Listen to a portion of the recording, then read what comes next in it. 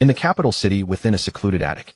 The attic room was filled with curling incense smoke and flickering candlelight. Chen Shanzhi sat beside an ornately carved large round table, idly toying with a white jade wine cup in his hand. Just half an hour ago he had transmigrated into a niche game he had fully completed, and his role was none other than the son of the Marquis of Zhen Nation, the ultimate villain of the game. A pitiful villain who early in the game was placed under a parasitic goo by Jiang Yingrao, one of the heroines and the holy maiden of the White Lotus sect. Chen Shanzhi closed his eyes, and the detailed walkthrough of the entire game surfaced in his mind, including plotlines, encounters, character personalities, preferences, everything. With but a thought he could locate the corresponding information. As expected, this was his golden finger for transmigration. Even more fortunate, he had transmigrated half an hour before the plot event, where Jiang Yingrao set a trap and placed the goo on him. This gave Chen Shanzhi enough time to alter the storyline. According to the original plot, his predecessor, this dissolute young lord, had kidnapped the sister of the protagonist Tang Lu. Then the protagonist, upon learning of it, came chasing after them and beat the young lord severely, at which point Jiang Yingrao seized the chance to plant the goo. Despite having a peak Xingguan realm bodyguard, he insisted on bringing only an 8-orifice Xingguan guard, only to be defeated in a few moves by the protagonist, who was at 7 orifices. The Xingguan realm is merely the first realm of the martial path. For the original protagonist to be able to fight across levels at this realm is indeed reasonable. But I have to say, what a cliché plotline. In this game, there are numerous heroines with distinct personalities, and the vast majority of encounters are tied to one heroine or another. Chen Shanzhi let out a soft laugh. The original protagonist rose from a commoner to slaying the Marquis of Zhen Nation, #1 on the heavenly ranking, thus ascending to the pinnacle of the martial path, and ultimately overthrowing the great Jiang dynasty. At least 70% of his achievements were owed to the various heroines by his side. Now that Chen Shanzhi had transmigrated into the body of the Marquis's son for the sake of survival, these heroines and the encounters behind them naturally could not be left for Tang Lu.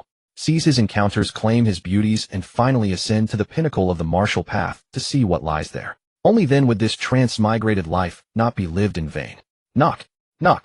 2 light knocks suddenly came from outside the door, interrupting Chen Shanzhi's surging thoughts. Young lord. It was the voice of his personal guard Zhao De, kept very low. Chen Shanzhi slowly walked to the door and opened it a crack. He's arrived. Almost. From what Zhao Er reported on his way back, the aura Tang Lu erupted with on the road far surpasses 7 orifices of Xingguan. Fortunately, young lord, you recalled him ahead of time. Zhao Er was the martial artist beside the original young lord, one who had opened all 12 major orifices of the Xingguan realm, reaching its peak. Chen Shanzhi nodded. I know. Dismissed for now. Remember, proceed according to plan. Yes, sir. Since the lead actor had arrived, it was time for this play to begin. Chen Shanzhi looked up toward the bed upon which lay a stunningly beautiful young girl, bound hand and foot, roughly 18 years of age. The tight ropes cinched the girl's not very thick cyan Ruchuan dress, closely accentuating her breathtaking curves even further. Especially those jade-like legs, long, straight, and slender, pressed tightly together in shame and fury, a sight that made one's throat go dry. The girl was named Tang Xiaowu, one of the game's heroines and the most treasured sister of the original protagonist Tang Lu. But in truth, her real identity was the holy maiden of the Wu tribe, and her coming to the capital certainly had other purposes. She was the key to unlocking the entire Wu tribe side quest, and this questline contained the game's only red-grade body tempering cultivation method. Chen Shanzhi closed the door and turned around, walking to the bedside.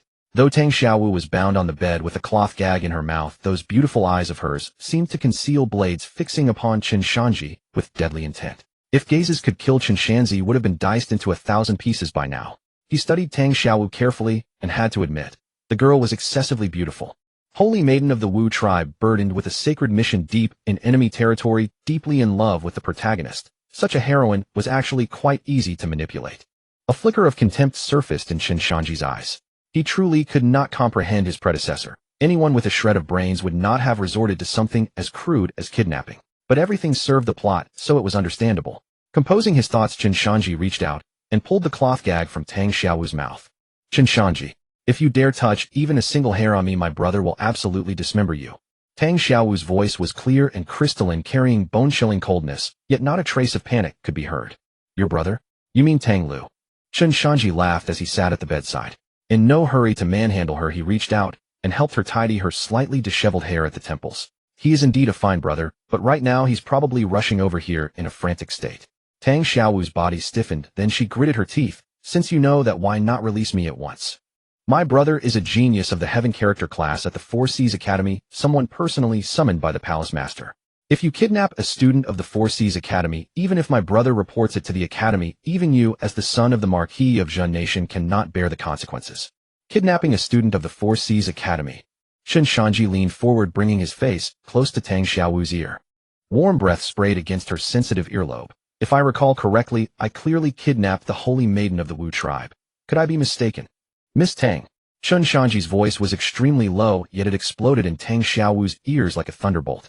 Miss Tang, as the holy maiden of the Wu tribe, yet disguised in the capital, surely you have grand schemes afoot. Tell me, if I were to push open the window right now and shout for the Surveillance Heavenly Bureau's people to come take a look, what do you suppose would happen? Tang Xiaowu's face instantly turned deathly pale, and the fury in her eyes instantly transformed into terror. The capital Surveillance Heavenly Bureau's Fu Qingyun, currently ranked 6th on the Immortal Steel Heavenly ranking, stood at the very pinnacle of the martial path. If her identity were exposed, forget completing the mission. Even surviving long enough to walk out of this capital would be in question. She stared fixedly at the dissolute young lord before her, yet her heart was already churning with enormous waves. How could he possibly know her true identity? You? What do you want? Tang Xiaowu's voice had softened, carrying a slight tremble. Chen Shanzhi was very satisfied with her reaction. He reached out and lightly trailed his fingers across her delicate cheek, the touch smooth as silk. It's very simple. The fact that you and I are here today is because someone has schemed against me. What do you mean? Tang Xiaowu was startled. Tonight's banquet, someone slipped me a drug, the purpose being to use your brother Tang Lu's hand to destroy my reputation. Chen Shanzhi fabricated the story without a flicker, face unblushing, heart unmoved. Therefore, I need Miss Tang to cooperate with me in putting on a little play. What kind of play, oi? A play to make your brother believe that we are two people mutually in love. Chen Shanzhi pointed to the next room. Soon your brother will appear in the next room. When the time comes, as long as he believes you were not forced, then he won't barge in and clash with me. This way the charge of kidnapping a Four Seas Academy student against me won't hold. And Miss Tang's identity as the holy maiden of the Wu tribe will likewise not hold. Impossible. Tang Xiaowu's shame and fury reached their peak. Her beautiful face flushed scarlet. I would rather die than. Chen Shanzhi raised a finger to her lips. Don't be so quick to talk about dying. You must understand. If your identity is exposed, not only will you die, your precious brother Tang Lu, as an accomplice harboring a foreign race. What fate do you suppose would befall him? Tang Xiaowu's delicate body trembled violently, and her eyes instantly reddened. As one of the heroines beside the male protagonist at the game's opening, Tang Lu was precisely her fatal weakness. Chen Shanzhi did not press her, merely listening quietly to the sounds outside the door. Relying on his own Xingguan 5 orifice hearing, he caught the sound of hurried footsteps. It should be that Tang Lu had arrived. Following closely came Zhao Da's blocking voice. Oh, isn't this young Master Tang? What are you doing here? You want to go in? That's not allowed. My young lord, at Miss Tang's invitation, is having a romantic rendezvous inside. Tang Lu stared coldly at the two men before him. The one speaking was only at 8 orifices of Xingguan. With a move he could defeat him in just a few strikes. But the other one, though silent, emanated that unfathomable fluctuation from his body. Likely the peak Xingguan guard beside that useless young lord. Wrong intel. According to the intel he received, the young lord only had a single 8 orifice Xingguan guard by his side. Upon learning the news, he had still been too hasty, too overconfident. If only he had brought that thing with him. Even against a peak Xingguan he wouldn't have feared at all. But what to do now? Xiaowu is right there in that room. Every second later she might be defiled by that dissolute young lord. Thinking of this, a glint of resolve flashed in Tang Lu's eyes. No more hesitation. It seemed he had no choice but to employ that secret art that damaged one's martial foundation. But just at this moment the man called Zhao Da spoke. Young Master Tang, don't be hasty. My young lord just told me. If young Master Tang doesn't believe it, you may go to the next room to listen to the conversation between Miss Tang and the young lord. If it truly is coercion or drugging on the young lord's part, young Master Tang may act directly to stop it, and then report it to the Surveillance Heavenly Bureau. Having spoken, Zhao Da stepped aside and gestured with his hand. Young Master Tang, please. Tang Lu's anger dissipated slightly, and he too calmed down somewhat. He thought, using that secret art would not only make it impossible for him to stay at the Four Seas Academy, but also bring pursuit from the Surveillance Heavenly Bureau. Without the resources of the Four Seas Academy, he had no idea when he could exact his revenge. Since this man had spoken thus, he would first go to the side room to observe. If something were truly amiss, being closer would make it easier for him to act. Thinking of this, Tang Lu gave a cold snort and followed. Upon hearing the sound of the next room's door opening, Chen Shanzhi looked toward Tang Xiaowu with a playful glint in his eyes. He's gone in. Miss Tang, your dear brother's fate now rests in your hands alone. Tang Xiaowu closed her eyes, 2 clear tears sliding down her cheeks, her teeth nearly biting through her lips. After a long while she forced a single word through clenched teeth, "Fine." Chen Shanzhi's lips curved upward, a flash of triumph gleaming in his eyes. With a flick of his wrist, a sharp burst of cheese sliced through the ropes binding Tang Xiaowu. "Forgive me, Miss Tang." Chen Shanzhi leaned in, pressing his body against hers. "Up." Tang Xiaowu gasped, instinctively wanting to resist, but Chen Shanzhi warned, "Don't move. There's a hole in the next room, he can see us." Chen Shanzhi pressed close to her ear, his voice low and magnetic. "If you don't want your brother to charge in and get himself killed, you'd better cooperate with me." Tang Xiaowu's body trembled violently, tears of shame soaking the pillow. "Chen Shanzhi, just you wait," she said through clenched teeth, her voice fierce. "Wait? I don't want to wait now." Chen Shanzhi disregarded her, reaching out to wrap his arm around her slender waist. "Relax." Chen Shanzhi chuckled softly in her ear. "If we don't put on a full act, how can we fool the person next door? You don't want your brother to know we're pretending, do you? Only by making him believe we truly love each other can we best protect him." Tang Xiaowu let out a suppressed groan. It was both from shame and the large hand Chen Shanzhi placed on her waist. She was the saintess of the Wu tribe, lofty and untouchable. When had she ever been so disrespected? Not to mention that this man was a notorious playboy. Meanwhile, in the next room, Tang Lu pressed himself against the wall, his eyes bloodshot. Through the hidden peephole in the wall, he could dimly see the scene in the opposite room. Two bodies intertwined, their clothes disheveled under the red candlelight. "Don't, young master." Call me dear brother." Dear brother. Was this his sister's voice? He also heard Tang Xiaowu's indistinct voice. Was this his sister's voice? It carried a tremor, a hint of coquettishness, and a trace of submission he couldn't believe. "Xiaowu." Tang Lu's fingers dug deeply into the wall. His nails broke and blood dripped, but he felt no pain. Why was this happening? Why didn't she resist? Why didn't she cry for help? Could it really be mutual love? No, this is impossible. Tang Lu roared in his heart, wanting to rush over and smash the wall to tear apart that pair of adulterers. But he didn't dare. He feared that if he really broke through, his most beloved sister would develop a rift between them. Moreover, he feared that Tang Xiaowu would openly do these things with that playboy air from now on. At least now she was doing it behind his back, proving she still cared for him. It was just that Xiaowu was naive, blinded by that air. It must be so. After all, Xiaowu was different from other common women. He still had a chance to take her back from that playboy air. Then he heard the conversation inside. "Xiaowu, you smell so sweet." Chen Shanzhi's teasing voice came clearly. "Dear tormentor. Go easy." Tang Xiaowu's voice, as faint as a mosquito's buzz, stabbed into Tang Lu's heart like a sharp knife. What he didn't know was that at this moment Chen Shanzhi was pinching the soft flesh of Tang Xiaowu's waist, making her cry from pain. That "go easy" was entirely because it hurt too much. As for the words, "dear tormentor," that was because Chen Shanzhi had threatened her if she didn't say it, he would expose her true identity.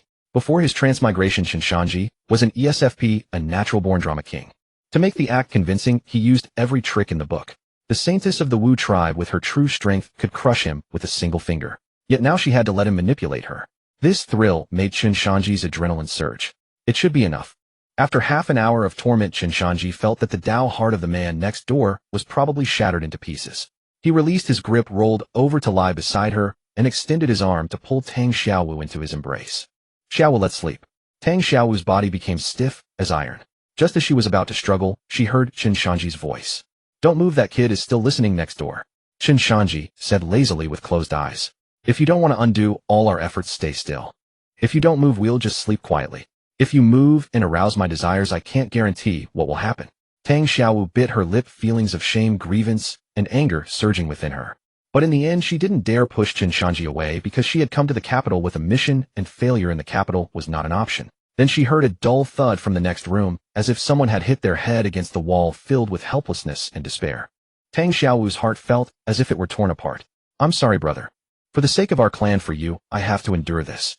I know if you knew the truth, you would surely forgive me."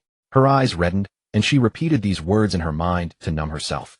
The red candle burned out, and the night passed in silence. With a warm and fragrant beauty in his arms, Chen Shanzhi slept soundly that night. But Tang Xiaowu in his embrace did not sleep a wink. She listened to the sounds next door until the sky grew faintly light and the heavy footsteps staggered away. Each step felt like a stamp on her heart. When sunlight streamed through the window lattice onto the bed, Chen Shanzhi slowly awoke. His arms were empty, leaving only a faint trace of fragrance. The unique scent of a young girl, especially pleasant. She ran away pretty fast. Chen Shanzhi sat up, stretched lazily, and looked at the messy bed, a playful smirk curling at the corner of his mouth. This hurdle was cleared. He hadn't suffered serious injuries, and there was a Xian Pass Peak guard outside the door. That Jiang Yingrao had no chance to plant a gu on him. and he had conveniently given the original protagonist a big green hat. Though not physically worn, it was already glowing green in his heart. That feeling was really good. Young master. Zhao De pushed the door open, carrying a basin of water with a fawning expression. That Tang Lu left early this morning looking utterly lost, as if he had lost his soul. It's thanks to the young master's brilliance. Defeating that kid without a fight. Of course, learn from it. Chen Shanzhi took the hot towel and wiped his face. By the way, did Miss Tang say anything when she left? Nothing much, just that her face was a bit pale, and she walked a little. Ahem. Not very steadily. Zhao De grinned, wearing an expression that every man understood. But before she left, she glanced toward our mansion, and that look. Tisk a bit scary. Chen Shanzhi paid no attention, casually tossing the towel back into the basin, splashing water. Women, the more they hate you, the more they can't forget you. Especially this kind of saintess burdened with a heavy mission and proud heart. Once pulled down from the pedestal and stained with the mud of the mortal world, she can never go back. You did well last night. Chen Shanzhi praised Zhao De, then adjusted his clothes, but his gaze turned profound. Since he failed to have the heart-eating same-life goo planted on him last night, that ruthless femme fatale would not let it go easily. He had disrupted Jiang Yingrao's plan. He wondered what countermeasures she would take next. If there were subsequent actions, it would deviate from the original game plot. He would also lose the advantage of knowing the information in advance. Jiang Yingrao. Chen Shanzhi walked out of the room, squinting against the dazzling morning sunlight. In that case, I'll have to strike first. The sky was just turning a fish-belly white in an alley in the northern district of the capital. A girl in fiery red stood in the shadow of the eaves.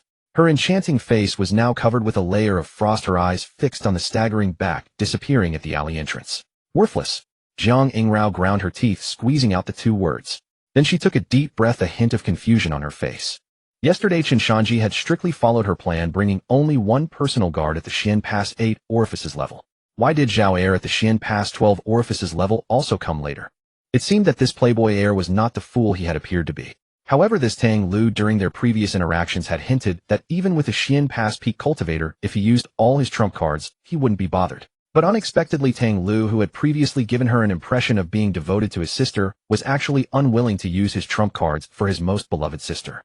She had even held some fondness for him before. It seemed she too could be mistaken. Now that the plan had completely failed, she would have to find another opportunity. Chen Shanzhi. Jiang Yingrao narrowed her beautiful peach blossom eyes, a strand of pale red true essence swirling at her fingertips. Since the soft approach didn't work, don't blame this saintess for using force. High noon, the largest pleasure house in the capital Yihong Pavilion. Chen Shanzhi, waving a folding fan, swaggered across the threshold. Oh my, isn't this the young master? The madam, upon seeing Chen Shanzhi, smiled so hard that powder fell from her face.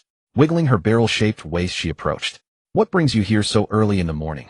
The girls were busy all night. They probably haven't woken up yet. Enough chatter. Chen Shanzhi casually tossed a gold ingot into the madam's arms.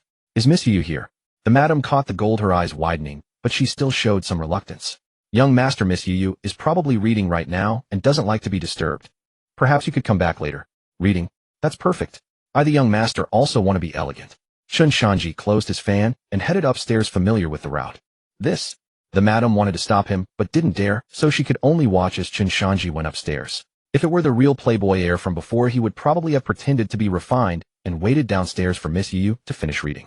After all, Miss Yu was the capital's top courtesan, skilled in music, chess, calligraphy, and painting, and she only performed, not selling her body. The playboy heirs of the capital were all charmed by that. But Chen Shanzhi was different. He knew exactly what kind of place Yihong Pavilion was. In the game, Yihong Pavilion was the capital branch of the White Lotus sect. That Miss Yu was none other than Jiang Yingrao, the saintess of the White Lotus sect. And his visit this time was naturally not entirely about last night's events. Familiar with all the game's content, he knew that Jiang Yingrao possessed one of the top treasures in the entire game. In the mid-game, after the protagonist's affection with Jiang Yingrao reached its peak, he could obtain it. It could be used all the way until the game's finale. Chen Shanzhi arrived at the door of room No. 1, a playful smirk on his lips. Today he would make the affection with this White Lotus sect saintess negative, yet still obtain the treasure. With a creak, Chen Shanzhi pushed open the door and entered. The room was elegantly and delicately decorated, completely different from the vulgar women outside. On a soft couch by the window, a woman in a plain white gauze dress was intently reading a scroll. Hearing the sound, she frowned slightly and looked up. That lift of her head truly illuminated the room. Her face was without makeup, yet her complexion was like the glow of morning clouds reflecting on snow. Between her flowing brows and eyes there was a natural coquettish charm, yet it was restrained by her cool demeanor, creating a striking contrast. This was the most popular courtesan of the capital, Miss Yu. Young master. Jiang Yingrao's eyes flickered with a barely noticeable surprise. Why had Chen Shanzhi come to her place so early? Then she put on a perfectly timed look of annoyance. Barging into a lady's chambers without knocking.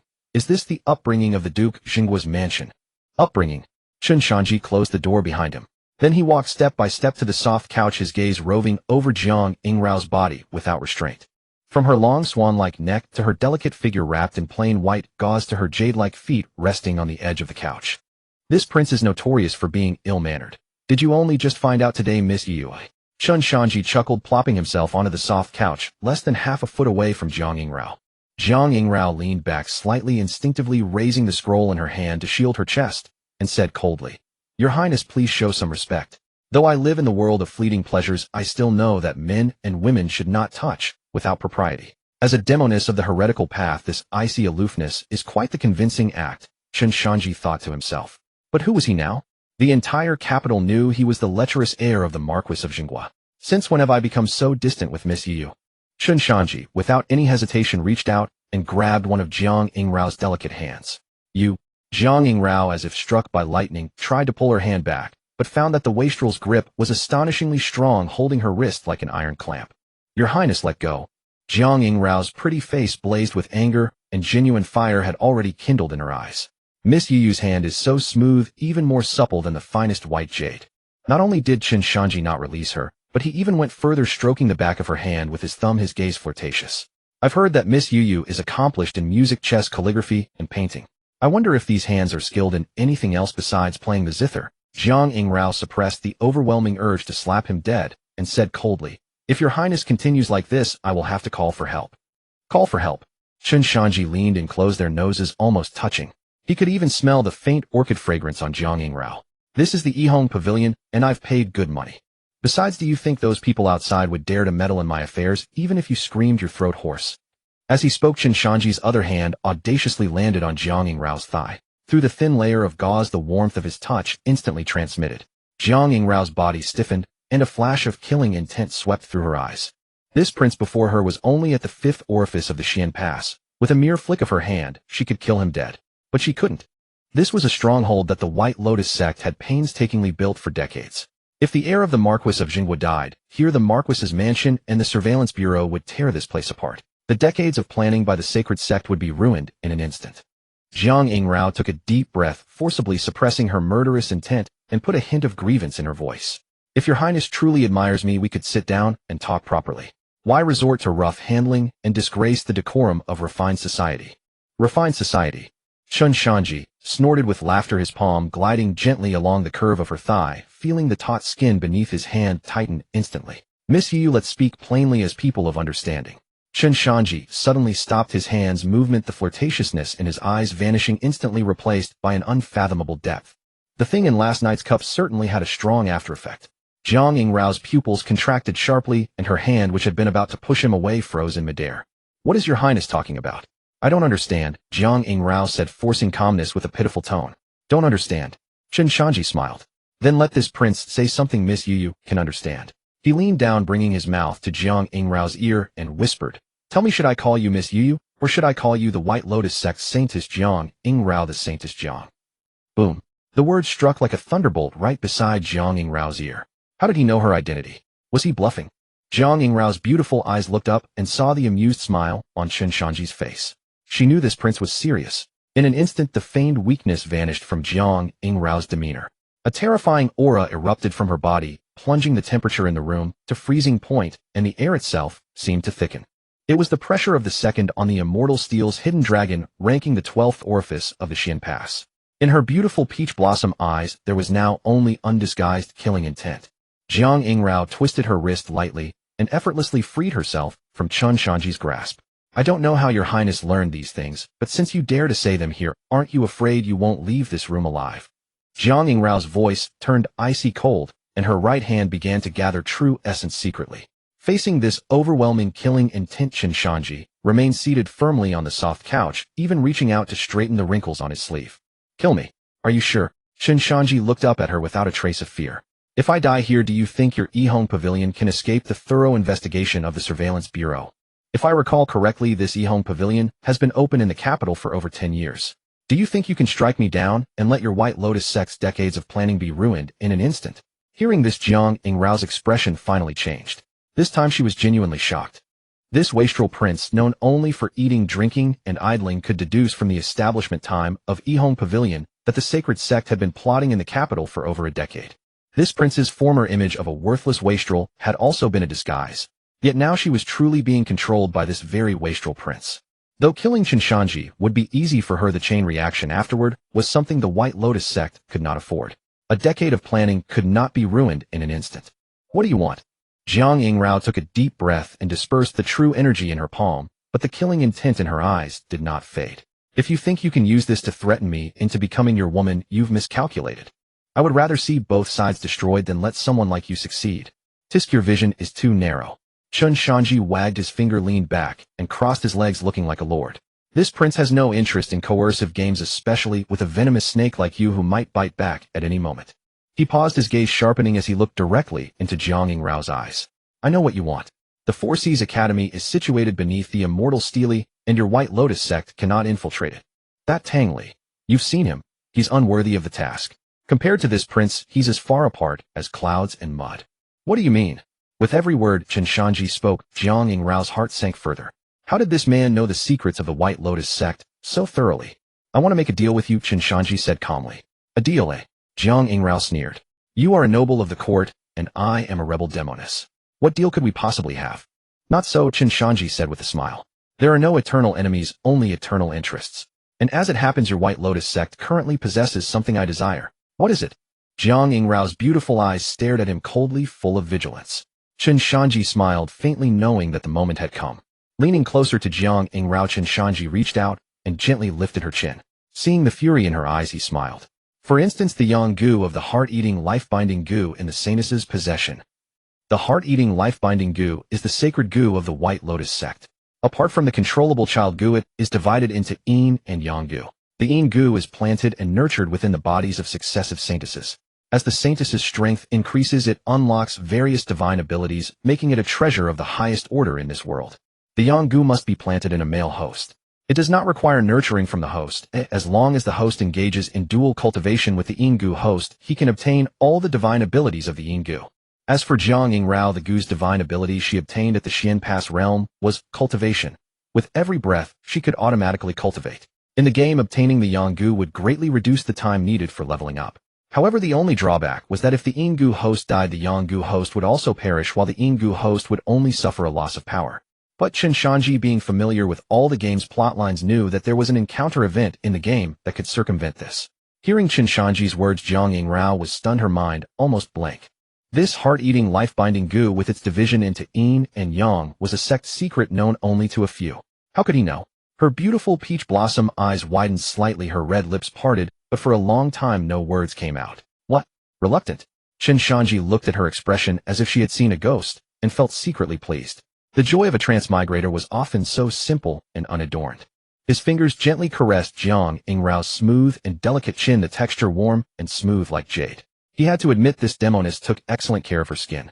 Chen Shanzhi, do you know what you're saying? Jiang Yingrao snapped back to reality and slapped away his hand, her beautiful eyes flashing coldly. Once the yang goo enters the body, life and death are shared. If you take the yang goo, then from now on my life is your life. If I die, you won't live either. Are you sure you want to entrust your life to a demoness who wants to kill you? Jiang Yingrao's words were harsh, but in truth, she was testing him. She was gambling that this cowardly wastrel would not dare to gamble with his life once he knew.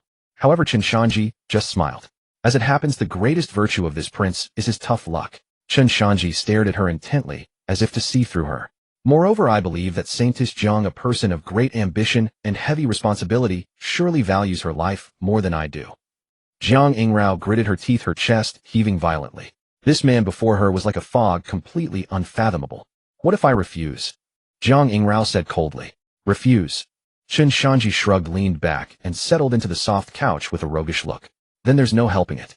I have a loose tongue. When I leave this door, if I happen to drink too much and let slip that this place is a White Lotus sect stronghold, you wouldn't dare? See if I dare. Chen Shanzhi said with a grin. Anyway, the barefoot man fears not the one who wears shoes.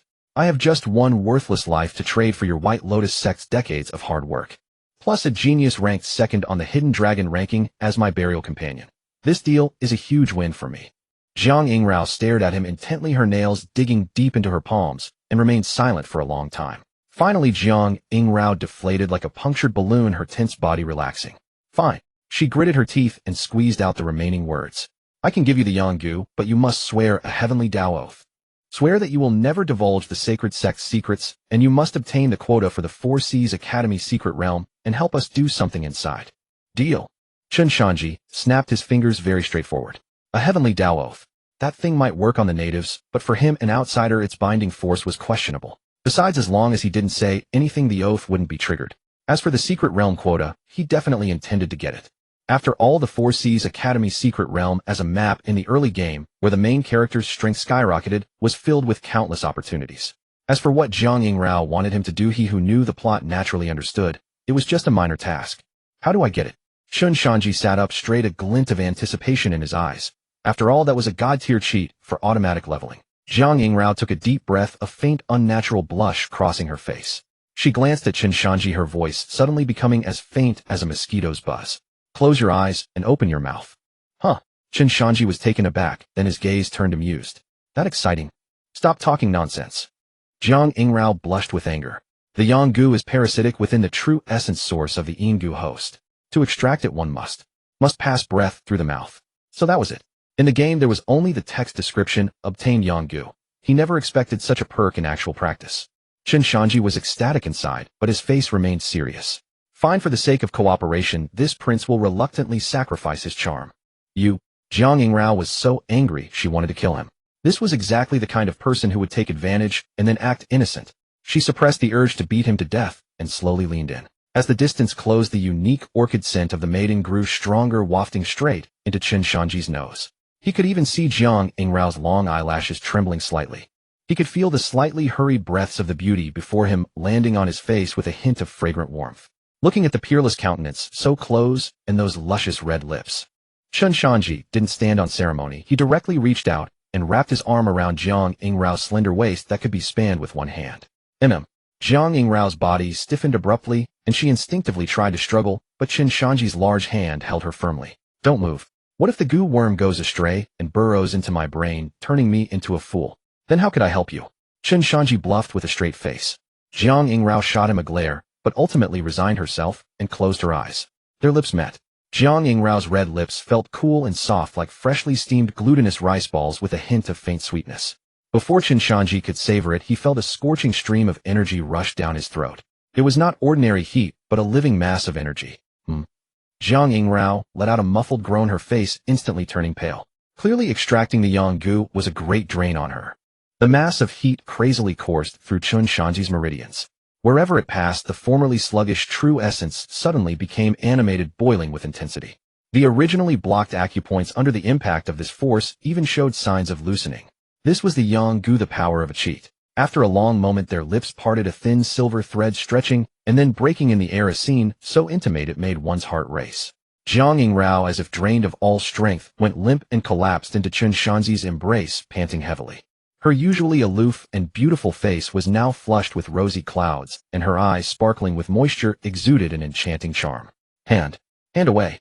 She weakly pushed at Chen Shanzhi's hand, which was still mischievously wandering on her waist, her voice soft and feeble, sounding more like a coquettish plea. Don't be in a hurry, Saintess.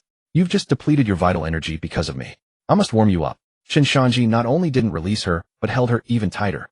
He felt the astonishing sensation of the warm, fragrant, soft jade in his arms, and his spirits soared. At this very moment, the true essence within his body was circulating automatically.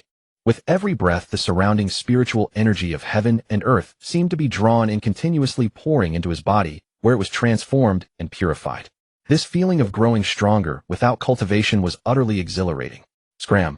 Jiang Yingrao, humiliated and furious, mustering her last ounce of strength, struck Chen Shanzhi's chest with her palm. Though she had not used spiritual energy, the blow still pushed Chen Shanzhi back a few steps. He took the opportunity to stand up, straightened his clothes, and wore a satisfied smile. Thank you for the generous gift, holy maiden. He deliberately emphasized the words, generous gift, his gaze sweeping over Jiang Yingrao's swollen lips, and he licked his own. Not bad taste. Chen Shanzhi, get out of here. Jiang Yingrao grabbed the pillow beside her and hurled it at him. Chen Shanzhi caught the pillow, brought it to his nose, and sniffed it. Lovely fragrance. But since the deal is done, this young lord will take his leave. Don't worry about the quota. This lord will secure it. As for this place, he pointed at the ground. As long as you all behave, I guarantee the surveillance division won't find anything on you. With that, he tossed the pillow back onto the couch and strode away gracefully. Only when the door closed did Jiang Yingrao collapse onto the couch, her fingers gently brushing her lips, her eyes filled with complexity and humiliation. That was her first kiss, and she had given it away so easily. Chen Shanzhi. She murmured softly, her gaze complex then hardened into a murderous intent. Just you wait.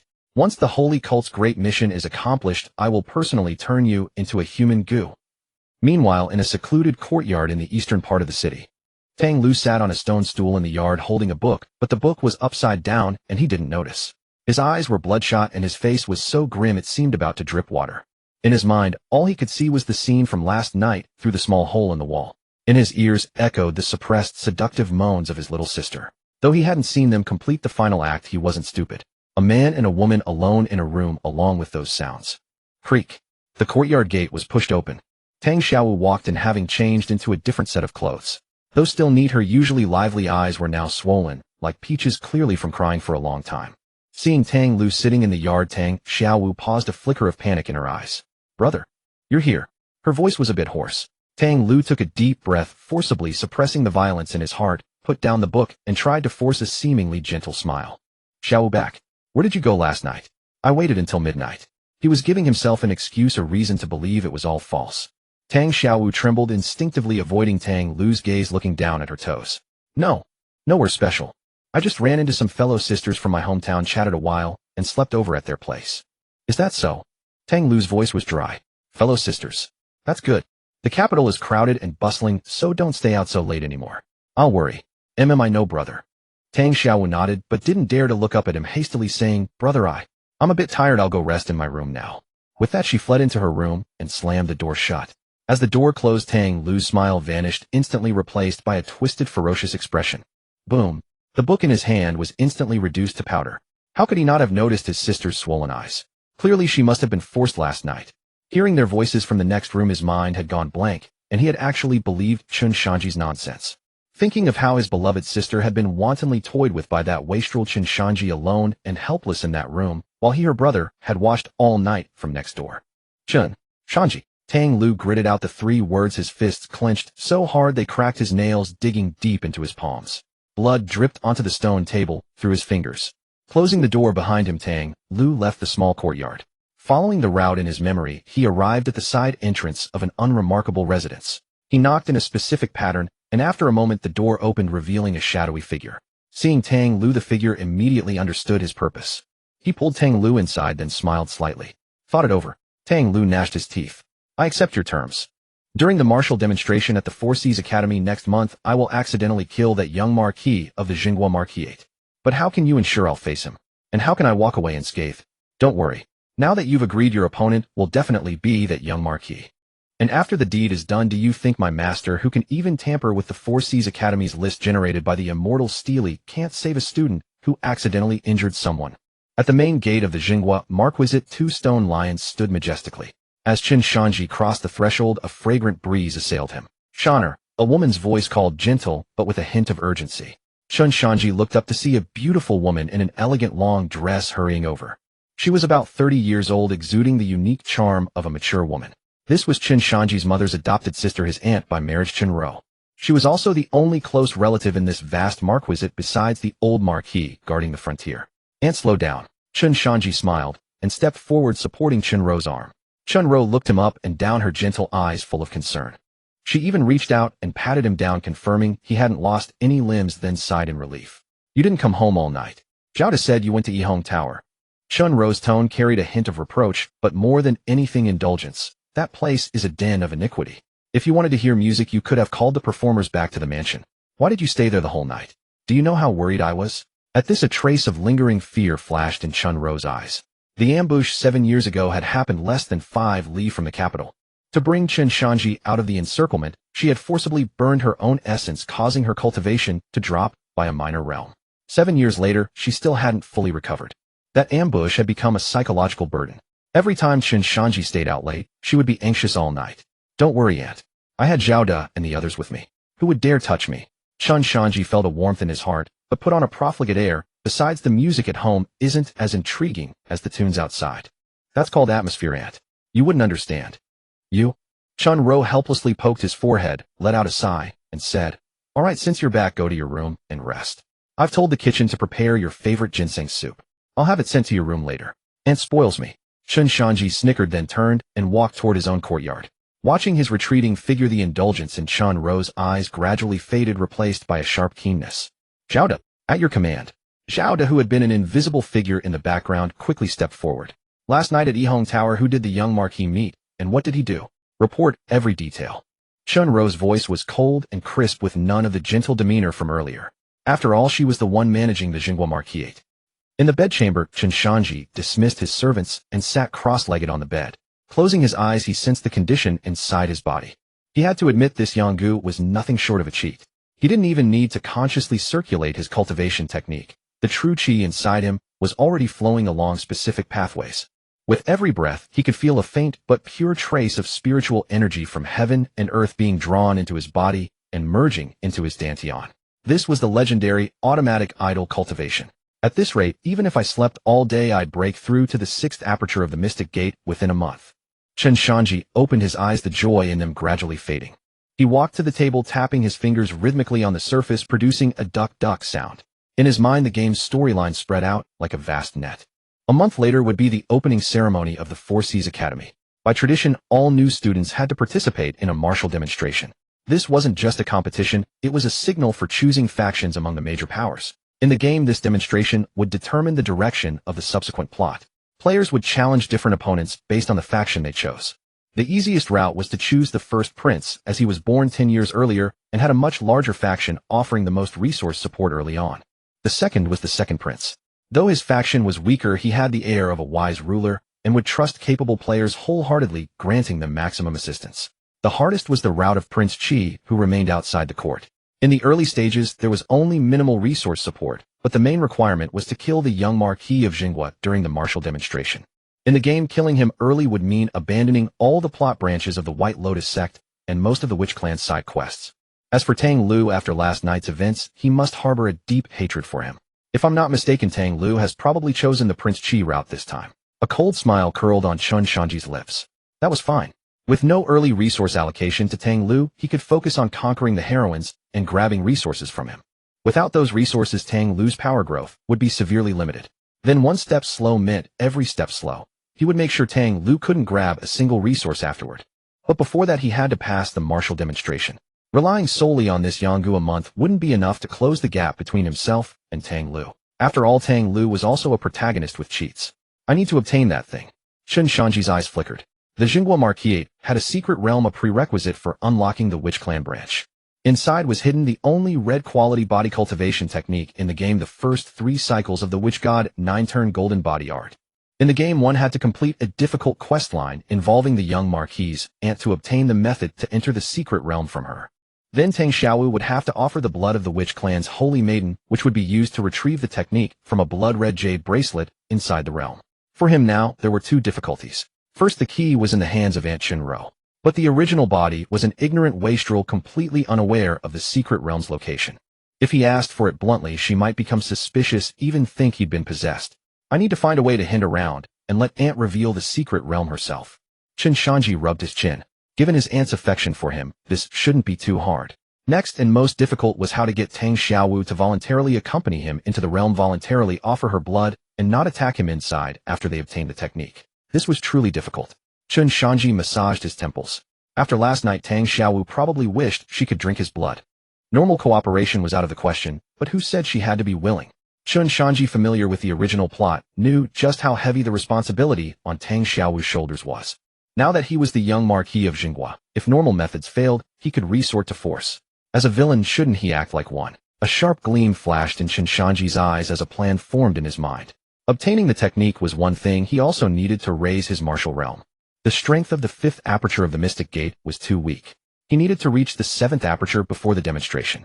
At the 7th aperture, a martial artist would generate protective qi, marking a significant leap in power. Chen Shanzhi lowered his head to look at his dantian. Although the Yanggu allowed continuous cultivation, it was a slow trickle. Its truly heaven-defying effect would only show over time. He needed to break through 2 apertures in a month, which was far from enough. But since this was a H game, with the setting of dual yin-yang gu, this heart-eating lifebound gu naturally had other features. For instance, dual cultivation. Jiang Yingrao was currently at the peak of the Mystic Gate. If he could interact deeply with her regularly, his cultivation speed would definitely soar. But with my current strength so far below hers that Vixen certainly won't be willing to sacrifice her cultivation to dual cultivate with me. Chen Shanzhi tapped the table lightly and let out a soft chuckle. But business is business, give and take. The White Lotus sect was not monolithic. The faction of the sect leader and that of the Grand Elder had been feuding for over a decade. In this operation in the capital, the Grand Elder's side had planted many moles ready to turn at a critical moment and ruin Jiang Yingrao's efforts. The list of these moles was known only to the Grand Elder and himself. So one name for one dual cultivation session. That's a fair deal, isn't it?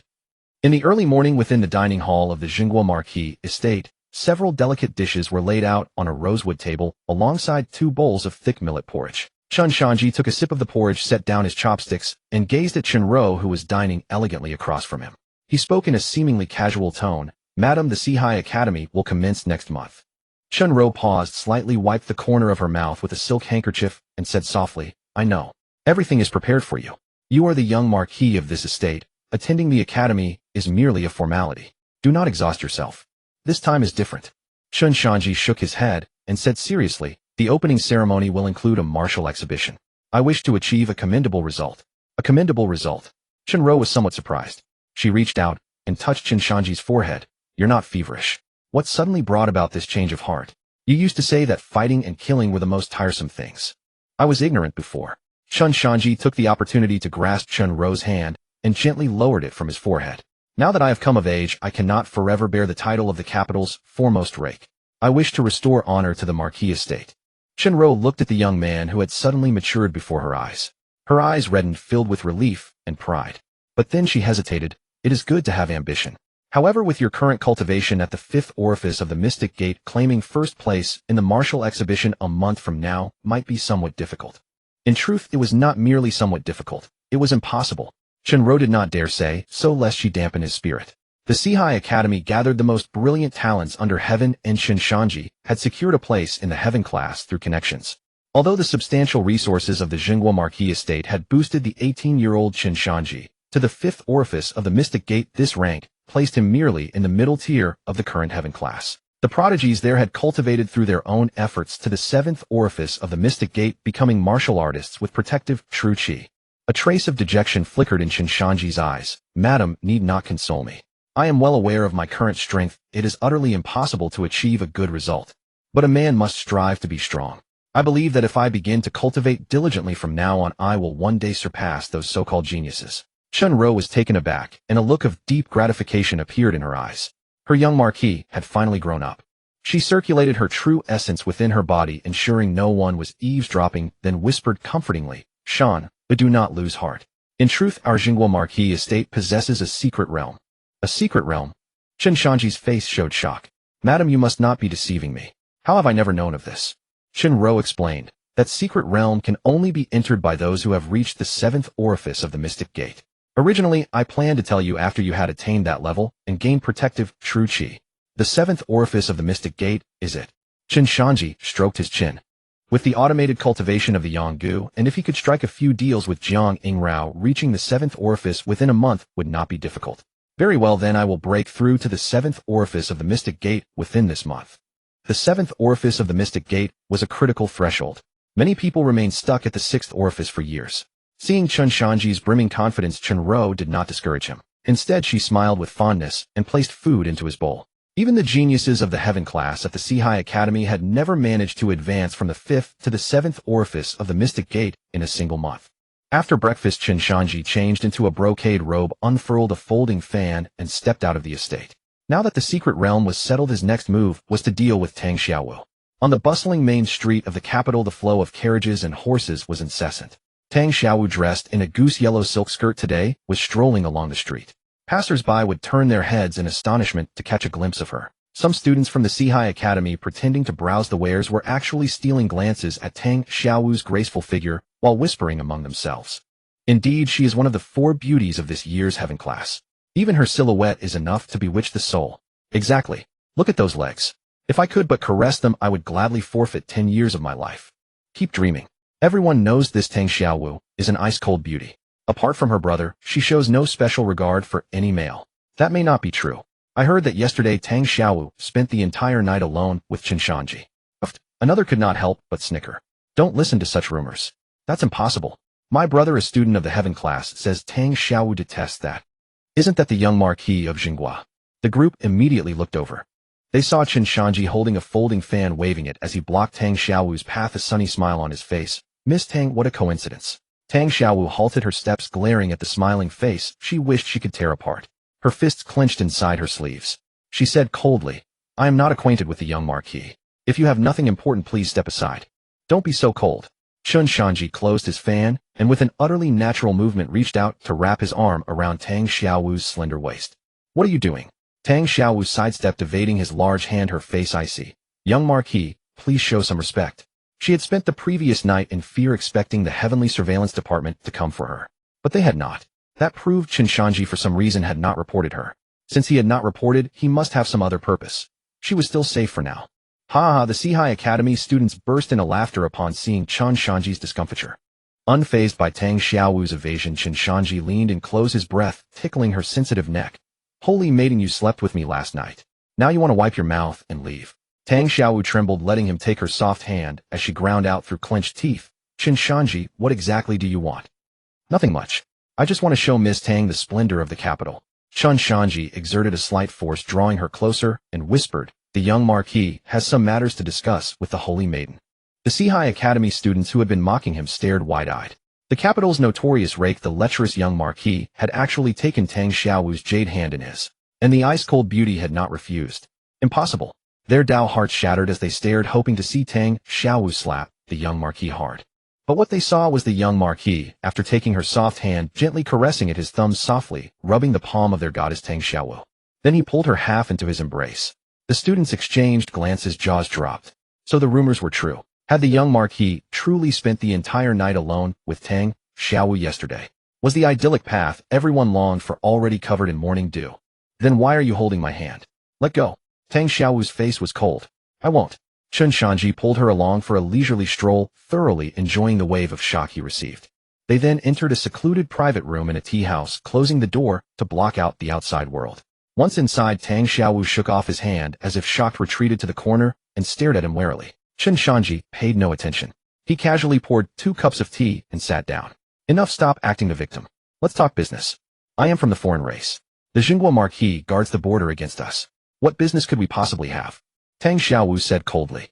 Is that so? Chen Shanzhi blew on the tea leaves, not answering her question, but instead asked, 7 years ago, the ambush outside the capital. You must have heard of it, right? Tang Xiaowu was startled, her brow furrowed. That was a shocking case in the Great Jiang. The parents of the Jinghua Marquis' heir ambushed and killed on their triumphant return. Even if I know, so what? Tang Xiaowu started to retort, but then a thought struck her. Her beautiful eyes turned suspiciously toward Chen Shanzhi. You mean? Exactly what you're thinking. Chen Shanzhi set down his teacup, and the playful smirk vanished from his face, replaced by a chilling depth that made one's heart tremble. I know who the killer is, or rather I know the direction of the mastermind. He dipped his finger in tea and wrote the character palace on the table, then quickly wiped it away. Tang Xiaowu's pupils contracted. The Imperial Palace. The waters of the Jinghua Marquis estate ran that deep. But I have no evidence, nor can I investigate as the young Marquis. That would only alert the enemy and bring destruction upon the estate. Chen Shanzhi looked at Tang Xiaowu. So I need allies. Those with cunning methods hard to guard against and untraceable. For example, the Wu clan. The moment those words were spoken, Tang Xiaowu's wariness turned to contemplation. The Jinghua Marquis was the foremost martial artist of the age, commander of the border army, wielding immense military power. The former heir Chen Shanzhi's father was no less talented in martial arts than the old Marquis and held command over the capital's defense forces. At that time, rumors circulated secretly that if the Jinghua Marquis rebelled, he could capture the capital in a single day. The fact that the former heir's whereabouts were exposed and he was ambushed and killed on his way back suggested no shortage of intrigue. Perhaps the mastermind truly was someone within the palace. How can you make me trust you? Tang Xiaowu sneered. Do you think I would foolishly agree to cooperate based on a few words? Of course not. Chen Shanzhi walked up to Tang Xiaowu, and under her cold gaze reached out a finger to gently lift her chin. Looking at the delicate face before him, he said softly, as a token of sincerity, I can tell you the whereabouts of the fragmentary text for the first 3 revolutions of the Wu clan's 9 revolutions golden body art. Tang Xiaowu trembled violently. One of her main purposes in coming here was precisely that, the lost first 3 revolutions of the Wu clan's supreme cultivation art, which the previous holy maiden had left behind in the capital before her death. Without that foundational text, the younger generation of the Wu clan had been declining in strength. If this continued, they would not even be able to defeat the neighboring demon-human dynasty, let alone a colossus like the Great Jiang. Do you truly understand the importance of this information to my clan? Are you really willing to tell me? Tang Xiaowu's beautiful eyes held both hope and disbelief. Naturally, I can tell you directly that cultivation art is currently in the secret realm of the Jinghua Marquis estate. What? Inside the secret realm of the Jinghua Marquis estate? Tang Xiaowu was astonished. The Jinghua Marquis estate actually had a secret realm. No wonder she had been unable to sense the art's presence in the capital. So it was in the secret realm. Tang Xiaowu looked at Chen Shanzhi, her gaze flickering. Since it was in the estate, perhaps she could. But she quickly shook off that thought. She had not come to the capital for only this one matter. She could not act recklessly. So it seemed that to obtain the art, she would have to cooperate with the man before her. However, Tang Xiaowu's eyes narrowed. She knew he would not reveal this information so easily. However, what? However, I have a condition. If Miss Tang agrees, then I will gladly take you into the secret realm. What condition? A sharp gleam flashed in Chen Shanzhi's eyes. I want to cultivate the Wu clan's 9 revolutions golden body art. Cultivate? Impossible. Tang Xiaowu refused immediately. This is the supreme art of my clan, not to be taught to outsiders. Oh, is that so? Chen Shanzhi withdrew his hand from her cheek and walked back to the chair at the tea table. He sat down, took a sip of tea, and said calmly, I am not forcing you, Holy Maiden Tang. I am not worried after all. Without the first 3 revolutions to build the foundation, your clan's bloodline will only grow weaker. Hearing his words, Tang Xiaowu was inwardly shocked. How did he know the importance of those 3 revolutions to the clan? Seeing her astonishment, Chen Shanzhi pressed his advantage. And consider this, Holy Maiden, if you agree, I as your ally will grow stronger. Then in the secret realm of the Sihai Academy, I will be better able to assist you. The Sihai Academy's secret realm. How did he know that was her ultimate purpose in coming to the capital? Drawing a deep breath, Tang Xiaowu said, this matter is of great importance. I need to return and deliberate carefully. Chen Shanzhi looked at her wavering eyes and smiled slightly. No problem. When you have made your decision, Holy Maiden, you may come to the Jinghua Marquis estate to find me at any time. The sun set over the western hills. In a small courtyard on the eastern side of the city, Tang Lu sat on a stone stool, a pile of sunflower seed shells already gathering at his feet. But he was not eating, he was just mechanically shelling them, his eyes fixed on the courtyard gate. Creak. The door opened, and Tang Xiaowu entered carrying 2 boxes of rouge. Seeing Tang Lu in the yard, a flicker of panic crossed her eyes, but she quickly masked it. Brother, why are you sitting here? The wind is strong, you'll catch a cold. Tang Lu looked at her, his gaze lingering long on her slightly disheveled hair and the faint flush on her cheeks. Where have you been? Tang Lu's voice was very calm, too calm. Oh, nowhere special. Tang Xiaowu avoided his eyes and shook the rouge boxes in her hand. I heard that a new rouge shop opened on Juke Street. So I went for a stroll and bought a few things. She was still lying. Tang Lu felt as if a needle had pierced his heart. This afternoon, rumors had spread all over the Sihai Academy. They said that Tang Xiaowu and that rake Chen Shanzhi had been embracing intimately on the street, even entered a tea house private room, and stayed there the entire afternoon. He had been waiting for her explanation, even if it was a lie, that she had been forced. But she said she went to buy rouge. Is that so? Tang Lu forced a smile that was more like a grimace. Good that you bought some. You must be tired after a long day. Rest early. You too, brother, get some sleep. Tang Xiaowu did not dare linger. Her mind was full of what Chen Shanzhi had said, their entire cooperation plan. It was too important, she had to return to her room to sort out her thoughts. Watching Tang Xiaowu's door close hastily, the light in Tang Lu's eyes gradually died out. Xiaowu, why did you lie to me?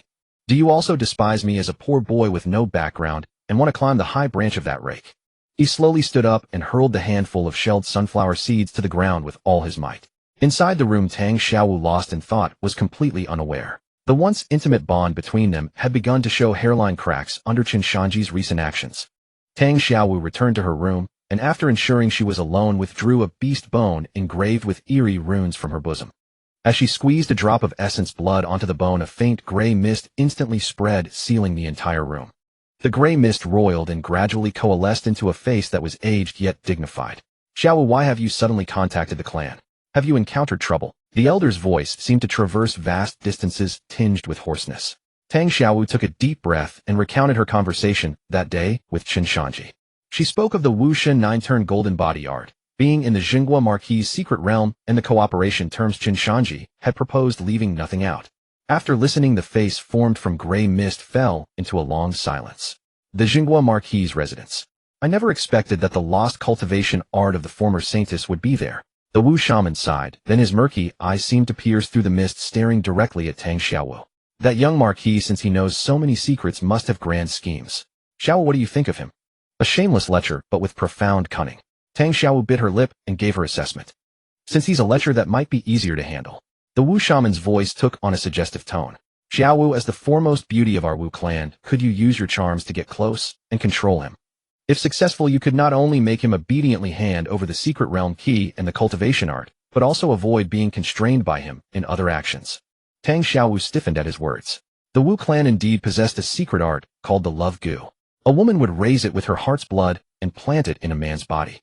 Once planted, the man would become utterly devoted and obedient to the woman, even willing to die without hesitation.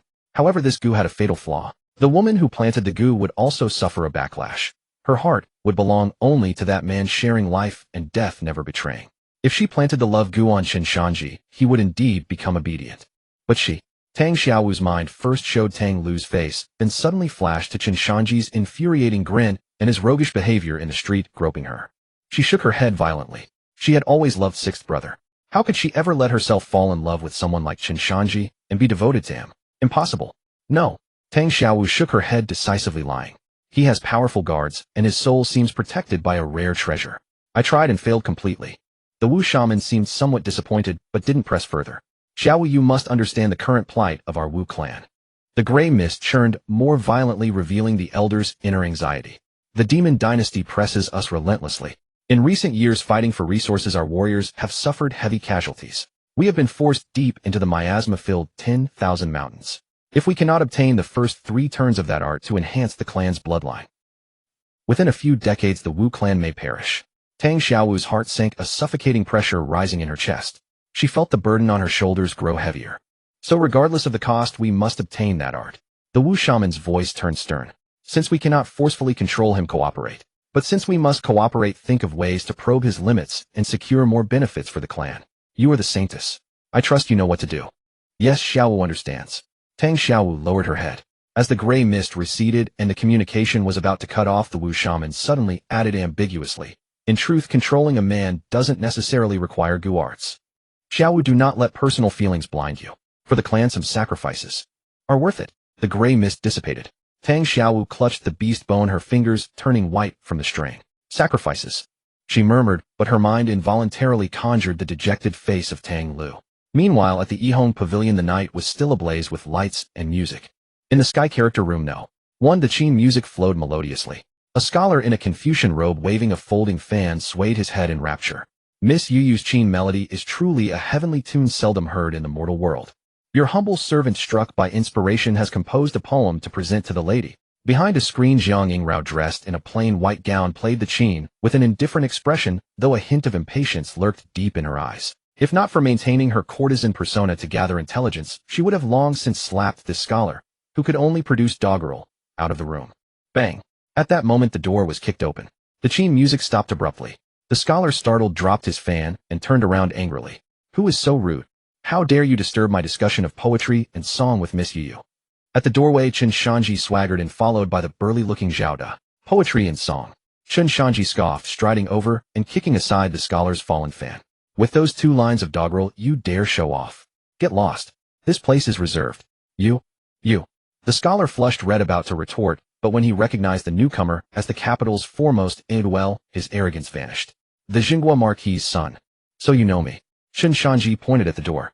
I'll give you 3 breaths to disappear from my sight. Otherwise I'll show you what martial virtue really means. Zhao Da obligingly cracked his knuckles. The scholar's face cycled through purple and green. He had come without his father's knowledge, and thus brought no guards. Having grown up in the capital, the scholar knew well of Chen Shanzhi's temper, a man who acted on impulse. If beaten to a pulp, neither he nor his father would dare lodge a complaint. With that in mind, the scholar snorted, left his fan on the floor, and stormed out with indignation. What a display of authority, Your Highness! Jiang Yingrao emerged from behind the screen, a playful smile on her face. That was the son of the Minister of Rites. The minister oversees the imperial examinations. Are you not afraid of offending all the literati of the realm? A scholar. What a load of crap. Men of letters are useless. They only know how to ape refinement. Chen Shanzhi plopped onto the soft couch, grabbed the wine jug, and took a swig from the mouth. Besides, Miss Yu is my woman. Everyone in the capital knows that. He dared to covet my woman. I spared his legs out of respect for his father. Jiang Yingrao's lips twitched. Who was his woman? Had this man no shame? Did you come today just to flaunt your power in front of me? She asked, coldly sitting opposite him. Of course not. I came to propose another deal with the Saintess. Chen Shanzhi set down the wine jug, leaned forward, and fixed his gaze on her. I want to break through to the 7th aperture of the mysterious gate within a month. Can you help me, Saintess Jiang? Jiang Yingrao was stunned, then laughed, as if she'd heard a joke. The 7th aperture? You're only at the 5th aperture now? Breaking through 2 apertures in a month. Do you think cultivation is like eating and drinking? That's why I came to you. Chen Shanzhi smiled innocently. I've heard that the White Lotus sect's heart-devouring same-life goo has a complementary dual cultivation method. 1 day of practice can equal months of bitter training. Jiang Yingrao's face darkened instantly. Get out. She refused without a second thought. Do you take me for a fool? You're at the 5th aperture, I'm at the 12th. Dual cultivation would only cause my true essence to pour into you. It would deplete my cultivation to elevate yours. I won't make such a losing deal. She was at a critical juncture in her breakthrough to the life-fire realm. Every bit of chi was precious, she couldn't waste it on this wastrel. Don't be so quick to refuse. Chen Shanzhi seemed to have anticipated her reaction. He wasn't angry, just tapped his fingers lightly on the table. What if it's more than just that? He lowered his voice, his expression turning sly. I've heard that things aren't exactly peaceful within your White Lotus sect. Jiang Yingrao's pupils contracted. She looked at him warily. What do you mean? I heard that the Great Elders faction has been eyeing the position of sect leader. Chen Shanzhi said slowly. On the surface, this capital operation seems to be a united effort. But in truth, the Great Elder has planted many spies among your ranks. If these people turn against you at a critical moment, Witch Saintess, can you imagine the outcome? The air in the room froze. Jiang Yingrao stared at Chen Shanzhi. The internal conflicts of the White Lotus sect had never leaked to the outside world. Was the Xinhua Marquis intelligence network this powerful? They had an almost omniscient grasp of the White Lotus sect. She had thought the Marquis was too busy guarding the border against the Demon Dynasty and the Wu clan to care about other matters. She never expected he had secretly cultivated such a vast intelligence network. She must inform her master. The sect's subsequent plans would need to be revised to account for the Xinhua Marquis' residence. Taking a deep breath, Jiang Yingrao said coldly, Are you bluffing? Bluffing? You know in your heart whether I'm bluffing. Chen Shanzhi shrugged.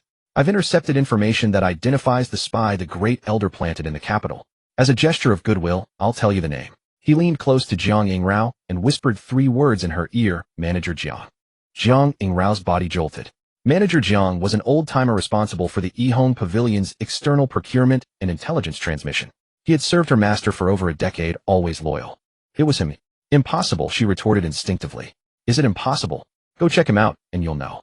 Chen Shanzhi sat up straight, looking confident. You're in the dark, he's in the light.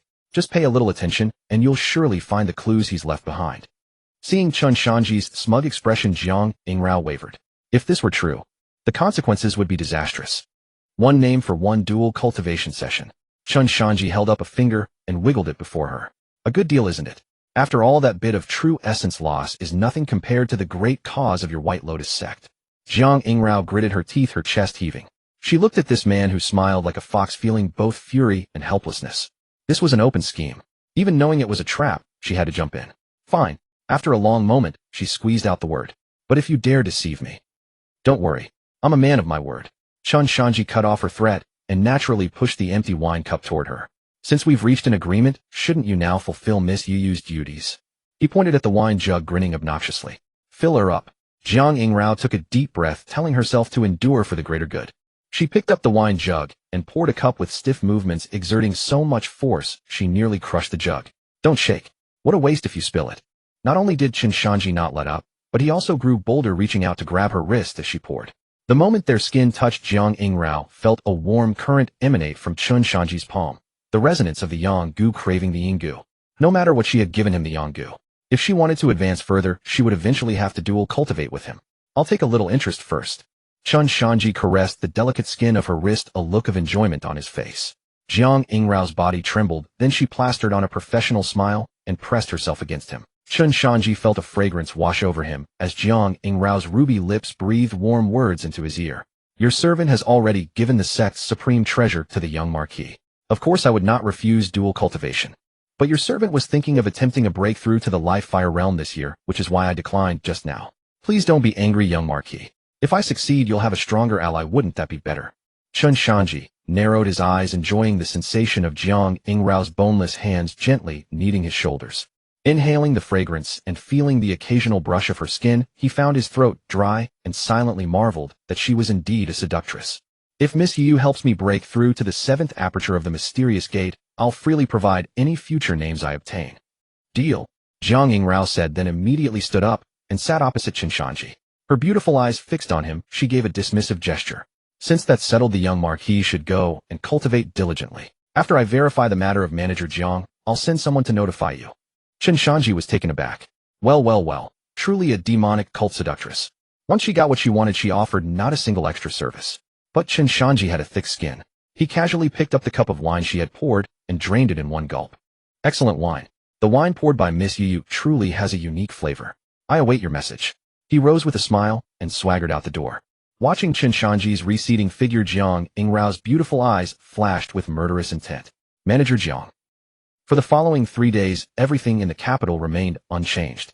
The only anomaly was that Yu, the premier courtesan of the Yihong Pavilion, claimed to be unwell and temporarily suspended her engagements. Meanwhile, Jiang Yingrao had swapped her striking crimson robes for an ordinary cloth dress. Wearing a bamboo hat upon her head, she resembled an ordinary martial artist roaming the Jianghu, silently trailing behind a stout middle-aged man. This portly figure was none other than shopkeeper Jiang, the procurement officer for the Yihong Pavilion. He was also the mole planted in the capital by the Grand Elder, as Chen Shanzhi had previously mentioned. Over these past few days, Jiang Yingrao had displayed remarkable patience. Rather than spooking her prey, she remained like a stalking leopard, observing every move from the shadows. On the first day, shopkeeper Jiang headed to the vegetable market, haggling fiercely with several farmers over trivial amounts. He argued until his face flushed red over mere copper coins appearing entirely unremarkable. The following day, he visited a gambling den, lost 20 taels of silver, and cursed his way out. He even stopped at a roadside stall for 2 bowls of strong wine before stumbling back to the Yihong Pavilion thoroughly intoxicated. It wasn't until the 3rd day that anything shifted. Shopkeeper Jiang maintained his usual mercenary demeanor, driving his donkey-drawn cart to the western suburbs to procure supplies. There lay a patch of cultivated land that served as the Yihong Pavilion's fixed vegetable supplier. On the surface, everything seemed perfectly normal. Yet Jiang Yingrao had noticed an extraordinarily minute detail. When passing an ancient locust tree grove, shopkeeper Jiang had deliberately slowed his cart, glancing left and right several times. That gaze held no appreciation for the scenery, rather it was a wary assessment of whether anyone was watching him. Just as I suspected, Jiang Yingrao sneered, her figure dissolving into the treetops like a phantom. The cart finally halted beneath the largest ancient locust tree. Shopkeeper Jiang leaped down, feigning a need to relieve himself. While humming a nameless folk tune, he extremely deftly slid a wax-sealed pellet from his sleeve. With a gentle flick of his finger, the wax pellet vanished into a hollow mud cavity beneath the roots. Having completed his task, he casually adjusted his trousers and prepared to mount the cart and depart. Just then a figure descended from the heavens. Shopkeeper Jiang, you came here to procure supplies. Why has your shopping led you to such a desolate wilderness? Jiang Yingrao's voice was cold and crisp, laced with a trace of chilling frost. Shopkeeper Jiang's body went rigid, but years of experience in the Jianghu saw his initial panic vanish in an instant. It was quickly replaced by a fawning smile. Witch Saintess, on such a sweltering day, how did you chance to find your way to a place like this? He asked, subtly retreating with each word, attempting to create distance.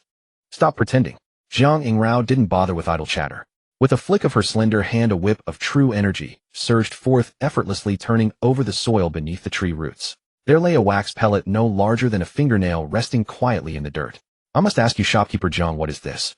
And why the need to slink here under cover of darkness to bury such a trivial object? Jiang Yingrao picked up the pellet, fixing shopkeeper Jiang with a glacial stare. Tell me, is it that you are secretly colluding with our enemies? Shopkeeper Jiang's smile gradually faded, supplanted by a cool composure that stood in stark contrast to his mercenary exterior. Your Holiness, I fail to understand what you are implying. He straightened his posture, his eyes brimming with the righteous indignation of the falsely accused.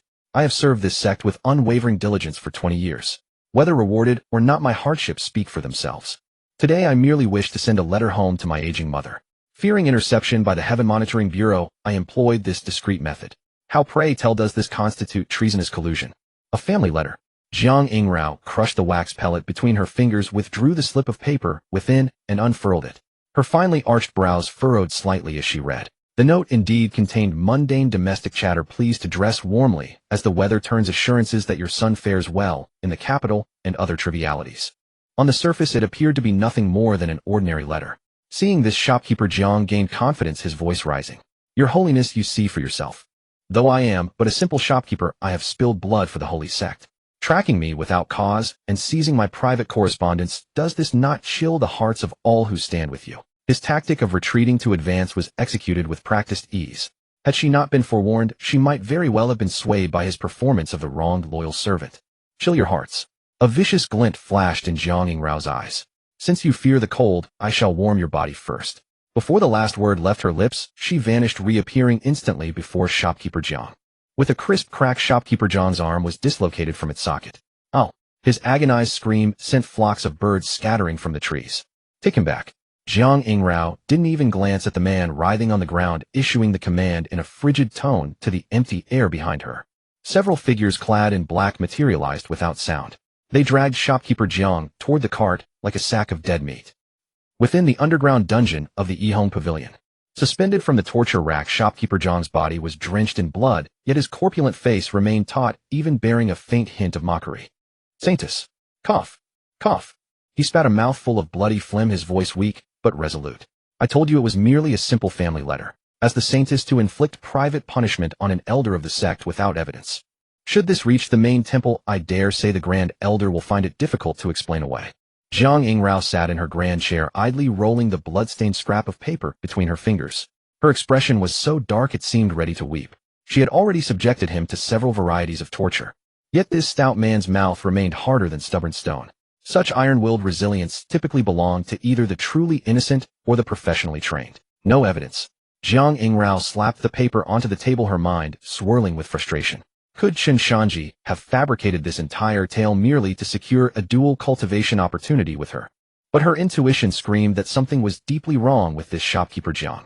Could there be a hidden cipher within the letter? Yet she had memorized every clandestine code of the White Lotus sect, and none matched. Damn it! Rising from her seat, Jiang Yingrao paced restlessly within the interrogation chamber. Shopkeeper Jiang had been with the sect for decades. If she couldn't break his silence, it would confirm he was truly a mole. Her actions would undoubtedly chill the hearts of all sect members in the capital. The Grand Elder's faction would certainly exploit the incident, preaching of her bloodthirstiness and inciting widespread panic. All subsequent plans would be jeopardized. Suddenly Chen Shanzhi's enigmatic, half-smiling face flashed through her mind. If he knew his name, he must understand the underlying mechanisms. Gritting her teeth, Jiang Yingrao resolved herself. Though loath to beg that prodigal youth, it seemed no one else could unravel this deadlock. Attendees. Jiang Yingrao called toward the doorway. Awaiting your command, your holiness, replied a trusted maid who stepped inside. Proceed to the Zhenghua Marquis residence and invite the young master to come at once. Tell him. I have urgent matters to discuss. Yes. The maid departed with her orders. Returning to her chair, Jiang Yingrao glanced at the still sneering shopkeeper Jiang and said calmly, do not worry. Someone will deal with you shortly. An hour later the maid rushed back, but the corridor behind her was empty. Where is he? Jiang Yingrao frowned. Reporting to your holiness, the maid carefully produced a folded sheet of rice paper. The young master says. He is occupied with his cultivation and has no time to visit such a gruesome place. He also added, unless the Saintess deigns to visit him in person, he has no intention of coming. Rogue. Enraged, Jiang Yingrao smashed the side table with a single strike, shattering it to pieces. That damn playboy actually dared to put on airs for her. However, the maid swallowed hard and continued.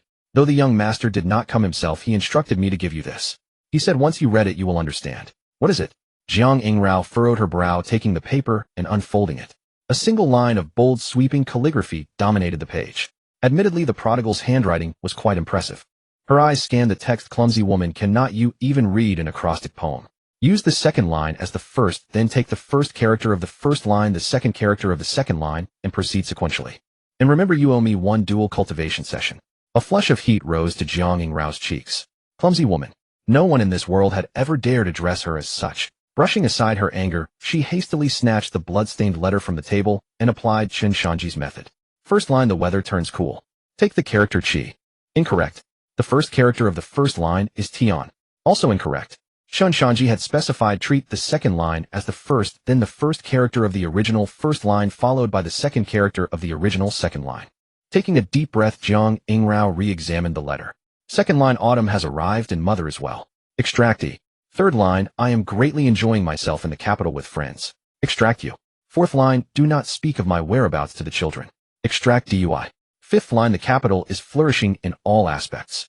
Extract Fong.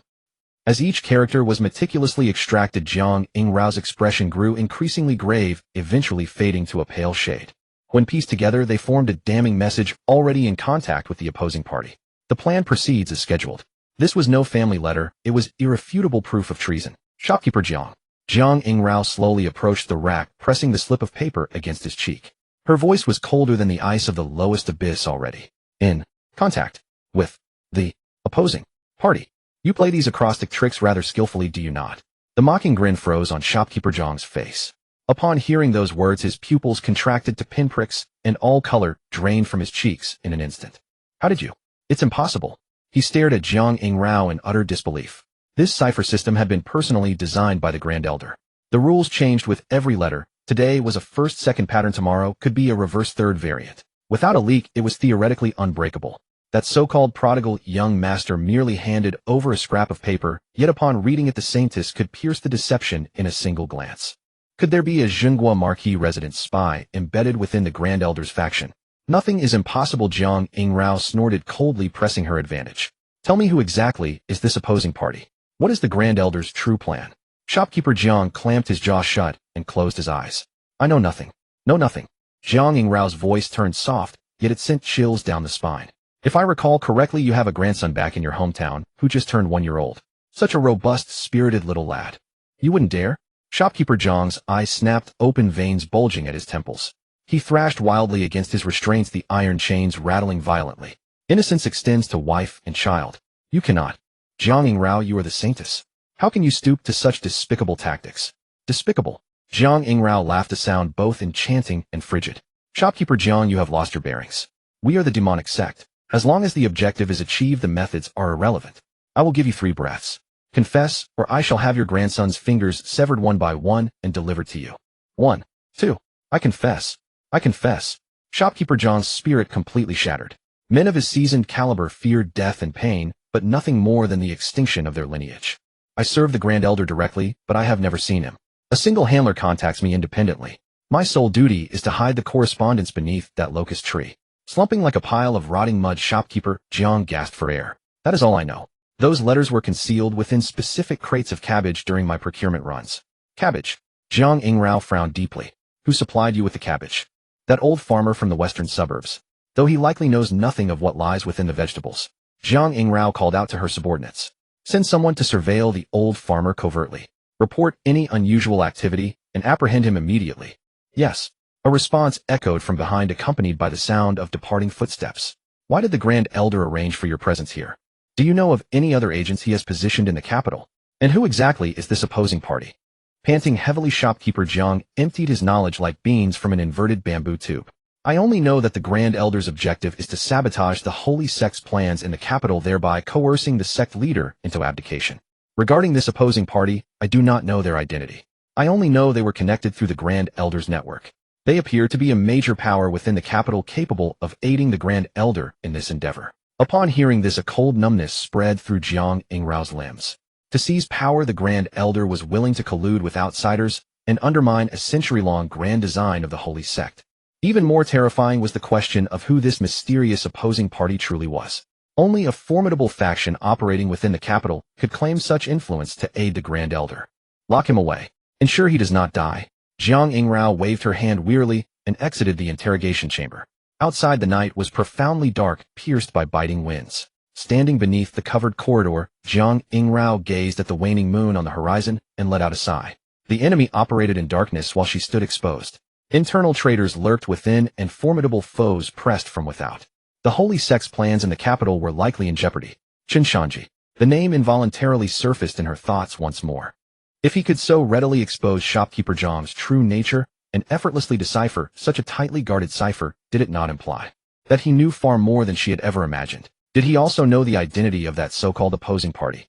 How deeply is this bastard concealing himself? Jiang Yingrao bit her lip, a complex flush coloring her cheeks. To break this impasse, it seemed she ultimately had to rely on him.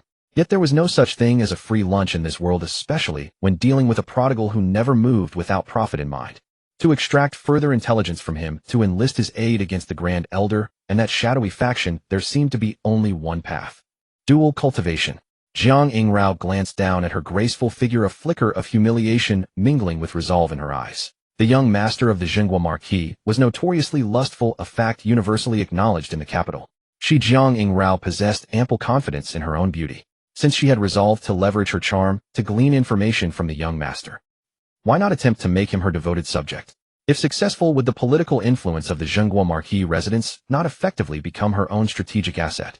This would not only facilitate the execution of the Holy Sect's capital plans, but also allow her to sweep away the Grand Elder's faction in one stroke. However, she must not rush. Men of his kind valued only what they could not easily attain. By keeping him perpetually hooked and dishing out occasional rewards, she could maximize the returns. With this plan crystallized, Jiang Yingrao returned to her chambers and began to bathe and change her attire. Since Chen Shanzhi had insisted she come personally to invite him, she would honor that request properly. She would go to him herself. The corridors of the Jinghua Marquis residence were shrouded in twilight. Jiang Yingrao, now adorned in an exquisitely embroidered silk gown that draped gracefully over her figure, walked with measured, elegant steps. Her heart beat with a mixture of anticipation and lingering embarrassment, yet her resolve remained unshaken. She reached the main hall and paused, composing herself before stepping inside. The air was thick with the scent of sandalwood. Chen Shanzhi lounged on a carved wooden divan, a half-empty cup of tea resting on the low table beside him. He looked up as she entered, a familiar teasing smirk playing on his lips. So the Saintess deigned to visit in person, he drawled, setting his teacup down. I must say this is a rare honor. Come sit. Tell me what urgent matter could possibly drag you away from your tortures. At noon, before the gates of the Marquis of Jinghua's mansion, an extremely luxurious carriage slowly approached, its body made of fine rosewood carved with intricate crabapple blossom patterns. The window was draped with red gauze curtains that swayed gently in the breeze, and a faint, alluring scent of powder drifted from within. Under the gaze of the surrounding onlookers, the carriage came to a steady stop at the mansion's main entrance. Passers-by and sharp-eyed servants from noble households all halted, whispering among themselves.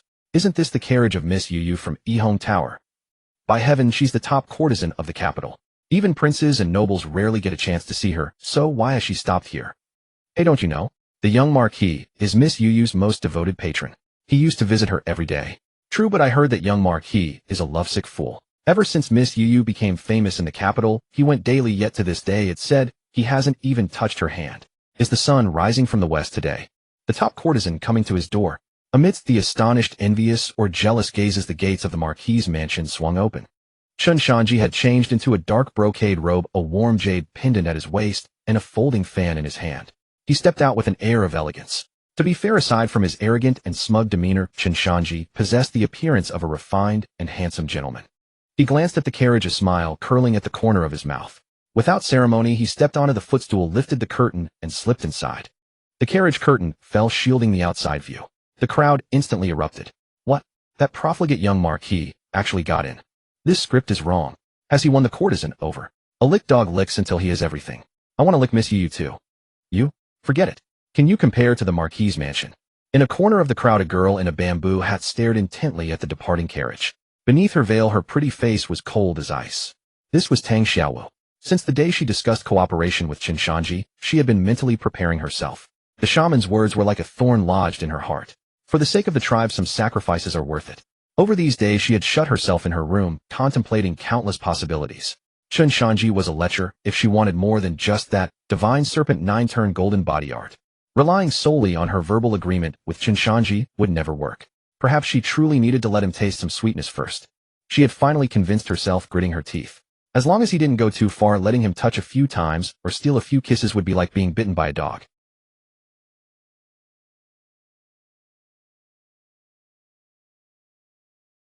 That bastard hadn't even shown his face. I thought he was busy cultivating or plotting how to help me get the manual. Tang Xiaowu's hands, hidden in her sleeves, clenched into fists, her nails digging into her flesh. Somehow, after witnessing the scene just now, an inexplicable surge of bitterness and anger welled up in her heart. So he's been fooling around with a courtesan.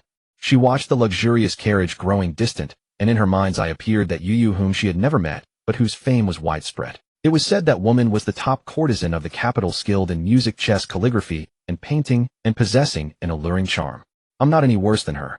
The moment this thought popped up, Tang Xiaowu herself was startled. What am I doing? Jealous over a brothel woman? Tang Xiaowu, wake up.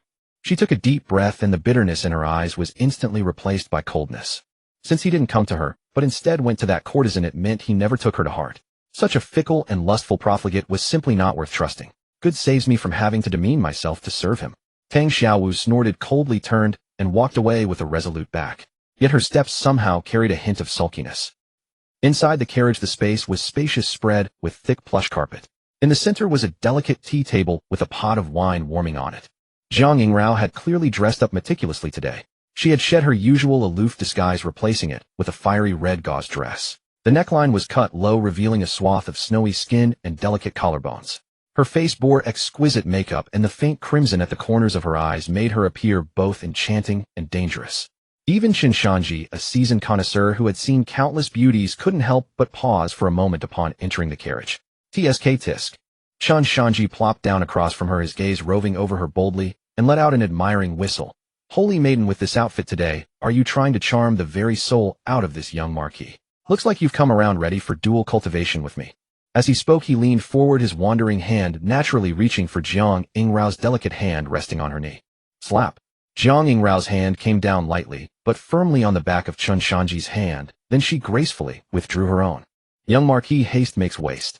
She shot him a glance, a look full of charm and allure, making Chen Shanzhi's heart itch. Let's talk business first. Jiang Yingrao put away her coquettish airs and said seriously, Manager Jiang confessed. He was instructed by the Grand Elder. But he was only a message courier. He had no idea who his contact was, only that it was a major power in the capital. Now I need to know who is the person behind the Grand Elder.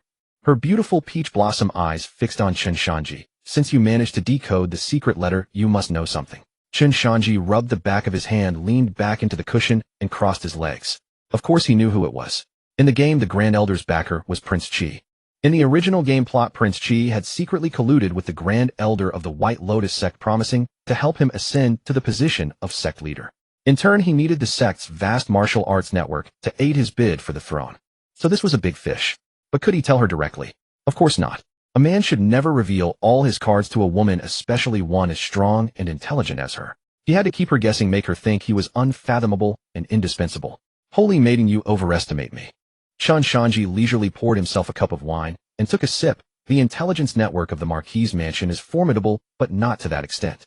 Seeing Jiang Yingrao's expression darken, ready to explode, Chen Shanzhi shifted his tone. However, for someone in the capital right under the emperor's nose who could accomplish what your Grand Elder promised, the forces behind him looking across the entire capital number only a few. He raised his fingers and counted. First, the royal family. Whether it's the first prince or the second prince, both have the capability. Second, the prime minister. As the representative of the literati, that old fox has disciples all over the world and countless informants. Third, the imperial observatory. Fu Qingyun ranks in the top 10 of the heaven roll, and the observatory oversees all martial artists in the realm, wielding immense power.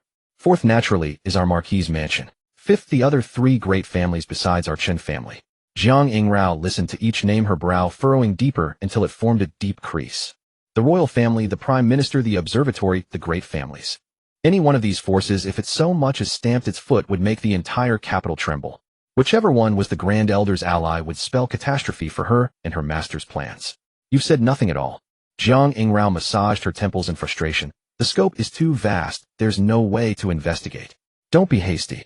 Chen Shanzhi set down his cup, watching her worried expression, and chuckled inwardly.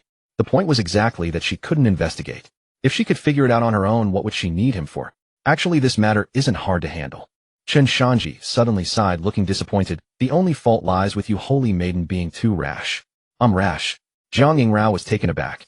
Manager Jiang was just a small fish, merely a courier. Chen Shanzhi shook his head. You captured him too early. Your move was like throwing a stone into calm water. The big fish behind him must have been alerted.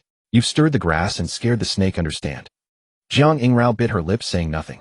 She had been furious at the time and eager to obtain evidence quickly, so she had indeed been impulsive. So what do we do now, as she asked instinctively. This feeling of having to ask Chen Shanzhi when in doubt irked her, but she had no choice. There's a way to make amends. Chen Shanzhi leaned in closer, inhaling her subtle fragrance, and said word by word, the key to breaking this deadlock is the old farmer who delivers vegetables. The farmer? Jiang Yingrao frowned. I looked into him. 3 generations of his family have been poor peasants. There's nothing suspicious about him. He has no idea there was a letter hidden in the cabbage. That's exactly the point. Chen Shanzhi raised a finger and wagged it. Since the Grand Elder arranged for his people to communicate only through single-point contact, the person who placed the letter after slipping it in doesn't know that Manager Jiang has already been captured. Under normal circumstances, if no response comes from this side, or if the next letter fails to arrive on time, that courier will definitely become suspicious. He'll wonder, did the letter not get delivered? Did the farmer sell the cabbage to someone else? Or did some accident happen? Chen Shanzhi noticed Jiang Yingrao's eyes gradually lighting up and the corner of his mouth lifted. So unless something unexpected occurs when he doesn't receive a return message, he will definitely go back to check. He might go to the farmer's vegetable patch, or he might tail the farmer. But whichever it is, this is our last chance to catch him. That makes sense. Jiang Yingrao suddenly understood, her beautiful eyes shining with joy. I'll send people right away to keep an eye on that farmer and set up a net. The moment anyone approaches, we'll seize them. With that, she made to rise and leave the carriage. Wait, don't rush. Chen Shanzhi grabbed her wrist and pulled her back. What now? Jiang Yingrao urged. Speed is crucial. What if the man runs off? He won't. Chen Shanzhi said calmly. Someone like him is extremely cautious. He won't come to check so soon. He'll wait at least 2 or 3 days, only after confirming there's truly no reply before making a move. If you send a large force there now, you'd be telling the world an ambush is waiting. Then what? Chen Shanzhi pointed to the back door of Yihong Tower as the carriage had now turned into the back alley. What's most urgent right now isn't that courier, but this young marquis's cultivation. He looked at Jiang Yingrao with a grin. Holy maiden, we had a deal. I've analyzed the intelligence and given you a strategy. Now isn't it time to get down to business? Business? Jiang Yingrao was startled, then realization dawned, and her peach-like face flushed with 2 red clouds. Dual cultivation. What else? Chen Shanzhi raised an eyebrow. Did you think we play chess? Within the secluded chamber of Yihong Tower where Jiang Yingrao usually practiced in isolation, the atmosphere was serene and filled with a faint ethereal fragrance. Then, let us begin. Jiang Yingrao stood by the bed, her voice as faint as a mosquito's buzz.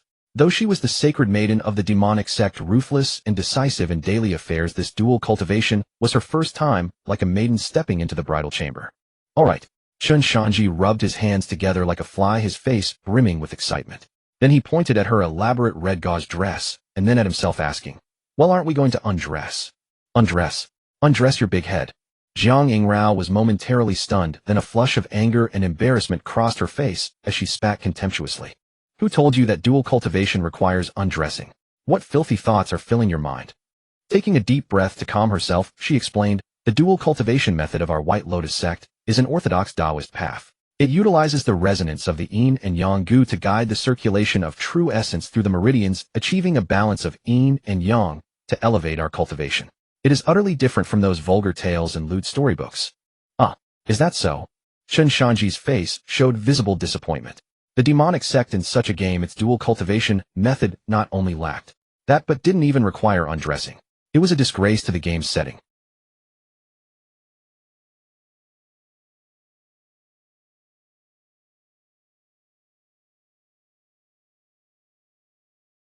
Then she parted her vermilion lips and recited a profound, obscure mental cultivation formula. This was the yin-yang symbiosis art specifically designed to complement the devouring heart-life share gu. Though Chen Shanzhi was a profligate, after crossing over, his memory seemed astonishingly sharp. He remembered it all after hearing it once. Focus your mind, calm your spirit, and guard your dantian. Jiang Yingrao extended her hands.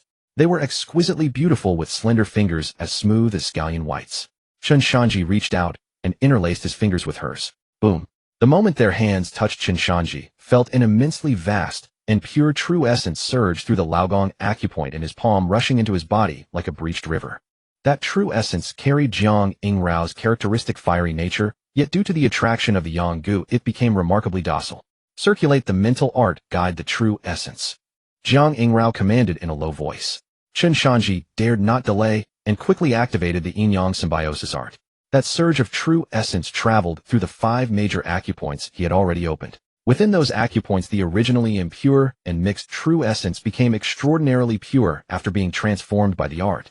Then the true essence from his acupoints surged out and flowed back into Jiang Yingrao's body through the other hand.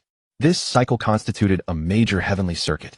For Chen Shanzhi, the sensation was intoxicating, like drinking a glass of iced sour plum soup on a scorching summer day, every pore rejoicing. His true essence grew at a terrifying speed.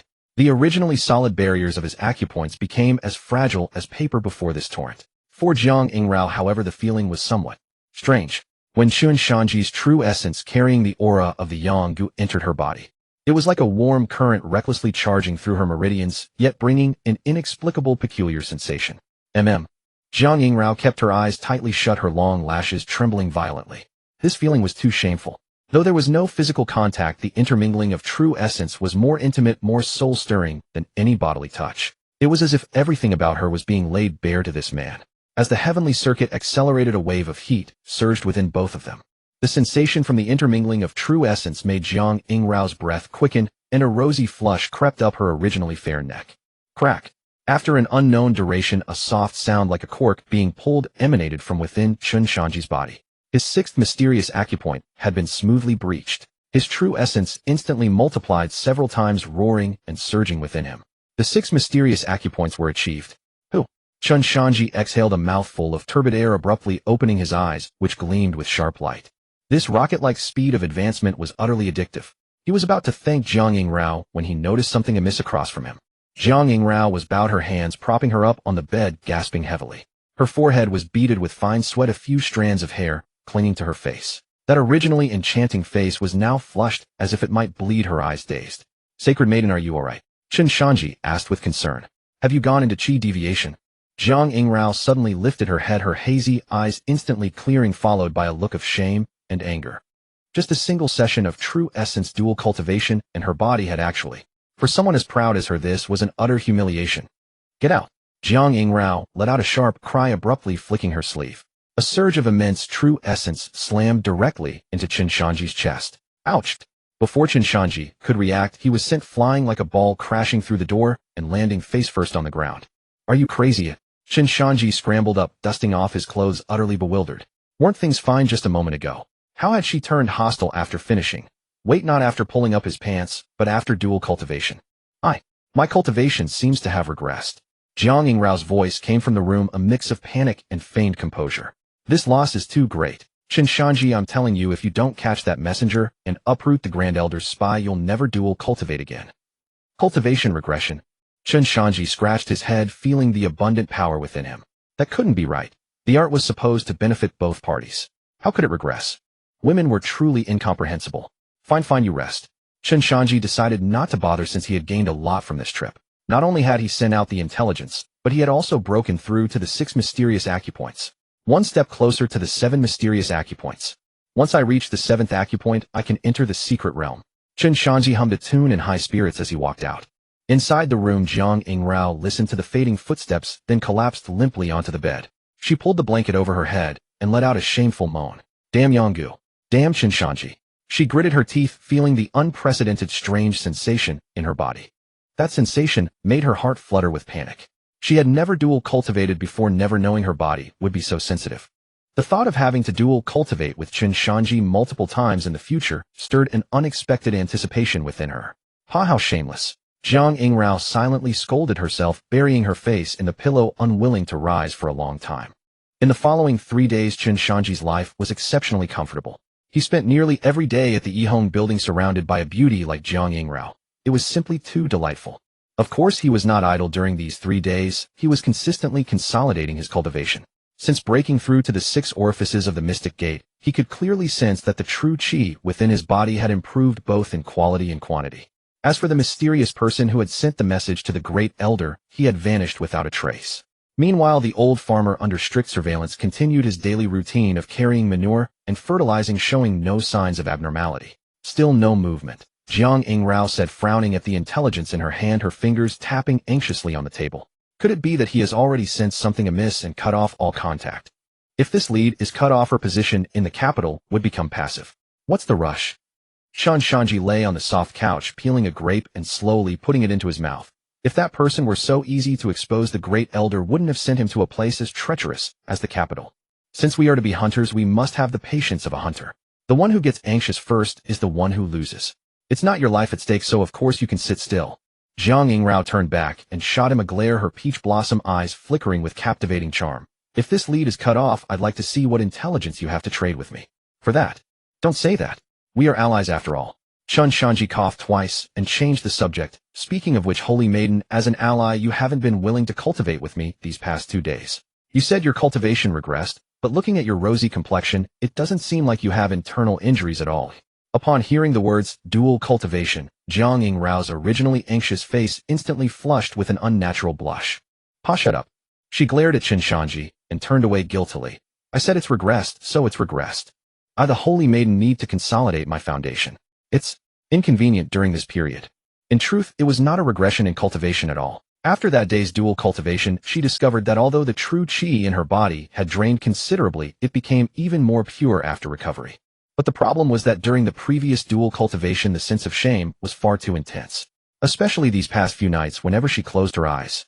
Her mind was filled with the soul-stirring tremor when their true qi merged. She even dreamed of this bastard several times. This situation was too dangerous for her identity as the Holy Maiden of the White Lotus sect. After all, the other party was the heir of the state-protecting marquis. The two of them, one from the grassroots, the other from the nobility, were fundamentally from opposing camps. Therefore, she had been quite resistant to intimate contact with Chen Shanzhi these days. Chen Shanzhi, on the other hand, was not in a hurry. The list of spies the Great Elder had planted in the capital was actually stored in his mind. Even if this lead really broke, all he needed to consider was how to reasonably sell the next person's name to Jiang Yingrao.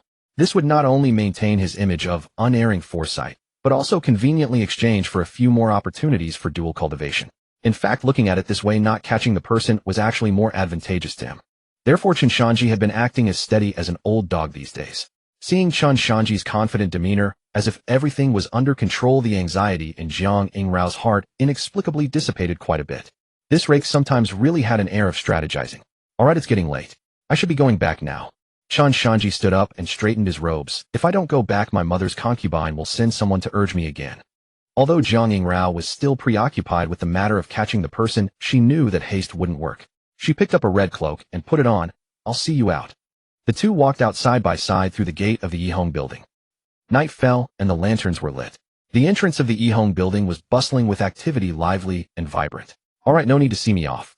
Chen Shanzhi stood at the door waving his folding fan and smiled at Jiang Yingrao beside him. Since the Holy Maiden is feeling unwell, you should go back and rest early. Jiang Yingrao rolled her eyes at him and was about to retort when a crisp voice suddenly rang out, Chen Shanzhi. A girl in a goose-yellow long dress stepped out from the crowd. The girl wore no makeup but could not conceal her natural beauty. Her beautiful eyes looked at Chen Shanzhi with a hint of joy. Tang Xiaowu. Chen Shanzhi looked closely and was surprised. Why was she here? In the game, Tang Xiaowu's character was designed to detest such places of pleasure.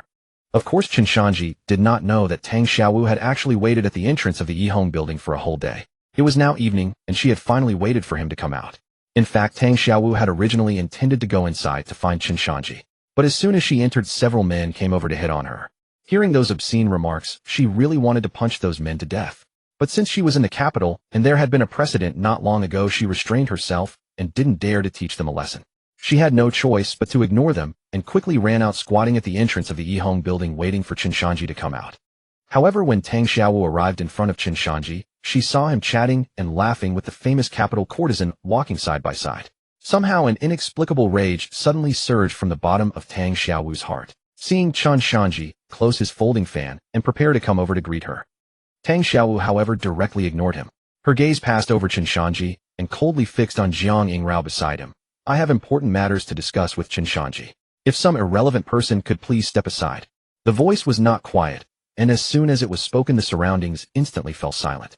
The onlookers all widened their eyes, their breathing quickening with excitement. What was going on? A talented woman from the Sihai Academy coming to the brothel entrance late at night to snatch a man from the reigning courtesan. Irrelevant person. Jiang Yingrao had been maintaining a professional fake smile on her face. Hearing this, she raised her eyebrows slightly, and a cold gleam flashed in her captivating peach blossom eyes. She was the Holy Maiden of the White Lotus sect, someone who killed without batting an eye in daily life. When had she ever endured such humiliation? Jiang Yingrao stepped forward, her fiery red gauze dress rustling in the night breeze. She gave a light laugh, not only not leaving, but instead leaning sideways, her body subtly pressing against Chen Shanzhi. One hand naturally came to rest on his shoulder, as if staking a claim. And I thought who it was with such a fiery temper. She looked Tang Xiaowu up and down, a sneer curling at the corner of her lips. Isn't this the renowned Tang Xiaowu, one of the 4 talented women of the Sihai Academy? Her voice was not loud, but it was just enough for the patrons coming and going to hear. What is the talented woman of the Sihai Academy, unable to endure loneliness, coming to such a place of pleasure late at night to find a man? You. Tang Xiaowu's face turned pale with anger, trembling all over, pointing at Jiang Yingrao. What nonsense are you talking about? I came to discuss serious matters with him. Serious matters? Jiang Yingrao chuckled behind her hand, her eyes shimmering. Oh my, coming to a brothel to discuss serious matters with a man. I've seen many excuses, but this one is a first. Truly worthy of a talented woman, your excuses are so refreshingly unconventional. What I heard that a few days ago the young lord spent a whole night alone with you in the wilderness. Could it be that this is not a rumor, but the truth? When it came to verbal sparring, Tang Xiaowu was no match for Jiang Yingrao. She was choked by these words and couldn't utter a single retort for a long time. Whoosh! The surrounding crowd instantly erupted. Holy shit! That's Tang Xiaowu. It's really her. I wasn't sure before.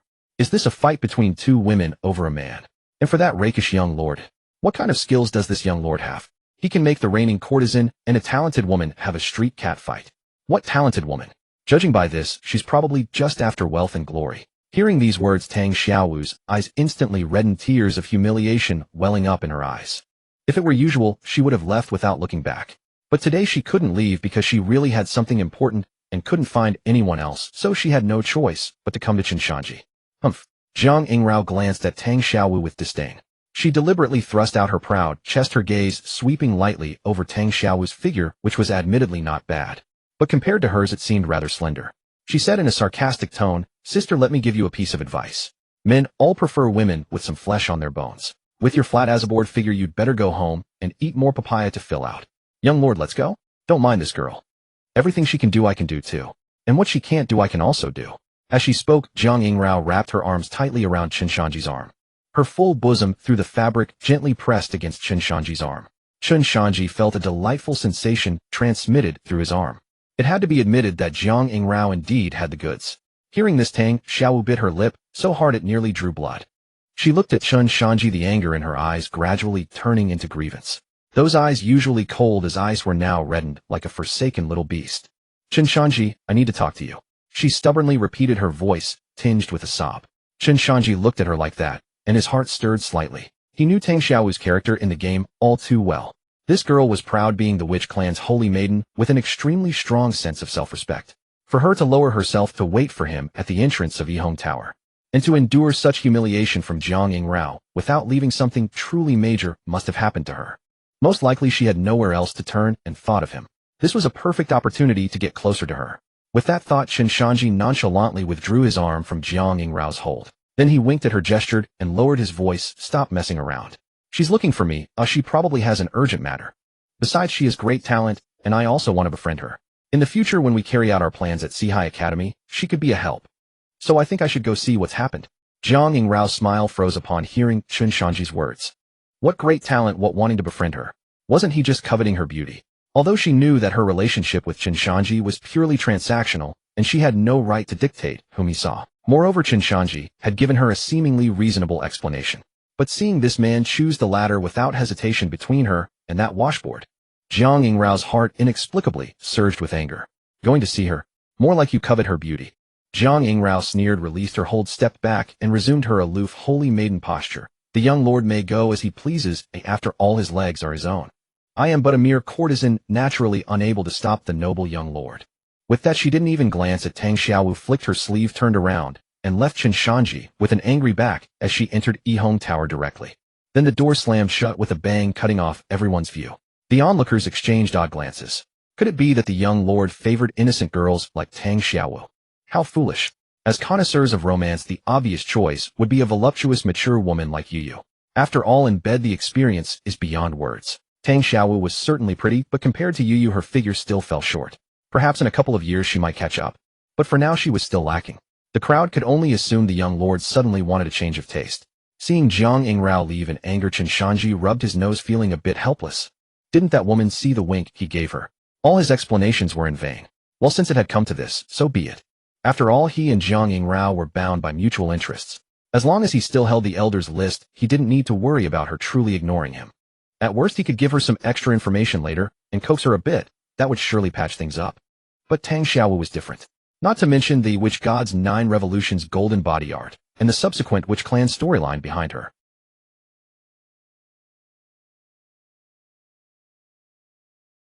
After all, in the game's setting, the bond between Tang Xiaowu and Tang Lu was so deep that she would give up her position as Witch Clan Holy Maiden for him.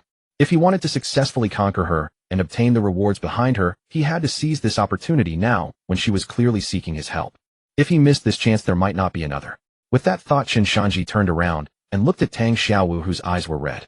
He put on a warm smile, walked over, and said in a comforting tone, talented Lady Tang, coming to find me so late. Have you run into some urgent matter? Hearing the words, talented Lady Tang, Tang Xiaowu felt even more aggrieved for some reason. It's nothing. She sniffled, turned her head away, and said coldly, go find your beautiful curvaceous courtesan. A washboard like me is unworthy to speak with the young lord. Chen Shanzhi was taken aback, his expression turning odd. This expression, this tone.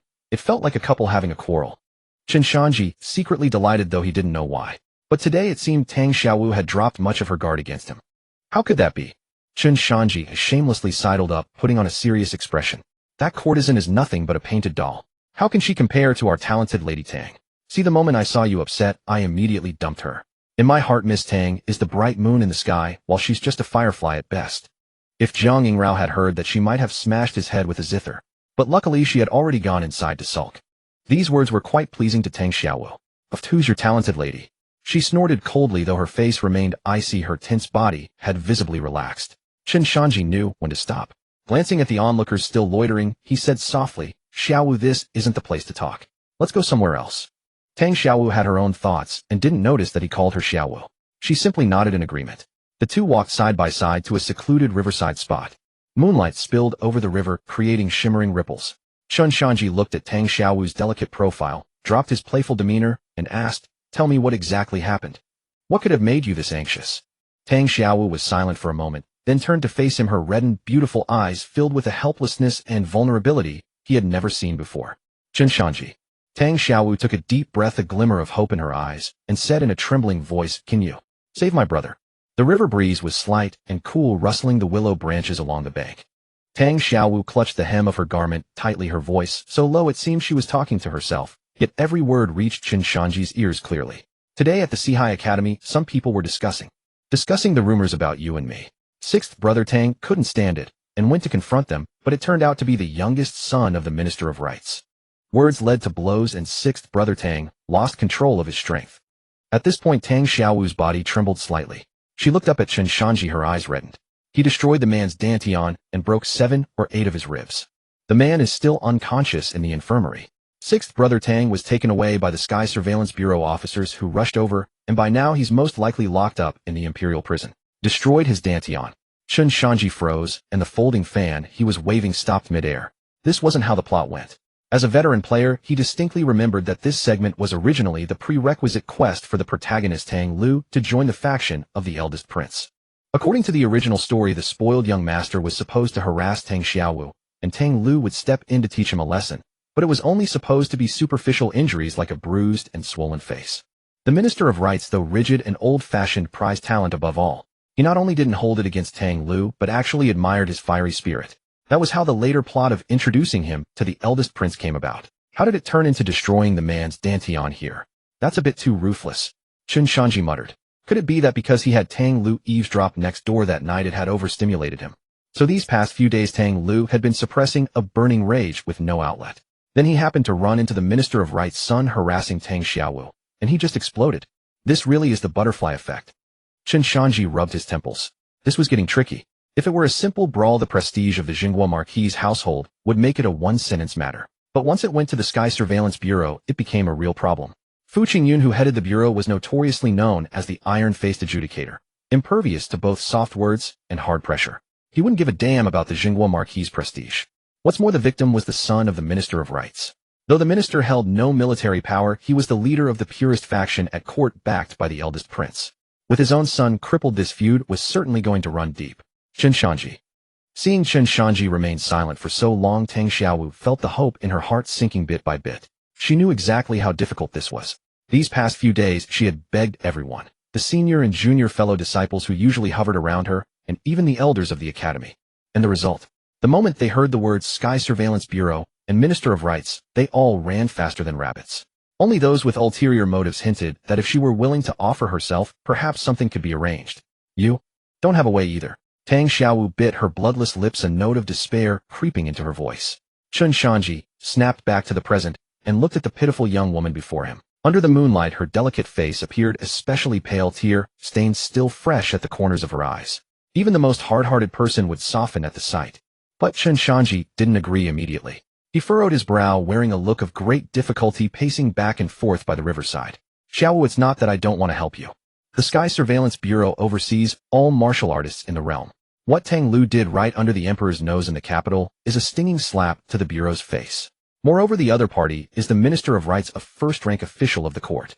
If I got involved in this, I'd be pushing the Jingguo Marquis's household into a pit of fire. If the old man at home found out, he'd break my legs for sure. Hearing one excuse after another, Tang Xiaowu swayed, barely able to stay on her feet. Indeed, she was nobody to him. Why would he risk so much for Tang Lu, who had once offended him? What's more, she had always treated him with cold disdain and never given him a kind look. I understand. Tang Xiaowu gave a bitter smile and turned to leave. Since there was no hope, the only option was to break into the prison. Even if it meant death, she would rather die together with her sixth brother. But just as she turned, a thought suddenly surfaced in her mind. The witch priestess's words echoed in her ears once more. For the sake of the clan, some sacrifices are worth making. Tang Xiaowu's steps halted abruptly. She took a deep breath as if she had made up her mind about something. She whirled around and stared fixedly at Chen Shanzhi. If you can rescue my sixth brother, I will do one thing for you. She paused. Her voice trembled, yet it was extraordinarily resolute. Anything. The moment those three words left her lips, the air itself seemed to freeze. Chen Shanzhi stopped pacing and turned to look at her. Those eyes, usually tinged with playful mockery, now held no trace of teasing. Instead, they were unusually deep and profound. He certainly understood the weight of those three words. For a woman like Tang Xiaowu, who valued her chastity more than life itself, those three words must have required an immense amount of mental preparation. Tang Lu truly meant that much to her. No wonder she was the female lead who followed the protagonist from the very beginning of the game. It seemed that maxing out her affection would be a long and arduous journey. Anything. Chen Shanzhi's gaze swept over her graceful figure, a hint of amusement curling at the corner of his mouth. Including not going home tonight. Tang Xiaowu's face turned deathly pale in an instant, her fingernails digging deeply into her palms. But she didn't argue. She simply closed her eyes, her long lashes trembling as 2 lines of clear tears rolled down her cheeks. Yes. Seeing this, Chen Shanzhi sighed inwardly. Tempting as it was, if he truly took advantage of her in this desperate moment, her affection would probably plummet straight into negative territory, and raising it later would become nearly impossible. In the game, to obtain the rewards behind each female lead side quest, you had to reach maximum affection. So this kind of forced fruit, while thirst-quenching, wasn't sweet at all. Enough. Chen Shanzhi dropped his frivolous demeanor, his tone turning serious. Wipe away your tears. Though I, this young marquis, am fond of beauty, I'm not one to take advantage of someone in distress. As for payment, we'll discuss it after the person is rescued. For now, stay quiet and don't disturb my thinking. With that, he paid her no further attention and sank into deep contemplation. Tang Xiaowu's eyes flew open, staring at the figure with his back turned to her. A complex surge of emotion welled up within her. He refused. A notorious lecherous young marquis faced with words that were practically an explicit invitation, and he refused. For a moment, Tang Xiaowu felt she could no longer understand this lecherous young marquis before her. Meanwhile, Chen Shanzhi's mind was racing at full speed. Going head-on against the Sky Surveillance Bureau was definitely out of the question. He needed to find another way. The Minister of Rights was also a stubborn old mule fixated on rigid principles. But a barely perceptible sly smile crept across the corner of Chen Shanzhi's mouth. In his mind surfaced a hidden side quest from the game called The Lady's Secret. In the original game, the Minister of Rights' lawful wife, Lady Li. On the surface, she was the epitome of a capital city noble wife. Dignified, virtuous, and a capable household manager. Even the Empress in the palace had praised her as a paragon of feminine virtue. But in reality, having endured years of living with that rigid, dull minister, who perhaps wasn't even particularly capable in the bedroom, Lady Li's heart had long been hollow, lonely, and cold. In the game, the very first time the protagonist visited the Minister of Rights' residence, this outwardly dignified lady would secretly try to seduce him. And if the protagonist accepted her advances, he would enter this side quest. Then Lady Li would take advantage of the minister being away at court and invite the protagonist to the residence. And then the two of them would, in various buildings throughout the estate, engage in acts of passion. Looking back at this plot now, there were all sorts of subtle hints hidden within. For instance, Lady Li and the protagonist left traces of themselves all over the estate. With all that commotion, how could the Minister of Rights have remained completely oblivious? Could a mere woman like Lady Li truly control the entire minister's residence through her own wits? Given Lady Li's promiscuous nature in the game, what she relied on was probably not her wits, but her body. Looking at it now, whether the son crippled by Tang Lu was actually the minister's own flesh and blood was anyone's guess. Chen Shanzhi stroked his chin. If he could win over Lady Li and get a hold on her weakness, then he could have her step forward and claim the whole thing was a misunderstanding. Or better yet, engineer a situation where she admitted the son wasn't the minister's at all. The problem would resolve itself. After all, once the minister learned the truth, he'd probably be glad the son was crippled. One less eyesore to deal with. I've got it. Chen Shanzhi snapped his fingers and turned to look at Tang Xiaowu, who had been watching him nervously. You've thought of something? Tang Xiaowu asked, eagerly, hope rekindling in her eyes. Sort of. Chen Shanzhi nodded, wearing an inscrutable expression. Going through the Minister of Rights directly is certainly out of the question. That old man probably wants to flay Tang Lu alive right about now. But we can go through the minister's wife instead. The wife's route. Tang Xiaowu looked utterly confused. Exactly. Chen Shanzhi began spinning nonsense with a perfectly straight face. I've heard that the Minister of Rights' wife is the kindest soul. She wouldn't even step on an ant. And she carries considerable weight in the household. The minister listens to her. If we can just get an audience with her, reason with her, appeal to her emotions, and explain the whole situation clearly. Then offer appropriate compensation, given her temperament, she might just put in a good word for us. Tang Xiaowu hesitated, then said. But the minister's residence must be heavily guarded right now. How would we even get to see her? That's where this young Marquis' intelligence network comes in. Chen Shanzhi smiled mysteriously. From what I know, this Lady Li is fond of refined pleasures. Every week, she goes to the E-Garden on the outskirts of the capital to enjoy the flowers. That's our opportunity. Then let's go to the E-Garden tomorrow to find her. Tang Xiaowu said eagerly. It's not that simple. Chen Shanzhi shook his head, a troubled look crossing his face as he sighed. First, we can't be sure the minister's wife will happen to visit the E-Garden tomorrow. Second, as you well know, my reputation in the capital. Isn't exactly pristine. If I approach Lady Li alone, I'd probably be beaten away with clubs before I even got a word out. Taken for a lecture. Forget about pleading our case.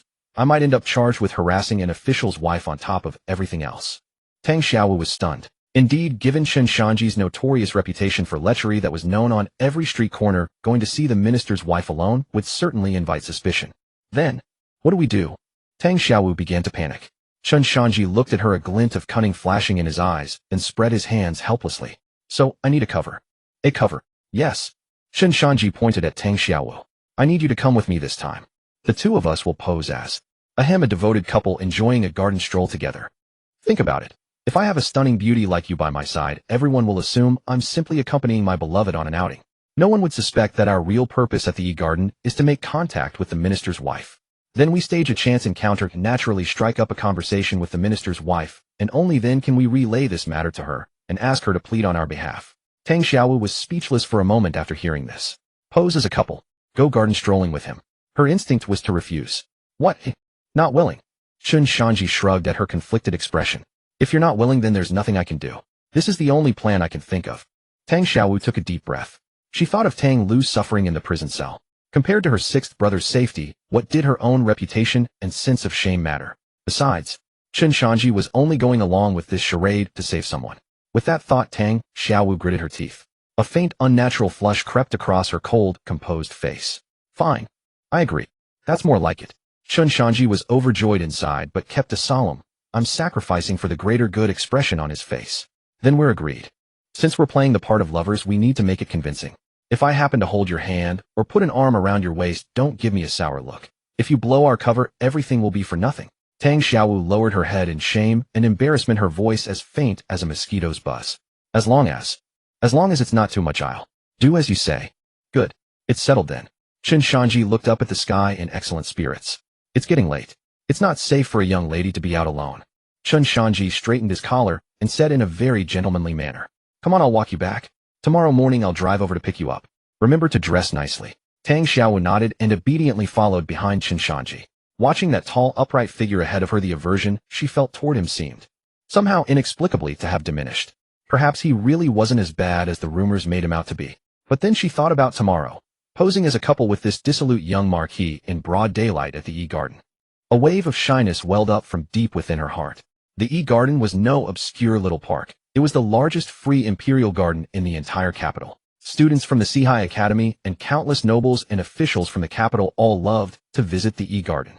Tomorrow she would be going there with him as a couple. Within days, word would surely spread across the entire capital. And then all those rumors about her and him, they'd practically be confirmed. But as long as it could save her sixth brother, let the rumors spread. As long as her sixth brother believed in her, that was all that mattered. The next morning, the Marquis of State Suppression's iconic purple sandalwood carriage arrived precisely at the gate of the small courtyard in the eastern part of the city. Chen Shanzhi lifted the curtain just in time to see the wooden door creak open with a groan. A graceful figure emerged slowly. Chen Shanzhi's hand holding the folding fan froze involuntarily in midair. Today's Tang Xiaowu had clearly put considerable effort into her appearance.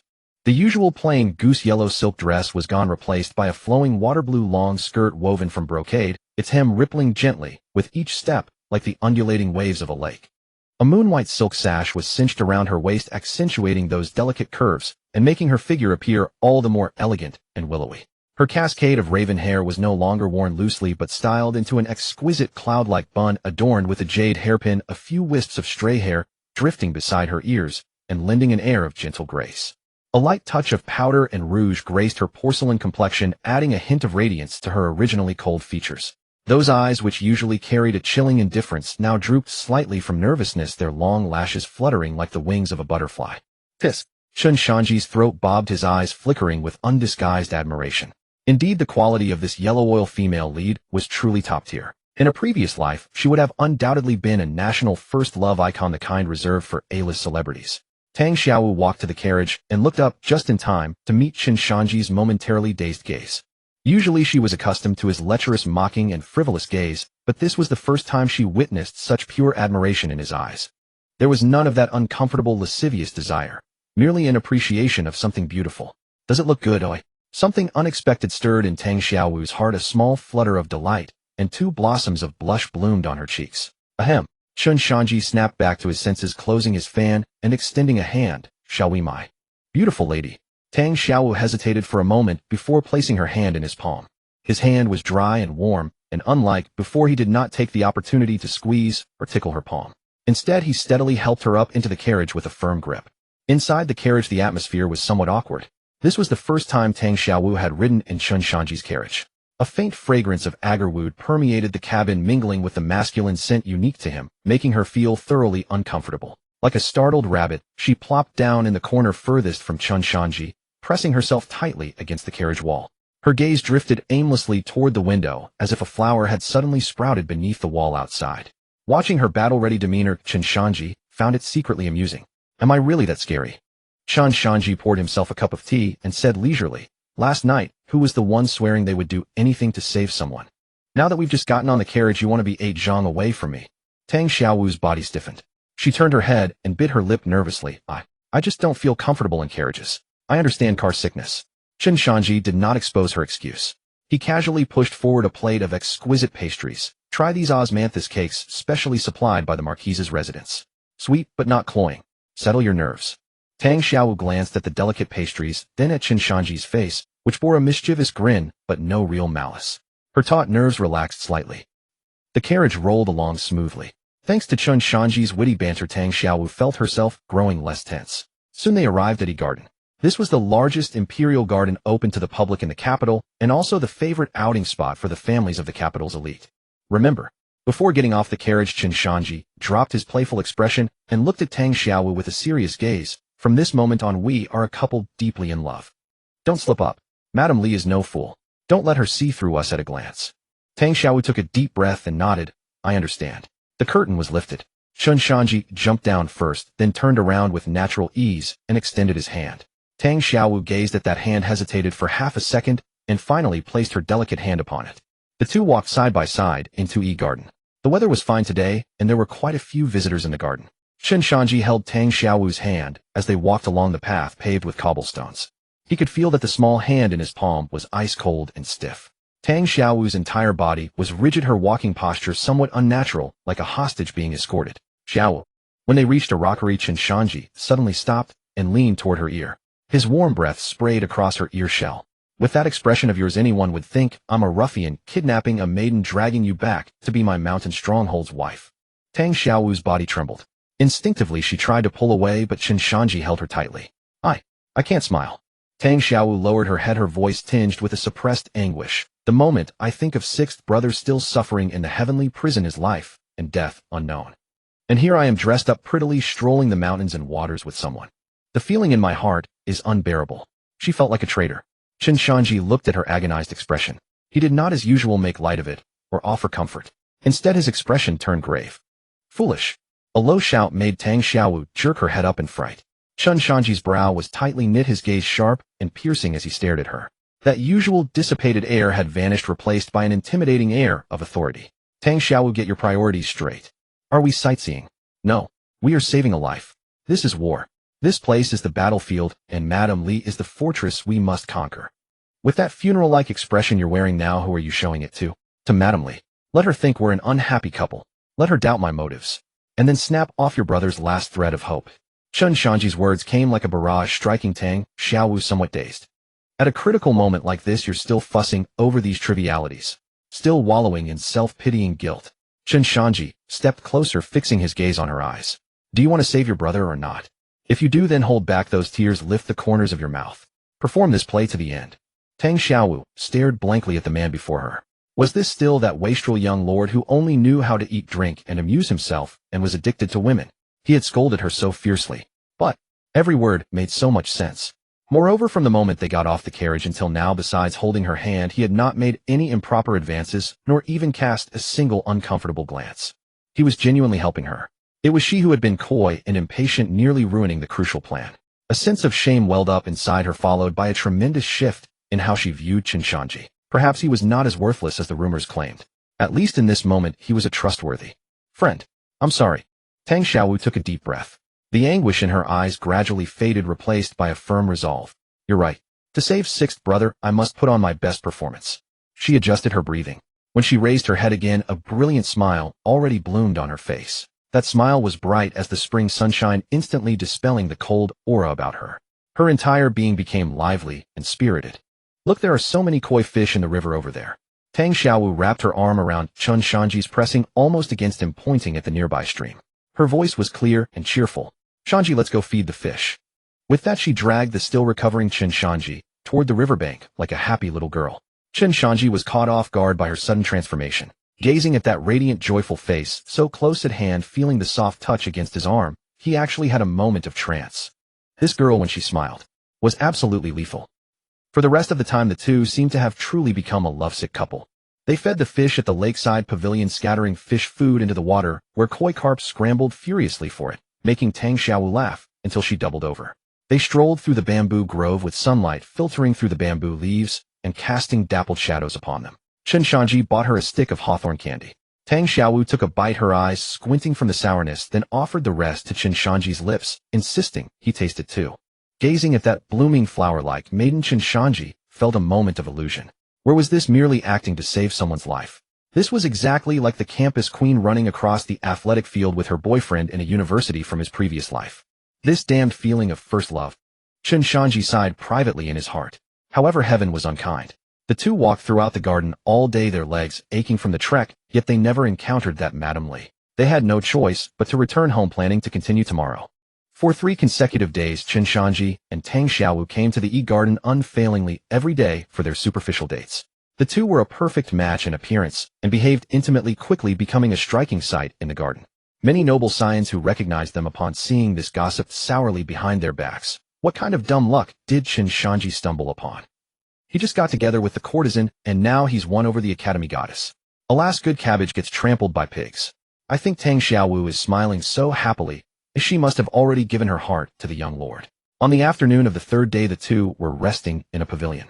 Suddenly, a figure hurried over. It was Chen Shanzhi's personal bodyguard, Zhao De. My lord. Zhao De was drenched in sweat, his expression anxious. Without even glancing at Tang Xiaowu beside him, he rushed straight to Chen Shanzhi. My lord, a word in private. Urgent news. Chen Shanzhi frowned, glanced at Tang Xiaowu, and said, Xiaowu, wait for me here. Okay. Tang Xiaowu nodded obediently and turned her gaze to the scenery outside the pavilion. Chen Shanzhi stood up and followed Zhao De to a big tree several dozen paces away. At this distance, given the strength Tang Xiaowu outwardly displayed, the 7 orifices of the mystic gate, she certainly wouldn't be able to hear what they were saying. But Chen Shanzhi knew perfectly well. The Tang Xiaowu sitting over there was actually at the peak of the mystic gate. With his back to her, he gave Zhao De a meaningful glance. Zhao De, an old hand at playing along, immediately understood. He lowered his voice but spoke at a volume subtle enough to be caught by the ears of a mystic gate peak cultivator. My lord, how can you still be idling here enjoying yourself? Mistress Chenro was furious just now. She sent me to tell you that the entrance martial tournament of the Four Seas Academy is only days away. Don't indulge in pleasure. Chen Shanzhi looked impatient. All right, I got it. Is such a trivial matter worth a special trip? This is no trivial matter. Zhao De stamped his feet anxiously, his voice tinged with tears. The mistress said if you want to pursue women, you can do it any time. Why must you choose this critical moment? Have you forgotten That heritage secret realm of the Jinghua Marquis mansion was barely opened by the mistress at the cost of her own essence blood. The conditions for opening it are extremely harsh, and the entry requirement is that you reach the 7 orifices of the Mystic Gate. Moreover, the secret realm's opening time is limited.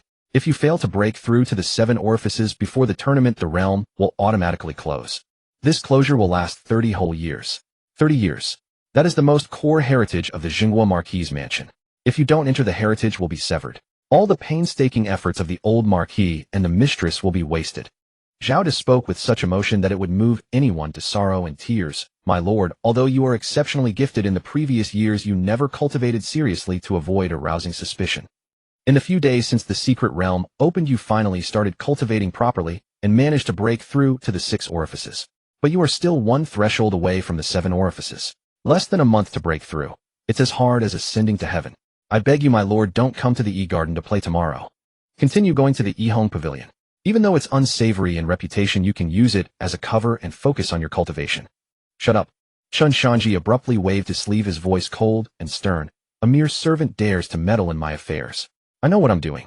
Since I've promised to handle this matter, and it's not finished, how can I give up halfway? Once I rescue the person, I'll naturally return to cultivation. Say no more, withdraw. My lord, you're being foolish. Zhao De tried to persuade further. You can get women anytime. That's a heritage. Get lost. Chen Shanzhi kicked Zhao Da's backside. Zhao De yelped, clutching his rear, and walked away, glancing back every few steps. In the pavilion, Tang Xiaowu held a piece of fish food in her hand, already crushed to powder. She stared blankly at the distant figure, scolding, the serve in her mind already churning with tumultuous waves. So, that's how it is. He went to the Yihong Pavilion not for pleasure at all, but to cultivate, to hide his true intentions. In just a few days he broke through from the 5 orifices to the 6 orifices of the Mystic Gate. What extraordinary talent! How diligent must his cultivation be! And now, to help her rescue Tang Lu, he wastes his precious cultivation time every day accompanying her on garden strolls. He even risks letting the secret realm of the Jinghua Marquis mansion close and the heritage be severed. 30 years. If because of her he misses this opportunity, how could she, Tang Xiaowu, ever repay such kindness or atone for such a fault? Tang Xiaowu's eyes grew moist. She had always thought Chen Shanzhi was a petty man who took advantage of others, a playboy obsessed with lust. But now it seems she was utterly wrong. Not only was he extraordinarily talented, but he was also loyal and devoted, willing to sacrifice so much for the promise he made to her. Moreover, to spare her guilt, he didn't mention a word of it, and even deliberately put on a nonchalant air. Chen Shanzhi, what kind of person are you really? Tang Xiaowu gazed at the figure, returning her eyes filled with immense complexity. Guilt, gratitude. A myriad of emotions intertwined, leaving her mind in turmoil. What's wrong? Why are you daydreaming? Chen Shanzhi walked into the pavilion as if nothing had happened, still wearing that lazy smile, as if the previous scene had never occurred.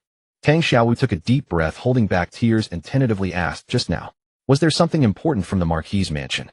If there's really an urgent matter, let's go back today. You don't need to accompany me. Chen Shanzhi smiled and waved his hand. Hey, it's nothing major. Just my aunt nagging, urging me to come home early for dinner. Ignore them, let's continue. I don't believe we can't catch that Lady Li today. Seeing him so nonchalant and single-mindedly focused on helping her, a chord in Tang Xiaowu's heart seemed to be struck. At that moment, the softest part of her heart felt as if it had been violently struck. Okay.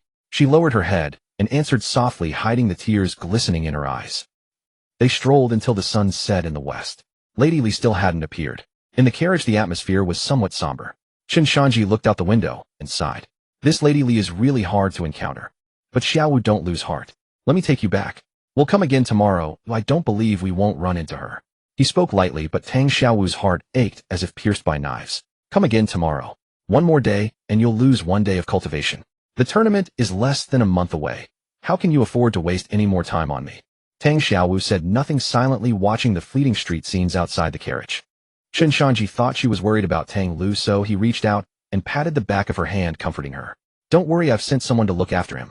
Tang Lu is suffering a bit in the heavenly prison, but he's not in immediate danger. As long as we can meet Lady Li in the next few days, we'll definitely get him out.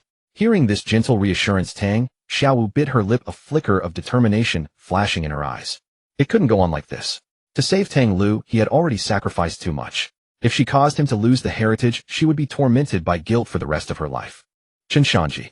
Tang Xiaowu suddenly spoke, her voice tense. Moi. Chen Shanzhi turned his head. Tang Xiaowu took a deep breath as if making an extremely significant decision and looked straight into his eyes. I'm not going back. I'll go back to the Jinghua Marquis mansion with you. Cough cough. Chen Shanzhi spat out the tea he had just drunk looking at her, as if he'd seen a ghost. Xiao Yu. Are you feverish? Why are you talking nonsense? At this late hour going back to the mansion with me? Aren't you afraid of gossip? Tang Xiaowu, seeing his shocked expression, felt her tense mood relax a little. See, this is a true gentleman. If it were any other man, he would have been overjoyed at such words, not persuading her otherwise. A shy blush crept onto her face, and she explained hesitantly, You don't misunderstand. I don't mean that. It's just that my Wu tribe has a special cultivation art. If you stay by my side and cultivate together, it can accelerate the circulation of true essence and increase your cultivation speed. I see the entrance tournament of the Four Seas Academy is approaching. These past few days I've been dragging you along to accompany me on garden walks, wasting your daytime cultivation time. I feel guilty. So I thought in the evening I could go to your place and cultivate with you. That way we can make up for the lost daytime hours. After saying this, Tang Xiaowu's face was as red as a ripe apple. Her head bowed so low it nearly disappeared into her chest. This was the greatest concession she could make. A man and a woman alone together in a room. Even if for cultivation, if word got out. Chen Shanzhi listened completely stunned. Then, as if suddenly enlightened, he let out a long sigh of relief, his face showing gratitude. So that's it. You scared me. I thought you wanted to. Ahem. But Xiaowu, if your art is truly that miraculous, I really can't refuse this period. He rubbed his brow, looking weary. To be honest, I've been worrying about the tournament. To get a good ranking, my current cultivation level alone isn't enough. In that case, Chen Shanzhi mused for a moment, then proposed, You said earlier that if I rescue Tang Lu, you would agree to any one request of mine, right? If we do manage to rescue Tang Lu later, then this request is that before the tournament you come to the Jinghua Marquis mansion every evening to cultivate with me for 2 shurchen 4 hours. What do you think? Tang Xiaowu was even more moved upon hearing this request. He could have directly demanded more, even taken the opportunity to make excessive demands of her. But he didn't. He turned this into the any request promise. Clearly he was giving her an out, preserving her dignity, making her feel that this was a fair exchange rather than charity or ambiguous intimacy. This man is truly considerate to the extreme. A warm current surged in Tang Xiaowu's heart. She nodded gently, her voice much softer. Okay. It's a deal. The carriage fell silent. Only the sound of wheels rolling over the stone pavement was distinctly audible in the quiet night. The carriage turned direction and headed toward the Jinghua Marquis mansion. Chen Shanzhi leaned back on the cushion, a faint smile curling at the corners of his mouth. That Jiang Yingrao, for some reason, had always refused to dual cultivate with him. His strength had started to slow down again these days. Although he had the male goo of the heart-eating, life-sharing worm inside him, it was still insufficient to break through to the 7 orifices of the Mystic Gate in less than a month. And Tang Xiaowu, as the female lead beside the protagonist at the start, naturally had her own method to boost the protagonist's cultivation speed. That was the cultivation art Tang Xiaowu practiced. As long as the opposite sex she recognized cultivated near her while she was cultivating, they would gain a speed-boosting effect. This effect was much faster than the male goo. However, it also had a limit. It could only be effective for 2 shurchen 4 hours per day at most. Of course, in the early stages, the protagonist, to avoid suspicion with Tang Xiaowu, had never known the characteristics of her cultivation art. Chen Shanzhi glanced at the shyly blushing Tang Xiaowu beside him and chuckled inwardly. Tang Lu, stay put in prison. When you come out, you'll find that your sister might have already been molded into someone else's shape. Oh no, turned into someone else's assistant. The moonlight flowed like water as the carriage slowly entered the Marquis of Jinghua's residence. Chen Shanzhi led the way with Tang Xiaowu following behind. Together they traversed the winding corridors of the mansion until they reached Chen Shanzhi's private courtyard. Come in. Chen Shanzhi pushed open the door and lit a candle. Tang Xiaowu followed him, stepping over the threshold with a hint of nervousness. This was the first time she had ever truly entered a man's private space, and her heart was filled with trepidation. She had imagined that the room of the capital's most notorious playboy would be one of extreme extravagance, perhaps even steeped in decadence. But the sight before her left her stunned. The room was exceptionally simple, even austere. A large bed of rosewood, a desk piled with books, a few chairs, nothing more. On the wall hung not a painting of a beautiful woman, but a boldly inscribed character meaning tranquility. On the desk amid the books were scattered sheets of calligraphy practice paper already bearing strokes of considerable character. This? Tang Xiaowu blinked in disbelief. Was this the room of the infamous heir who was said to be ignorant and devoted only to pleasure? What? Disappointed by how shabby my room is. Chen Shanzhi closed the door, turned, and smiled at her. No, it's not that. Tang Xiaowu quickly shook her head, a faint blush coloring her cheeks. She suddenly remembered the words she had overheard at Garden. So he truly was working hard in secret. Those frivolous appearances were merely a facade to avoid arousing suspicion from those in the palace.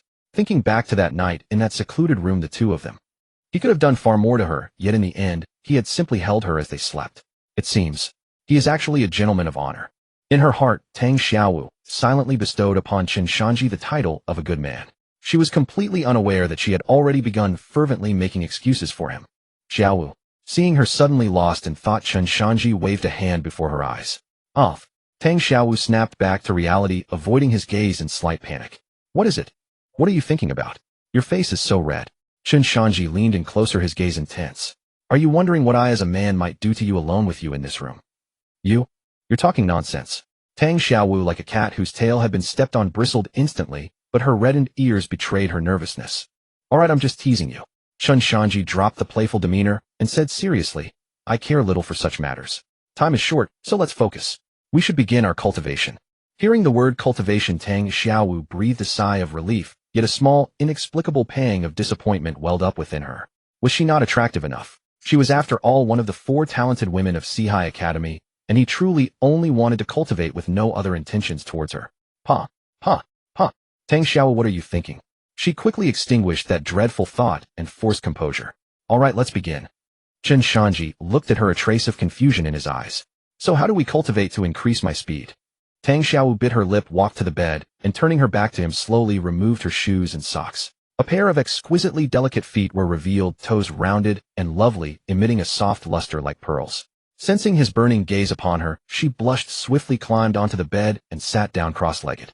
She then patted the spot beside her, her voice as faint as a mosquito's buzz. You? Take off your shoes and come up. Sit beside me. As long as we're closed, just circulate your cultivation technique. Chen Shanzhi raised an eyebrow. Was that all? Well, this cultivation requirement was rather pleasant. He liked it. Without a second thought, he quickly removed his shoes, climbed onto the bed, and plopped down right next to Tang Xiaowu. Whether intentional or not, his seat caused their shoulders to press tightly together. Through their thin garments, their skin touched. Tang Xiaowu's body gave a violent start, as if an electric current had shot from her shoulder throughout her body, leaving half of her feeling numb and weak. Apart from that night, when Chen Shanzhi had forced her to sleep in his embrace, this was the second time in her 18 years of life she had been in such intimate contact with a man. And unlike last time, this time it happened while she was fully conscious and willing. The feeling was shameful, yet a trace of inexplicable anticipation seemed to stir within her heart. All right, what are you spacing out for again? Let's hurry up and cultivate. Chen Shanzhi closed his eyes and began to circulate the true essence within his body, simultaneously activating the Yanggu worm. Tang Xiaowu took a deep breath, forcibly suppressing the strange feelings in her heart, and stole a glance at Chen Shanzhi.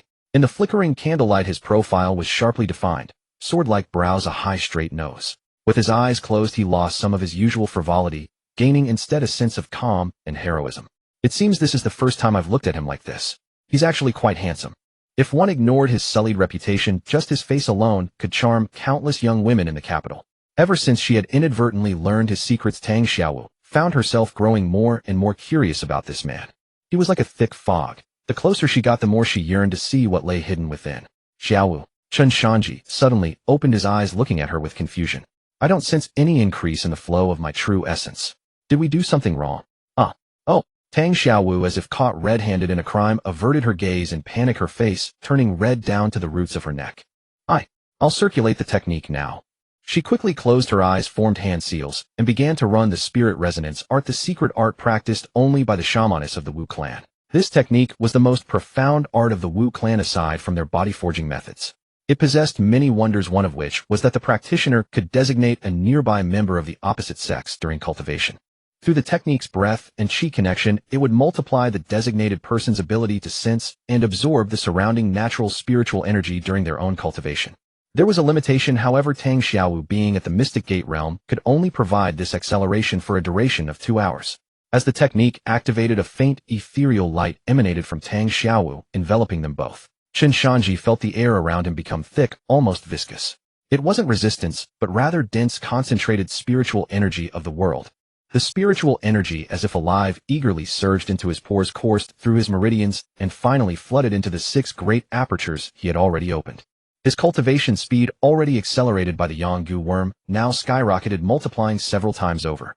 Rumble. The true essence within his body surged like a rushing river, roaring as it scoured his meridians and acupoints. This was exhilarating, utterly fantastic. It felt like trading a bicycle for a Ferrari. The surge in cultivation, leaving him thrilled and invigorated. 1 hour. 2 hours. Chen Shanzhi was so immersed in the ecstasy of rapid power growth that he completely lost track of time.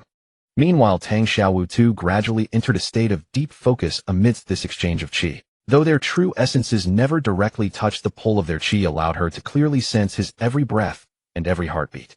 This sense of harmony with the technique felt even smoother than cultivating alone. This was something she had never anticipated when she had agreed to this method. After 2 hours, the terrifying acceleration began to wane. Due to Tang Xiaowu's mystic gate realm, the enhancement could only last for 2 hours. Chen Shanzhi opened his eyes, a sharp light gleaming within them. Even with just 2 hours, he felt his total true essence had increased by at least 10%. At this rate, breaking through to the 7 apertures of the mystic gate was within reach. So, Tang Xiaowu also opened her eyes, asking with a hint of expectation. This was her first time using this function of the technique, and she felt a bit anxious. It's amazing. Chen Shanzhi turned his head, looking at her beautiful face, and couldn't resist reaching out to pinch her cheek. Xiaowu, you're an absolute treasure.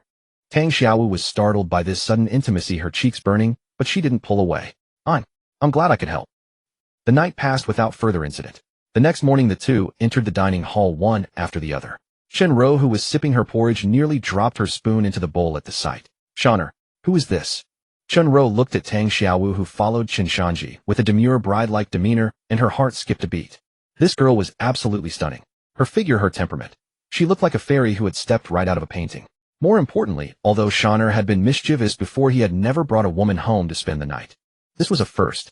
Then a strange pang of jealousy welled up inside her. Is Shaner really going to have a wife now? If he has a wife, will he stop clinging to me like he used to? Will he no longer need me, his aunt? Chen Ro, what are you thinking nonsense about? Chen Ro scolded herself fiercely in her mind. Shaner has grown up, finding a wife and starting a family is only natural. As an elder, she should be happy, not harboring such strange thoughts. She took a deep breath, suppressing the sourness in her heart, and put on a gentle smile. This girl is quite beautiful. Which family does she belong to? Aunt, this is Tang Xiaowu, my classmate at Sihai Academy. Chen Shanzhi sat down casually, pulling out a chair for Tang Xiaowu. She's run into some trouble in the capital and has nowhere to stay for now, so I invited her to stay here for a few days.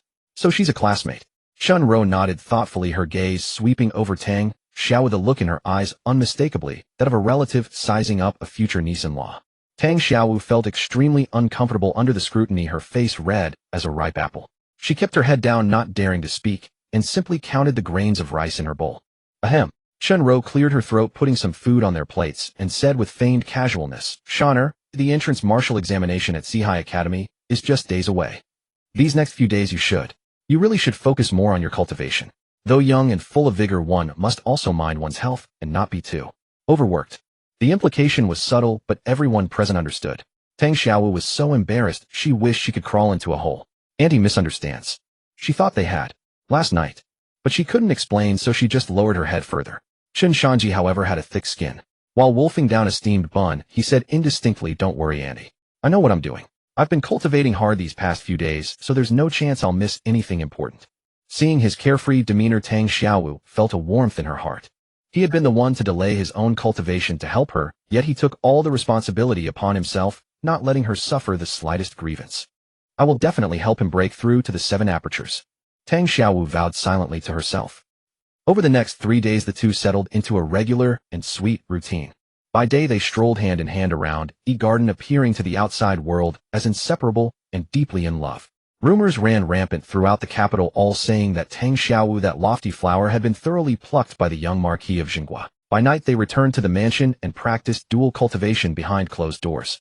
Of course, this dual cultivation was purely literal. With Tang Xiaowu's full assistance, coupled with the outrageous enhancement of the Yang Gu worm, Chen Shanzhi's cultivation progressed by leaps and bounds. Having only recently broken through to the 6th aperture of the Mystic Gate, he had already fully consolidated his cultivation at that level. This cultivation speed was even more astonishing than that of the many geniuses in the Heaven class of Sihai Academy. On the 4th day at E Garden, they took another stroll, but still saw no sign of that Madame Li. Tang Xiaowu sat dejectedly on a bench, silent, simply staring at the ground. Don't lose heart.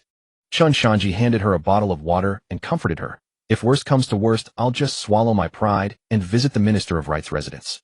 Even if I get thrown out a few times, we'll eventually get to see her. No. Tang Xiaowu quickly shook her head. That would ruin your reputation even further. People already misunderstand you. Reputation is something I stopped caring about long ago. Chen Shanzhi shrugged nonchalantly. As long as we can save her, what does a little infamy matter? Besides, with a beauty like you by my side, I couldn't care less what others say.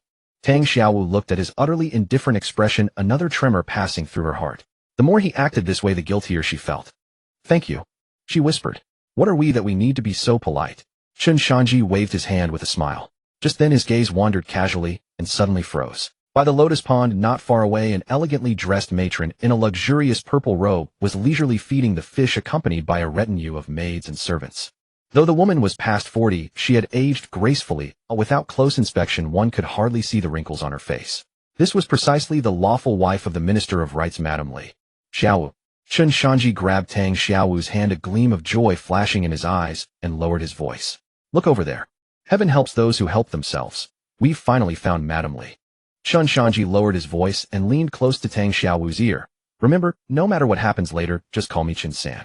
Our identities now are students of the Four Seas Academy and a pair of childhood sweethearts out on a spring outing. Meeting this Lady Li is purely coincidental. Don't slip up and call my real name.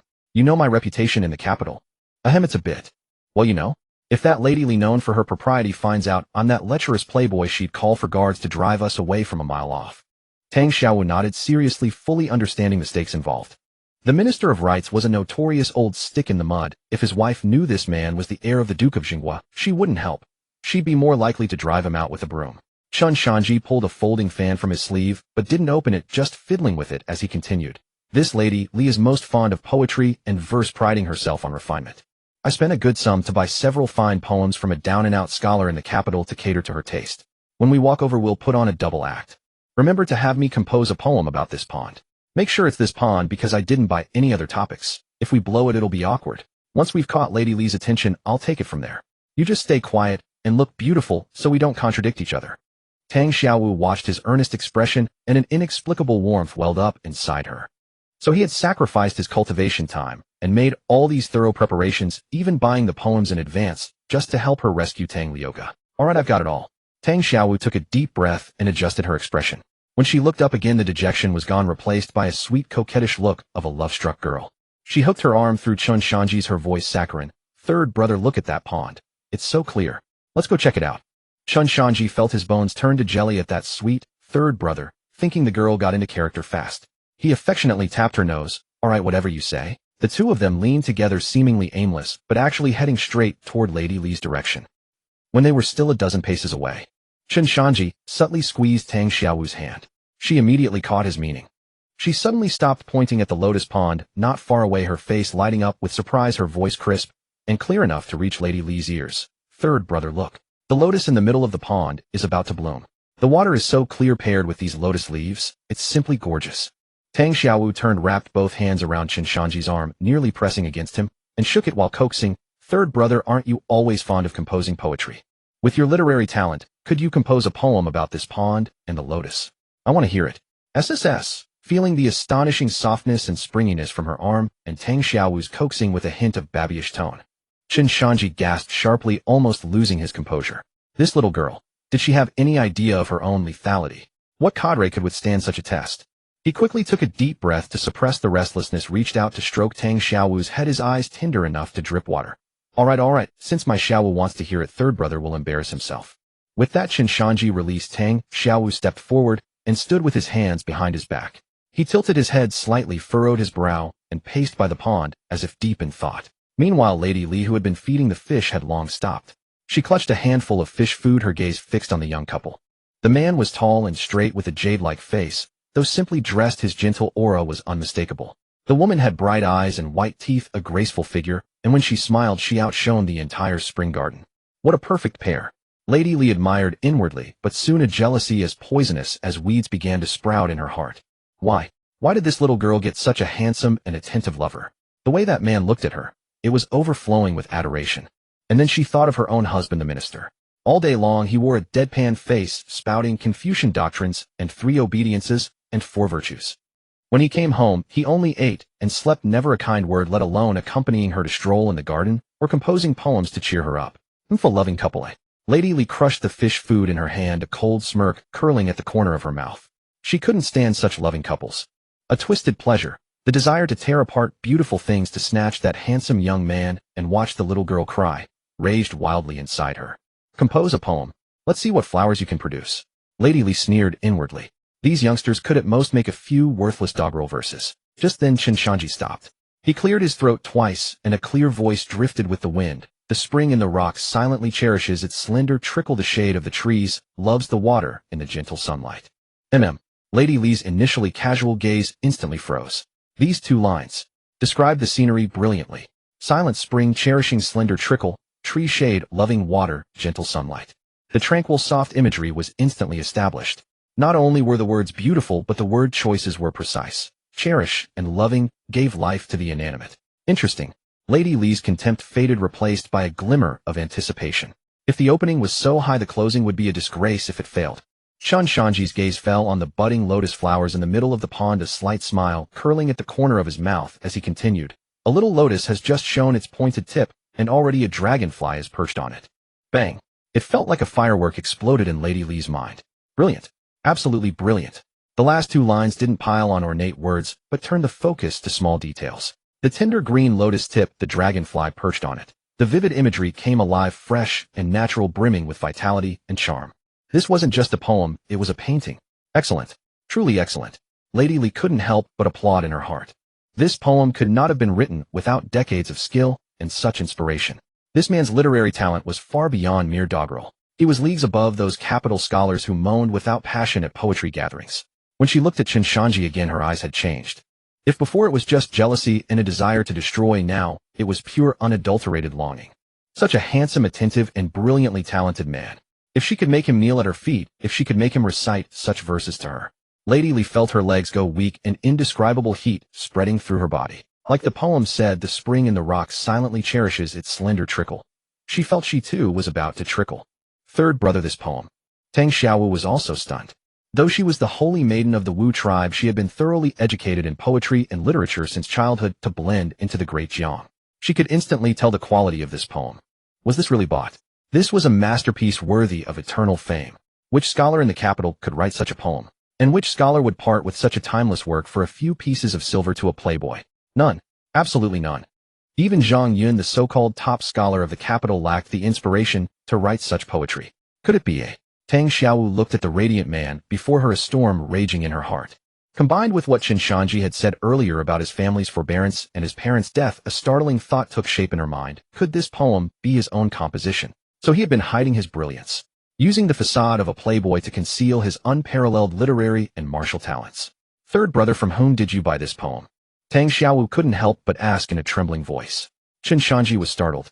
Damn, he had been too carried away showing off and forgot that this poem was too high class for any down-and-out scholar to write. His eyes flickered and he rubbed his nose, mumbling.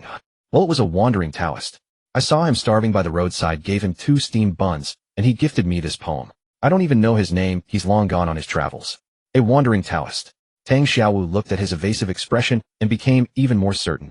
A wandering Taoist, what an excuse. He didn't admit it to keep up the disguise for safety's sake.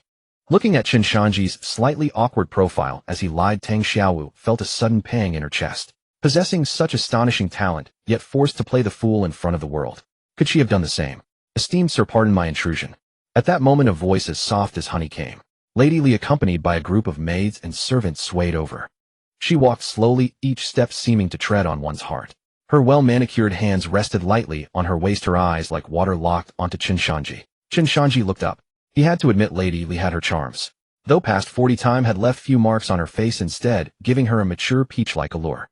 The air of a refined lady mixed with the undisguised spring in her eyes was indeed lethally attractive to men. Greetings, madam. Chen Shanzhi quickly clasped his hands in a bow, acting the part of a modest gentleman. I was just chatting with my childhood sweetheart on a whim. Forgive my rudeness. You are too modest, young sir. Lady Li stopped just 2 steps away, a rich, but not overpowering fragrance wafting over. Seeing Chen Shanzhi's elegant demeanor, truly a refined scholar in a worldly age, Lady Li felt an itch, as if a cat were scratching her heart. But she knew first impressions were important. Men like the drama of luring a virtuous woman astray. So she smiled gently, showing her refined lady's grace. That poem you just recited, sir, is the best I have ever seen about lotuses. If such a poem is called embarrassing, then the scholars of the capital would have to jump into the river in shame. I am Lady Li of the Ministry of Rights. May I ask your name, sir? Chen Shanzhi laughed, inwardly hooked. But his face showed flattered surprise as he bowed again. So it's the minister's lady. Forgive my ignorance. I am Chen San, and this is my childhood sweetheart Tang Wu. We are students of the Four Seas Academy here to enjoy the E-Garden today. I have long heard of your ladyship's literary brilliance and virtuous grace. Meeting you today is truly our honor. This flattery was masterfully delivered. It praised both her talent and her reputation. Lady Li's heart blossomed with joy. If anyone else had said it, she would have dismissed it as sycophancy. But coming from a great talent, who could produce such an exquisite poem, the words carried weight. Besides Chen San, she had never heard of such a figure in the capital. It seemed he was a reclusive scholar who cared little for fame or show. Without fame or influence, such a man was easier to manipulate and more flavorful to toy with. You flatter me, sir. I have always loved poetry and verse. Hearing your masterpiece today has left me utterly intrigued. May I ask if this poem has a title? Chen Shanzhi looked at the pond and said, since it was composed by this pond, let's call it Small Pond. Small Pond. Lady Li murmured, her eyes sparkling. Excellent name. The greatest truth is simplicity returning to nature. I thought of countless names, but none fit as perfectly as these two words. Your talent, sir, is unmatched in the capital. She looked at him, her desire now undisguised. How could she let such a talent slip away? Master Chen. She changed her address. Previously she called him young sir, now master. A clear sign of deep respect. This would pave the way for an invitation to tour the garden together. Thinking this, she stepped forward, the distance between them becoming ambiguous.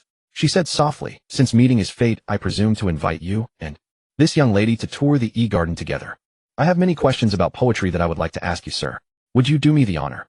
Chen Shanzhi glanced at Tang Xiaowu, who nodded in agreement. Then he smiled warmly at Lady Li. An invitation from you, madam, is a refined pleasure. How could I refuse? The rest of the time the three of them strolled together.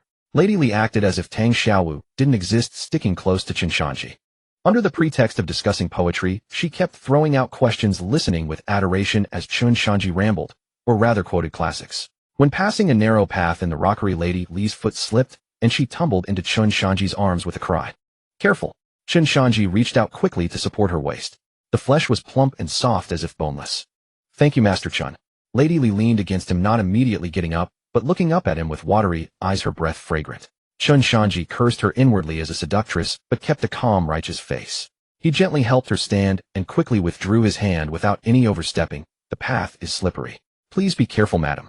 This move, far from disappointing Lady Li, only made her itch more. If he had taken advantage, he would be a mere lecher, easy to ensnare. But his restraint stirred her competitive spirit and desire to conquer. She wanted to turn this upright gentleman into a beast that only panted over her. At dusk by the gate of E-Garden. A whole day of conversation with you, Master Chen, has been worth more than 10 years of reading. Lady Li looked at him reluctantly. The day's contact had made her completely infatuated with this young, talented, and restrained man. She took out an exquisite token from her sleeve and handed it to Chen Shanzhi. Master Chen, this is the token of the minister's residence. If you are free, you may come to the residence with this token anytime. I have some rare ancient books that I would like to share with you. She stressed the word share heavily with a suggestive tone. Chen Shanzhi took the token with both hands and bowed. Thank you for your kindness, madam. I will certainly pay a visit. He watched Lady Li's carriage leave. When it was out of sight, Chen Shanzhi straightened up, his respectful expression vanishing, replaced by a triumphant grin. He shook the token in his hand, turned to Tang Xiaowu, who had been a silent observer, and said joyfully, Xiaowu, our first step succeeded. As long as we build a good relationship with Lady Li and then present Tang Liuge's matter as a misunderstanding, he'll be saved. Leaving E-Garden, Tang Xiaowu felt something was off. Could the legendary, virtuous, and dignified Lady Li be a little too enthusiastic today? Although Chen Shanzhi's poem, Small Pond, was indeed stunning, still a titled lady, showing such familiarity to a young stranger she just met. First inviting him to tour together, then voluntarily offering a waist token. Although Tang Xiaowu was inexperienced being a woman, she had a natural intuition about such things. These actions were a bit too much. Perhaps third brother's displayed talent was too outstanding. Tang Xiaowu shook her head, dismissing this absurd thought. The urgent task now was to save sixth brother, nothing else mattered. She turned to Chen Shanzhi and asked eagerly, We've got the waist token. What's our next plan? Chen Shanzhi didn't speak. Instead, he naturally reached out and wrapped his hand around Tang Xiaowu's slightly cool, soft hand. Shoo! He raised his index finger to his lips, glancing around. Beware of eavesdroppers. Let's talk in the carriage. Feeling the scorching heat from that large hand, Tang Xiaowu stiffened, and 2 red clouds instantly flew onto her cheeks. She secretly raised her head to glance at him. Chen Shanzhi was looking straight ahead, his brow slightly furrowed, seemingly lost in thought. It didn't seem like he was trying to take advantage of her. He might be used to it and didn't notice. Tang Xiaowu silently gave herself a reason and stopped struggling. Like a docile little wife, she followed Chen Shanzhi's steps closely behind him. Inside the carriage. As soon as the curtain was lowered, Tang Xiaowu, as if shocked, quickly pulled her hand out of Chen Shanzhi's palm.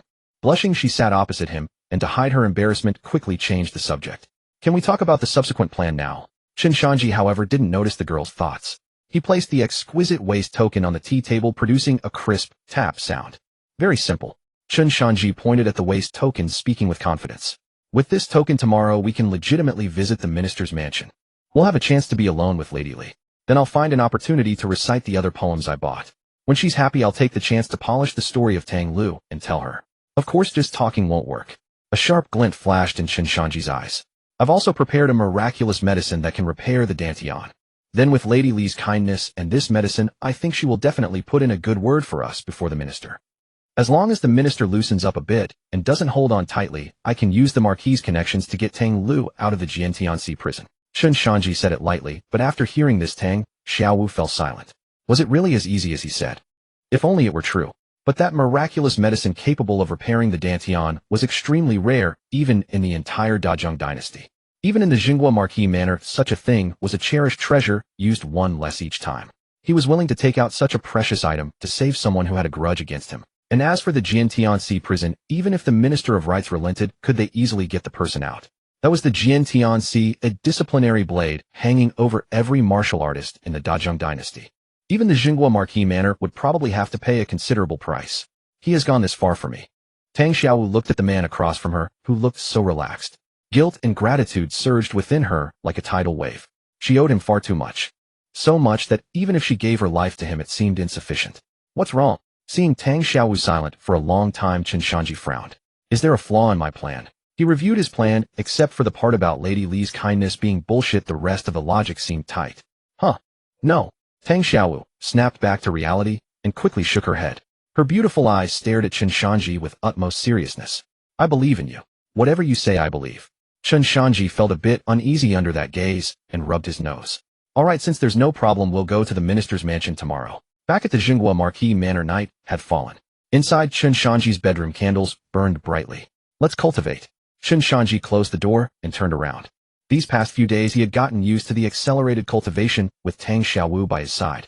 Tang Xiaowu nodded, walked to the bed, and skillfully removed her shoes and socks, revealing her jade-like toes. She climbed onto the bed, sat cross-legged, but did not close her eyes as usual. She looked at Chen Shanzhi, who was still sitting beside her like a gentleman, and bit her lip as if making an extremely difficult decision. Third brother.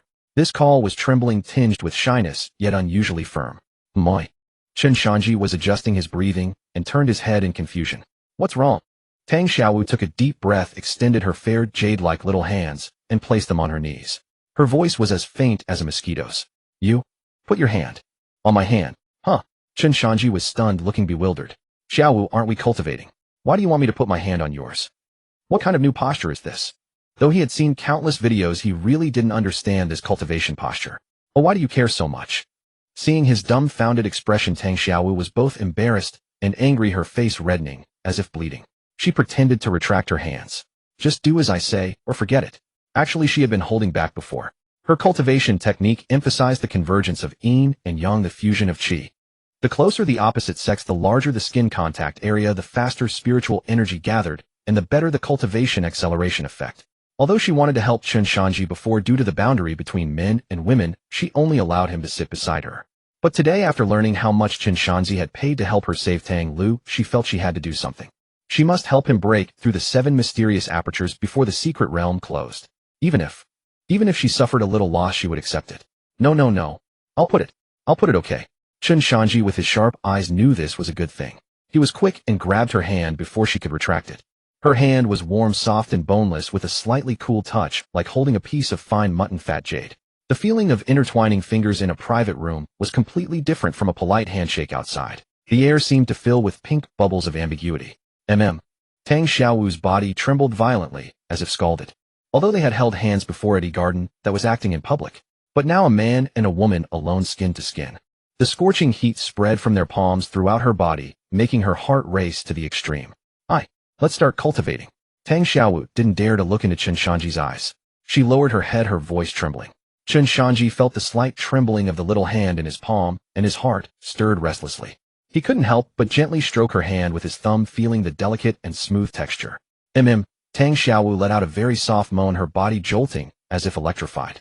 Chen Shanzhi's heart leaped. He knew the timing was right. If he teased further, given Tang Xiaowu's personality, something might happen. He immediately composed himself and said seriously, "All right, let's begin." With that, he closed his eyes and quickly circulated his true energy. "You?" Tang Xiaowu looked up, her watery eyes carrying a hint of reproach and shyness. Those strokes, just now, were clearly intentional. But seeing Chen Shanzhi already in meditation, looking like a gentleman, she swallowed the words at the tip of her tongue. "Oomph." She snorted lightly, then took a deep breath to calm herself and began to circulate her technique. Boom. The moment the two techniques activated, Chen Shanzhi felt a buzzing in his mind. If the previous cultivation speed was like driving a Ferrari, now it was like riding a rocket. The surrounding spiritual energy surged like mad, pouring into his body through their clasped hands. The speed was several times faster than before. Holy shit. Chen Shanzhi was shocked. Did the Wu Clan technique have such a setting?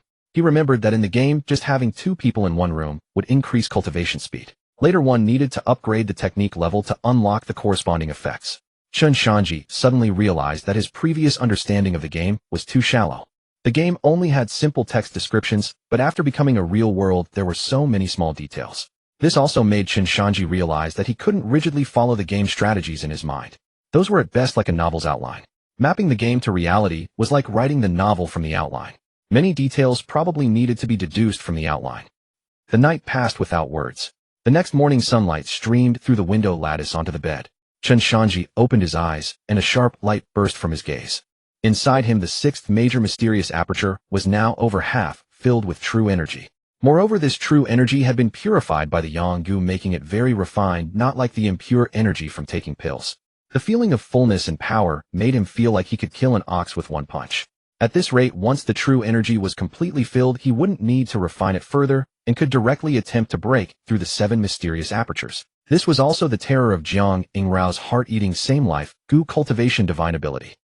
The two briefly washed up, put on veils to hide their identities, and left the Jinghua Marquis manor. This time, going to the minister's mansion, they naturally couldn't use the Marquis's carriage.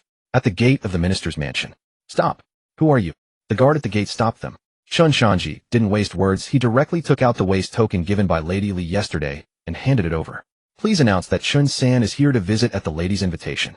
The guard took the token, looked at it, and his expression changed immediately. This was the lady's personal waste token, as seeing it was like seeing her. Moreover, his lady did have a habit of befriending scholars and literati. These two had extraordinary bearing. Even with veiled faces, they were clearly not ordinary people.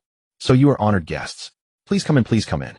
The guard immediately put on a respectful face, returned the token with both hands, and beckoned a servant. "Quick, take these honored guests to the Listening Rain Pavilion. I'll go inform the lady." In the minister's mansion, the Listening Rain Pavilion. It was an elegantly arranged reception hall surrounded by green bamboos. Chen Shanzhi and Tang Xiaowu had just drunk half a cup of tea when a fragrant breeze swept in from outside. "I've kept you waiting, sir. It's my fault." Before seeing the person, they heard her voice. The voice was charming and melodious, making one's bones melt. Lady Li entered with 2 close maidservants walking with light steps. Today she was obviously more elaborately dressed. She was no longer in dignified, steady clothes, but had changed into a pale purple flowing immortal dress, the neckline slightly low, revealing a large area of snowy, delicate skin. Her face was painted with delicate peach blossom makeup, her lips vividly red. She looked nothing like a woman in her 40s. She was clearly a mature woman in her early 30s at her peak. Especially her eyes. The moment they saw Chen Shanzhi, they practically sparkled. "You flatter me, madam." Chen Shanzhi put down his teacup, stood up, and bowed, still playing the part of a gentleman. Lady Li entered the hall, her gaze sweeping over Chen Shanzhi, and finally landing on Tang Xiaowu beside him. The smile on her face stiffened slightly, but quickly returned to normal. Why did this little girl come along? But it didn't matter. Once inside the minister's mansion, how could she not be able to get rid of someone? Lady Li secretly gave a wink to her chief maid. The maid understood immediately and stepped forward with a smile. "Madam, weren't you mentioning a few days ago that some rare ancient books were obscure and difficult to understand, and you wanted to find a truly learned person to consult? Now that Mr. Chen is here, why not invite him to the study to help you examine them?" Upon hearing this, Lady Li immediately cooperated. "Right, how could I forget that?" She turned to Chen Shanzhi with an expectant look. "Sir, my husband loves collecting ancient books, including many rare editions. I am shallow in learning and have never been able to grasp their subtleties. Would you do me the honor of moving to the study to appreciate them with me?" "This?"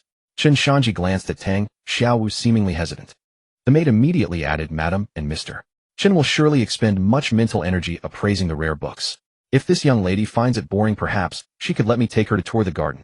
The peonies in our garden are in full bloom. With that, she walked directly to Tang Xiaowu and made a gesture of invitation. Miss, please follow me.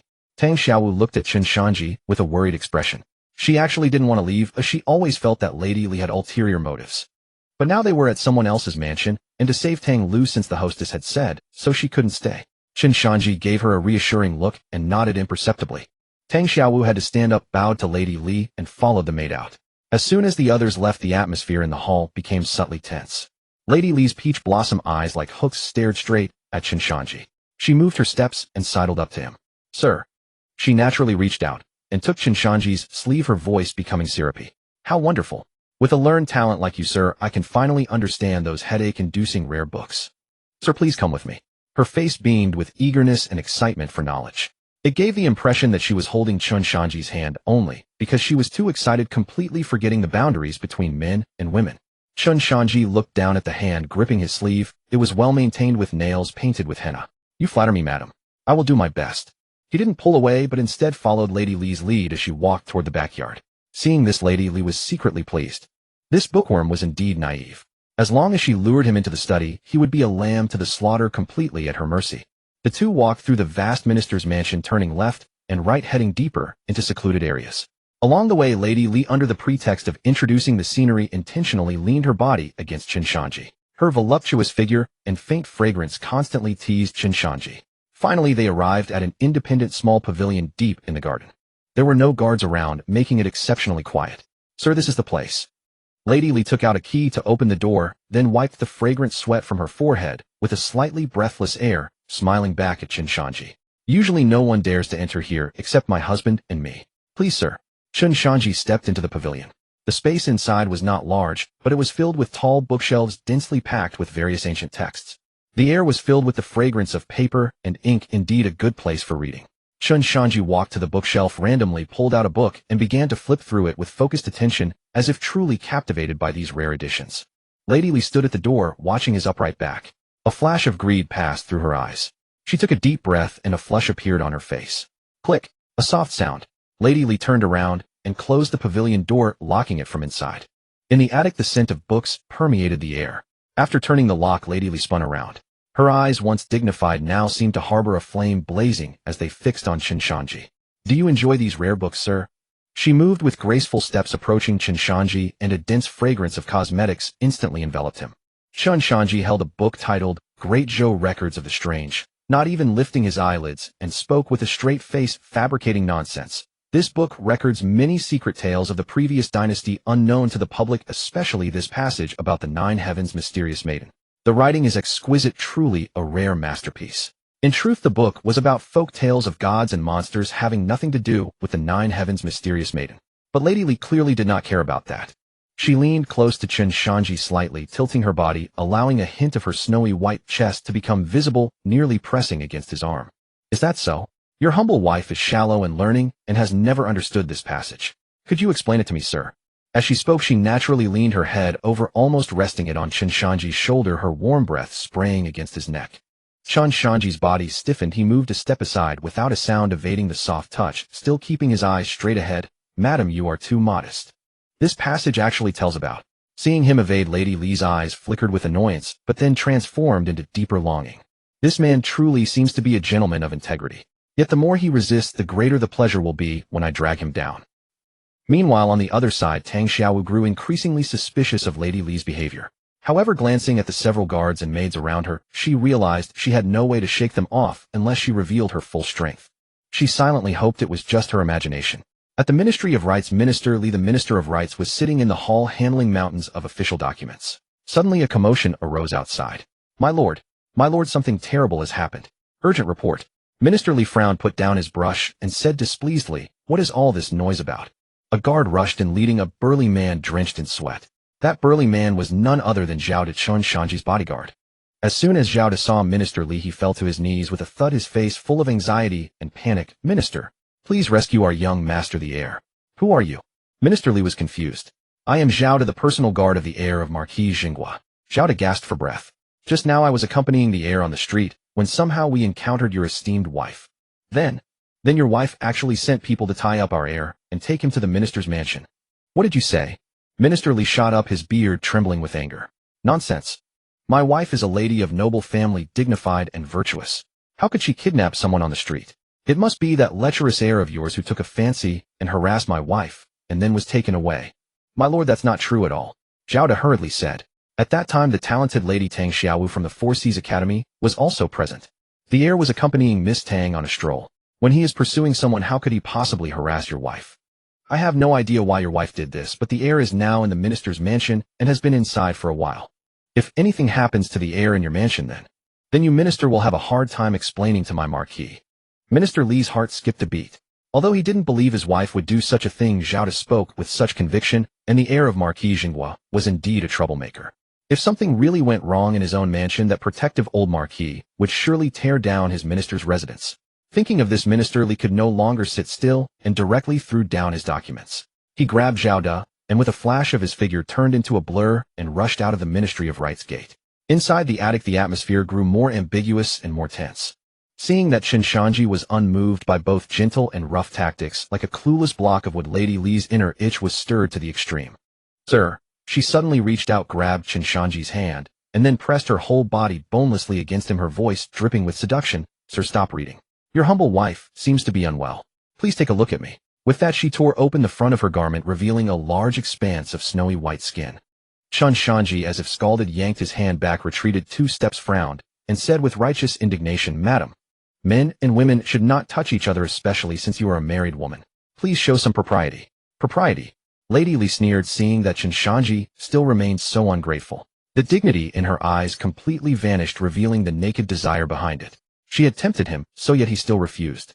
But the more he resisted, the stronger her bodily reaction became, and the more she wanted to possess him. She stepped closer and closer, forcing him into a corner of the bookshelves with no escape. What propriety? Don't you think this is more exciting, sir? She extended a finger, gently tracing it across Chen Shanzhi's chest, her eyes hazy. The proper wife of a top-ranking court official lying in your arms in this empty attic, offering herself to you. As a man, sir, don't you feel even a flicker of temptation? Chen Shanzhi's face showed a struggle, as if engaged in a fierce mental battle. No. I have someone I love. I cannot betray her. Someone you love? A flash of jealousy passed through Lady Li's eyes, then turned into even greater madness. She grabbed Chen Shanzhi's hand and pressed it directly onto her full round bosom. Why are you afraid, sir? I am a married woman. You don't have to take responsibility, and I won't interfere with your life.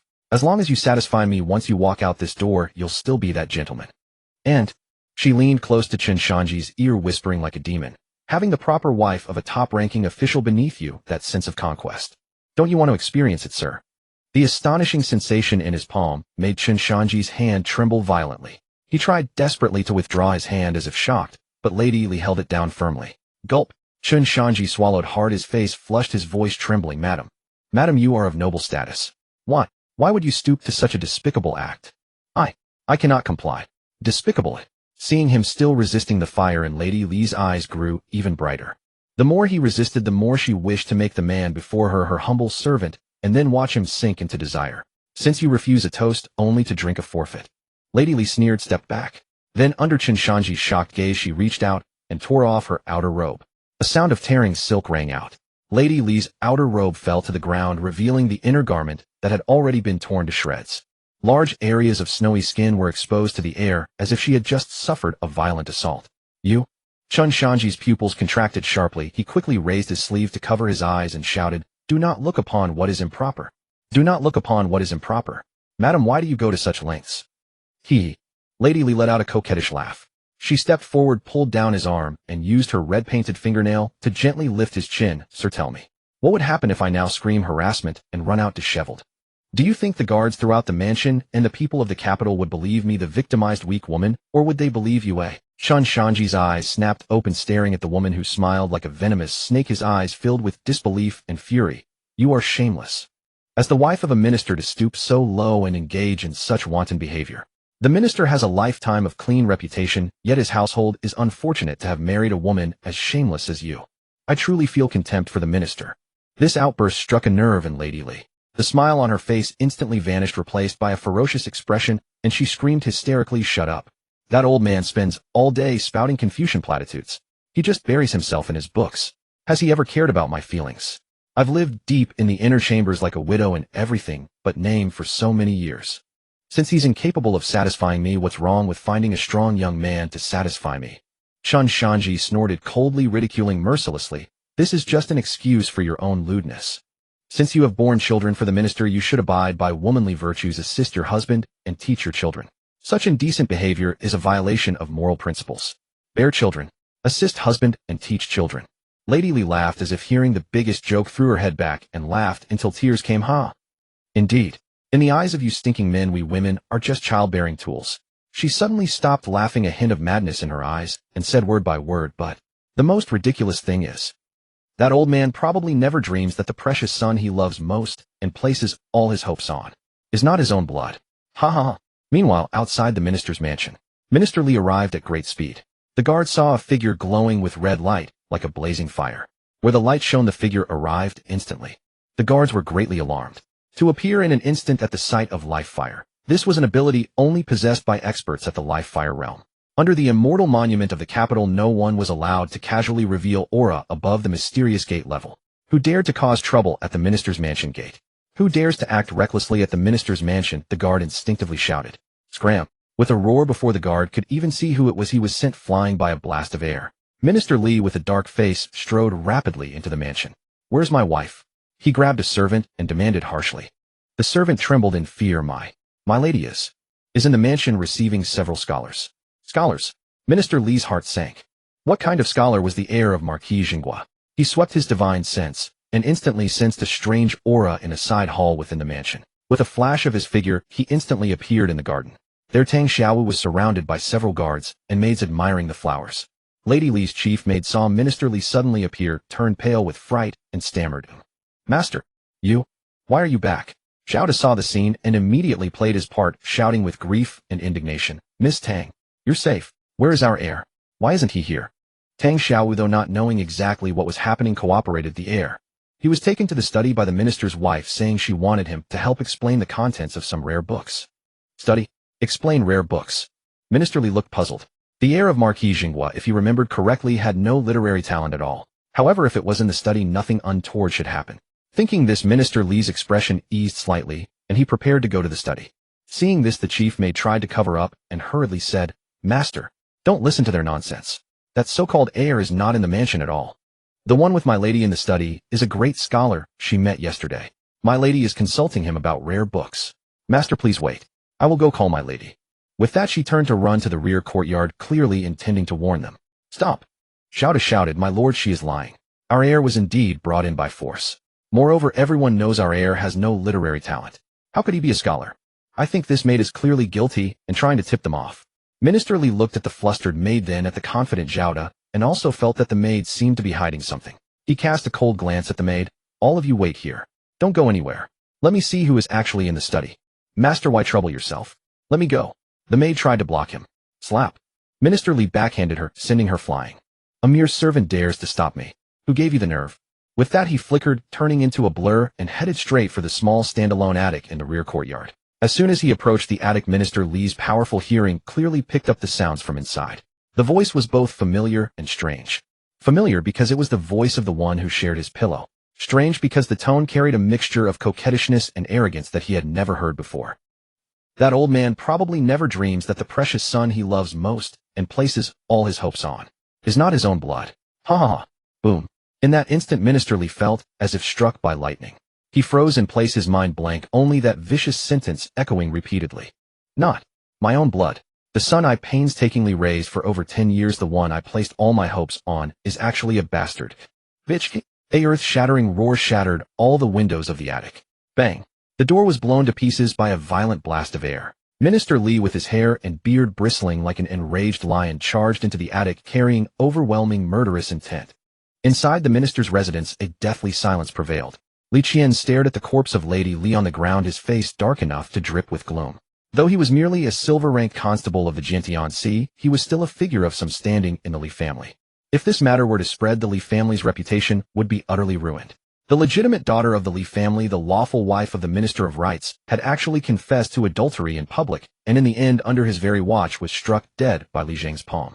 If this were to spread, it would not only be a family scandal, but a slap to the Li family's face.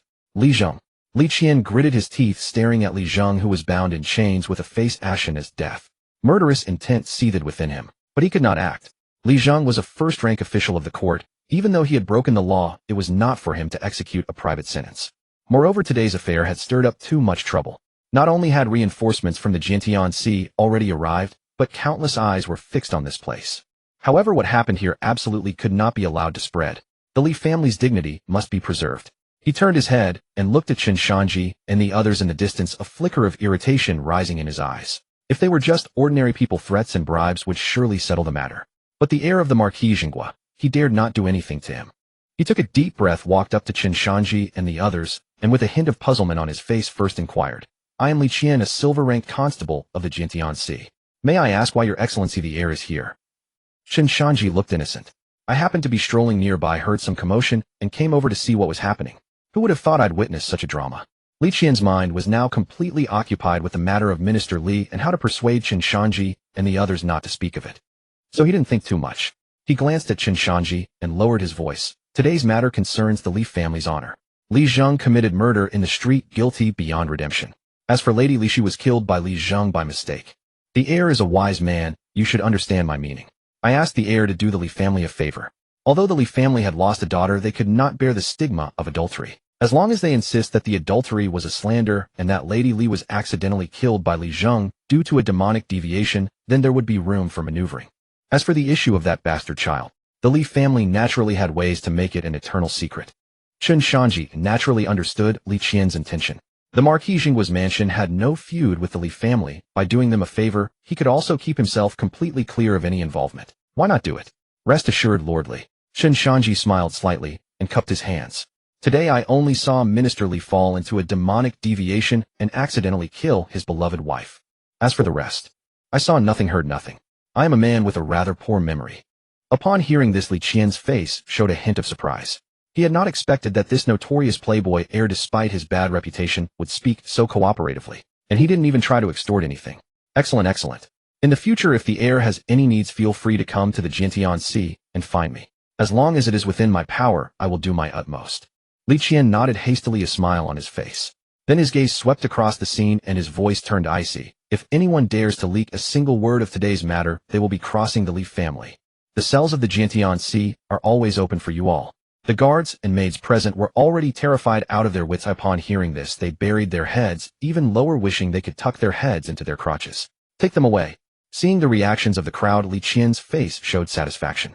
Then he waved his hand, and the Jiantianxi personnel escorted the dispirited Minister Li and carried Lady Li's corpse, retreating like a tide. Outside the minister's residence, the onlookers had long been dispersed, leaving only a faint smell of blood lingering in the air. Tang Xiaowu stood beside Chen Shanzhi, still shaken. The scene just now had been truly shocking. A high-ranking court official had actually killed his own wife with his own hands in front of so many people. The madness and despair still sent chills down her spine when she thought about it. Third brother. Tang Xiaowu tugged at Chen Shanzhi's sleeve and asked softly, "That Lady Li, was she really that kind of person? And that child, was it really?" Although she didn't know the full story, she had understood the gist of the previous conversation. Chen Shanzhi sighed with a shocked expression, as if he had just learned of it too. You can know a person's face, but not their heart. I never expected that the usually dignified and virtuous minister's wife would be so wild behind closed doors. As for whether that child was his, judging from Minister Li's reaction, it's almost certainly not. At this, he shook his head, looking rueful. This Minister Li is also a pitiful man. He raised another man's son for over a decade, only to find out in the end that he was a cuckold. That blow would be too much for anyone to bear. Tang Xiaowu listened dumbfounded. Although she felt something was off, seeing Chen Shanzhi's deeply moved expression, she nodded along. It truly is too tragic. I never imagined that Lady Li would be such a person. However, this is good news for us. Chen Shanzhi changed his tone, a smile curling at the corner of his mouth. Now that Minister Li has gone in, he will never come out. The Ministry of Rights will be leaderless and no one will have the mind to care about Tang Lu's minor case. As long as I pull a few strings with no unexpected trouble, I should be able to get Tang Lu out by tomorrow. Hearing this, Tang Xiaowu's eyes lit up. Really? That's wonderful. She excitedly hugged Chen Shanzhi's arm, her eyes slightly reddened. Thank you, third brother. Thank you so much. If not for Chen Shanzhi, she really didn't know what she would have done. Chen Shanzhi felt the softness on his arm, secretly pleased, but maintained a righteous expression on his face. Between us, there's no need for thanks. Let's go. We'll return to the mansion first, so I can find someone to get Tang Lu out. You must have been frightened as well. It's a good chance to go back and rest properly. Meanwhile, although the upheaval at the minister's residence was suppressed by Li Qian, the commotion was so great that it could not be concealed from the eyes of many discerning individuals. In less than an hour, the matter had grown wings and spread rapidly throughout the upper circles of the capital. The first prince's mansion. Crash. A precious jade cup was hurled to the ground, shattering into pieces. The first prince's face was contorted with rage as he paced back and forth in his study, his chest heaving violently. Useless. Absolutely useless. A dignified minister of rights actually got himself trapped because of such a trivial matter, killing his wife on the street, and then trying to fight the Jiantian. Was he blinded by lard? The minister of rights oversaw the imperial examinations. It had taken him enormous effort to install that man in the position. He was a crucial card in his hand. And now that card was suddenly useless. Your Highness, please calm down. A trusted advisor cautiously counseled. Getting angry now is pointless. The urgent task is to find a way to save Minister Li or quickly recommend a new candidate to take over the Ministry of Rights. Save him? How? The first prince laughed in fury. He killed someone right in front of the Jiantian, and it was a member of the Li family. Will the Li family let it go? Will the Jiantian forgive him? Damn it. What exactly happened? By all logic, Li Zheng's character would never allow him to do such a thing. The first prince suddenly stopped pacing, his eyes dark and sinister. Investigate. Find out the truth. Li Zheng has always been steady. How could he suddenly go mad? Prepare the carriage. I must go to the Jiantian. Although the hope was slim, he had to try. If he could suppress this matter, even if it meant forcing Li Zheng to resign and retire at home, it would be better than having him beheaded directly. The Grand Chancellor's mansion. Unlike the uproar at the first prince's residence, the atmosphere here was peaceful and serene. The Grand Chancellor was practicing calligraphy in his study. When he heard the spy's report, the brush in his hand only paused slightly before he smoothly finished writing the character, Tranquility. Huh. Good, very good. The Chancellor put down his brush, stroked his beard, and laughed heartily, his eyes gleaming with sharp light. Heaven truly helps me. I was just worrying about how to break into the ironclad Ministry of Rights, and now Li Zheng has gone and gotten himself killed. I wonder which mastermind is secretly helping me. In high spirits, he adjusted his robes and gave orders to the door. Prepare the carriage. To the Jiantian. How could I miss such a spectacle? The Jiantian, the prison. Li Zheng was locked in the deepest cell for heavy criminals, his cultivation sealed, sitting slumped on the ground like a walking corpse. The first prince and the Grand Chancellor arrived almost simultaneously. The two met in the main hall of the Jiantian, and a tense atmosphere instantly filled the air. Your subordinate greets the first prince. The Chancellor cupped his hands with a smile. Humph. The first prince snorted coldly, showing no courtesy. This prince has come to see his own subordinate. Why is the Chancellor here as well? The Chancellor remained cheerful. I heard that Lord Li committed the grave crime of killing his wife, so I came specially to inquire about the case. After all, the Ministry of Rights cannot be without a leader for a single day. The subsequent arrangements will have to be discussed between your Highness and myself. With the Chancellor present, the ironclad evidence, and the Li family applying pressure from behind, the first prince knew that Li Zheng was completely beyond saving. He took a few glances at Li Zheng, then left the Jiantian in a fury. As soon as he returned to his mansion, the spy he had dispatched came back. Your Highness, we have found some information. The spy knelt on the ground and reported truthfully. At that time in the minister's study, besides Lady Li, there was also the heir of the Marquis Jinhua. Who? The first prince spun around abruptly. That playboy Chen Shanzhi. Exactly. The spy continued. According to the information we gathered, the heir was forcibly brought into the mansion by Lady Li, and the two stayed in the study for a long time. Then Minister Li suddenly burst in, and then the Marquis Jinhua's heir. The first prince narrowed his eyes, tapping his fingers lightly on the table, lost in thought. How could it be this fellow? A playboy heir, and he just happened to be here when the incident occurred. Was it really just coincidence? Or could it be that the Marquis Jinhua's mansion has allied with the Chancellor? The first prince was startled. If that were the case, the problem would be serious. The alliance between the leader of the civil officials and a military noble. This was a great taboo for the imperial family. However, that old bastard Marquis Jinhua has always looked down on civil officials. There's no way he would cooperate with that old fox, the Chancellor. The first prince shook his head, dismissing the speculation. But this affair was definitely strange, making him deeply uneasy. Keep investigating. A flash of ruthlessness passed through the first prince's eyes. Have the undercover agents look into it thoroughly. I want to know his every move recently. Whom he met, what he did, even how many sheets of paper he used when going to the latrine. I want it all investigated. Yes. The spy accepted the order and left. The first prince stood by the window, gazing at the pitch-black night outside, an inexplicable restlessness welling up in his heart. With the loss of the Ministry of Rights card, it would no longer be so easy to bypass the Chancellor and place his own people in various court positions. His father the emperor was gravely ill, yet had never appointed him as crown prince, leaving him with no authority to participate in state affairs, allowing that old fox the chancellor to seize control of the government. He the first prince had instead become an idle man. If things continued like this, the entire court would likely become the old fox's disciples. Tang Lu sat cross-legged on a pile of straw in the Giantiansi prison, his face dark and sullen. Ever since he was arrested that day, a fire of indignation had been smoldering within him. To this moment, he could not fathom how a mere lesson he dealt to a glib-tongued scion could have become a grave crime of crippling a man's cultivation base. He had clearly restrained his strength at the time, intending only to break a few bones and leave the fellow bedridden for a fortnight at most. Could someone be scheming against me behind the scenes? A sharp glint flickered in Tang Lu's eyes. Just then a shadowy figure materialized silently outside the cell. Who goes there? Tang Lu raised his head alertly. Barring any surprises, you will be released tomorrow. The man in black spoke in a low, husky voice. Tang Lu froze for a moment, then was overwhelmed with delight. Though he knew not who lurked behind this black-clad figure, the fact that he could move with such ease within the ironclad confines of the Giantiansi prison, and that he who had crippled the son of a first-rank court official could be extricated in just a few days. This suggested that the power behind the man in black was beyond imagination. It seems my earlier choice was correct, Tang Lu murmured to himself. Many thanks. Tang Lu cupped his hands, his tone still carrying the haughty pride of a prodigy. Since you have saved me, I Tang Lu will not break my word. To prove my worth during the martial contest of the Sihai Academy, I will surely accidentally kill that Chen Shanzhi. The man in black let out a sneer, his voice laced with mockery. Don't flatter yourself. My master is indeed trying to pull strings, but extracting a hot potato like you comes at no small cost. With your current value, you are not worth my master offending the Minister of Rights. Tang Lu's brows furrowed. What do you mean by that? It means that your release has little to do with your own worth. It's purely a stroke of luck. The man in black drawled. First, that Minister of Rights went mad yesterday and killed his wife in the street. Now he himself is locked up in prison. And all those nobles are scrambling for the fat vacancy of the Minister of Rights. Who still has time for a nobody like you? What? The Minister of Rights killed his wife? Tang Lu's eyes widened in disbelief. How could the plot twist so abruptly?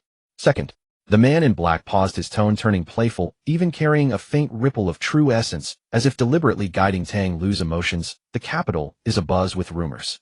Your beautiful little sister, in order to save you, has gone all out. She spends her days in sweet dalliance with that heir of the Marquis of Jinghua, strolling gardens, boating on the lake, utterly carefree. And at night she stays directly in the Marquis's mansion, only emerging the next day when the sun is high.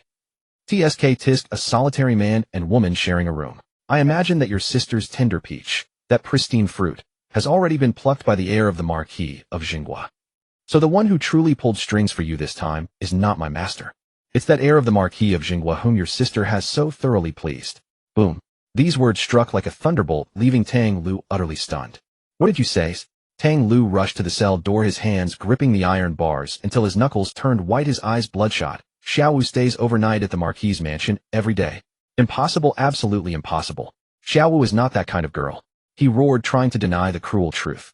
But the mocking look in the man in black's eyes stabbed into his heart like a dagger. Believe it or not.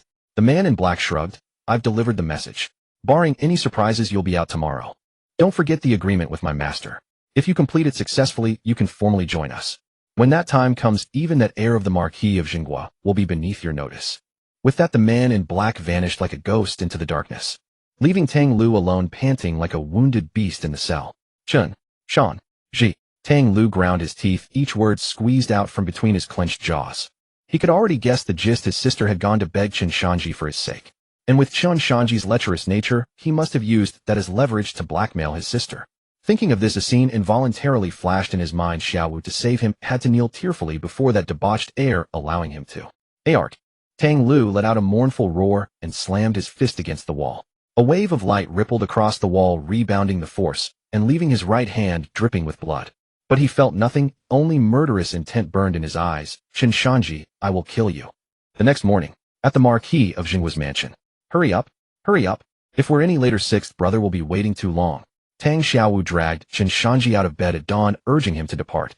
Chen Shanzhi yawned, a helpless look on his face as he let her fuss over him. Xiaowu, it's still early. The gates of the Giantiansi aren't even open yet. Why go so early? To drink the northwest wind. I don't care. I want to go early. Tang Xiaowu muttered while straightening his collar. Her demure wifely appearance made Chen Shanzhi's heart flutter. The nights of cultivation over the past few days had yielded remarkable results, bringing their relationship much closer.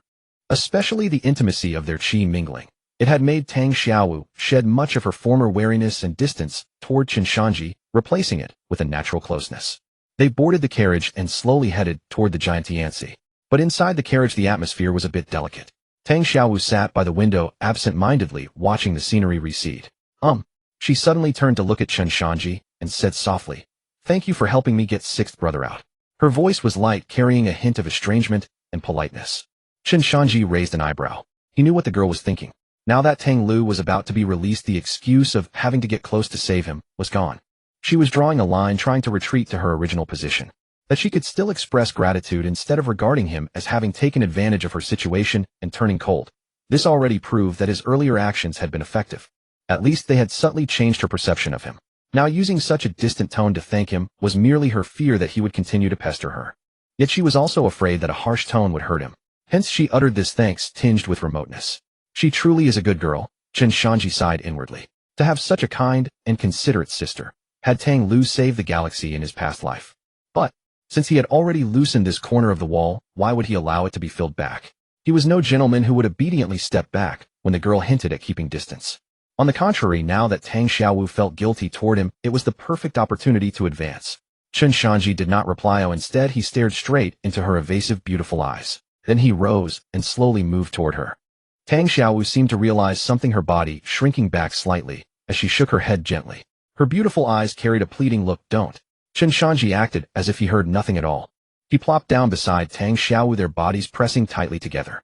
Then he reached out and with natural ease wrapped his arm around her slender waist, resting his head lightly on her stiff shoulder. "Don't." Tang Xiaowu's body trembled, her crimson lips parting slightly as a voice like a mosquito's whisper emerged. She wanted to push him away, but she lacked the strength. Chen Shanzhi took a deep breath, catching the pleasant fragrance emanating from her. His voice was soft, carrying a hint of roguish pleading. "Xiaowu Tang, Lu hasn't been rescued yet. So, I'm still your third brother right now. Let third brother hold you a little longer, just a little while." Upon hearing the words, "Tang Lu hasn't been rescued yet," Tang Xiaowu felt as if she'd found a lifeline. Yes, she hadn't seen sixth brother yet. This was still acting still, repaying him. Her tense body gradually relaxed. She closed her eyes, her long lashes trembling lightly as she whispered her agreement. Okay. Neither spoke during the journey, afraid that any sound might shatter the delicate atmosphere between them. The carriage rushed forward and soon arrived outside the Monitor Heaven Office's prison. "Young master, we've arrived." Zhao Da's untimely booming voice rang out outside the carriage. Tang Xiaowu startled like a frightened rabbit, snapping her eyes open as her face instantly flushed crimson. She immediately broke free from Chen Shanzhi's embrace and frantically tried to straighten her slightly disheveled clothes weave. "Arrived. Let's get down." Chen Shanzhi cursed Zhao Da inwardly with every fiber of his being. "You blockhead. Couldn't you have shown some tact? Couldn't you have driven slower? Or circled around outside a few more times?" Though he knew that now that they'd arrived, the relationship between the two of them would inevitably revert to its original state. If he pushed any further, it would only make things awkward. So he nodded. "Let's go." Chen Shanzhi jumped down first, then gallantly extended his hand to help Tang Xiaowu descend from the carriage. At the entrance of the Monitor Heaven Office's prison, Chen Shanzhi gave Zhao Da a meaningful glance. Understanding immediately, Zhao Da approached the guards with the Marquis of Zhengguo's token and exchanged a few words with them. Upon seeing the token, the guard nodded hastily and disappeared into the prison. Before long, a heavy iron gate creaked open slowly. A somewhat gaunt figure emerged, walking out with the guard. "Sixth brother." Upon seeing that familiar silhouette, Tang Xiaowu's tears burst forth unbidden, and she rushed toward him without a moment's hesitation. Tang Lu heard that voice that had haunted his dreams, his head snapping up. When he saw that graceful figure dashing toward him, the gloom that had hung over his face for days finally gave way to a long-absent smile. "Xiaowu." He spread his arms wide, ready to embrace his most beloved younger sister. However, in the very next instant, his smile froze on his face. For he had seen those people standing behind Tang Xiaowu. Chen Shanzhi, the heir of the Marquis of Zhengguo, and nearby the sycophantic guard Zhao Da. The two stood there, one with an amused smirk on his face, the other wearing an expression that seemed to say, "You owe my young master a favor." Tang Lu's heart sank violently, the joy on his face vanishing instantly. He thought of what the black-clad figure had told him in his prison cell yesterday. He looked again at Tang Xiaowu, who was nearly at his doorstep.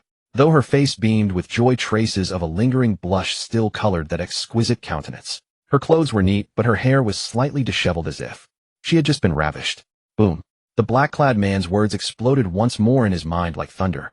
"Your beautiful sister, she's been flirting with the Marquis of Zhengguo's heir day and night." spending nights at the Marquis of Zhengguo's residence. That fresh juicy peach has already been plucked. Tang Lu felt his mind buzzing, and uncontrollable fury surging straight to the crown of his head. They came together in the same carriage. Then what did they do inside that carriage? He looked again at the faint smile on Chen Shanzhi's face. In Tang Lu's eyes at this moment, that smile was unmistakably the gloating of a victor, the cruel mockery of a conqueror toward his defeated foe. Your sister is really... Tang Lu seemed to hear Chen Shanzhi's inner voice. Chen Shanzhi. A roar of rage erupted from his throat like the bellow of a wounded beast. Tang Lu's eyes blazed crimson. The seven-pulse spiritual aperture true essence that had been suppressed within him for so long erupted like a volcano at this moment. Without any hesitation, without any reason, he transformed into a blur of motion propelled by an unwavering murderous intent and lunged straight for Chen Shanzhi. This strike of his fueled by fury drew upon every ounce of his strength. Its speed was by no means what a seven-pulse spiritual aperture cultivator should possess. Even Zhao De, who stood closer to Tang Lu and had reached the 8th spiritual aperture, failed to react in time. By the time Zhao De came to his senses, Tang Lu had already arrived before Chen Shanzhi. How dare you? Zhao Da's expression changed drastically. He channeled his true essence to its absolute limit and rushed forward desperately, but by then it was already far too late to provide any rescue. Tang Lu's strike carried the weight of righteous fury, its speed reaching an extreme. His right fist clenched tight, as earth-yellow radiance flickered madly. Behind him, the faint silhouette of a massive mystic tortoise materialized. The overwhelming aura pressed down like Mount Tai, shattering the surrounding blue bricks into fragments. Chen Shanzhi had never expected Tang Lu to be so utterly unhinged, launching an attack right outside the prison gates. Though his strength before had been artificially enhanced through pills, he cultivated the top-tier martial arts of the Marquis of Zhengguo's residence. Moreover, he had broken through to the 6th spiritual aperture during this period. With Tang Xiaowu increasing his cultivation speed and the Yanggu essence refining his spiritual power within his body, he believed the gap between himself and the original protagonist Tang Lu wasn't all that large. But now, facing Tang Lu's strike, he felt like a lamb confronting a ferocious tiger. Indeed, he was the original protagonist. His current self still had a considerable gap to close. Yet at this very moment, Chen Shanzhi's expression remained calm, utterly unflustered. As expected, the next second arrived. Sixth brother, don't. A panicked female voice rang out. Tang Xiaowu had also snapped into action, her face a picture of anxiety. She had no idea why Tang Lu would suddenly fly into a rage. But seeing Chen Shanzhi's apparent surrender, she abandoned any attempt to conceal her true strength. Her cultivation at the spiritual aperture peak erupted to its fullest, transforming into a streak of green light that tore through the air like lightning, arriving first despite the late start. At this moment, where was there any trace of a delicate woman about her? True essence surged around her body, and the intensity of that aura was actually several times more terrifying than Tang Lu's berserk rage. Bang! A dull thud rang out. Tang Xiaowu's delicate fair jade-like hands, seemingly waving lightly, actually caught Tang Lu's heavy powerful punch with perfect stability. A violent gust of energy billowed outward, ruffling both their clothes vigorously. Time seemed frozen in this instant. Tang Lu remained in his punching posture, the fury in his eyes instantly solidifying, replaced by unimaginable shock. He stared blankly at this familiar, yet foreign sister before him, feeling the irresistible force transmitting from his fist. Xiaowu, you. His voice trembled, filled with confusion and bewilderment. When did you become so powerful? Or? Tang Lu's heart felt as if something had seized it viciously, the pain making it impossible to breathe. Have you been deceiving me all along? Tang Lu fixed his gaze on that slender figure standing before Chen Shanzhi, his tone sharp with accusation. Xiaowu, answer me. He never could have imagined that the girl who had followed him around since childhood would actually possess such terrifying strength. Her seemingly casual wave just now had effortlessly deflected his full-force blow delivered in the height of his fury. This was not the sister he had known before. The sister he knew, while talented in martial arts, was never this monstrous in her abilities. What chilled his heart even more was that Tang Xiaowu was now standing before Chen Shanzhi. Had she actually taken that Chen Shanzhi side against him? Sixth brother. Tang Xiaowu's face was deathly pale, her gaze evasive, unable to meet Tang Lu's accusatory eyes. She opened her mouth wanting to explain, but found her throat blocked by a wad of cotton. Nothing would come out. Explain what? Explain that she was actually the Witch Saintess. Explain that hiding her strength all along was driven by bitter necessity. Explain that she had to degrade herself by Chen Shanzhi's side in order to save him. Any of these words, if spoken, would only crush Tang Lu even further. She could only remain silent. Just then a burst of hurried footsteps broke the suffocating atmosphere between the two. Young milord, are you unharmed? Zhao De led a group of supervisor of heaven guards swarming forward in a rush. He had been blasted backward by the shockwave from that punch, and only now had he come to his senses. Filled with lingering fear, he rushed to Chen Shanzhi's side, examining his master from head to toe, terrified that even a single hair was out of place. Chen Shanzhi shook his head, signaling he was fine. Only then did Zhao De exhale in relief. He then turned around, glaring fiercely at Tang Lu, and bellowed, "You reckless madman! How dare you commit murder at the gates of the Supervisor of Heaven, attempting to assassinate a prince of the realm?" Men, seize him. The Supervisor of Heaven guards all gaped with outrage, drawing their swords and surrounding Tang Lu. That scene just now had been far too perilous. Had it not been for that young lady's intervention, the Duke of Jinning's son would have met his end right there. If the Duke of Jinning's son had died at the gate of the Supervisor of Heaven's prison, every single one of them would have been buried alongside him. Seize him. The guard captain issued the order, and several figures pounced toward Tang Lu. Tang Lu coldly regarded these guards' spiritual energy surging within his body as his fists cracked with a grinding sound. Right now he was filled with regret. How had he lost control of his emotions so completely? This was the first time since cultivating the divine turtle technique that such a thing had happened. Seeing the guards closing in, his mind raced, calculating whether he should resist arrest. This was the Supervisor of Heaven, a place bristling with experts. If he truly fought back, he would be convicted of violent resistance. Not only would he be wanted by the Supervisor of Heaven, but he would also completely forfeit his chance to enter the Four Seas Academy's secret realm. But he absolutely had to enter that Four Seas Academy secret realm. It contained the inheritance left behind by his deceased father. And if he really fought? He glanced at the pale-faced girl standing before Chen Shanzhi. If he truly went on a killing spree, what would become of Xiaowu, his own sister? But if he didn't resist, he would only be arrested. This time inside, it wouldn't be as easy to get out as last time. Assaulting a prince. This was a serious crime. Even if the master behind that mysterious person had immense influence, they would never champion a worthless pawn against the Duke of Jinning's estate. The only way out. Tang Lu's gaze passed over Tang Xiaowu and landed on that nonchalant, aristocratic young master. Unless he relented. But how could that be possible? Tang Lu had just tried to kill him. Why would he let Tang Lu go? Unless... A terrible thought flashed through Tang Lu's mind, unless Xiaowu begged him again, using her dignity, even her body, to purchase that playboy's forgiveness. No. Tang Lu howled in his heart. He would rather die than let his sister suffer such humiliation again. Just as the spiritual energy within Tang Lu was about to erupt in that critical moment of life and death, a delicate little hand gently gripped Chen Shanzhi's clothing hem. Tang Xiaowu turned around, those beautiful eyes brimming with tears, gazing pleadingly at Chen Shanzhi as she gently shook her head. Though no words were spoken, the meaning in her eyes was unmistakable. Please spare him. Chen Shanzhi gazed at her utterly helpless and endearing appearance and sighed deeply within. This girl, she was truly devoted to the point of foolishness. Just now Tang Lu had interrogated her so harshly, yet she was still trying to plead for his sake. Though he had no fondness for this protagonist Tang Lu and would rather see the boy thrown into prison immediately. But the time wasn't right yet. Tang Xiaowu had already revealed her strength. If he pressed Tang Lu any further, these two might join forces and fight their way out. Chen Shanzhi, with his mere spirit gate 6 apertures cultivation, pathetic as he was, along with those guards, might not all escape unscathed. More importantly, granting this favor to Tang Xiaowu now would only deepen her guilt and make her more devoted to assisting with his cultivation. This deal was worth making.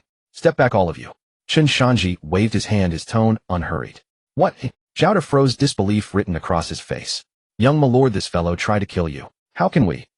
I said step back. Chen Shanzhi frowned, his voice rising. What? Is my word no longer valid? We were merely classmates sparring in martial arts practice. Isn't that something to make a fuss about? Spar. Ring. The surrounding guards exchanged bewildered glances, all utterly dumbfounded. That punch just now, that was sparring. That was clearly a murder attempt. But since the party involved had spoken, what could these servants possibly say? Yes. Though the guard captain harbored doubts, he waved his hand and led his men away. A tense crisis balanced on a knife's edge was thus casually defused. Tang Lu watched this scene and snorted coldly. He had seen Xiaowu's gesture of gripping the clothing hem, seen Chen Shanzhi's concession. In his eyes, this was not magnanimity at all, but a naked transaction. With this in mind, he didn't even glance at Tang Xiaowu. Frowning, he walked away alone. Your Highness. Thank you. Tang Xiaowu released Chen Shanzhi's clothing hem, stepped back, and bowed deeply to him. This bow was like thanking a stranger, and also like a farewell to this inexplicable relationship. Saying this, she didn't look at Chen Shanzhi again. Turning, she ran after Tang Lu. Sixth brother, wait for me.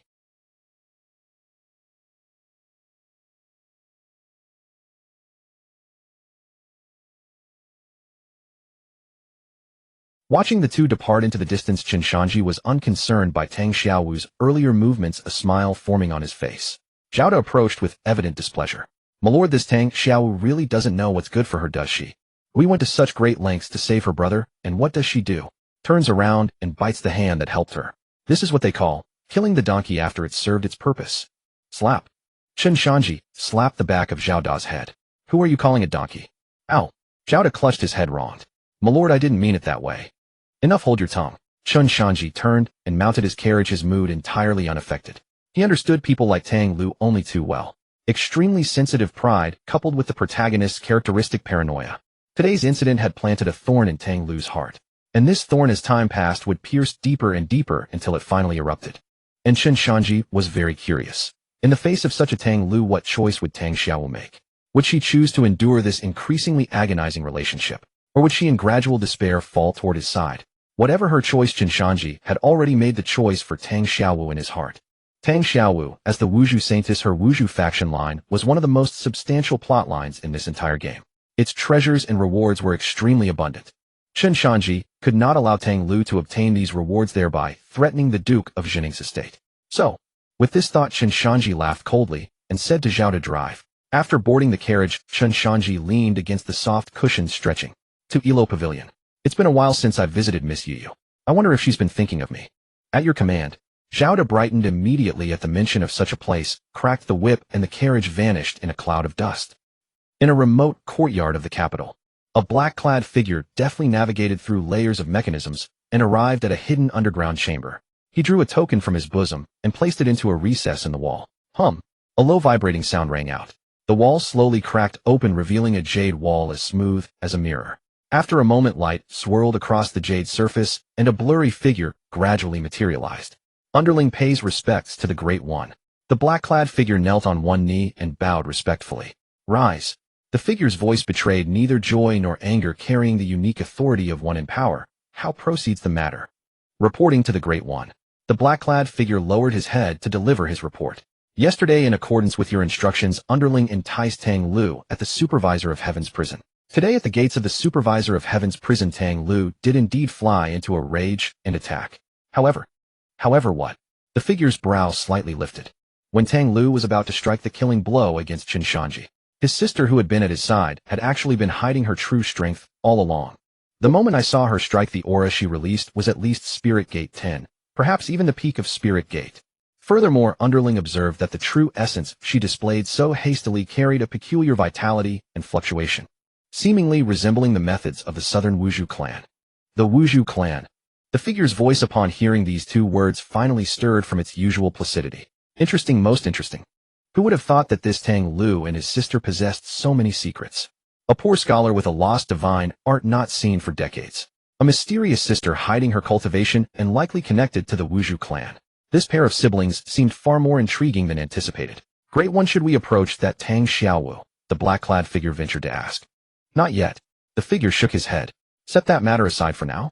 Our primary objective remains the vacant position of Minister of Rights. What does the Great One mean? That position cannot fall into the clutches of that old fox, the Prime Minister. The figure's voice turned icy. That old fox's disciples are spread across the realm.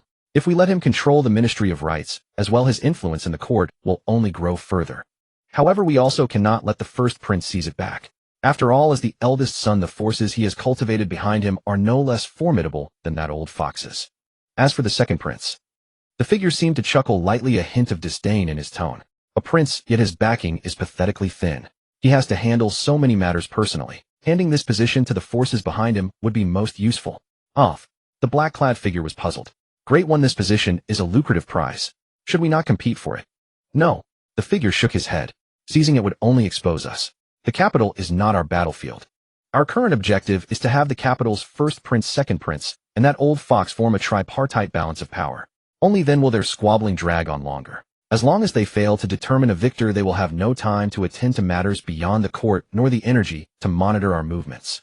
Speaking of this, a cold smile appeared on the figure's face. The longer they squabble, the better. When they finally settle their dispute, they will discover that throughout this entire capital, beyond that dragon throne, nothing else falls under their authority anymore. The black-clad figure heard this, eyes burning with fervor. Underling understands. Then, as if remembering something, the black-clad figure's expression turned serious. Great One, there is another matter.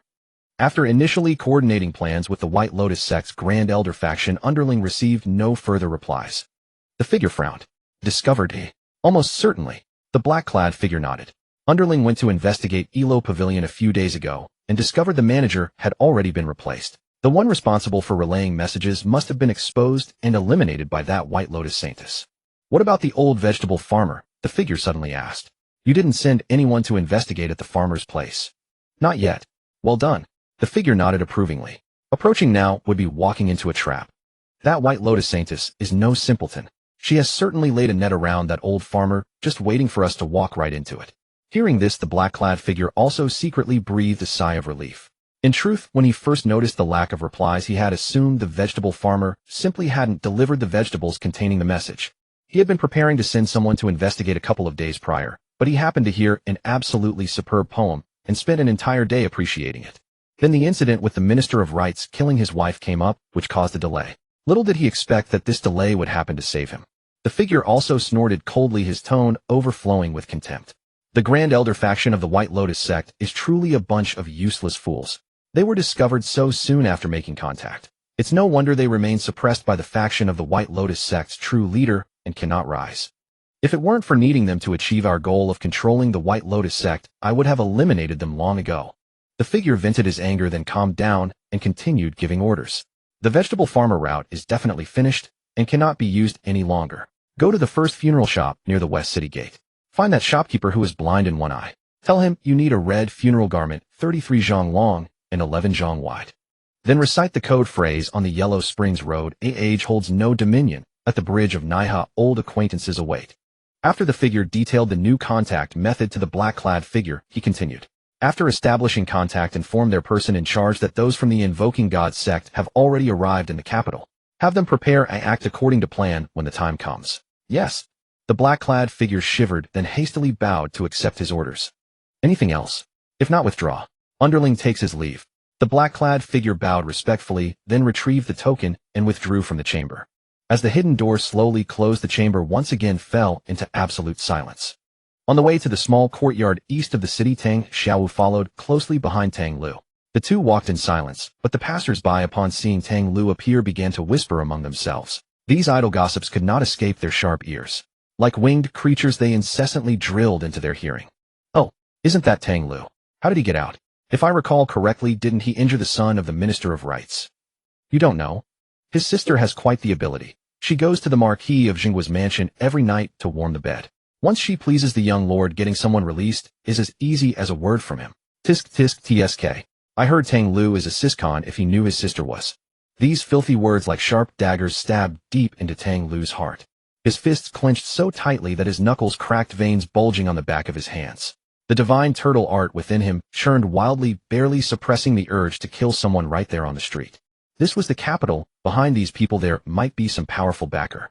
He had already suffered from the Minister of Rights, and he would not make the same mistake twice. At last they returned to the familiar courtyard. Tang Lu strode into the yard, his back to Tang Xiaowu, standing still without turning around. Tang Xiaowu carefully closed the gate, looking at that familiar yet indifferent back. A pang of sorrow struck her heart, and she timidly called out, "Brother." "Don't call me brother." Tang Lu interrupted her sharply, his voice as cold as iron. "I, Tang Lu, don't have such a capable sister with such formidable skills." He kept his back to Tang Xiaowu and said coldly, "Tell me, who are you really? What is your purpose in approaching me?" Hearing these words, Tang Xiaowu trembled, her eyes instantly reddening. "Sixth brother, I am Xiaowu. We grew up together, relying on each other. What purpose would I have in approaching you? When I was 7, a heavy snow sealed the mountain, and I collapsed at the village entrance. You carried me home and gave me the meager food you had to eat. From that day on, I knew you would always be my dearest." Listening to Tang Xiaowu's choked recounting of their shared past, the ice in Tang Lu's eyes began to thaw slightly.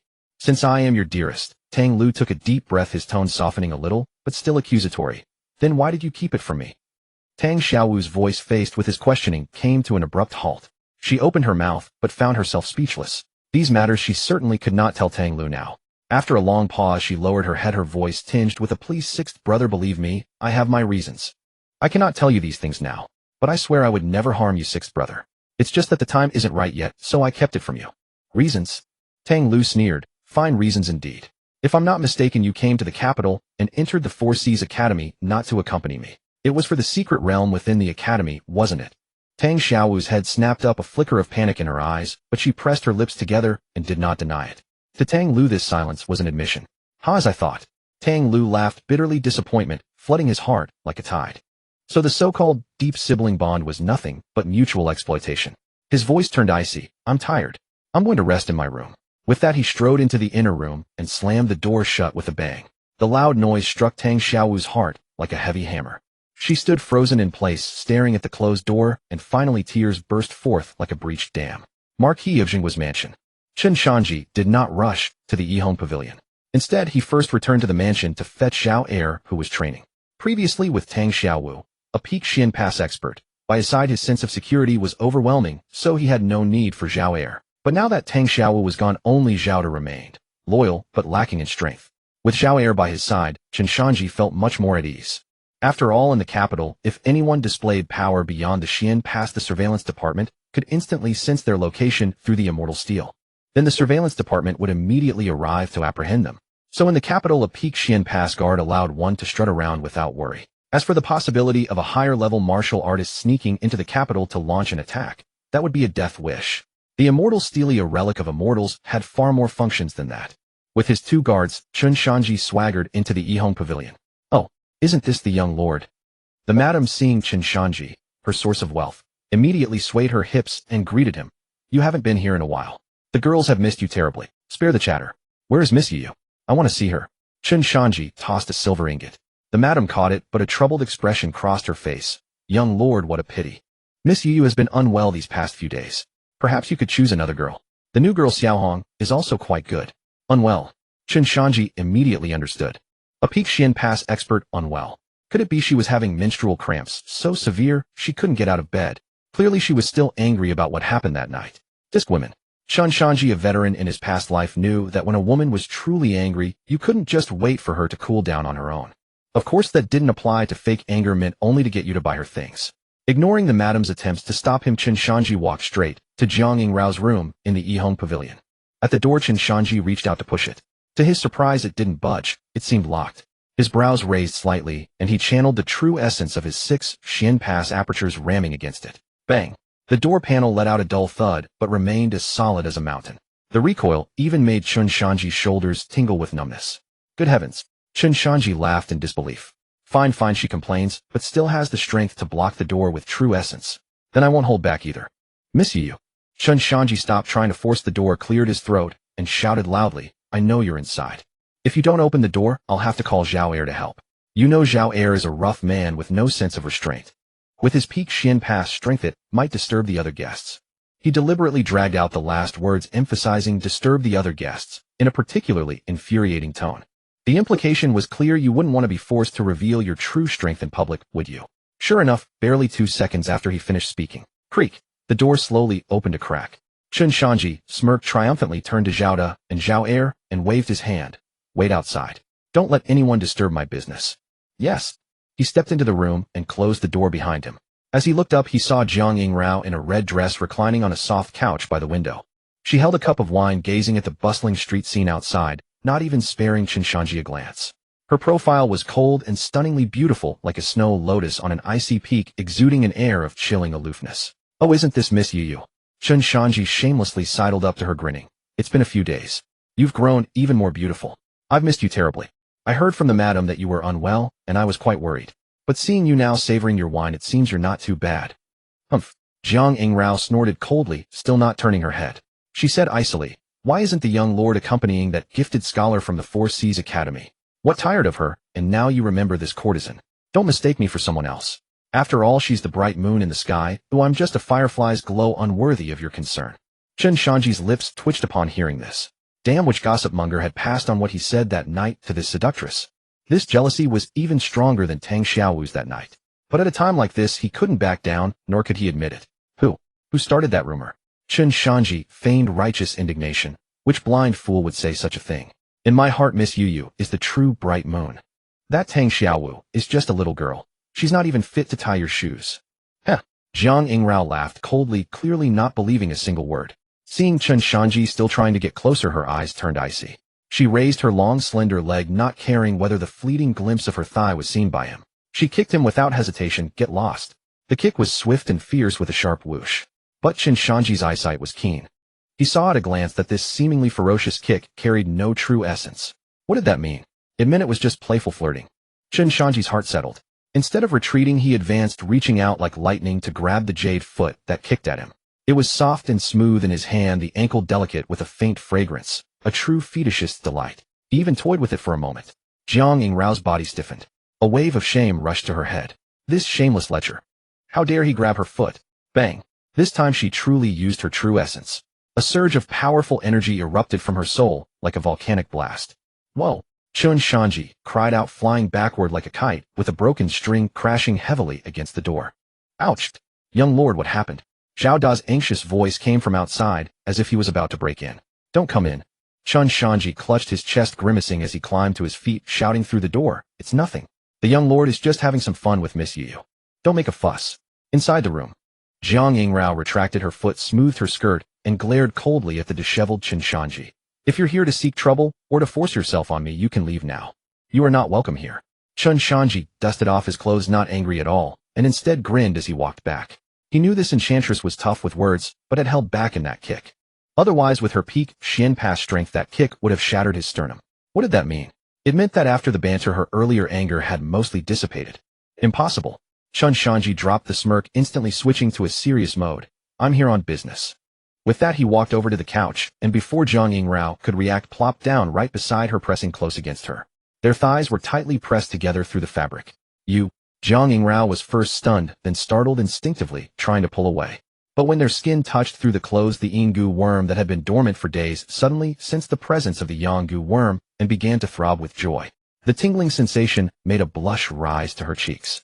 Her mind instantly flooded with the memory of dual cultivation, that night, the addictive pleasure. Jiang Yingrao's face grew even redder. She bit her lip and for a moment didn't push him away. You?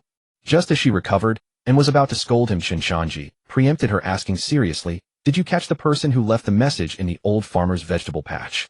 Hearing this, Jiang Yingrao's expression instantly turned grave, forgetting all about the amorous tension. She shook her head, her brows tightly furrowed, her face full of worry. No. So many days have passed, and there's been no movement at all. The old farmer goes about his business every day, planting and selling vegetables, and no one has contacted him. No movement at all. Chen Shanzhi was taken aback, his brow also furrowing. This was strange. According to the game's plot, the messenger who delivered the letter, having received no reply, would return a few days later to check the situation. The timing shouldn't have exceeded 5 days. But now it had been 7 days, and still nothing. Could his transmigration have altered the storyline, causing a butterfly effect? If this lead was lost, it would be difficult to root out the spy planted by the Grand Elder. Chen Shanzhi naturally knew the other contact point of the Grand Elder. But in the game, the secret code for that contact point was random.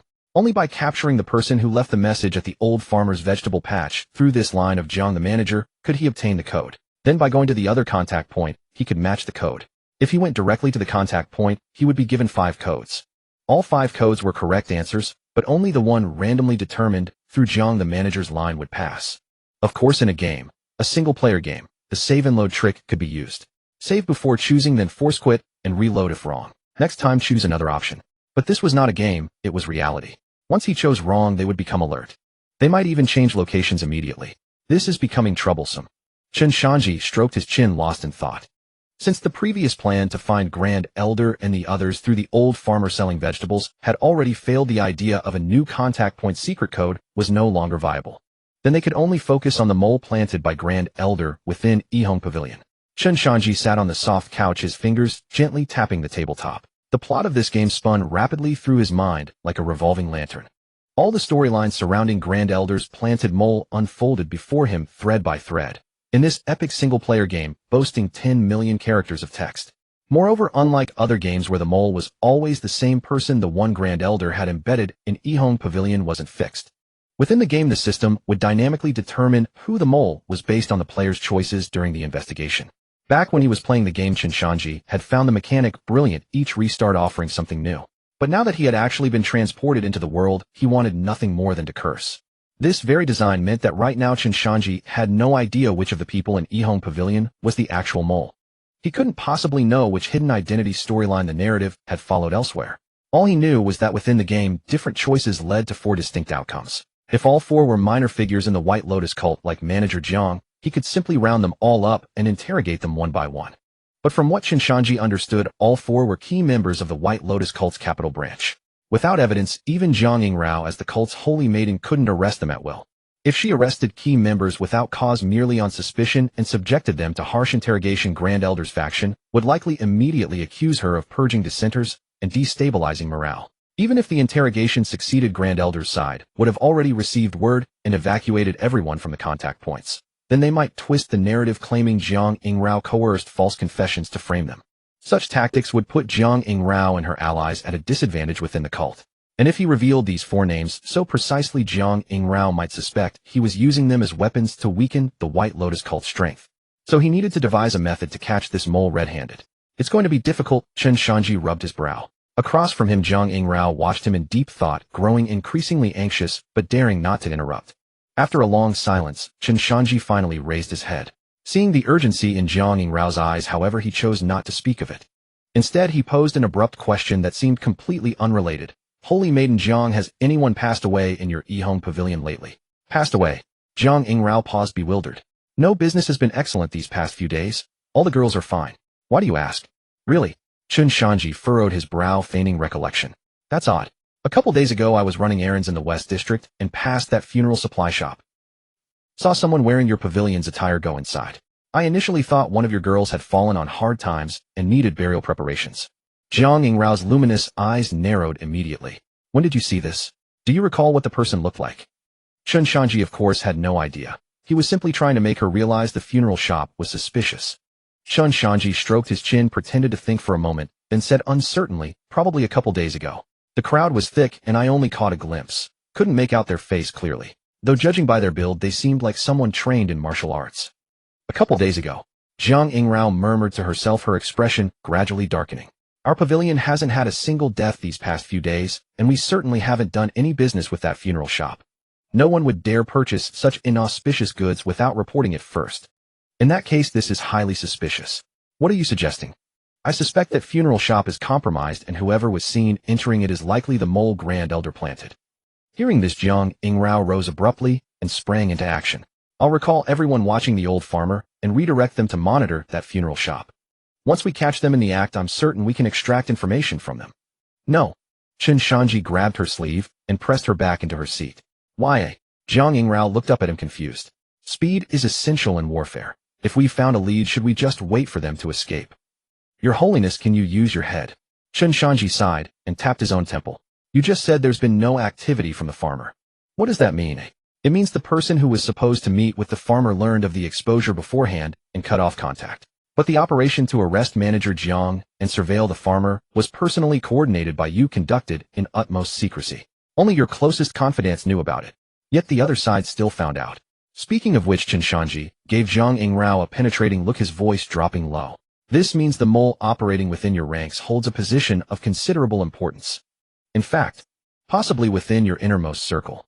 Only then could they respond so swiftly after Manager Zhang's arrest, warning operatives to sever connections. Boom. Those words struck like lightning, sending a chill down Zhang Yingrao's spine. She had suspected a mole before, but had refused to contemplate how deeply it went. After all, those with access to core secrets were veterans who had served the master for over a decade. Yet now Chen Shanzhi's deduction proved irrefutable. Not low-ranking. Inner circle. Zhang Yingrao muttered, her face paling as a glint of fury crossed her eyes. Excellent. Absolutely excellent. You traitorous snake. Then what should we do? Taking a deep breath, she forced herself to compose and turned to Chen Shanzhi with newfound trust. Unknowingly seeking Chen Shanzhi's counsel on difficult matters had become her habit. Simple enough. Chen Shanzhi wore an air of confidence. We'll continue surveillance on the farmer, but make it highly visible. Deploy additional personnel to create the illusion we're still clinging to this lead, lulling the mole into complacency. Then personally select a few trusted confidants, preferably those rarely seen in public, to secretly surveil the funeral shop. Remember, this time we observe only. No rash actions. Don't tip them off like last time. Zhang Yingrao's eyes began to brighten.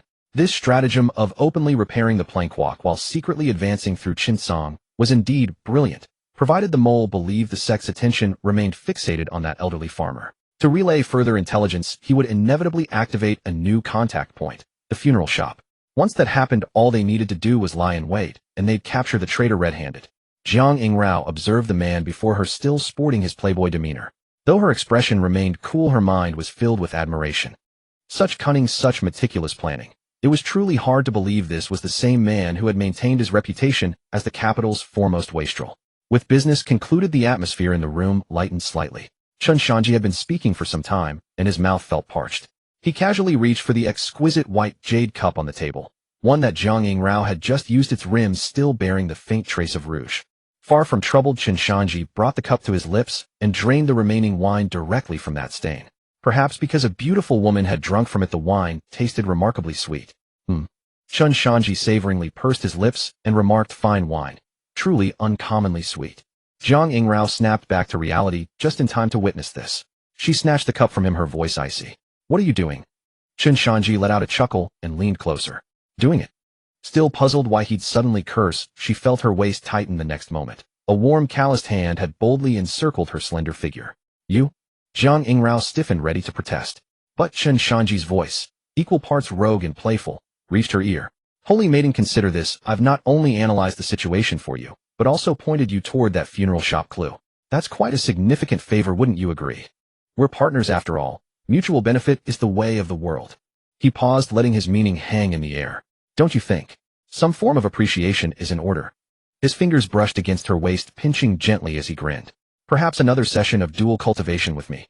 The moment she heard dual cultivation, images of that night flooded her mind. The exquisite merging of their spiritual energy, the involuntary trembling that swept through her body, and the complete loss of composure at the end. Humiliating. Absolutely not.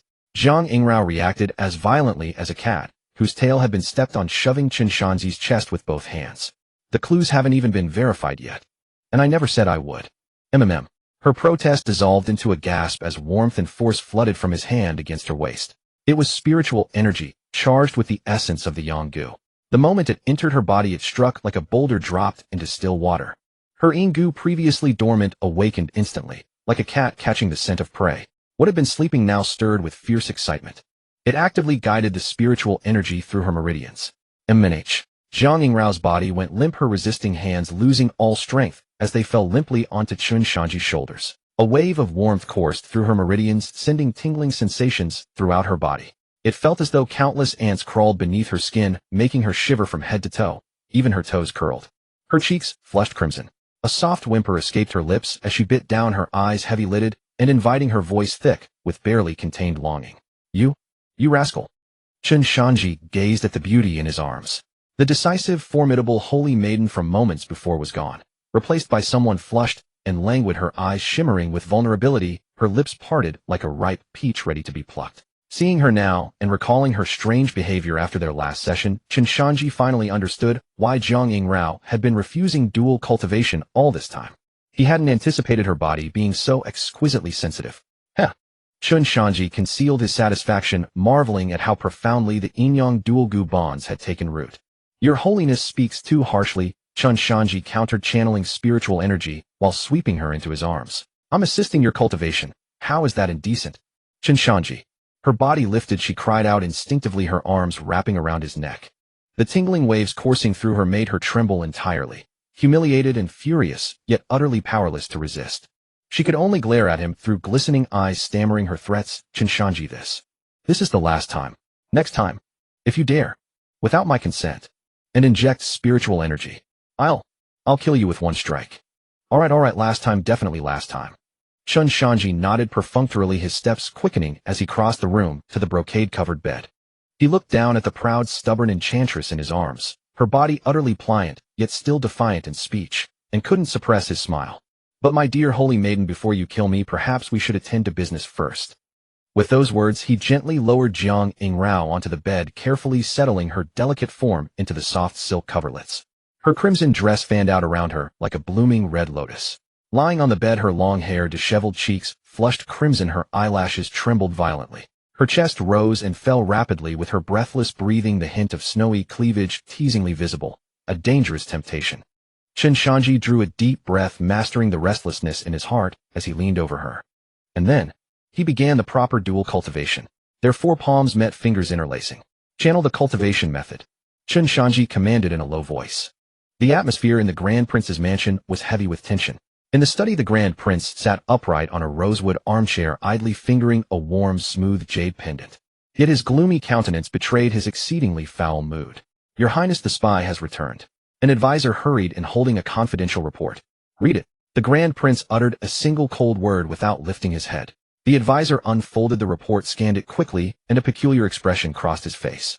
Your Highness, the secret letter states that after several days of detailed investigation, the spy found several witnesses who were present at the E-Garden that day. According to them, when my cousin was visiting the garden, she did encounter a young man accompanied by a woman, both admiring the lotus flowers. However, these people were some distance away and did not clearly see the man's face. But they did overhear him reciting a poem on the spot titled Little Pond. My cousin was greatly impressed and even took the initiative to invite him to tour the garden together. Then, presumably upon parting, she gave him the waist token of the minister's mansion and invited him to visit her residence. The Li family were loyal supporters of the Grand Prince, so this advisor was naturally a member of the Li family. His name was Li Shi, and he was the elder cousin of the aforementioned Lady Li. Composed a poem. The Grand Prince frowned. What poem? Recite it for me to hear. Li Shi cleared his throat and recited in a measured tone. A spring silent cherishes its slender stream. Tree shadows cast on water love the clear and gentle daylight. The small lotus bud has just shown its pointed tip, yet a dragonfly is already perched there. Silence fell over the study. Although the Grand Prince was not fond of literary pursuits being born into royalty, he still possessed a certain degree of appreciation. This poem was fresh and natural, exuding a vibrant spiritual energy, undoubtedly a rare masterpiece. A fine poem. The Grand Prince praised it instinctively, then said, a fine poem indeed, but what does any of this have to do with that heir of the Jingua Marquis? Your Highness, please calm your anger. Li Shi hastily explained, this is the strange part. The talented scholar who received my cousin's waist token vanished from the face of the earth after leaving the E-Garden, leaving no trace behind. Instead, the very next day that heir of the Jingua Marquis walked into the minister's mansion carrying that same waist token. Moreover, Li Shi hesitated, then continued, according to the surviving servants of the minister's mansion, whom the spy managed to find, they overheard my cousin say to the heir outside the reception hall, Master, your talent is truly admirable. Master. The Grand Prince shot to his feet. What do you mean? Are you saying that the great scholar who could compose such a masterpiece is actually that heir of the Jingua Marquis, Chen Shanzhi? Has he been concealing his true talent all along? As soon as the thought surfaced, the Grand Prince dismissed it himself. Impossible. Absolutely impossible. The Grand Prince paced back and forth, sneering. I have watched Chen Shanzhi grow up. He has been a fool since childhood. If he truly possessed such talent, one might say he was biding his time as an adult. But in youth, every talented person is high-spirited and proud. And Chen Shanzhi's every word and action revealed his foolishness. It would be extremely difficult for a truly gifted person to fake that deliberately. Then what is your Highness's opinion? Li Shi asked tentatively. It seems there is another possibility. A glint of ruthlessness flashed in the Grand Prince's eyes. This is likely the work of someone with ulterior motives who learned of this news and used it to set up a trap. First, they made the author of this fine poem disappear. Then they let the lecherous and ignorant Chen Shanzhi use the waist token to visit your cousin. And finally, we ended up with the present situation. I suspect this person's goal is to destroy the Minister of Rights and thereby weaken my faction. Hearing this, Li Shi worried. Could this be a trap jointly set by the Grand Chancellor and the Jingua Marquis mansion? The Grand Prince shook his head. That is absolutely impossible. The Jingua Marquis mansion and the Chancellor's residence are as incompatible as fire and water. They cannot possibly collaborate. Nor would the Jingua Marquis mansion allow the Chancellor's power to grow further. This is most likely the lecherous fool, Chen Shanzhi, being used by someone.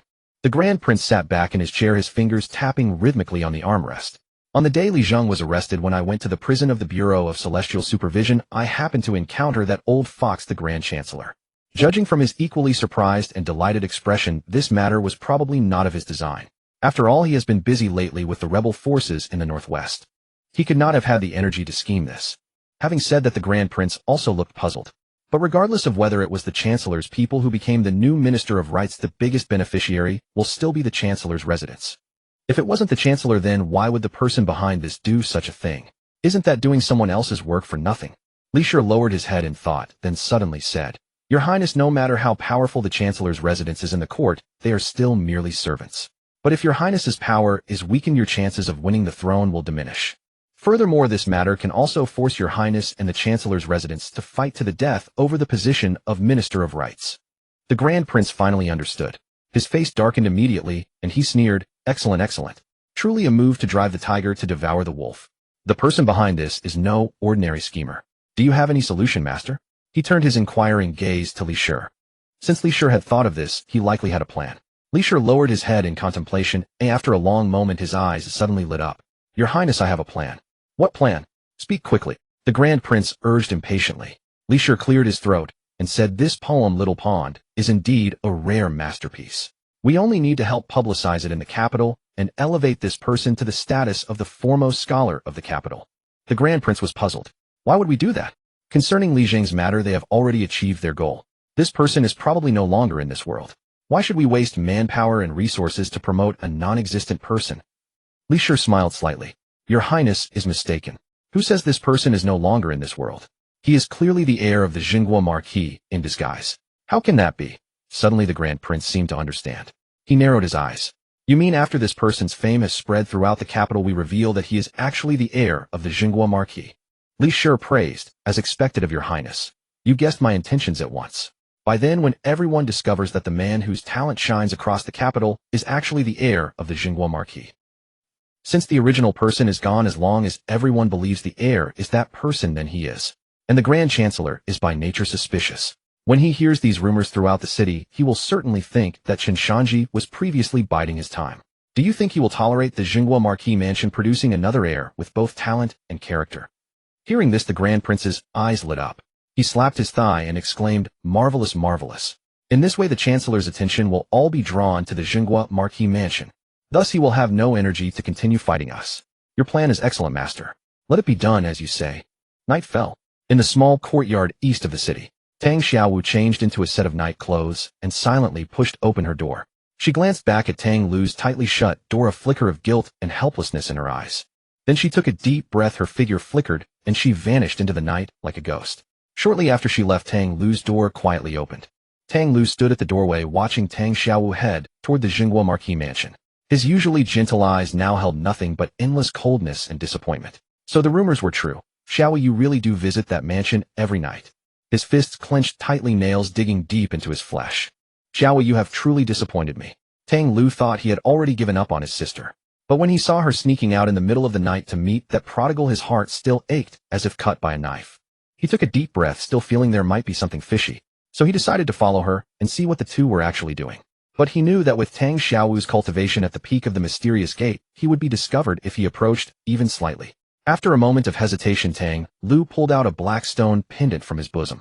The pendant had a strange shape, like a closed eye exuding an eerie aura. It was a relic left by his father. Seemingly stone, but not stone, it was extremely hard. As he grew older, the stone pendant became more mysterious. The top-grade cultivation technique he now practiced, the mystic turtle art, was obtained from this stone pendant. And when he stepped into the seventh orifice of the mysterious gate, he activated a new function of the pendant. By stimulating it with his vital blood, he could gain 1 hour of aura concealment. He did not yet know the upper limit of its concealment, but within the mysterious gate realm, it should be impossible for anyone to detect his aura. Without any hesitation, Tang Lu bit his tongue and sprayed a mouthful of vital blood onto the pendant. The pendant instantly emitted an eerie red light, like a greedy eye snapping open, devouring the vital blood completely. Then the red light transformed into a thread of blood drilling into Tang Lu's brow. His body trembled, a pained expression flitting across his face, but it was soon replaced by coldness. His aura vanished instantly, and even his pupils turned a blood red. Tang Lu moved, melting into the shadows of the night, like a phantom silently following her. At the Jingguo Marquis mansion in the heir's private courtyard, Chen Shanzhi was sitting cross-legged on his bed, meditating with closed eyes. Suddenly, a faint sound of breaking air came from outside the window. Here she comes. Chen Shanzhi opened his eyes, a smile curling at the corners of his lips. The next moment, a graceful figure slipped in through the window, landing without a sound. It was indeed Tang Xiaowu. She removed her veil, revealing a cold, exquisite face, but her eyes held a hint of weariness and distance. Chen Shanzhi looked at Tang Xiaowu and smiled. You're so late. I thought you weren't coming. Hurry up and cultivate. I need to go back before dawn. Tang Xiaowu did not pick up on Chen Shanzhi's topic. Instead, she spoke as she walked over to the bed. She deftly removed her shoes and socks, revealing her delicate white feet, then sat cross-legged on the bed, closed her eyes, and assumed a matter-of-fact attitude. Once your cultivation breaks through to the seventh orifice of the mysterious gate, our transaction is over. After that, we shall never meet again. Chen Shanzhi raised an eyebrow. This girl was still upset about Tang Lu's misunderstanding. But he also understood. Being misunderstood by one's closest brother would be hard on anyone. Fine as you say. Chen Shanzhi did not argue. He took off his shoes and got onto the bed. But this time he did not sit obediently beside her as before. Instead, he moved directly behind Tang Xiaowu, reached out his arms, wrapped them around her slender waist, and pulled her into his embrace. What are you doing? Tang Xiaowu gasped, her body trembling, as she snapped her eyes open trying to break free. Stay away from me. We agreed. Only cultivation. Don't move. Chen Shanzhi tightened his arms, resting his chin lightly on her shoulder, whispering into her ear. Don't you want to end this transaction quickly? Then help me break through to the seventh orifice of the mysterious gate as soon as possible. If I am not mistaken, the more physical contact I have with you, the faster your technique helps me cultivate. So the closer we are now, the sooner you can be rid of me. Isn't that exactly what you want? Tang Xiaowu was stunned.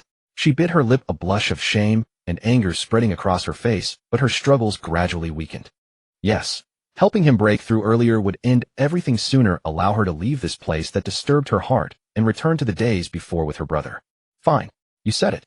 Tang Xiaowu took a deep breath, forcing her voice to sound icy. Then hurry up. Don't waste time. With that, she closed her eyes again and activated her cultivation technique. Chen Shanzhi felt the gradually relaxing body of the beauty in his arms. The faint fragrance emanating from her reached his nose, filling him with satisfaction. All right. He inhaled deeply, closed his eyes, and began to absorb the surrounding spiritual energy frantically with Tang Xiaowu's assistance. As the technique circulated, their auras merged once more. That intimate contact on a soul level gradually shattered Tang Xiaowu's cold defenses. Her breathing became rapid, her cheeks flushed, and she even unconsciously leaned back, pressing more closely into Chen Shanzhi's embrace. Meanwhile, outside the window atop a thick tree, a pair of blood-red eyes fixedly stared at the two intertwined figures inside the room. Through the gap in the window, Tang Lu saw it all clearly. The sister he treasured dearly was now sitting obediently in that prodigal's arms, allowing him to hold her, even leaning back willingly. That shy yet welcoming expression was something he had never seen before. Ha, ha ha ha. Tang Lu let out a cold laugh in his heart. So this is the hardship you spoke of. It turns out you have been enjoying it all along. Tang Xiaowu, you disgust me. The last trace of warmth in Tang Lu's eyes vanished completely. He took one last deep look at the room, as if etching the scene into his bones as fuel for future revenge. Then he turned around, transformed into a streak of blood light, and disappeared into the vast night. Dawn had not yet broken. Tang Xiaowu tiptoed back to the small courtyard in the eastern part of the city. From the adjacent room came the steady rhythm of Tang Lu's breathing. Only then did she exhale a long breath, her tense body finally relaxing. Sixth brother must have been asleep last night, unaware that she had been absent from her room.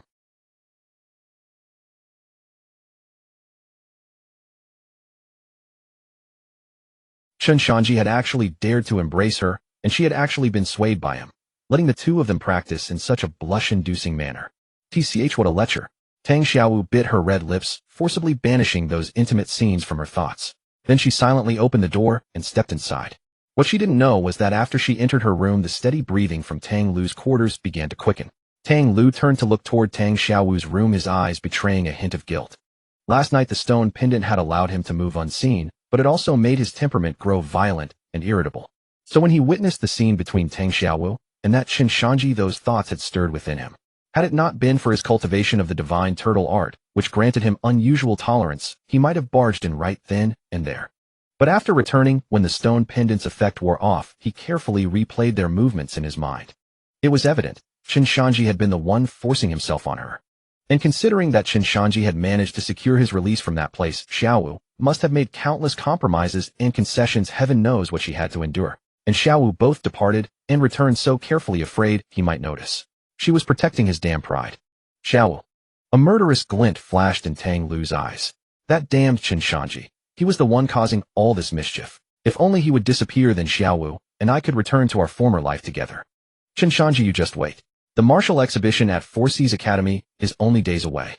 At Yihong Tower, Chen Shanzhi was in high spirits, humming a tune as he entered the Heaven Grade Suite. The moment he stepped inside, he found Zhang Yingrao seated at the writing desk, utterly absorbed in a piece of paper in her hands. What has you so captivated? Chen Shanzhi leaned in for a closer look and froze. There on the paper was the very poem, Little Pond, he had written under the pseudonym Chun San at the Elegant Garden to capture Lady Li's attention. The spring mouth silently cherishes the trickling stream. Zhang Yingrao murmured softly, her eyes sparkling with delight and a faint smile playing at her lips. This? Chen Shanzhi's heart skipped a beat. How did this poem end up before Zhang Yingrao? He distinctly remembered that only Lady Li and her party had been present when he recited the poem with no one else nearby. And Lady Li had been beaten to death by Minister Li the very next day. All the servants in the minister's residence had been quietly eliminated by the Li family's agents. By rights, no one else should have known about this poem, except perhaps Tang Xiaowu. Chen Shanzhi felt a flicker of unease, though his expression remained one of contempt. He sneered, "What drivel is this? Complete garbage. My own work is far superior." "You..." Jiang Yingrao shot him a withering look as if regarding an ignorant fool. A pampered noble who only knows how to carouse in wine houses. "Do you even understand poetry? If you don't comprehend it, keep your mouth shut to avoid looking foolish." She pointed to the poem on the paper, her tone brimming with admiration. "This piece is currently the most celebrated masterpiece in the entire capital. Even the venerable scholars of the Hanlin Academy have praised it endlessly, calling it a work of remarkable spiritual depth, unprecedented in several centuries. Those final couplets, the tender lotus just reveals its pointed tip, a dragonfly already stands upon its head, are simply divine strokes of genius." Chen Shanzhi rubbed his nose, his face betraying confusion while secretly reveling in satisfaction. He had never anticipated such widespread acclaim for a poem he had merely plagiarized. "I hear the poem was composed by a reclusive genius calling himself Chen San," Jiang Yingrao remarked, still admiring the work. "They say he composed it on the spot when a woman nearby challenged him.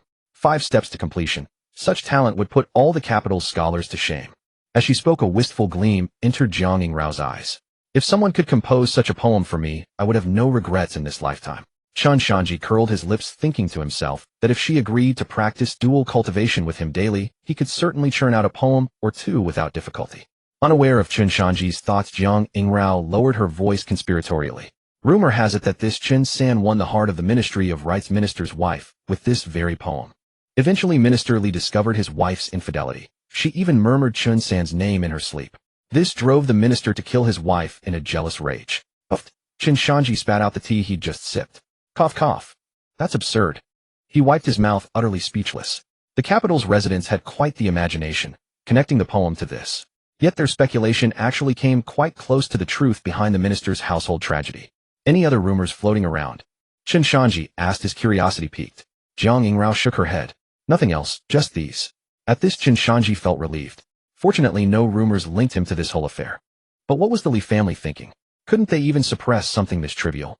Chen Shanzhi harbored a secret contempt for them. Still, this worked in his favor. The poem's growing popularity only enhanced Chen San's reputation. The reclusive master persona grew more solid. This way, no one would ever connect the brilliant Chen San with a debauched young noble like himself who only knew how to frequent brothels. After all, he couldn't afford to draw attention from certain ambitious individuals. Otherwise, he might share his parents' fate. Just some trivial gossip. How dull. Chen Shanzhi's expression grew bored as he sprawled onto the couch, stretching lazily. "Forget that. What's happening with that funeral parlor? Any activity yet?" At the mention of serious matters, Jiang Yingrao's expression darkened. "Nothing. This mole has more patience than we anticipated. No contact attempts or even suspicious movements these past several days." "Patience," Chen Shanzhi assured her. "We're watching the old farmer closely. If they need to communicate, they'll have to activate this contact point eventually. Our strategy of waiting by the stump for the hare will expose this mole in time." In the days that followed, Chen Shanzhi settled into a strict routine, spending his days at Yihong Tower indulging in pleasure while secretly cultivating. After cultivation, he'd flirt with Jiang Yingrao and check on the progress of hunting the mole. Yet during these days at Yihong Tower, Jiang Yingrao once again declined dual cultivation. Her excuse remained the same as before. Her cultivation had regressed after their last session, and she needed time to consolidate and recover. Chen Shanzhi understood that while Jiang Yingrao's sensitive constitution played a part, the fundamental issue was their vast difference in cultivation level. That was why whenever Jiang Yingrao practiced dual cultivation with him, her cultivation would regress. By nightfall, Tang Xiaowu would appear punctually in Chen Shanzhi's chambers at the Marquis' estate. Yet her attitude grew increasingly cold, as if merely going through the motions. "Let's cultivate." These words were her sole greeting, each evening the only sentence she uttered. Chen Shanzhi didn't mind. He'd simply grin, climb onto the bed, and naturally pull her into his embrace. Tang Xiaowu's body tensed briefly, yet she offered no resistance, closing her eyes to circulate her technique. On the 5th night, the Marquis of Zhengguo's estate in the young master's separate quarters. Candlelight flickered across the room as 2 figures lay intertwined on the bed. Tang Xiaowu's eyes remained shut, her hands forming seals, as she drew endless celestial energy from her surroundings. Chen Shanzhi held her close, feeling her warmth against him, while his consciousness delved inward. As the hours passed, the true essence within his 6th major meridian began reaching its limit. Like a flood threatening to burst its banks, it surged violently. "Now!" Chen Shanzhi commanded internally. He mobilized every ounce of true essence and crashed it against the barrier of his 7th aperture. Again and again, the formidable barrier began fracturing under the relentless assault of his true essence. "Break!" Chen Shanzhi's eyes snapped open, blazing with fierce light. Crack! A clear shattering sound echoed within him. The barrier collapsed completely. His seventh major meridian had opened. Boom. A terrifying aura exploded from Chen Shanzhi, instantly engulfing the entire chamber. True essence surged like a tempestuous ocean, roaring and churning. A faint golden radiance materialized across Chen Shanzhi's skin, solidifying into an ethereal armor that encased him entirely. This was the hallmark of the seventh meridian, the protective martial aura. In that instant, Chen Shanzhi felt explosive power coursing through every fiber of his being. Previously, an ambush would have caught him off guard. Now a single thought would summon the protective martial aura to defend him automatically. Ordinary blades could not scratch him in the slightest. Moreover, the protective martial aura wasn't merely passive defense. It could be actively channeled to strike enemies. Its power was incomparably superior to what he'd possessed before. Only with the protective martial aura could one truly be said to have entered the ranks of martial cultivators. Chen Shanzhi exhaled slowly, his eyes blazing like twin lightning bolts piercing the darkness. Congratulations. A cool voice suddenly reached his ears. Tang Xiaowu had opened her eyes and was gazing at him silently. She genuinely hadn't expected Chen Shanzhi to break through to the seventh meridian in such a short time. The transition from the sixth to seventh meridian represented a critical threshold. Many cultivators remained stuck there their entire lives. Even prodigies required at least half a year, perhaps a full year of meticulous preparation. Yet he had done it in less than a month. Such talent defied all reason. If not for concealing his strength to avoid the palace's suspicion, he would certainly rank among the top 10 on the Steel of Immortals hidden dragon list. Tang Xiaowu sighed inwardly. After the shock subsided, more complex emotions stirred within her. Since he had achieved the seventh meridian, their arrangement had reached its conclusion. She no longer needed to sneak here every night. No longer would she have to endure their shameful cultivation method. No longer would she have to confront her inner turmoil upon returning home. This was precisely what she had longed for, a liberating relief. So why did she feel an inexplicable emptiness, a strange pang of sorrow? Yet immediately Tang Xiaowu drew a steadying breath, forcibly suppressing the inexplicable reluctance in her heart. Her expression reverted to its customary coldness. Since you've achieved the seventh meridian, our agreement is fulfilled. Starting tomorrow, there's no need for me to come assist your cultivation. Upon speaking these words, she sensed a profound relief. This was good. With this absurd entanglement concluded, she could reclaim her former existence, remaining solely sixth brother-sister, returning to their life of mutual dependence. Chen Shanzhi offered no argument, simply nodding in agreement. Rather than clinging as she had anticipated, he readily consented. Very well. Give me 2 days to stabilize my cultivation, then I'll find you. Together we'll enter the Marquis's secret realm and retrieve the first 3 transformations of the Wu God 9-turn golden body art for you. Tang Xiaowu hesitated, caught off guard. Yet observing his composed demeanor, an inexplicable bitterness and grievance surged within her. Just as she'd suspected, were all those tender gestures and kindness merely part of a transaction? Once the objective was secured, he could coldly walk away without hesitation. Humph. Men. Tang Xiaowu let out a bitter laugh, her tone ice cold. Fine. She hastily dressed, tidied her disheveled clothing, and strode out into the night without glancing back. Watching Tang Xiaowu vanish into the darkness, Chen Shanzhi's nonchalant expression dissolved, replaced by a confident smile. Think you can just walk away after taking everything? How naive. He was a veteran player who knew the plot inside out. There was no way he'd let such succulent meat slip through his fingers. Let Tang Xiaowu return to Tang Lu. Absolutely not. The Marquis of Zhengguo's estate and Tang Lu were bound by a vendetta of blood and death, an enmity that could never be reconciled. That overpowered Tang Lu already possessed a protagonist's halo. If he gained the Wu tribe's backing through Tang Xiaowu, what then? Moreover, you've touched me, embraced me, shared intimate waters with me. Since crossing over to this world, he had remained a pure man. The next morning, Chen Shanzhi came to the dining hall for breakfast. Chen Rou sat upright at the main seat, as usual, gracefully sipping bird's nest porridge. But the moment Chen Rou saw Chen Shanzhi walking in, the smile on her face gradually faded, replaced by barely concealed astonishment. She put down the silver spoon, quickly approached Chen Shanzhi, placed her fingers on his wrist to carefully sense his cultivation, and asked with a trembling voice, Shana, have you broken through to the Shuangguan 7 orifices stage? Chen Rou's voice trembled, her gentle eyes shifting from shock to overwhelming joy. In less than a month, he had advanced from the 5 orifices to the 7 orifices of the Shuangguan realm.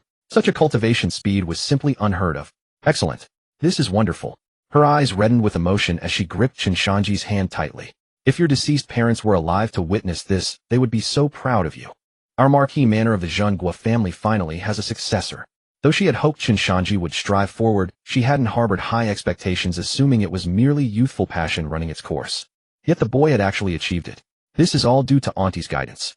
Chen Shanzhi offered a modest smile, deflecting credit away from himself before steering the conversation.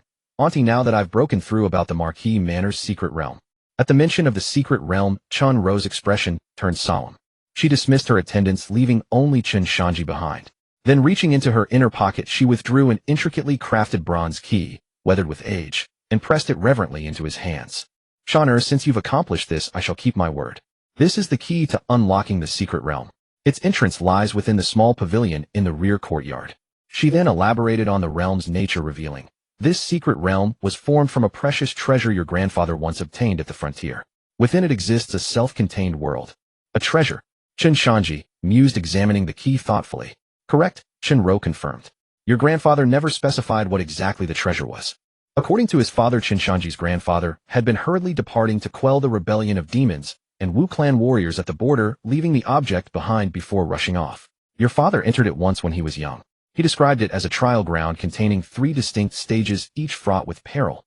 Each stage was guarded by formidable protectors, and overcoming them would grant substantial rewards.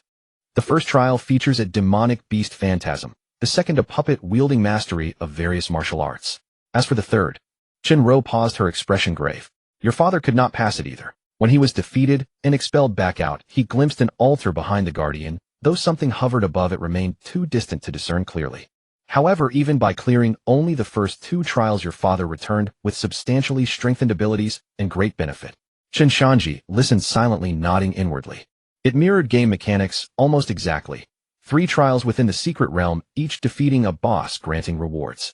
Failure meant immediate expulsion with no chance of re-entry. The blood bracelet containing the Wu clan's body refining technique wasn't a standard boss reward, but rather something akin to a hidden bonus. The blood bracelet was concealed in a cabinet behind the final boss.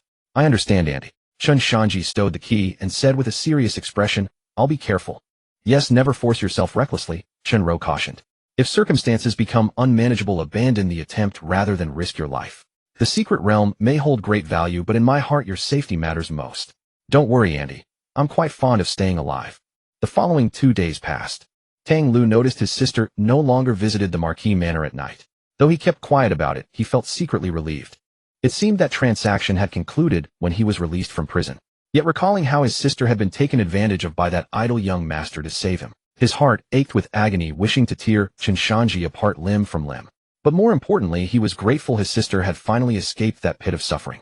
As long as Xiao Wu is back, that's all that matters, he comforted himself. Over these 2 days, the siblings seemed to return to their former life together. Tang Lu deliberately avoided mentioning unpleasant matters, finding various ways to cheer Tang Xiaowu. He bought her favorite treats and spent time talking with her. Though Xiaowu carried secrets in her heart, her face began to show genuine smiles as she responded to her brother's efforts. Everything seemed warm and lovely, until the afternoon of the 3rd day, when urgent knocking shattered the quiet courtyard. When Tang Lu opened the door and saw the figure standing there, his expression darkened instantly. Chen Shanzhi fanned himself with his signature folding fan, flanked by Zhao De and Zhao Er. What are you doing here? Tang Lu blocked the doorway, his voice cold with killing intent swirling in his eyes. Oh, brother-in-law. Tang bro, no need to be so angry. Chen Shanzhi smiled sweetly, his tone leisurely. I'm here to see Xiao Wu. Xiao Wu. At the sound of that name, Tang Lu instantly bristled. Boom. The aura of Shuangguan's 7 orifices erupted suddenly. Pointing at Chen Shanzhi's nose, he roared, Shut your damn mouth. Do you think you're entitled to call her by that name? Get lost. You're not welcome here. Seeing this, Zhao De immediately stepped forward to shield Chen Shanzhi, his expression wary. Zhao Er, who had remained silent until now, sneered and unleashed the terrifying pressure of the peak Shuangguan stage, bearing down on Tang Lu like a mountain, pinning him in place. The atmosphere instantly grew tense and charged. TCH, no need to be so stiff. Chen Shanzhi peered out from behind Zhao De, waving his hand dismissively. I'm here on serious business regarding Miss Tang. Just let her come out. Why the hostility? Serious business. What could possibly be serious about this? Tang Lu gritted his teeth against Zhao Er's oppressive aura, staring fixedly at Chen Shanzhi. Tell me anything you need to say. I'm her brother, I'll relay it for you. That won't do. Chen Shanzhi wagged a finger with a mysterious look.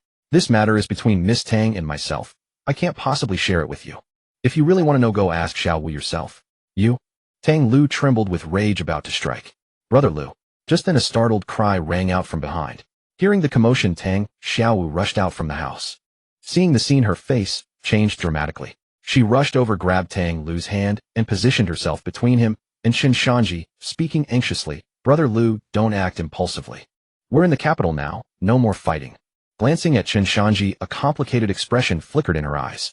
Taking a deep breath, she whispered to Tang Lu, Brother Lu, calm down first. There's nothing between us. Just listen right here. I won't keep anything from you. Tang Lu met his sister's pleading gaze, then glanced at Zhao Er's watchful stance nearby, realizing this wasn't the time to act. He drew a deep breath, forcibly suppressed his anger, and nodded. Yet his body remained rigid, ready to explode into action at any moment. Noticing this, Chen Shanzhi's lips curled slightly. Looking at Tang Xiaowu with an amused expression, he deliberately spoke in an intimately suggestive tone right before Tang Lu. Miss Tang, regarding that matter we discussed earlier. I've made my decision. Ha ha ha. He emitted a series of suggestive chuckles. Tonight at midnight at the Marquis Manor, I'll be waiting. Without giving Xiaowu any chance to explain, and ignoring Tang Lu's fiery glare, he turned and waved dismissively. Let's go. With that, he strode away confidently, with Zhao De and Zhao Er leaving only a leisurely silhouette behind. Xiaowu, what was that nonsense about?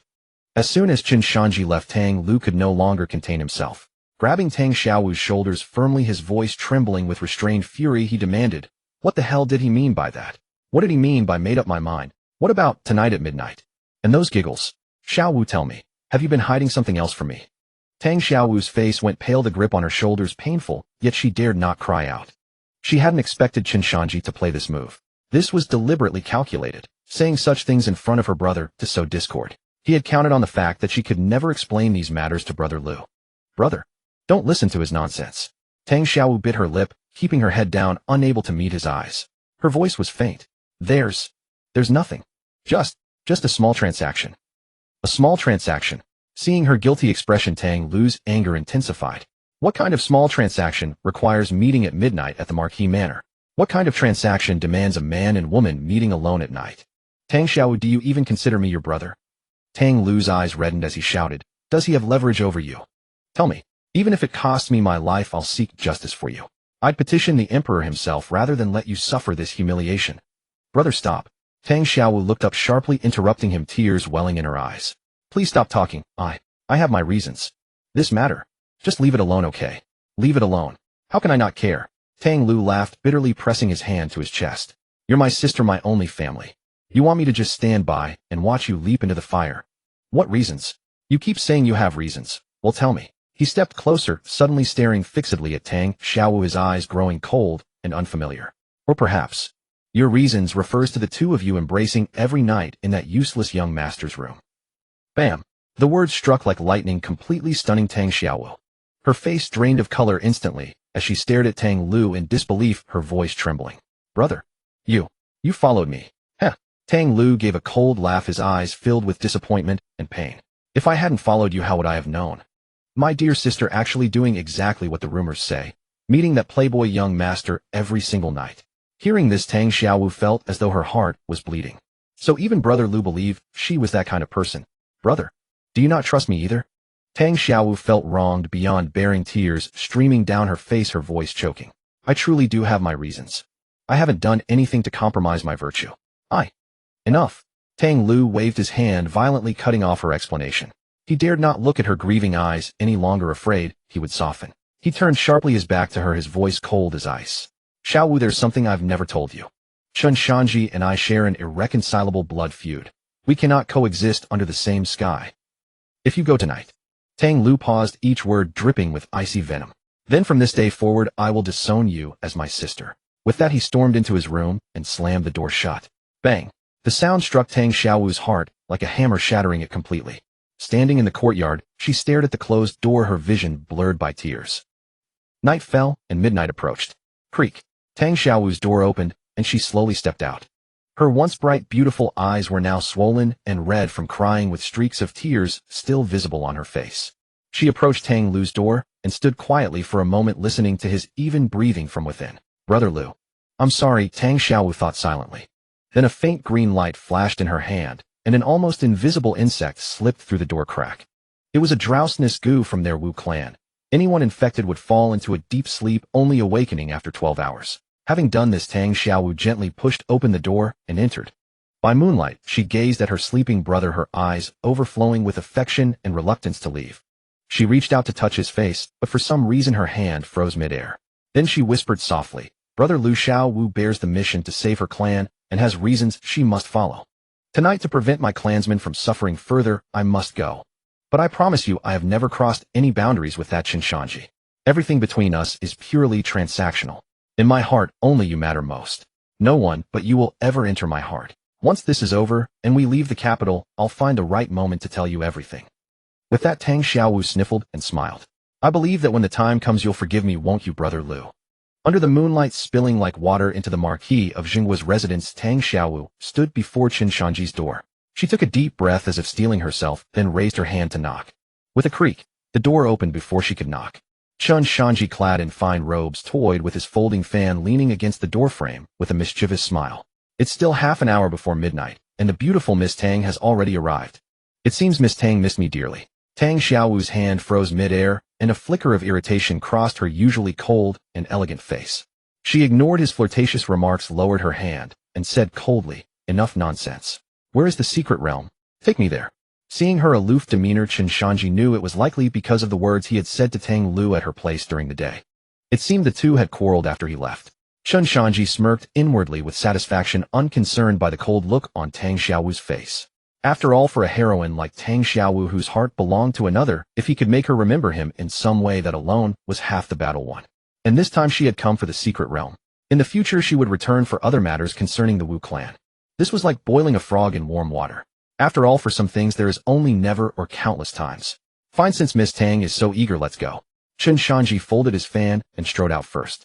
As he passed Tang Xiaowu, he paused slightly and whispered in a voice only the two of them could hear, "Follow me and don't get lost." The warm breath brushed against Tang Xiaowu's ear, causing her to involuntarily shrink her neck. Tang Xiaowu said nothing, merely shot him a fierce glare, then followed him with a cold expression, deliberately keeping a few steps of distance. The two walked one after the other through the intricate corridors of the Marquis's residence. In the dead of night, most servants had already retired. The surroundings were silent except for their soft footsteps. Chen Shanzhi walked ahead, humming an unknown tune. Tang Xiaowu followed behind, gazing at his back, her heart a tangle of mixed emotions. After about a quarter of an hour, Chen Shanzhi stopped before a rockery and pond. "We're here." He pointed to a solitary stone pavilion in the middle of the pond. Tang Xiaowu halted, sweeping her gaze over the scene. Rugged rockeries, a deep, dark pond, and a stone bridge connecting the shore to the pavilion at the center. Under the moonlight, the scenery had a certain elegance. But then, Tang Xiaowu's brows furrowed sharply. As the holy maiden of the Wu clan, her perception of spiritual energy far exceeded ordinary people's.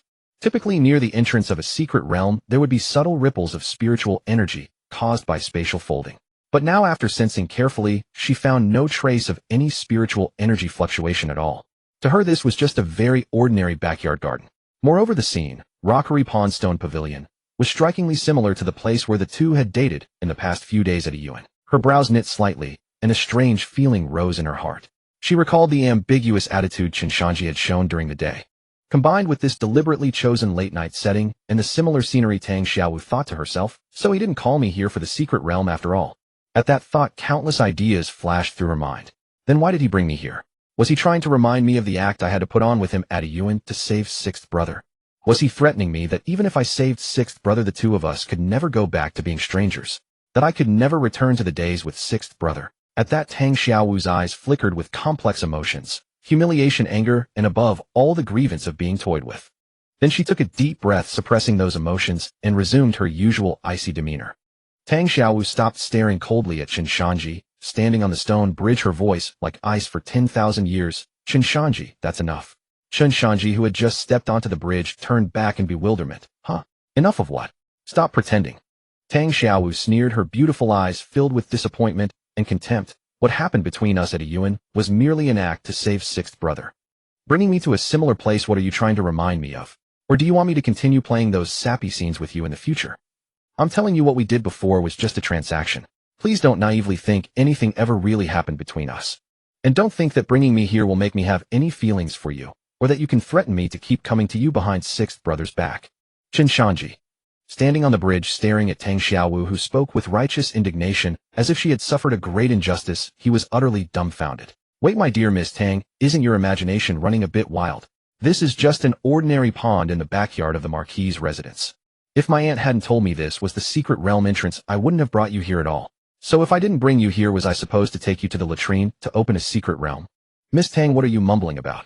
Chen Shanzhi scratched his head in confusion, looking at her with an innocent face. I brought you to the secret realm entrance. What happened before? What threat could it be? You're still reminiscing about our time at Yuan. You, Tang Xiaowu was furious, her cheeks flushing crimson. Whether from anger or embarrassment, you're still pretending. There's no spiritual energy fluctuation here at all, so where is the secret realm? You clearly— Stop. Chen Shanzhi interrupted her tirade, shaking his head helplessly. Miss Tang, overthinking is a disease that needs treatment. Then without further explanation, he turned and walked to the stone table in the center of the pavilion. He pulled out the bronze key Chen Ro had given him from his chest and casually tossed it onto the stone table. Watch closely, don't blink. Clang. A crisp metallic sound rang out. The next moment, the ordinary bronze key, upon touching the table's surface, suddenly burst into a blinding blue light. The bronze key trembled violently as if pulled by some force, slowly lifting off the table and floating in midair. Then visible ripples spread outward from the key. The pond, previously as calm as dead water, suddenly began to ripple with layers of waves. An ancient, vast, and rhythmically pulsating fluctuation of spiritual energy instantly filled the entire space.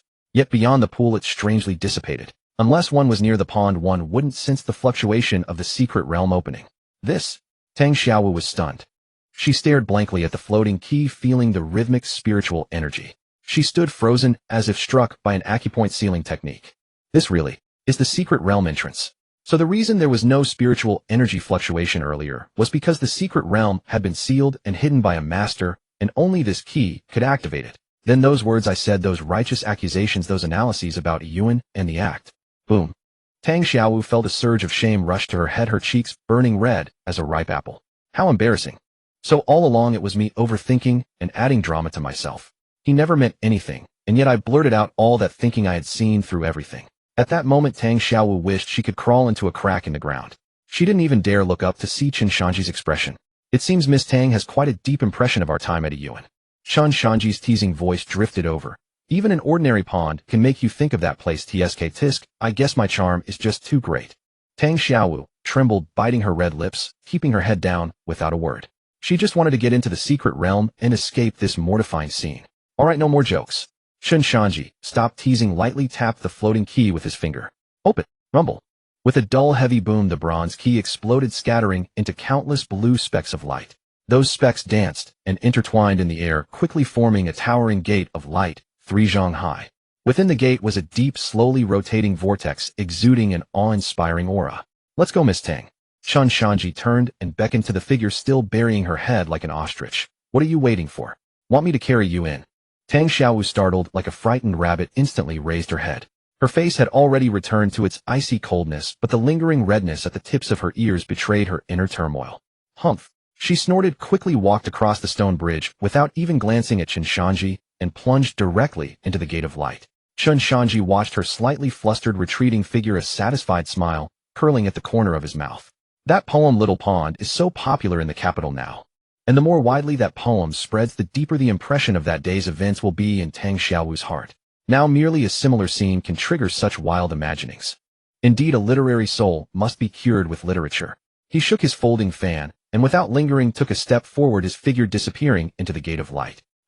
As the two entered, the gate flickered a few times, then rapidly contracted, transforming into a beam of blue light that dissipated into the air. The stone pavilion returned to calm. The rockery remained, the pond undisturbed, as if everything just now had been an illusion. Soon after, their figures vanished. On the outer wall of the Marquis's residence, a blood-red shadow slipped silently along the base of the wall like a ghost. Tang Lu hid in the shadows, following the route he remembered, evading the patrolling guards, and made his way toward Chen Shanzhi's courtyard. He naturally intended to see whether that bastard Chen Shanzhi had done anything excessive to Xiaowu. If he had, a murderous glint appeared in Tang Lu's eyes. But just as he stepped into the rear courtyard, and murderous intent flashed in his eyes. Just as Shaner predicted, a rat would sneak in tonight. A furious shout exploded like thunder in his ears. The voice was not loud, but it carried an indescribable, terrifying pressure. The air within Tenjiang seemed to solidify in an instant. An invisible wave like a raging ocean swept forth from the depths of the courtyard. What? Tang Lu, who had transformed into a blood shadow, was taken aback. He felt a force like mountains toppling and seas overturning slam into him. It felt like an ant facing a collapsing mountain. Under this pressure, his body began to tremble uncontrollably. Is this the Minghua realm? No, this is definitely not ordinary Minghua realm. Tang Lu was horrified. In the Sihai Academy, he had seen Minghua realm teachers strike, but none of them had ever given him such a terrifying sense of oppression. The aura was so profound, like an abyssal ocean, unfathomable. This was likely a peak Minghua realm powerhouse. But why hadn't he been detected when he came last time? And what did that person mean? Was he waiting here specifically for me? How did he know I would come? Could that prodigal Chen Shanzhi have guessed it? Someone who knows me this well. Could it be? No, impossible, definitely not. As soon as that thought surfaced, Tang Lu forcibly suppressed it. But once suspicion arises, it is hard to dispel. Tang Lu forced himself to calm down, knowing the situation was urgent. Facing a powerhouse of this level, he had no right to resist at all. Without hesitation, he bit his tongue and sprayed a mouthful of essence blood onto the stone pendant on his chest. The pendant emitted a faint red glow enveloping his entire body. With a whoosh, Tang Lu transformed into a beam of blood light. His speed increased several-fold. Yet his momentum was silent, and he fled toward the outside of the Marquis's residence in an instant. The very next second after Tang Lu fled, swish! A voluptuous and elegant figure appeared out of thin air where Tang Lu had stood. It was Chen Ro. She wore a plain sleeping robe, her long hair casually draped over her shoulders, yet it couldn't conceal her noble and graceful demeanor. But at this moment her face, which usually bore a gentle smile, was covered in a layer of frost. While resting in her room, she had suddenly sensed a trace of murderous intent. If Shaner hadn't reminded her beforehand, she would never have imagined that someone at the Shuangguan realm would dare sneak into the Marquis of Jinggua's residence. Moreover, this Shuangguan realm person had concealed his aura so well that even she hadn't noticed. So the moment she sensed the murderous intent, she rushed over immediately. He ran fast. Chen Ro snorted coldly. She didn't chase because Shaner was still in the secret realm, and she couldn't easily leave the Marquis's residence. Chen Ro stood still, her beautiful eyes narrowed, carefully sensing the lingering bloody aura and spiritual energy fluctuation in the air that hadn't fully dissipated. She reached out, gently grasping the air, as if trying to capture the residual aura. This spiritual energy aura. A flicker of doubt crossed Chen Ro's eyes, then, as if a thought struck her, her pupils abruptly contracted. The blood energy is rich, yet not evil. Rather, it has a familiar scent. How is this possible? Shock flashed in Chen Ro's beautiful eyes. This technique is from the Xiangui sect. But the Xiangui sect, which once conspired to rebel, wasn't it completely eradicated decades ago when the Marquis personally led troops to surround and annihilate them? Now, decades later, how can someone still carry this heritage? She stood there silent for a long time, the night wind stirring her skirt, making her look particularly cold and aloof.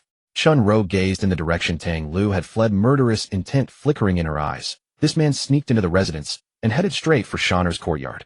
What is his intention? Could these remnants be seeking revenge against the Marquis's residence?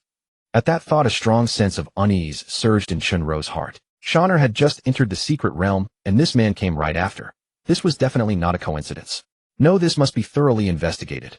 Chen Ro's figure flickered, and she vanished from the spot in an instant. Upon stepping through the radiant portal, Chen Shanzhi felt a sudden lightness in his body.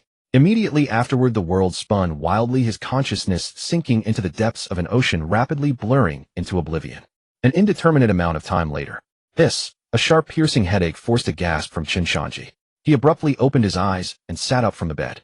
What met his eyes was a wooden guest room brimming with exotic charm. The walls were adorned with the pelts of unknown beasts, and a faint scent of medicinal herbs permeated the air. Before he could examine his surroundings, a surge of unfamiliar memories flooded into his mind. Ugh! Chen Shanzhi grunted in discomfort. Moments later, he slowly exhaled a turbid breath, his gaze gradually clearing. The memories were not extensive, and soon merged completely. Chen Sin, special envoy of the Great Zhou dynasty, dispatched by the third prince to the Wu tribe.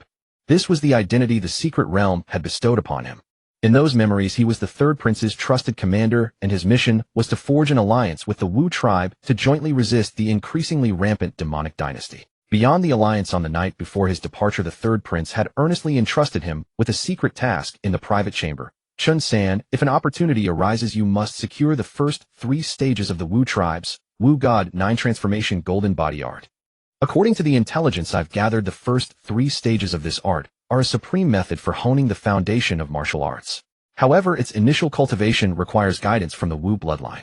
If we can retrieve it, conduct research, and remove the restriction of the Wu bloodline, then once it is popularized within the army, the combat power of our Great Zhou soldiers will increase several-fold, and the border demon threat can be resolved. Now, the point in time was after he had endured countless hardships, finally arriving at this Wu tribe settlement a few days ago, and being accommodated in the guest room to rest. Something's off. The content inside this secret realm doesn't match the game at all. After digesting this segment of memory, a look of astonishment spread across Chen Shanzhi's face. He got down from the bed, poured himself a cup of cold tea from the table, and downed it in one gulp. The cool liquid soothed his throat, calming his chaotic thoughts somewhat. Chen Shanzhi set down the teacup, his fingers unconsciously tapping lightly on the tabletop, producing a steady thump, thump, thump. He began to meticulously examine the content concerning the Jinghua Marquis Estate's secret realm within his mental guide. After a long while, Chen Shanzhi withdrew his consciousness from the mental guide, rubbing his temples with a headache. It seemed things had spiraled beyond his control. The content of the guide matched his previous memories. In the original game, the Jinghua Marquis Estate's secret realm was a typical tower-climbing, monster-clearing dungeon. When players entered, they were directly teleported to a safe zone. Not far away was the dangerous area. After resting, the player had to choose to leave the safe zone, then face the first stage's beasts, the second stage's puppets, and the third stage's guardian boss. It was all simple and straightforward. Meet and fight. Win and take the rewards directly, or lose and be teleported out. But now, there was no training ground, no beasts, no puppets. Instead, there was this wooden cabin, and a named identity with a mission background. Where had the error occurred? Chen Shanzhi's tapping fingers exerted a little more force. With that, he saw the solid wooden table about an inch thick pierced through by his finger. He abruptly stopped tapping. When had his strength grown so much? He quickly turned his awareness inward and sensed the vast true essence within his body. Then shock appeared in Chen Shanzhi's eyes. He realized that the true essence in his major acupoints was nothing like what a Xian Pass realm cultivator should possess. Because the true essence of a Xian Pass realm cultivator flowed like air through the major acupoints. But now the true essence in his body coursed like tiny streams. Every single drop of that true essence surpassed in concentration and quality the total sum of all true essence his own Xian Pass 7 orifices body could contain. Then when Chen Shanzhi placed his awareness on his sea of consciousness, he discovered a mass of golden flame shaped like a spear within it. The flame burned silently in the sea of consciousness, bringing a sense of warmth to his entire spiritual sea. Yet beneath this warmth, he could also feel the terrifying power contained within that golden spear-shaped flame. A single spark would be enough to incinerate a Xian Pass 7 orifices martial artist to ashes. Was this the life fire? When had he broken through to the life fire realm? Chen Shanzhi looked at the wooden door not far away. With a thought, his figure appeared at the threshold. Wherever the life fire shines, one can arrive instantly. So he, or rather the identity given by the secret realm, was truly at the life fire realm. But after confirming this, Chen Shanzhi's expression grew even more grave. In the original game's Jinghua Marquis Estate's secret realm, with his Xian Pass 7 orifices and Tang Xiaowu at Xian Pass Peak, he could have effortlessly bulldozed through it. But now the mere identity granted by the secret realm was at the life fire realm. This meant the secret realm's level was at least life fire. Moreover, he had no idea if higher level existences lurked within. A secret realm at least at the life fire level. Such a thing should never appear in the early stages of the game. And it was a secret realm that didn't even exist in the game. The guide in his head was useless. Damn it, Chen Shanzhi couldn't help but mutter a curse. Taking a deep breath, Chen Shanzhi forced himself to calm down. This was the first time since his transmigration that he had encountered a situation completely unrelated to the game guide in his mind. Even when facing people like Jiang Yingrao before, although the plot had deviations, the general direction had remained within his control. But this time, if he hadn't known he was inside a secret realm, he would have suspected he had directly transmigrated into another game entirely. Could I have entered the wrong secret realm? Chen Shanzhi frowned deeply, quickly replaying in his mind the details of entering the secret realm. First, the key to open the secret realm had been personally handed to him by his aunt Chen Ro. Given Chen Ro's doting on him, it was impossible for her to harm him. Moreover, the shape of that bronze key and the patterns on it were exactly the same as in the game. Second, the location where he had opened the secret realm, the stone pavilion on the rockery pond, also matched the game. Then, according to what his aunt had said before he entered the situation his deceased father had encountered in the secret realm back then was also monster clearing and level breaking, which was consistent with the game's setting. Since the entrance is correct, the key is correct, and according to aunt's description, my father's experience was also correct when he entered. Then why, when I entered this time, did the secret realm's content change? Chen Shanzhi stood up and paced back and forth in the room. He disliked this feeling of being out of control, and without the advantage of the game guide in his mind. His survival difficulty in this secret realm, which was at least at the life fire level, would skyrocket. Could it be because of cultivation level? No sooner had this thought surfaced in his mind than Chen Shanzhi immediately shook his head to dismiss it. In the early stages of the game, when the protagonist Tang Lu and Tang Xiaowu entered this secret realm, they were also at the Xian Pass realm similar to him now. If this wasn't the reason, then what could it be? Chen Shanzhi walked to the window, pushed it open a crack, and gazed at the occasional Wu tribe figures passing by in the distance, as well as the entire tribal settlement. This was completely different from the dungeon in the game. What exactly is the reason? Chen Shanzhi's brows were tightly knit. But after thinking for a long time, he found no clue. He looked up and saw the occasional figures passing by in the distance. Suddenly a spark of inspiration flashed through Chen Shanzhi's mind, and his footsteps came to an abrupt halt. People. That's right, there's another difference. In the original game, the ones who entered this secret realm were the protagonists Tang Lu and Tang Xiaowu. After all, in the game, this secret realm was the prerequisite for unlocking the Wu clan storyline. It was impossible for oneself, the NPC being the heir to the Jinghua Ho, to enter this secret realm. Thus, the strategy in my mind also could not contain any relevant content about the heir to the Jinghua Ho entering the secret realm. But this is not a game, it is reality. And in reality, it is most logical for me, the heir to the Jinghua Ho, to enter the Jinghua Ho mansion's secret realm. So is this a logical patch applied when the game was transformed into reality? Thinking this way, it seemed to explain why this secret realm was completely different from the original game. With this thought, the shock and uncertainty in Chen Shanzhi's eyes began to gradually dissipate. However, he faintly felt that his reasoning just now was not rigorous and seemed to have missed something. So he sat down by the wooden table and began to review again. Then he realized the point he had previously overlooked. That is, if this situation was caused by his possessing the bloodline of the Jinghua Ho mansion, then why did his deceased father's description of the secret realm after entering and exiting it match the game's dungeon exactly? Therefore, there is another necessary condition for this situation to occur. Tang Xiaowu, the Saintess of the Wu clan, must enter together with me, the heir of the Jinghua Ho mansion. Only then would the current situation I face be triggered. So why is there such a specific requirement? Chen Shanzhi was puzzled. But with too few clues at the moment, he couldn't figure out why. However, he had a vague guess that these two triggering conditions were very important. Perhaps they were the key to leaving this secret realm. But for him, the occurrence of such a situation was undoubtedly bad news, because it meant that all the game strategies in his mind were essentially rendered useless within this secret realm. He didn't know where the boss was, what mechanisms the secret realm had, or what the conditions were to clear it. Was it to successfully forge an alliance, or to obtain the first 3 turns of the Wu God's 9 Revolutions golden body art? Most crucially, if he failed, would he simply be teleported out like in the previous secret realms? If not, would failure mean dying here? At this thought, a grave expression appeared on Chen Shanzhi's face. But after a moment, he suppressed this gravity. Since this was the Jinghua Ho mansion's secret realm, it was meant to be a fortuitous opportunity for descendants, so it definitely couldn't be a dead end. When the cart reaches the mountain, there will be a road. When the boat reaches the bridge, it will straighten out. As long as he broke through this situation, the rewards he could obtain would likely be greater than those in the game. After all, this could be considered a hidden dungeon, right? And it was a secret realm of the life flame stage that appeared early on. So looking at it this way, it wasn't all bad. With this thought, Chen Shanzhi began to analyze the intelligence he now possessed one by one in his mind. According to the memories, the current dynasty was called the Great Zhou Dynasty. The so-called Great Zhou Dynasty was actually the previous dynasty. It had existed for 1,000 years, an undeniably long-standing dynasty. But the last few emperors were fatuous and tyrannical, draining the dynasty's fortune. Decades ago, the current emperor overthrew it and established the Great Jiang Dynasty. And as the absolute main force in conquering the realm, the Chen family of the Jinghua Ho leaped over the Dragon's Gate, rising to a status equal to the 3 great families that had existed for 1,000 years. From then on, the 3 great families became 4. So did the storyline of the secret realm take place in the era of the previous dynasty. As for the specific time, with the limited information available, Chen Shanzhi couldn't deduce it. Moreover, regarding the memories, just now Chen Shanzhi had another point of great confusion. That was the so-called third prince. As the heir of the Jinghua Ho mansion, Chen Shanzhi naturally knew more information than ordinary people. But neither in the game nor in his own memories as the heir was there any mention of a third prince in the Great Zhou Dynasty. Nor was there any mention of an alliance between the Great Zhou Dynasty and the Wu clan. So what this secret realm showed was either a fabricated story or— Chen Shanzhi's eyes carried a hint of worry. Or it was a story buried by history. And judging by the situation, it might very well be related to his own Jinghua Ho mansion. Chen Shanzhi rubbed his temples. If it was truly a hidden secret, then the difficulty of this secret realm might not be small. Taking a deep breath, he stopped dwelling on these thoughts. Because with the limited information, he could only speculate this much. Chen Shanzhi looked up and glanced around the room, confirming that he was indeed alone. This was within his expectations.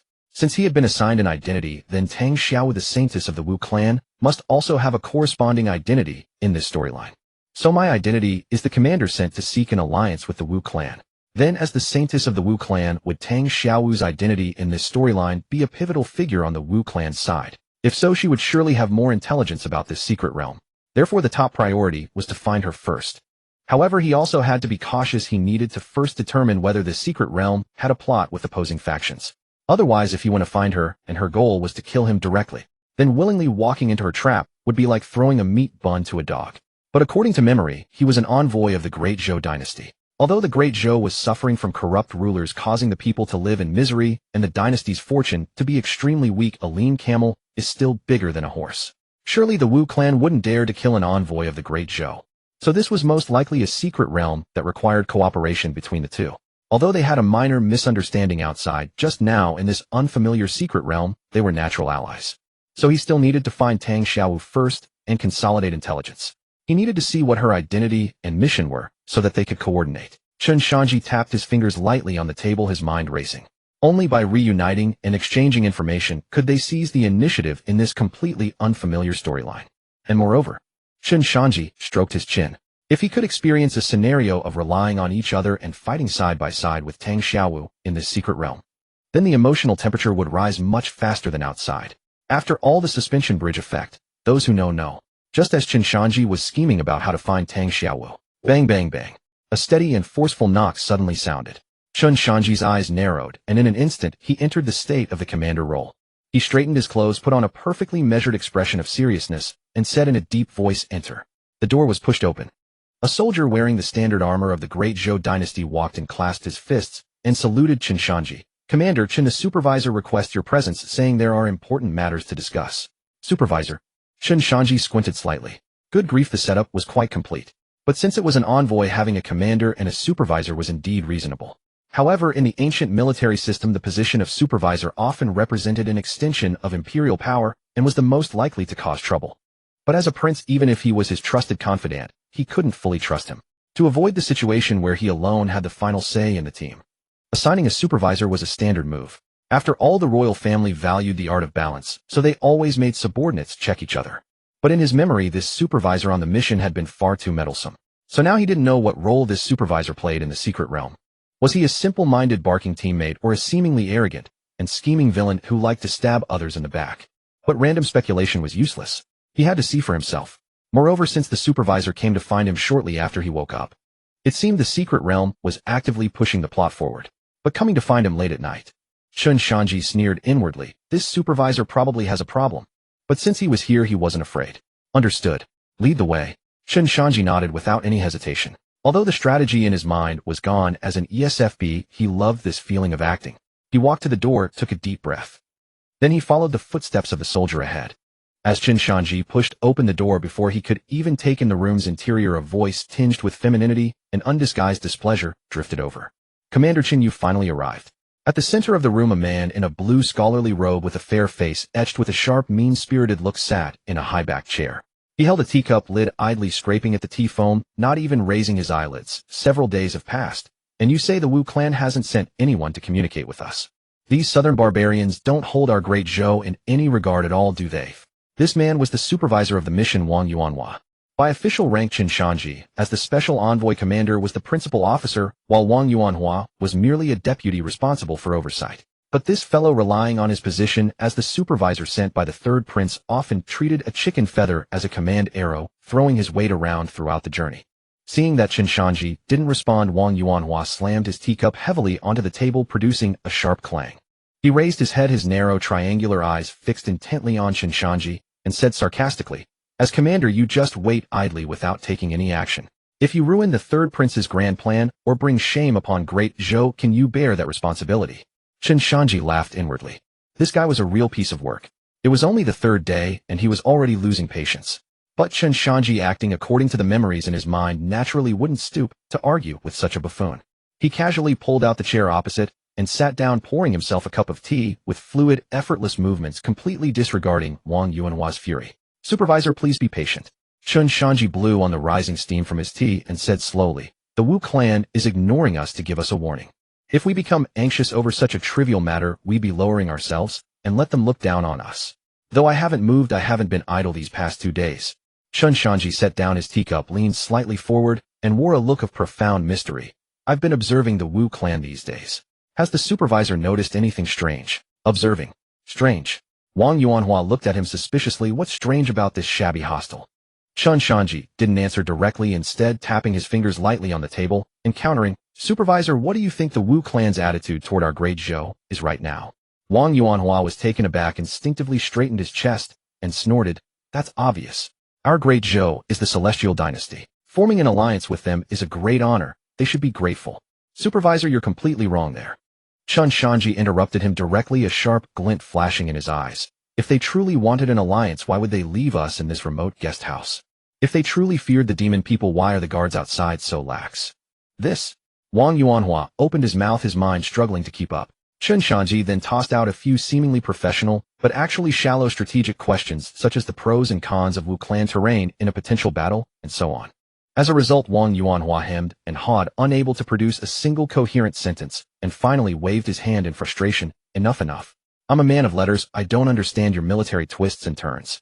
Anyway, I'll say this, I must meet the Wu clan chief tomorrow, or you'll be held accountable." Chen Shanzhi smiled slightly, rose, and cupped his hands. "Rest assured, Supervisor, I know what I'm doing." As he walked out of the room, the deference on Chen Shanzhi's face vanished, instantly replaced by a look of mockery. For now it seems this supervisor is a complete fool. Brainless, gutless, and fond of showing off. Such a person in the original game storyline would usually not survive the first chapter. But in this hidden storyline, now having such a useless teammate sometimes serves as the best shield. With that thought, Chen Shanzhi was in good spirits, humming a tune as he returned to his room and went straight to sleep. If nothing unexpected happened, the plot would advance again come morning. The next morning, as sunlight just began to stream into the room, urgent knocking sounded at the door.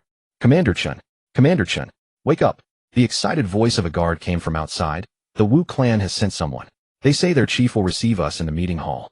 Chen Shanzhi's eyes snapped open, a knowing smile spreading across his face. He quickly dressed himself neatly and pushed open the door. Outside, Wang Yuanhua was already waiting impatiently. This fellow had deliberately changed into a brand new official robe, that day his hair combed to a glossy shine. He even held a folding fan, admiring himself in the bronze mirror by the door. Chen Shanzhi was taken aback, his expression somewhat odd. This outfit felt strangely familiar. Seeing Chen Shanzhi come out, Wang Yuanhua snapped his fan shut and raised his chin. "Commander Chen, hurry up. Don't let those barbarians think we great Zhou people are lazy." Chen Shanzhi couldn't be bothered to respond, merely nodded. "Let's go." The two, accompanied by 4 elite guards, followed a Wu clan guide toward the meeting hall deep in the village. The Wu clan village was built against the mountain, consisting entirely of stilted buildings completely different from Great Zhou, full of exotic charm. After walking for about 3/4 of an hour, they arrived before an imposing wooden hall. Flanking the entrance were 2 rows of Wu clan warriors holding spears and bearing tattooed totems, each exuding fierce wolf-like intensity. "Please." The guide gestured. Chen Shanzhi straightened his robes and strode in with his head high. The hall was vast, but the lighting was somewhat dim. Chen Shanzhi's gaze swept across, instantly taking in the entire scene. At the main seat sat a middle-aged man. He wore a tiger skin cloak, revealing half of his muscular chest with iron-like bulging muscles adorned with intricate cyan tattoos.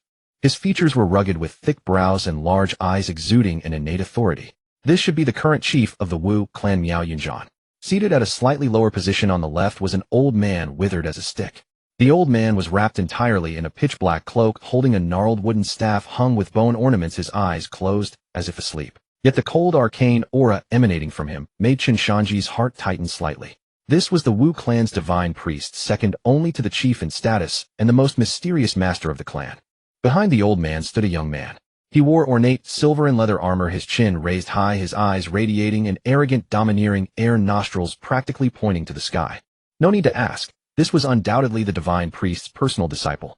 And Chen Shanzhi's gaze ultimately settled on a girl standing beside the chief. At a single glance, his breath involuntarily caught for a moment. This woman was naturally Tang Xiaowu. But at this moment, she was completely different from the aloof girl he had seen in the capital. She wore attire highly characteristic of the Wu clan. On her upper body was a tight, dark blue button jacket with exquisite multicolored patterns embroidered on the collar and cuffs, revealing a section of arm as smooth as lotus root and a waist so slender that it could be encircled by one hand. Below was a pleated short skirt just barely covering her thighs, exposing 2 long, straight, dazzlingly white legs. On her head was a heavy silver crown, and around her neck a silver collar. With the slightest movement, the silver ornaments on her body produced crisp, tinkling sounds. This outfit forcibly blended a wildness and allure into her originally cool temperament. Simultaneously pure and seductive, the impact was simply explosive. Chen Shanzhi felt his heart beat a few extra uncharacteristically rapid thumps. He forcibly suppressed his inner agitation and met Tang Xiaowu's cold, clear eyes. Their gazes intersected in the air.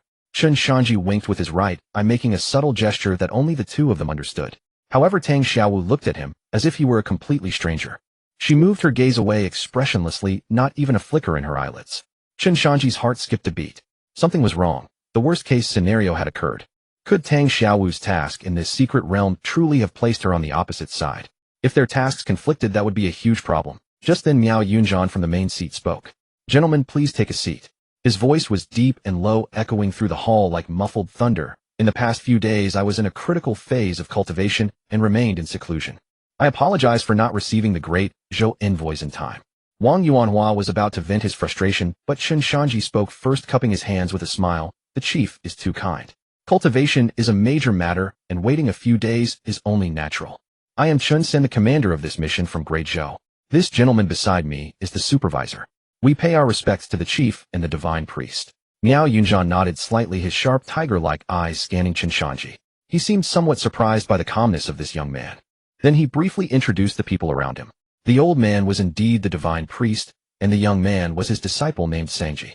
And in this storyline, Tang Xiaowu's identity was Miao Yunjian's daughter, the Wuzhu sacred maiden Miao Amon.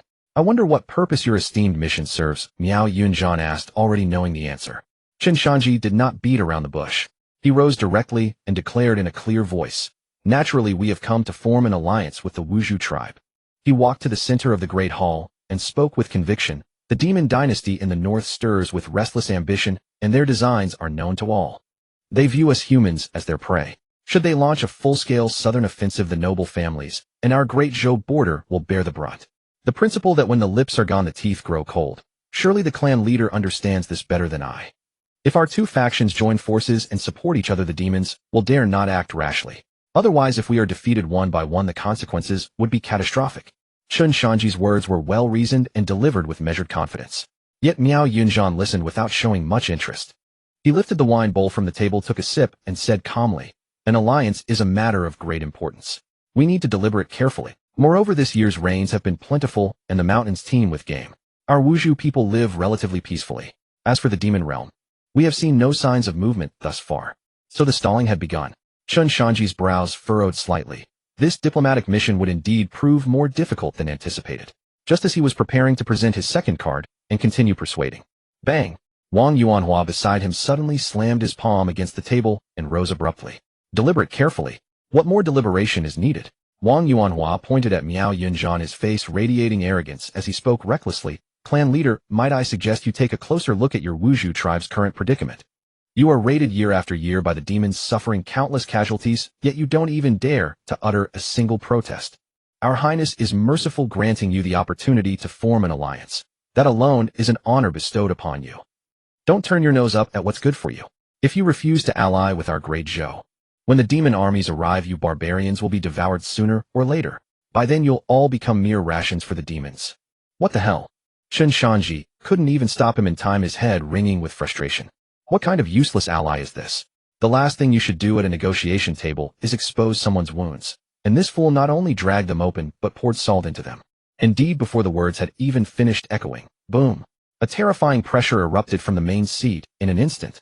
The air within the entire hall seemed sucked dry, the temperature plummeting to freezing. Chen Shanzhi felt a chill run down his spine, as though an ancient beast had fixed its gaze upon him. His entire body stiff and paralyzed. And Wang Yuanhua, bearing the brunt of it, fared even worse. His arrogant expression remained frozen on his face, but his body trembled violently like a sieve. Thump! His legs gave way, and Wang Yuanhua collapsed onto the ground. His face turned ashen as paper and damp patches began to seep through his trousers. Presumptuous! Miao Yunjian rose slowly, gazing down at Wang Yuanhua from above, killing intent blazing in his eyes. Is this the upbringing of a great Zhou envoy? Even under the principle that envoys are not slain during wartime between nations, you would already be a corpse. That terrifying aura emanating from a peak martial artist pressed down on Wang Yuanhua so heavily that breathing became a struggle. All he could do was gape, producing strangled gasps. Chen Shanzhi clenched his teeth and bore the crushing pressure. Within him, his life fire blazed brightly, allowing him to advance half a step forward despite the terrifying force weighing upon him. He stepped in front of Wang Yuanhua and said in a deep voice, "Clan leader, restrain your anger. The supervisor is merely anxious about the safety of Great Zhou and your noble tribe." His words were careless in the moment. "I beg your forgiveness." A flicker of surprise crossed Miao Yunjian's eyes. He hadn't expected someone at merely the life fire stage to not only withstand his pressure and step forward half a pace, but also to remain composed and speak with such clarity. Oomph. After a moment, he snorted coldly and withdrew the suffocating pressure. It seems you have traveled far and still know little of our Wuzhu tribe. Miao Yunzhan returned to his seat, his tone icy. The matter of alliance shall be discussed another day. Today I will have my daughter and the divine blessing disciples escort you to tour our Wuzhu lands. At this the young man Sangji, who had worn an air of superiority throughout, approached alongside Tang Xiaowu. Sangji glanced at Wang Yuanhua sprawled on the ground, an undisguised sneer curling his lips. Tsk tisk, is this all the courage a great Zhou official possesses? Please follow us. Tang Xiaowu's face remained cold, her gaze sweeping over Chen Shanzhi, without the slightest emotional flicker. Chen Shanzhi, unwilling to give up, sent her another signal. But Tang Xiaowu simply ignored his subtle gestures. She turned and walked toward the hall's exit, leaving behind only a chilling remark. Many areas within the Wuzhu lands are riddled with gu arrays and traps. You would do well to stay close. If you wander into forbidden zones by accident, you may well lose your lives there. With that, her long legs moved gracefully, the silver bells at her waist chiming with each step, and she walked out without looking back. Sangji let out a cold snort and followed. Chen Shanzhi sighed and reached out to help Wang Yuanhua to his feet. Can you still walk? Supervisor. Wang Yuanhua rose shakily, wiping the cold sweat from his forehead, as though he had just escaped the gates of death. This Wuzhu tribe is too barbaric, he muttered with lingering terror, yet his eyes revealed a trace of malice. The two followed out of the great hall. The sunlight was glorious, and Wang Yuanhua, basking in its warmth, seemed to finally recover from the earlier terror. He watched ahead at Tang Xiaowu's swaying figure walking before him. His previously terrified eyes gradually went somewhat vacant, his Adam's apple bobbing as he swallowed. This woman truly has some spice to her. Suddenly Wang Yuanhua seemed to think of something. He leaned close to Chen Shanzhi, nudging him with his elbow, and chuckled in a hushed voice. Commander Chen, isn't the clan leader's daughter quite beautiful? Chen Shanzhi paused, regarding him with confusion. Supervisor, what do you mean by that? Wang Yuanhua flashed a lecherous grin, the kind that says men understand men. Winking and nudging him, stop pretending. I saw it just now. Commander Chen, your eyes were practically glued to her. Not only did you stare, but you even winked at her. I suppose Commander Chen has caught feelings for a Wuzhu woman. Chen Shanzhi was speechless inside, about to explain, but Wang Yuanhua threw an arm around his shoulder in a bro-like manner and said, oh, it's only natural. Young men should be romantic, aren't they? And who wouldn't fancy a wild cat with such exotic flair? As he spoke, he patted his chest. Throughout this journey, you and I have already shared bonds forged in life and death trials. Plus, just now Commander Chen blocked that Wuzhu clan leader's pressure for me. That's a favor I won't forget. It's rare to see you so attentive toward a woman. As a good brother, I must help you out. Chen Shanzhi's lip twitched. This man's imagination was something else. Still, he asked, help me how? Wang Yuanhua pointed at Sangji and Tang Xiaowu, walking ahead, a wicked grin on his face as he plotted in a whisper, look at it this way. We're 4 people walking together. How awkward is that? Soon I'll find an excuse to have that fellow show me around elsewhere separately. Then won't it just be you and the clan leader's daughter left? 2 alone wandering through the mountains and forests. Wang Yuanhua gave Chen Shanzhi an encouraging look. I believe that with Commander Chen's charm and abilities, capturing a Wuzhu girl would be as easy as picking fruit from a tree. Once you've persuaded the clan leader's daughter, convinced her, then our negotiations will be as easy as taking what's already ours, won't they? If it succeeds, it'll be a tremendous achievement. Chen Shanzhi was dumbfounded. What kind of thinking is this? Although this guy was likely trying to pass the entire alliance matter off to him, the outcome was exactly what he wanted. He had been worrying about having no opportunity to speak with Tang Xiaowu alone to verify the situation. This was like someone bringing him a pillow when he was already drowsy. Perfect timing. Then I'll trouble you, supervisor. Chen Shanzhi suppressed his smile and cupped his hands in gratitude. No problem at all. Wang Yuanhua clapped his thigh and immediately stopped, pointing at Sangji ahead and calling out loudly, hey, you there. Sangji turned his head, irritation written across his face. What is it? Wang Yuanhua lifted his chin, putting on a discerning air. This official does not enjoy sightseeing when so many crowd together. It's too noisy. You take this official to that mountain over there to view the scenery. As for Commander Chen, let Miss Miao guide him elsewhere. Sangji's brows furrowed, about to refuse, but glancing at the impassive Amon beside him, then at Wang Yuanhua's expectant face. His eyes darted as though an idea struck him, and he nodded. Fine. With that, a cold smirk flashed in Sangji's eyes, and he led Wang Yuanhua down the left fork path. The mountain path was rugged with ancient trees towering overhead. Chen Shanzhi followed behind Tang Xiaowu, his gaze unabashedly lingering on the slender figure before him, whose silver ornaments chimed with every step. It must be admitted that the Wuchu clan's attire was indeed striking, expertly revealing where it should and concealing where it ought to. The silver bells jingled with each step and glimpses of snow-white skin were enough to make one's eyes water. But while Chen Shanzhi's eyes remained fixed on the beautiful scene before him, his mind was preoccupied with something else.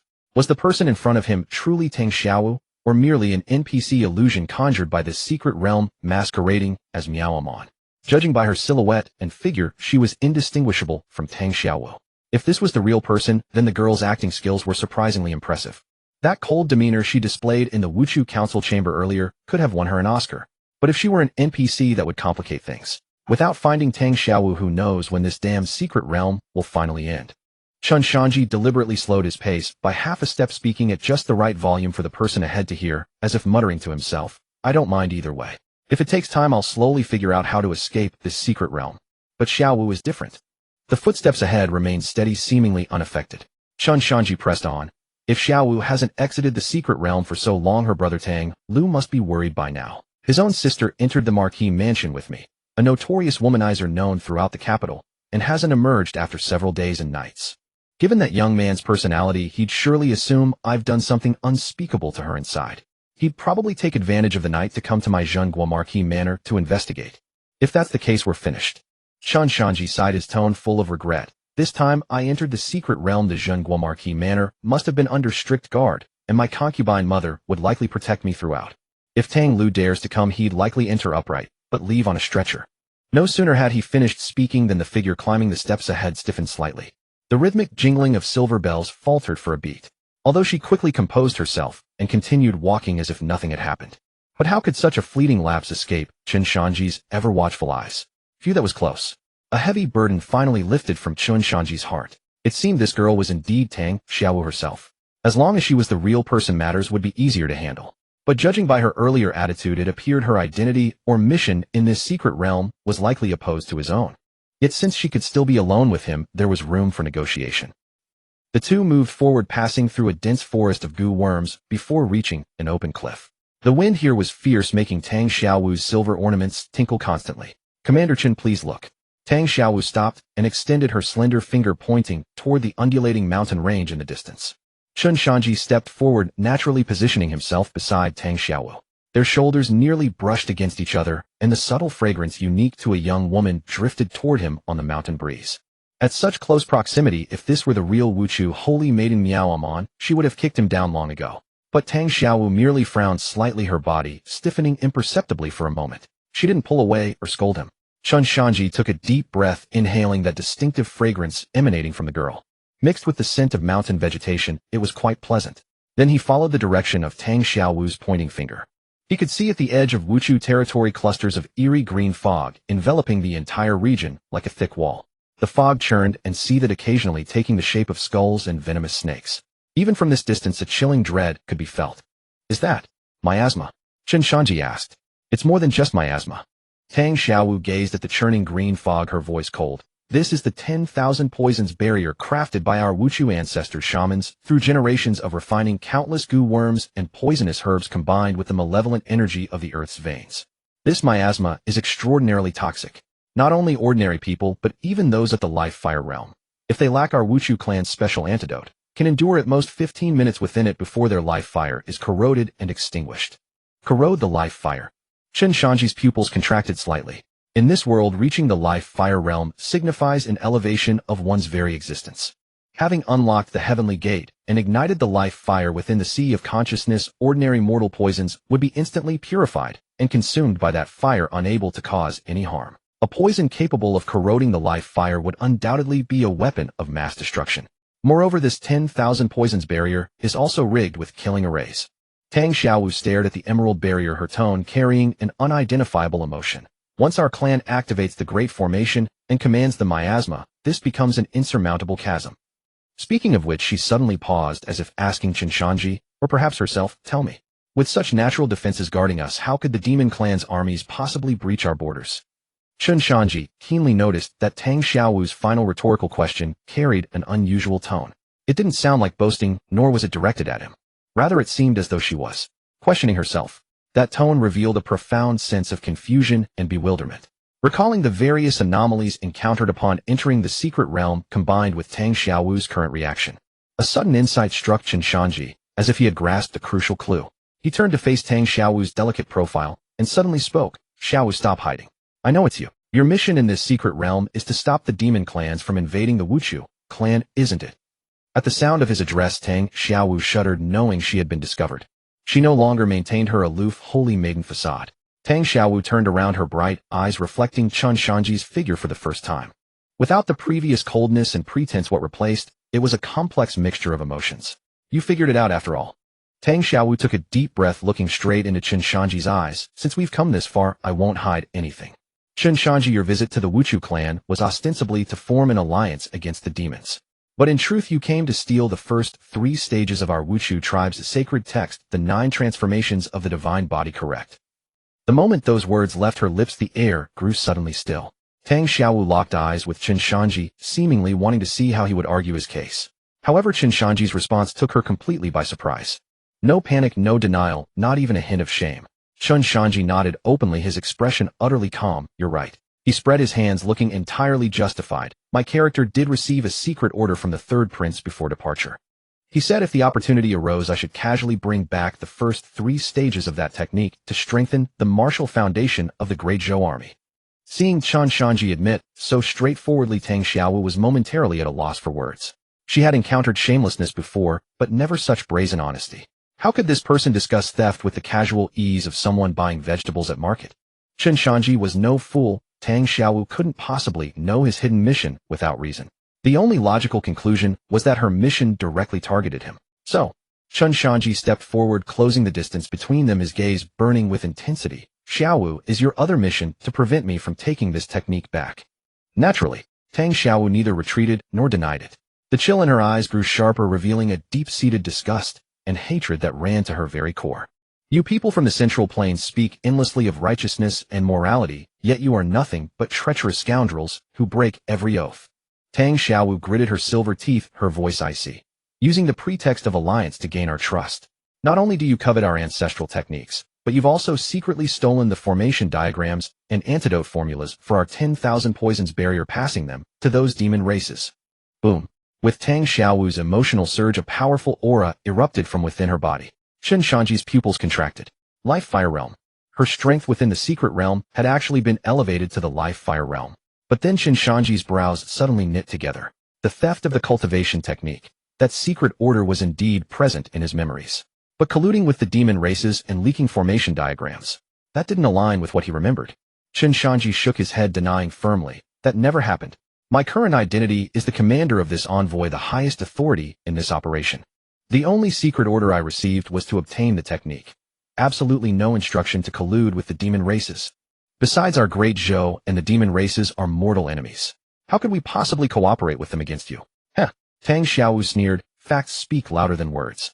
She turned around, gazing at the sky-filled green miasma, her tone heavy with sorrow, because these events already occurred over 100 years ago. Hearing Tang Xiaowu's words, a trace of surprise flickered across Chen Shanzhi's face. This possibility had already occurred to him. Judging by what he could see, Tang Xiaowu seemed to know quite a bit about the events recorded in this secret realm. This was good news.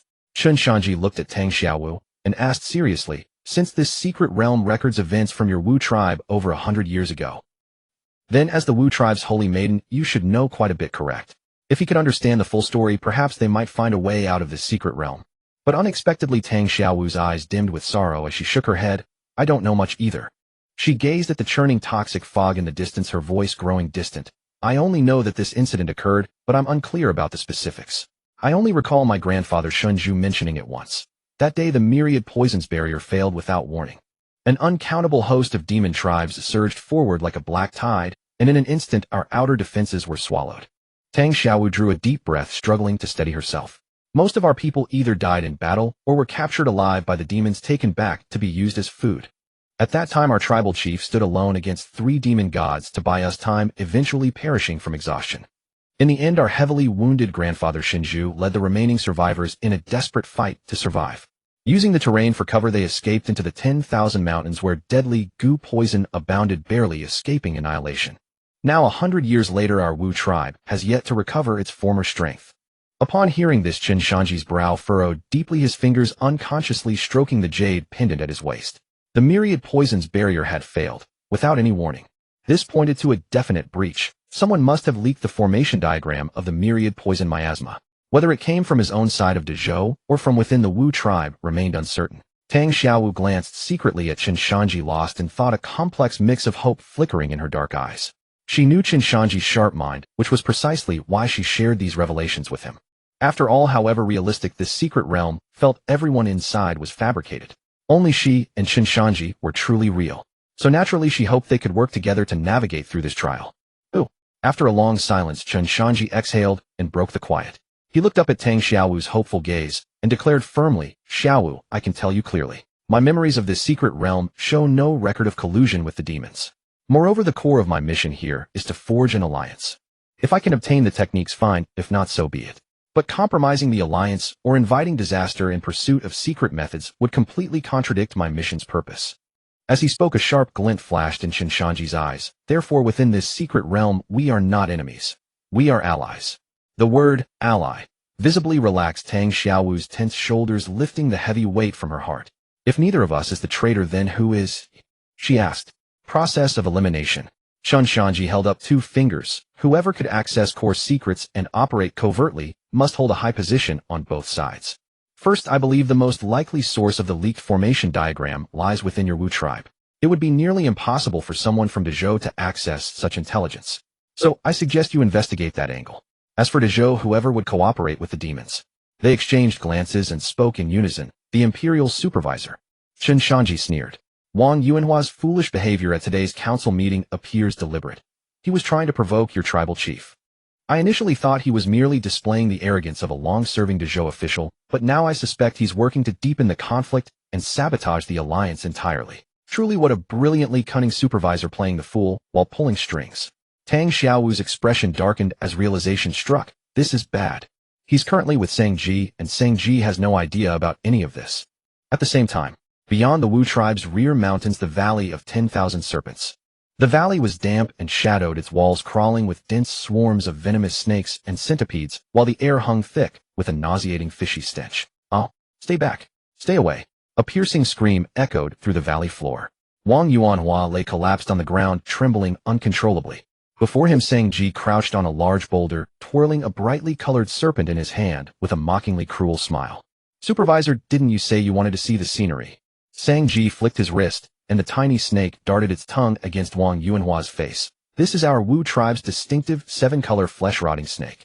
One bite, and your flesh will slough away like mud. The victim won't die, though. They'll stay conscious the entire time, watching themselves transform into a living skeleton. How breathtaking is that, supervisor? Bite me. Move it away. Move it away." Wang Yuanhua's panic made him sputter incoherently, tears and snot streaming down his face as he flailed wildly, his trousers soaking through once more. He'd only wanted to assist Chen Shanzhi, but this Sangji turned out to be utterly deranged. During their journey, the young man deliberately steered them straight into venomous lairs rather than taking them anywhere useful. This wasn't cultural immersion, it was straight-faced damnation. Tisk, a Dezhou official with the spine of a child. Sangji regarded the wretched figure before him with scornful amusement, his contempt palpable. "With courage like yours, you dare speak of alliance with my Wu tribe." Though insulted by this barbarian, Wang Yuanhua dared not retaliate. The hatred simmering within him remained unexpressed. Then suddenly a shift in his eyes, as though struck by inspiration, and he burst into hearty laughter. Sangji faltered, confusion cutting through his mockery. "What's so funny?" Clutching his stomach as though the laughter had seized it, Wang Yuanhua finally managed between gasps. "This say, you've got feelings for that young lady, but lack the nerve to speak them. You're nothing but a coward in every way except your cultivation." Sangji's expression darkened instantly. "What did you say?" Wang Yuanhua grinned broadly. "I said nothing, just thinking out loud. In a matter of days, that childhood friend of yours will become Commander Chen's mistress." Sangji's face grew ominous as he reached out and seized Wang Yuanhua by the throat. "You dare speak ill of a man? Do you seek death?" Wang Yuanhua pushed futilely against the crushing grip, his face turning crimson, yet he pressed on through coughs. Cough, cough, cough. "In the council chamber just now, I saw everything clearly. That girl, a man, kept exchanging meaningful glances with our commander, Chen, the entire time." A mocking laugh escaped him. "Ha ha, and you really believed I wanted to come out here to view the scenery alone? Commander Chen simply wanted time alone with her. He asked me to distract you." Commander Chen is infamous throughout Dezhou as a renowned womanizer well-versed in every trick to win a woman's affection. He sent me to send you away so he could make his move on her. A smirk played across Wang Yuanhua's face. Just the two of them alone in the wilderness. With Commander Chen's experience and that girl's innocence. TSK, TSK, TSK. Before long the goddess you've yearned for will fall into Commander Chen's arms. Ha ha ha. Silence. Sangji roared, his eyes burning, crimson veins pulsing on his forehead. Sangji hurled Wang Yuanhua aside and burst forward with surging true energy, a blur of motion, racing toward the cliff face. Chen San, I'll kill you. Watching the figure vanish from sight, Wang Yuanhua's previously foolish expression slowly curled into a cold smile. Those troublesome people are finally gone. High upon the cliff, Tang Xiaowu's face showed concern as she prepared to seek out Sangji. Before she could take a step, a warm hand seized her slender wrist. Wait. Chen Shanzhi shook his head. These are only our suspicions. There's no concrete evidence yet. The Secret Realm's events have barely begun unfolding. Even if he is guilty, he wouldn't act now. If we rush in blindly, we'll only tip our hand. Tang Xiaowu considered his words and found merit in them, then attempted to pull her hand free from his grasp. But she glanced down at his firm grip, a blush spreading across her cheeks before she replied coldly, "If I'm not going, at least remove your hand." Chen Shanzhi pretended not to hear, maintaining his serious expression as he pointed toward the Wu tribe below. "Xiaowu, your father specifically asked you to show me around your tribe. Now's the perfect time. Introduce me to your tribe." "You?"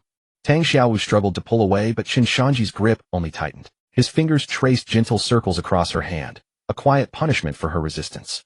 Whether from their earlier cultivation session, where he'd held her close, her body had grown strangely sensitive to his touch. Those light strokes sent a jolt through her frame, making her tremble slightly. She dared not insist on pulling away, swallowing her shame and indignation instead. She began pointing toward the structures below, her voice cold and measured. "That's the altar over there, and that's..." As though to distract herself from his hand on hers, Tang Xiaowu spoke with careful attention to detail. Bathed in sunlight, her profile was strikingly delicate, long lashes flickering. Chen Shanzhi leaned in closer, as though straining to hear her words clearly.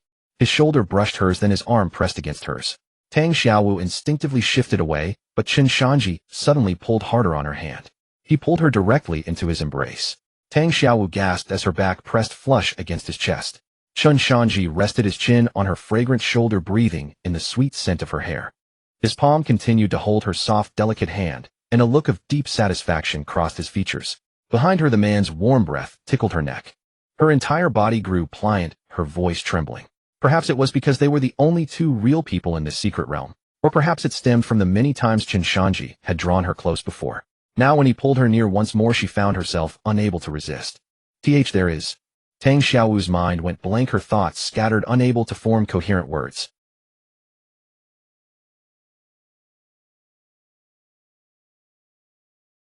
Just as their moment grew dangerously intimate, and Chen Shanzhi moved to push further, a violent force erupted from the forest ahead. "Stop!" A thunderous roar cracked through the air like a bolt of lightning.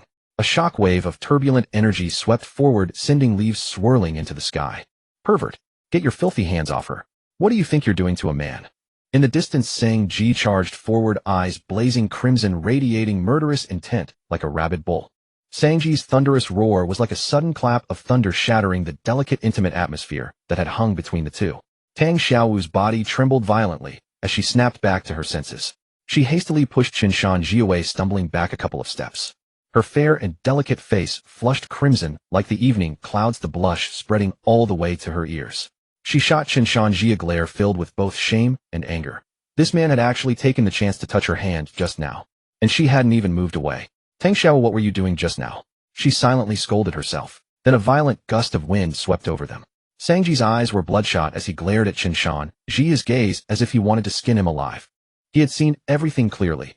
This commander of Dezhou had been standing far too close to a man, even holding her hand and whispering in her ear. A surge of rage rushed to Sangji's head. "You lecher! How dare you insult a man? Die!" He roared, stomping his foot hard, shattering the rock beneath him. Boom! A fierce aura erupted from his body. He clenched his right fist and hurled a powerful punch at Chen Shanzhi from a distance. Behind him, the space twisted and flames surged, coalescing into a silver moon gluttonous wolf over 10 feet tall. The wolf's eyes gleamed green, its fangs glistened coldly, and it let out a long howl at the sky. With a suffocating pressure, it pounced down on Chen Shanzhi. Life fire manifestation. Chen Shanzhi narrowed his eyes but showed no sign of panic. Instead, he stepped forward, clenching his right hand in the air. With a hum, a golden light burst in his palm, instantly forming a golden spear with a cold, gleaming tip. This was the life fire he, as Dezhou's commander, had condensed in the secret realm. Well struck.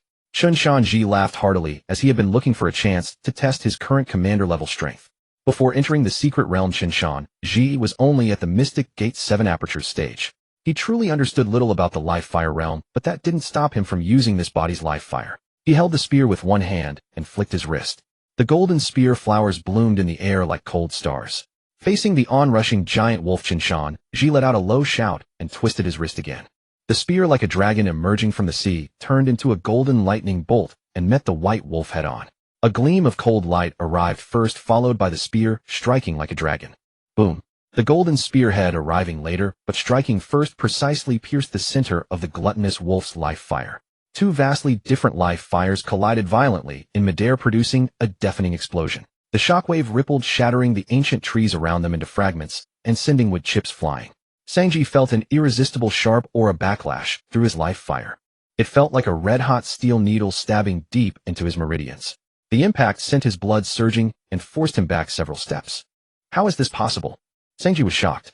He was the #1 young expert of the Wu clan at the peak of the life fire realm. With the Wu clan's unique body tempering techniques, he had believed himself unmatched among his peers. Yet this man before him looked so frail and delicate. Moreover, his use of life fire was crude and clumsy. But this casual spear strike had actually made his blood churn. Again, Shanzhi refused to believe it. He roared, his arm muscles bulging. The gluttonous wolf behind him bared its fangs, its eyes blazing with murderous intent, trying to bite the golden spear. A trace of disdain curled at the corner of Chen Shanzhi's mouth. From the previous clash, he had already seen that his stats were definitely superior to Shanzhi's. He had chosen direct confrontation because it minimized the gap in their understanding of the life fire realm. After all, Chen Shanzhi was still only at the Mystic Gate stage. And there was another advantage to clashing life fires directly: it would provoke the pride of this divine blessing disciple. Once he fell behind as a divine blessing disciple, he would definitely try to regain his honor. And now Shanzhi's behavior was exactly as Chen Shanzhi had planned. All flash. Chen Shanzhi snorted, his steps shifting and his spear moving like lightning. While dodging the wolf's bite, he swung the spear in a wide arc. Bang! The golden spear shaft slammed hard into the wolf's belly. A wolf's weakness lies in its waist. Copperhead, iron bones, tofu waste. Shanzhi let out a muffled grunt, and he, along with the gluttonous wolf, was sent flying backward by the strike. He stumbled back 7 or 8 steps before barely steadying himself, each step leaving a deep imprint in the ground. In just 2 exchanges, the difference in their strength was clear. Shanzhi clutched his chest, his face filled with disbelief. He had actually been suppressed. And looking at his opponent's leisurely demeanor, it seemed he hadn't even used his full strength. A wave of shame flooded Shanzhi's mind, leaving it blank. Only one thought remained: he couldn't lose in front of a man. With a furious roar, his eyes suddenly blazed with intense white light. The gluttonous wolf behind him howled to the sky and transformed into a blinding white light that shot straight into Shanzhi's body. Shanzhi's body swelled several times over, his fangs protruding, and he transformed into a werewolf. With a flicker, his speed increased by nearly 50%. His wolf claws rained down on Chen Shanzhi like a torrential downpour. Holding the spear with one hand, Chen Shanzhi stood unmoved. He whirled the spear, creating a golden barrier of countless spear shadows. Clink, clink, clink, clink. The dense collisions rang out. Every thrust precisely targeted the weak points in Shanzhi's onslaught. Whenever Shanzhi tried to close in, he was forced back by the sharp spear aura. The more Shanzhi fought, the more alarmed and frustrated he became. That golden spear seemed to carry immense power. Every collision numbed his tiger's mouth and made his life fire flicker. How is this possible? Shanzhi was terrified. He had used the wolf soul possession technique of the Wu clan's divine blessing, yet he was still being utterly suppressed, barely able to defend, let alone counterattack. This was just a commander of Dezhou around the same age as him, and he was beating him, the #1 young expert of the Wu clan, into submission. Was the gap between the Wu clan and Dezhou really that vast? Seeing that Shanzhi was suddenly distracted, Chen Shanzhi took advantage of the moment. He flicked his spear, knocking away the wolf claws, and pointed the tip directly at Shanzhi's throat. The sharp aura from the spear tip alone cut a shallow, bloody line on Shanzhi's neck. Enough! Stop fighting! A sharp cry rang out. Tang Xiaowu finally came to her senses and flashed between the two, blocking them. Chen Shanzhi paused his spear, smoothly retracted it, and stepped back half a step, still looking carefree. Shanzhi, on the other hand, was disheveled, his chest heaving violently. Shanzhi, are you mad? Tang Xiaowu's brows knitted in anger as she scolded him harshly. Commander Chen is a special envoy of Dezhou. Your attack on him. Are you trying to start a war between Dezhou and the Wu clan? If it truly comes to war, can you bear the consequences, eh? Shanzhi, still fuming, saw his beloved a man standing protectively in front of that Dezhou commander and felt his heart shatter. A man? You're actually protecting him? Shanzhi pointed at Chen Shanzhi, his finger trembling, eyes blazing with anger. A man? You're too naive and don't know the malice of people. Don't let this lecher fool you. Just now the supervisor who came with him told me himself. He said that the reason I was told to take him elsewhere was all arranged by this lecher. He deliberately sent me away so he could make a move on you. He also said that this man is a notorious philanderer in Dezhou. He's ruined who knows how many innocent women. His approach to you is purely malicious. He just wants to toy with you. That's utter nonsense. Tang Xiaowu's face instantly turned cold as ice, like a layer of frost. She stared coldly at Shanzhi, her voice devoid of warmth. Just because he said it, you believe it? Shanzhi was taken aback, then quickly explained, no. It's not that, but he was so earnest when he said it. And when I came over earlier, I saw him taking liberties with you. To an outsider, you two looked. Shut up. Tang Xiaowu was so angry her chest heaved violently. She shot Shanzhi a fierce glare and said loudly, we were discussing confidential matters of the alliance. To prevent others from overhearing. We had to speak close to each other. Shanzhi, you're supposed to be a candidate for the next divine blessing. Can you use your brain? You believe a fabricated rumor of sowing discord at face value. Acting so impulsively without thinking of the consequences. How can you ever take on the role of divine blessing? How will you protect the Wu clan? Tang Xiaowu's words were righteous and awe-inspiring. This series of rebukes left Shanzhi thoroughly scolded. He opened his mouth, his face red, but couldn't find words to retort, finally stammering, I was just afraid you'd be deceived. Seeing that the time was right, Chen Shanzhi sheathed his spear. He stepped forward, putting on a magnanimous expression. All right, Miss Man. Young Master Shanzhi was also worried about you, though he acted rashly. It's understandable. For your sake, I won't hold his earlier offense against him. Tang Xiaowu snorted coldly, her face slightly frosty, but she stopped scolding Shanzhi. Shanzhi looked at Chen Shanzhi and after a long pause finally said, Thank you, Commander Chen. Seeing Tang Xiaowu's expression soften, Shanzhi breathed a sigh of relief. Chen Shanzhi, being sharp-minded, noticed Shanzhi's behavior and mocked him inwardly. I thought he was a wolf, but he's just a dog. Dropping that thought, Chen Shanzhi changed the subject and asked casually, by the way, young Master Shanzhi, you said earlier. It was our supervisor who told you all this. Shanzhi, now feeling guilty after being scolded by Tang Xiaowu, didn't dare talk back and nodded sullenly yes. He said it. Why would he say such things to you? Shanzhi was at a loss for words. He couldn't possibly mention the matter of the 10,000 Snake Valley, so he just stammered, unable to speak. Tang Xiaowu didn't notice Shanzhi's oddity, but from her earlier conversation with Chen Shanzhi, she instantly sensed something was wrong. Wang Yuanhua's actions were clearly meant to send Shanzhi away. At that thought, she looked up and saw Chen Shanzhi looking back at her. Both of them saw the worry in each other's eyes. What was Wang Yuanhua trying to do by sending Shanzhi away? Tang Xiaowu looked at Shanzhi and asked urgently, Shanzhi, where did you take the supervisor? Take us there right away. Shanzhi thought they were worried about the supervisor. Recalling what he had done to the supervisor, he lowered his head and muttered, I didn't do much to him. Just took him to the 10,000 Snake Valley to scare him. Hearing that, Tang Xiaowu's face turned stern with anger. Shanzhi, as the next divine blessing, how could you treat a Dezhou envoy like this? I will report today's events to my father and the divine blessing. Shanzhi hung his head, his face dark, not daring to argue. Enough, lead the way. Chen Shanzhi grabbed Tang Xiaowu, who was about to continue, and said in a low voice, we must hurry before something changes. Shanzhi looked up and saw Chen Shanzhi naturally take Tang Xiaowu's hand. Most importantly, a man didn't shake him off. Was it really possible to be that intimate on a first meeting? He had known a man for years and had never even touched her hand. So, a man, were you lying to me? What kind of love potion did that pretty boy give you? Shanzhi clenched his fists under his sleeves, his nails digging deep into his palms, a barely perceptible gloom flashing in his eyes. But he said nothing, just followed behind the two. Each harboring their own thoughts, the three of them used their movement techniques and rushed at full speed toward the 10,000 Snake Valley. Soon they arrived at its entrance. Several Wu clan guards on duty saw Tang Xiaowu and the others and quickly bowed. Has the man I brought in earlier come out on his own? Shanzhi asked. The guard shook his head, looking amused. Not yet, maybe he's scared silly inside. Hearing this, Tang Xiaowu sighed in relief. Good that he hasn't come out. The 10,000 Snake Valley only has bugs and snakes, nothing else. But Chen Shanzhi's heart sank. Not out. That was the biggest red flag. Given Wang Yuanhua's cowardly nature, if he were left alone in a place full of snakes, he would have been scrambling out crying for his mother long ago. How could he be so quiet for so long? Could it be that his real target was the 10,000 Snake Valley all along? Something feels off. Let's go in and check quickly. Chen Shanzhi whispered to Tang Xiaowu, then turned into a blur and dashed into the valley. Tang Xiaowu and Sangji quickly followed. Soon they reached the spot where Sangji had scared Wang Yuanhua earlier. See there, that coward is probably still. Sangji pointed at a large green rock ahead, but his words died in his throat. Tang Xiaowu and Chen Shanzhi followed his gaze. The next moment their pupils contracted sharply as a chill shot up their spines, piercing straight to the crown of their heads.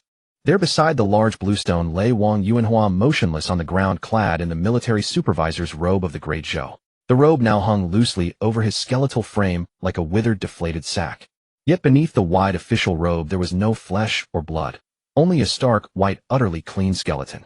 The skeleton was frozen in an extremely contorted posture. Its bony hands clutched the collar of the robe tightly while its feet were entwined together as if the deceased had suffered immense agony in life. The group exchanged glances, all seeing the terror in each other's eyes. The very air seemed to solidify in that moment. Sangji. Tang Xiaowu stared at the ghastly white bones on the ground. She whirled around, her beautiful eyes brimming with disbelief and fury. What exactly are you doing? Why did you dare to kill him? This is impossible. Sangji's eyes widened as though he had seen a ghost staring at the white bones on the ground. His voice stammered. How did he die? It wasn't me. He pointed at the skeleton, his fingers trembling violently. Before I left I just placed him here in the 10,000 Serpent Valley. I never intended to kill him. Sangji turned to Tang Xiaowu, panic flooding his eyes. Amon, you know my character. You have to believe me. I might have played tricks on him, but I would never dare to ruin the tribe's great affair by killing him. Tang Xiaowu knitted her delicate brows, staring at the white bones on the ground. A chill seemed to surge from the soles of her feet straight to the crown of her head. The most suspicious person, the military supervisor, had simply died like that. Then all her and Chen Shanzhi's previous deductions must have been wrong. Moreover, based on the memories in her mind, although Sangji was reckless and impulsive, he was absolutely incapable of doing something so rash and thoughtless with such dire consequences. Then who had killed the military supervisor? And even if she believed that Sangji was not the murderer, would that be enough? Wang Yuanhua might be a fool, but he was still the Great Zhou's military supervisor, representing the face of the Great Zhou. Now that he had died among the Wu tribe, and in such a miserable state, if word got out, the Great Zhou Emperor would be enraged and send troops southward. The Wu tribe would be finished. Most importantly, if this was really the case, then the course of events inside the secret realm had completely diverged from reality. Who knew what terrible changes would occur in the secret realm then? Don't panic. Just then a warm, large hand suddenly pressed down on Tang Xiaowu's delicate shoulder and gently patted it. Chen Shanzhi had somehow moved behind her, his body half pressed against her back. He said in a deep voice, this man definitely wasn't killed by Sangji. As if guessing what was on Tang Xiaowu's mind, Chen Shanzhi continued, I can handle the Great Zhou side. There will be no situation where the Great Zhou sends troops against the Wu tribe. Tang Xiaowu felt the warmth of the man's skin against her back, and her body stiffened involuntarily, but hearing Chen Shanzhi's calm tone and his words, her originally flustered mind inexplicably settled a little. Yet her body still instinctively tried to break free, but her movements were feeble, as if she were playfully nestling in Chen Shanzhi's embrace. You? How do you know? Tang Xiaowu bit her lip and asked softly. Chen Shanzhi released his hand, walked over to the white bones, and crouched down to examine them. He reached out a finger and tapped lightly on the bone. Thud, thud. The sound was dull, like knocking on rotten wood. If he had died from poison, the bones would have turned black. If he had been devoured by insects, there would be bite marks on the bones. Chen Shanzhi stood up, brushed the dust from his hands, and a flicker of doubt crossed his eyes. But these bones are as white as jade, yet brittle and fragile. It feels more like someone used an extremely overbearing, evil technique to drain all his essence, blood, and flesh in an instant. He glanced at the still stunned Sangji and gave a derisive laugh. The military supervisor might be a fool, but he was still at the Minghua realm. Based on our earlier exchange, I don't think Sangji has that kind of strength. Sangji was about to flare up in anger, but then he realized that although the words were harsh, they were helping clear his suspicion. He flushed red and finally could only snort coldly and turn his head away. Just then, boom. A vast, imposing aura erupted from the mouth of the valley, sweeping in like a mountain flood or a tsunami. You insolent whelp. A furious roar shook the heavens, making the valley rumble. Then several sharp sounds of breaking air followed. A burly man clad in the armor of a Great Zhou deputy general charged at the front, his face full of grief and indignation. This man was the military supervisor's trusted subordinate, named Li Hu. Behind him came the Wu tribe's chieftain Miao Yinzhan, and the divine priest who had been wrapped in a black robe, walking side by side. As soon as Li Hu landed, his gaze instantly locked onto the white bones and official robe on the ground. My lord, he cried out in sorrow, fell to his knees with a thud before the bones, and picked up the token representing the military supervisor's identity with a trembling hand. Then he whirled around, his eyes bloodshot, glaring at Sangji, his voice shaking. It was you. You killed the military supervisor. I didn't. Shanzhi retorted, his neck stiff. Didn't. Li Hu pulled a shattered jade pendant from his bosom, raised it over his head, and roared hysterically. This is the military supervisor's life tablet. It shattered just now. I saw with my own eyes that you led the military supervisor in this direction. Now he has died miserably here, his body still warm, and you still dare to deny it. Miao Yunjian strode forward, staring at the white bones on the ground. His majestic face was now covered in dark clouds. He turned to Shanzhi, his tiger-like eyes wide, and a terrifying pressure burst forth. Shanzhi, what is the meaning of this? Chieftain. Under Miao Yunjian's pressure, Shanzhi's legs turned weak, and he fell to his knees with a thud. Chieftain, I really didn't kill him. I brought him to the 10,000 Serpent Valley, just to scare him. He was still fine when I left. Still lying. Li Hu leaped to his feet, drew the long saber from his waist, and pointed the blade at Miao Yunjian, shouting hysterically. Chieftain Miao, is this how your Wu tribe treats guests? Is this what you call sincerity in forming an alliance? You tricked our great Zhou military supervisor into this den of venomous insects, and murdered him with such cruel means. Chieftain Miao, if you don't give an explanation for this, the iron cavalry of the great Zhou will trample your 10,000 mountains flat. At these words, the faces of all the Wu tribe people present changed. The guards tightened their grips on their weapons, glaring at Li Hu with savage eyes. The atmosphere instantly became tense, as if a single spark would ignite a bloody battle. Miao Yunjian's face was grim to the extreme. As the chieftain of the Wu tribe, his strength far surpassed that of Li Hu. On any ordinary day, he could have crushed the man with a single finger, but now facing the man's aggressive words, he dared not retort. He knew that the great Zhou had means of long-distance communication, and if this matter was not handled properly, the great Zhou would soon indeed launch an attack. The Wu tribe's current situation could not withstand such a consequence. He had never expected that just as the alliance talks were beginning, the great Zhou's military supervisor would die on his own land, and the prime suspect was the Wu tribe's most vital divine priest successor. Just as the tension was at its peak, a clear, resonant voice suddenly rang out. General Li, please calm down. There is something off about this matter. Everyone followed the sound, and saw Chen Shanzhi walking out with a calm expression.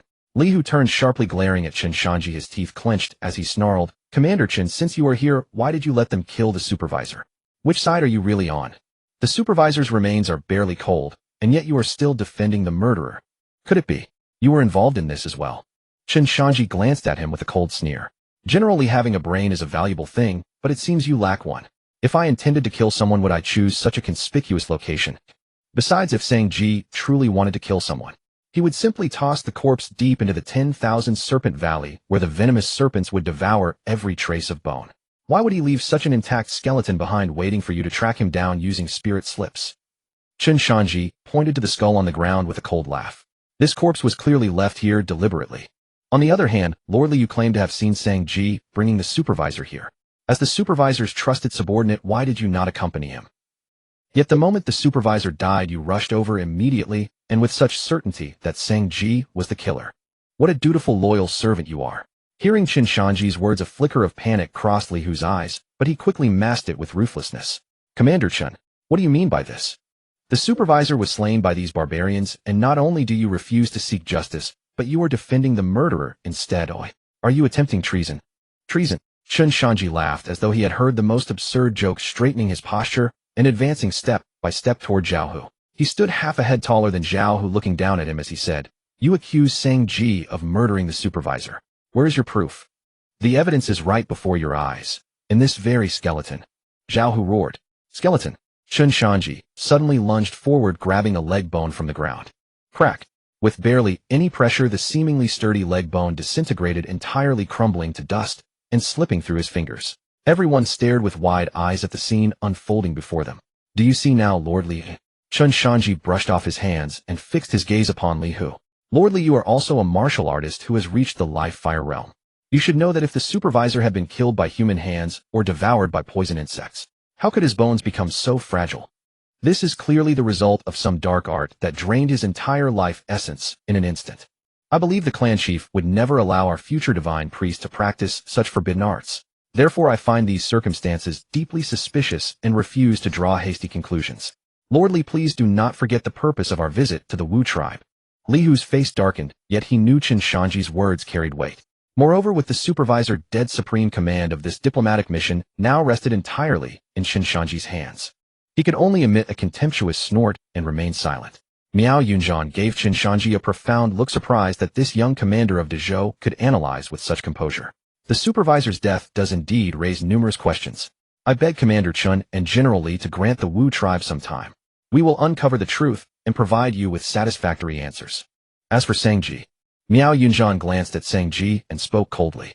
Until the truth is revealed, you remain the prime suspect.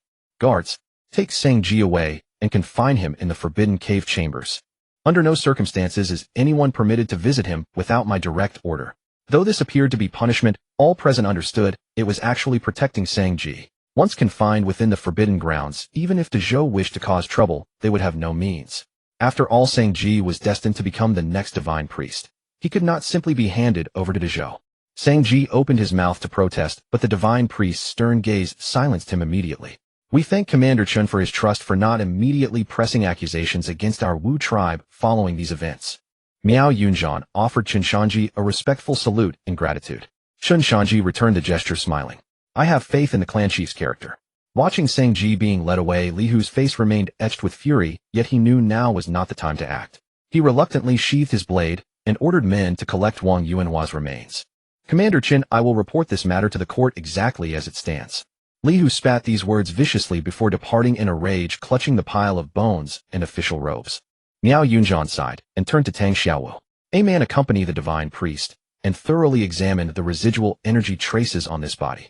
We must uncover the true culprit. Having spoken, Miao Yunjian waved his hand, and the entire group departed from the 10,000 Serpent Valley in great numbers. The once bustling valley fell silent once more. Meanwhile, just beyond the valley's edge, hidden within a dense grove of trees, four tribal guards posted at the perimeter leaned against tree trunks, idly chatting. Hey, what was all that commotion inside? A younger guard craned his neck toward the valley entrance. Looks like that Dezhou supervisor is dead. An older guard lowered his voice. The clan chief and divine priest both rushed over in a hurry. It seems the matter is quite serious. Dead? How did he die? Who knows? Probably bitten by one of our valley snakes. Those Central Plains folk have such tender skin, they could not possibly withstand our valley's venomous creatures. As they chatted, an eerie, chilling wind suddenly swept through the forest without warning. The leaves rustled ominously as the temperature plummeted. Hiss! Why is it suddenly so cold? The young guard shivered and rubbed his arms. He instinctively looked up at his companion across from him. Hey, Lao Zhangyu. His voice caught in his throat before he could finish. Lao Zhang's rough, dark face before him was now writhing violently like rippling water. His facial features began to warp and reshape themselves. It appeared as though countless insects were burrowing frantically beneath his skin. Lao Zhang, your face. The young guard retreated in terror, reaching for his blade, but discovered his limbs would no longer obey him. Haha. A strange feminine laughter emerged from Lao Zhang's throat. Then the writhing facial skin finally ceased its transformations. An unfamiliar face materialized upon the rugged Wu tribesman's features. It was Wang Yuanhua, the supervisor who had already turned to bare bones. Wang Yuanhua. Wearing Wang Yuanhua's face, Lao Zhang raised his hand to touch his own cheek. His eyes revealed a chilling sense of intoxication. This vessel is somewhat crude, but it will suffice. You. The young guard's eyes widened in terror, desperate to scream. But horror-stricken, he discovered his own vision beginning to blur. A tearing pain ripped across his facial skin, as though something was attempting to emerge from within. He was not alone. The other two guards beside him stood frozen in place. Their faces were undergoing the same unnatural transformation. Moments later, all four guards, each with distinct features, now bore Wang Yuanhua's face. All four faces simultaneously curled into identical mechanical smiles, a display of synchronization so precise it chilled to the core. Enough. Time to attend to our business. One of the Wang Yuanhua figures spoke in a chilling voice. We will split up and execute the plan. The four Wang Yuanhua figures exchanged glances, then turned and vanished swiftly into the forest. Chen Shanzhi, who had returned to the inn, did not hurry back to his room. He stood by the window of the pavilion, gazing at the setting sun as it gradually sank beyond the mountains. His fingers rose and tapped leisurely on the window lattice. Tap, tap, tap. The sound echoed distinctly through the silent pavilion. Chen Shanzhi narrowed his eyes, his mind continuously replaying every detail of that skeleton in Wanxi Valley. From Sangji's arrival to our departure for Wanxi Valley, at most a quarter of an hour had passed. The military inspector, however incompetent, had still achieved the live fire realm. So who could have, without alerting the guards outside Wanxi Valley, silently devoured a life fire realm inspector, leaving nothing but bare bones? Just as Chen Shanzhi's thoughts churned, the door was gently pushed open with a creak. Tang Xiaowu walked in. Her footsteps were somewhat heavy and exhaustion was written all over that delicate fair face of hers. Well, did you find anything? Chen Shanzhi did not turn around, still gazing at the sunset outside the window as he asked directly. Tang Xiaowu walked to the table, lifted the teapot, and poured herself a cup of cold tea, then raised her snow-white neck and drained it in one gulp. Nothing. She set down the teacup, shook her head, her expression grave beyond anything seen before. Uncle Shinju used every means at his disposal, even resorting to the highly source-consuming soul-summoning technique. But that corpse was completely clean. Clean in what way? Chen Shanzhi turned around, leaning against the windowsill as he looked at her. Exactly as it sounds. Tang Xiaowu bit her lip, her eyes revealing a trace of lingering fear. No residual soul, no resentment, and even the living aura that originally belonged to Wang Yuanhua had vanished without a trace. Uncle Shenju said it was too eerie. It's as if that person had never existed at all. Having said this, Tang Xiaowu paused, raising her beautiful eyes to look at Chen Shanzhi, asking hesitantly, "Third brother, do you think it could be the work of the demon people?" The demon people's methods are enigmatic. If it truly was them, then the most heavily guarded heartland of the Wu tribe has already been infiltrated by the demon people. If that were the case, the dangers within this secret realm would double instantly. Chen Shanzhi did not take the bait. He strode to the table and sat down, pouring himself a cup of tea. Gazing at the reflection of his own face in the tea, suddenly a flash of inspiration struck his mind. "Xiaowu, have you considered that there might actually be another possibility?" Tang Xiaowu froze, instinctively asking, "What possibility?" Chen Shanzhi raised his eyelids, his gaze fixed directly on her. What if this Wang Yuanhua never actually died? Clatter! The teacup lid in Tang Xiaowu's hand fell directly onto the table. Her eyes flew wide open, her face filled with disbelief. Not dead. What about the bones on the ground? Have you heard of the cicada's escape technique? Chen Shanzhi's eyes blazed as he stared at her. Think about it from a different perspective. If I were that hidden mole, wanting to sabotage the alliance between Great Zhou and the Wu tribe, while also infiltrating the Wu tribe to steal something, what would be the best approach? Tang Xiaowu's mind raced, following Chen Shanzhi's logic as she responded, "Hide myself." Wrong. Chen Shanzhi shook his head. The best approach is to make yourself die right in front of everyone's eyes. In this world, only a dead person will never arouse anyone's suspicion. Chen Shanzhi leaned back in his chair. Create a fake corpse and take advantage of Sangji, bringing him to Wanxi Valley to die there naturally. This not only allows one to perfectly escape and retreat into the shadows, but also conveniently dumps the dirty water of killing the Great Zhou Inspector firmly onto Sangji's head. If the Great Zhou Inspector dies at the hands of the Divine Priest's successor, do you think Great Zhou and the Wu tribe can still maintain a proper alliance? This move of controlling the narrative and splashing dirty water is truly an excellent strategy of killing two birds with one stone. Chen Shanzhi straightened up, coldly laughing. So if this is indeed the case, then every bizarre aspect suddenly makes perfect sense. No resentment, no residual soul, because those white bones were never Wang Yuanhua in the first place. The real Wang Yuanhua is certainly still alive and kicking, hidden somewhere within the Wu tribe. Combined with the mission briefing we received before entering this secret realm, Wang Yuanhua's objective is actually laid out right in the open. You mean? Tang Xiaowu raised her head, her gaze meeting Chen Shanzhi's, her breathing growing rapid. The 9 transformations of the Divine Priest's golden body technique and the formation diagram for the 10,000 poisons barrier. Chen Shanzhi nodded. Exactly. Since you told me earlier that these events actually did occur in reality, then it's quite obvious that Wang Yuanhua within this secret realm is targeting these two things. If we were truly deceived by that skeleton back in Wanxi Valley and followed the line of thinking that Sangji killed Wang Yuanhua, then everyone's attention would be completely misled. This would precisely fulfill Wang Yuanhua's wishes, allowing him to steal the goods without anyone knowing.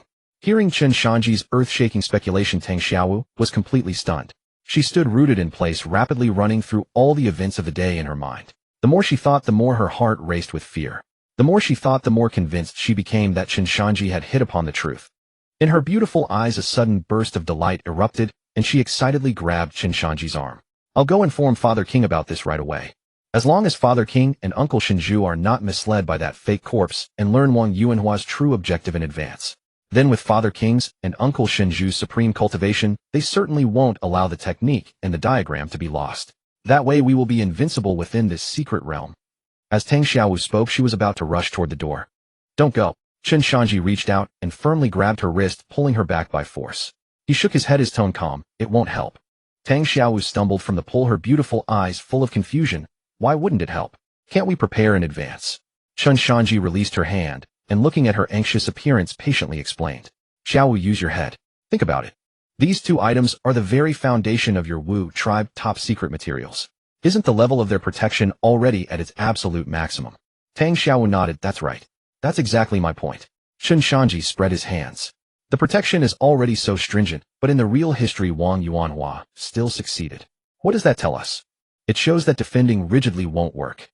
I think the task this secret realm has given us isn't about how to prevent the items from being stolen, but rather how to find the hidden Wang Yuanhua within the Wu tribe and the mole cooperating with him to steal the goods. There are thieves who steal for 1,000 days, but there's no such thing as defending against thieves for 1,000 days. Hearing these words, it was as if Tang Xiaowu had been doused with a basin of cold water, her just risen excitement instantly extinguished. A deep look of worry appeared on her exquisite face. But she bit her red lips, her brow furrowed. That Wang Yuanhua has vanished as if he never existed. Even Uncle Shinju couldn't detect even a trace of his aura. If he stays hidden in the shadows forever, how are we supposed to find him? And that mole has not shown even the slightest trace so far. If these events hadn't actually happened in reality, I would have doubted whether the Wu tribe really has a mole at all. Having said this, Tang Xiaowu raised her head. Those moist, beautiful eyes carrying a hint of pleading and dependence fixedly gazed at Chen Shanzhi. Unknowingly within this secret realm, she had completely regarded this man before her as her anchor. Third brother, you're so clever, you must have a way, right? Looking at the young girl's pitiful appearance, a composed smile appeared on Chen Shanzhi's face. A way? Of course there is. What way? Tang Xiaowu's beautiful eyes swirled, staring intently at Chen Shanzhi's face, afraid to miss a single word. Chen Shanzhi unhurriedly raised one finger and waved it before her eyes. He uttered 3 words. Elimination method. Elimination method. Tang Xiaowu was taken aback. She had never heard the term before and found it quite novel. Chen Shanzhi withdrew the smile on his face, leaned forward slightly, and lowered his voice. Think carefully. Whether it's the Wu God 9 Transformations Golden Body Art, or the formation diagram of the 10,000 Poison Barrier, what do they mean to your Wu clan? They are course secrets. Tang Xiaowu answered without hesitation. Exactly. Chen Shanzhi clapped his hands and continued, course secrets of this level. Ordinary Wu clan members don't even have the qualifications to come into contact with them. Those who can access them and know exactly where these 2 items are hidden must be the true high-ranking members of your Wu clan. Chen Shanzhi's eyes sharpened, and he enunciated each word. Therefore the mole who collaborated with Wang Yuanhua to stage this play is very likely among these people. Upon hearing this, Tang Xiaowu's face turned pale. She abruptly stepped back, shaking her head, repeatedly resisting the conclusion. That's impossible. Those who can access these secrets are the elders who watched me grow up, the respected patriarchs of the clan. They shed blood and fought desperately for the Wu clan against the demonic cultivators back then. How could they betray the Wu clan? People change, especially when interests are involved. Chen Shanzhi replied indifferently. Moreover, Tang Xiaowu bit her lip, her face showing difficulty, and her voice weakened. Even if third brother is right, and there really is a problem among the elders, these people hold the great power of the Wu clan. Touching one strand affects the whole body. I am only the sacred maiden Wu if I investigate them. Once there is no solid evidence, it will immediately cause internal strife in the Wu clan. By then, without even needing the hidden supervisor pretending to be dead to make a move, we will collapse on our own. Hearing Tang Xiaowu's analysis, Chen Shanzhi not only did not get angry, but instead showed a glint of approval in his eyes. This girl was naive, but not stupid. She knew how to consider the bigger picture. Who told you to investigate on your own? Seeing her worried frown and her face scrunched up, Chen Shanzhi couldn't help but reach out and flick her smooth, full forehead. Dong! Ouched! Tang Xiaowu covered her forehead, tears welling up from the pain. She glared at Chen Shanzhi with reproach and said coquettishly, "Why did you suddenly hit me?" "To wake you up so you don't keep running into dead ends on your own."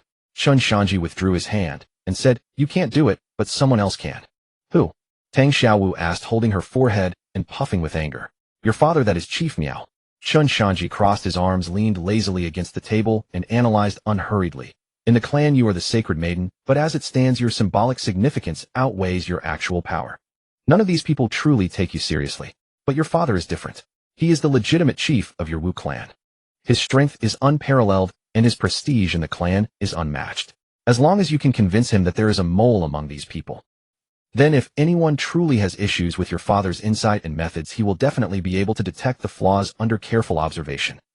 Tang Xiaowu's hand rubbing her forehead stopped, and she nodded thoughtfully, but then fell into difficulty again. "But how can I persuade father? Should I just rush over and say, 'Dad, there's a mole in the clan among the elders you need to investigate immediately'?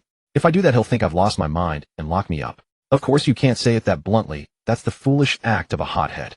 Chen Shanzhi shook his head. He extended his slender finger and beckoned Tang Xiaowu to come closer. Tang Xiaowu looked at his mysterious demeanor and hesitated. But her intense curiosity overcame her caution. She obediently leaned forward, offering her fair ear. The distance between them instantly closed. The unique, elegant fragrance of a young girl mixed with a faint herbal scent invaded Chen Shanzhi's nostrils without warning. Chen Shanzhi's mind wavered slightly, and his gaze involuntarily swept over her slender jade-like neck so close. But he quickly composed himself. Business was paramount.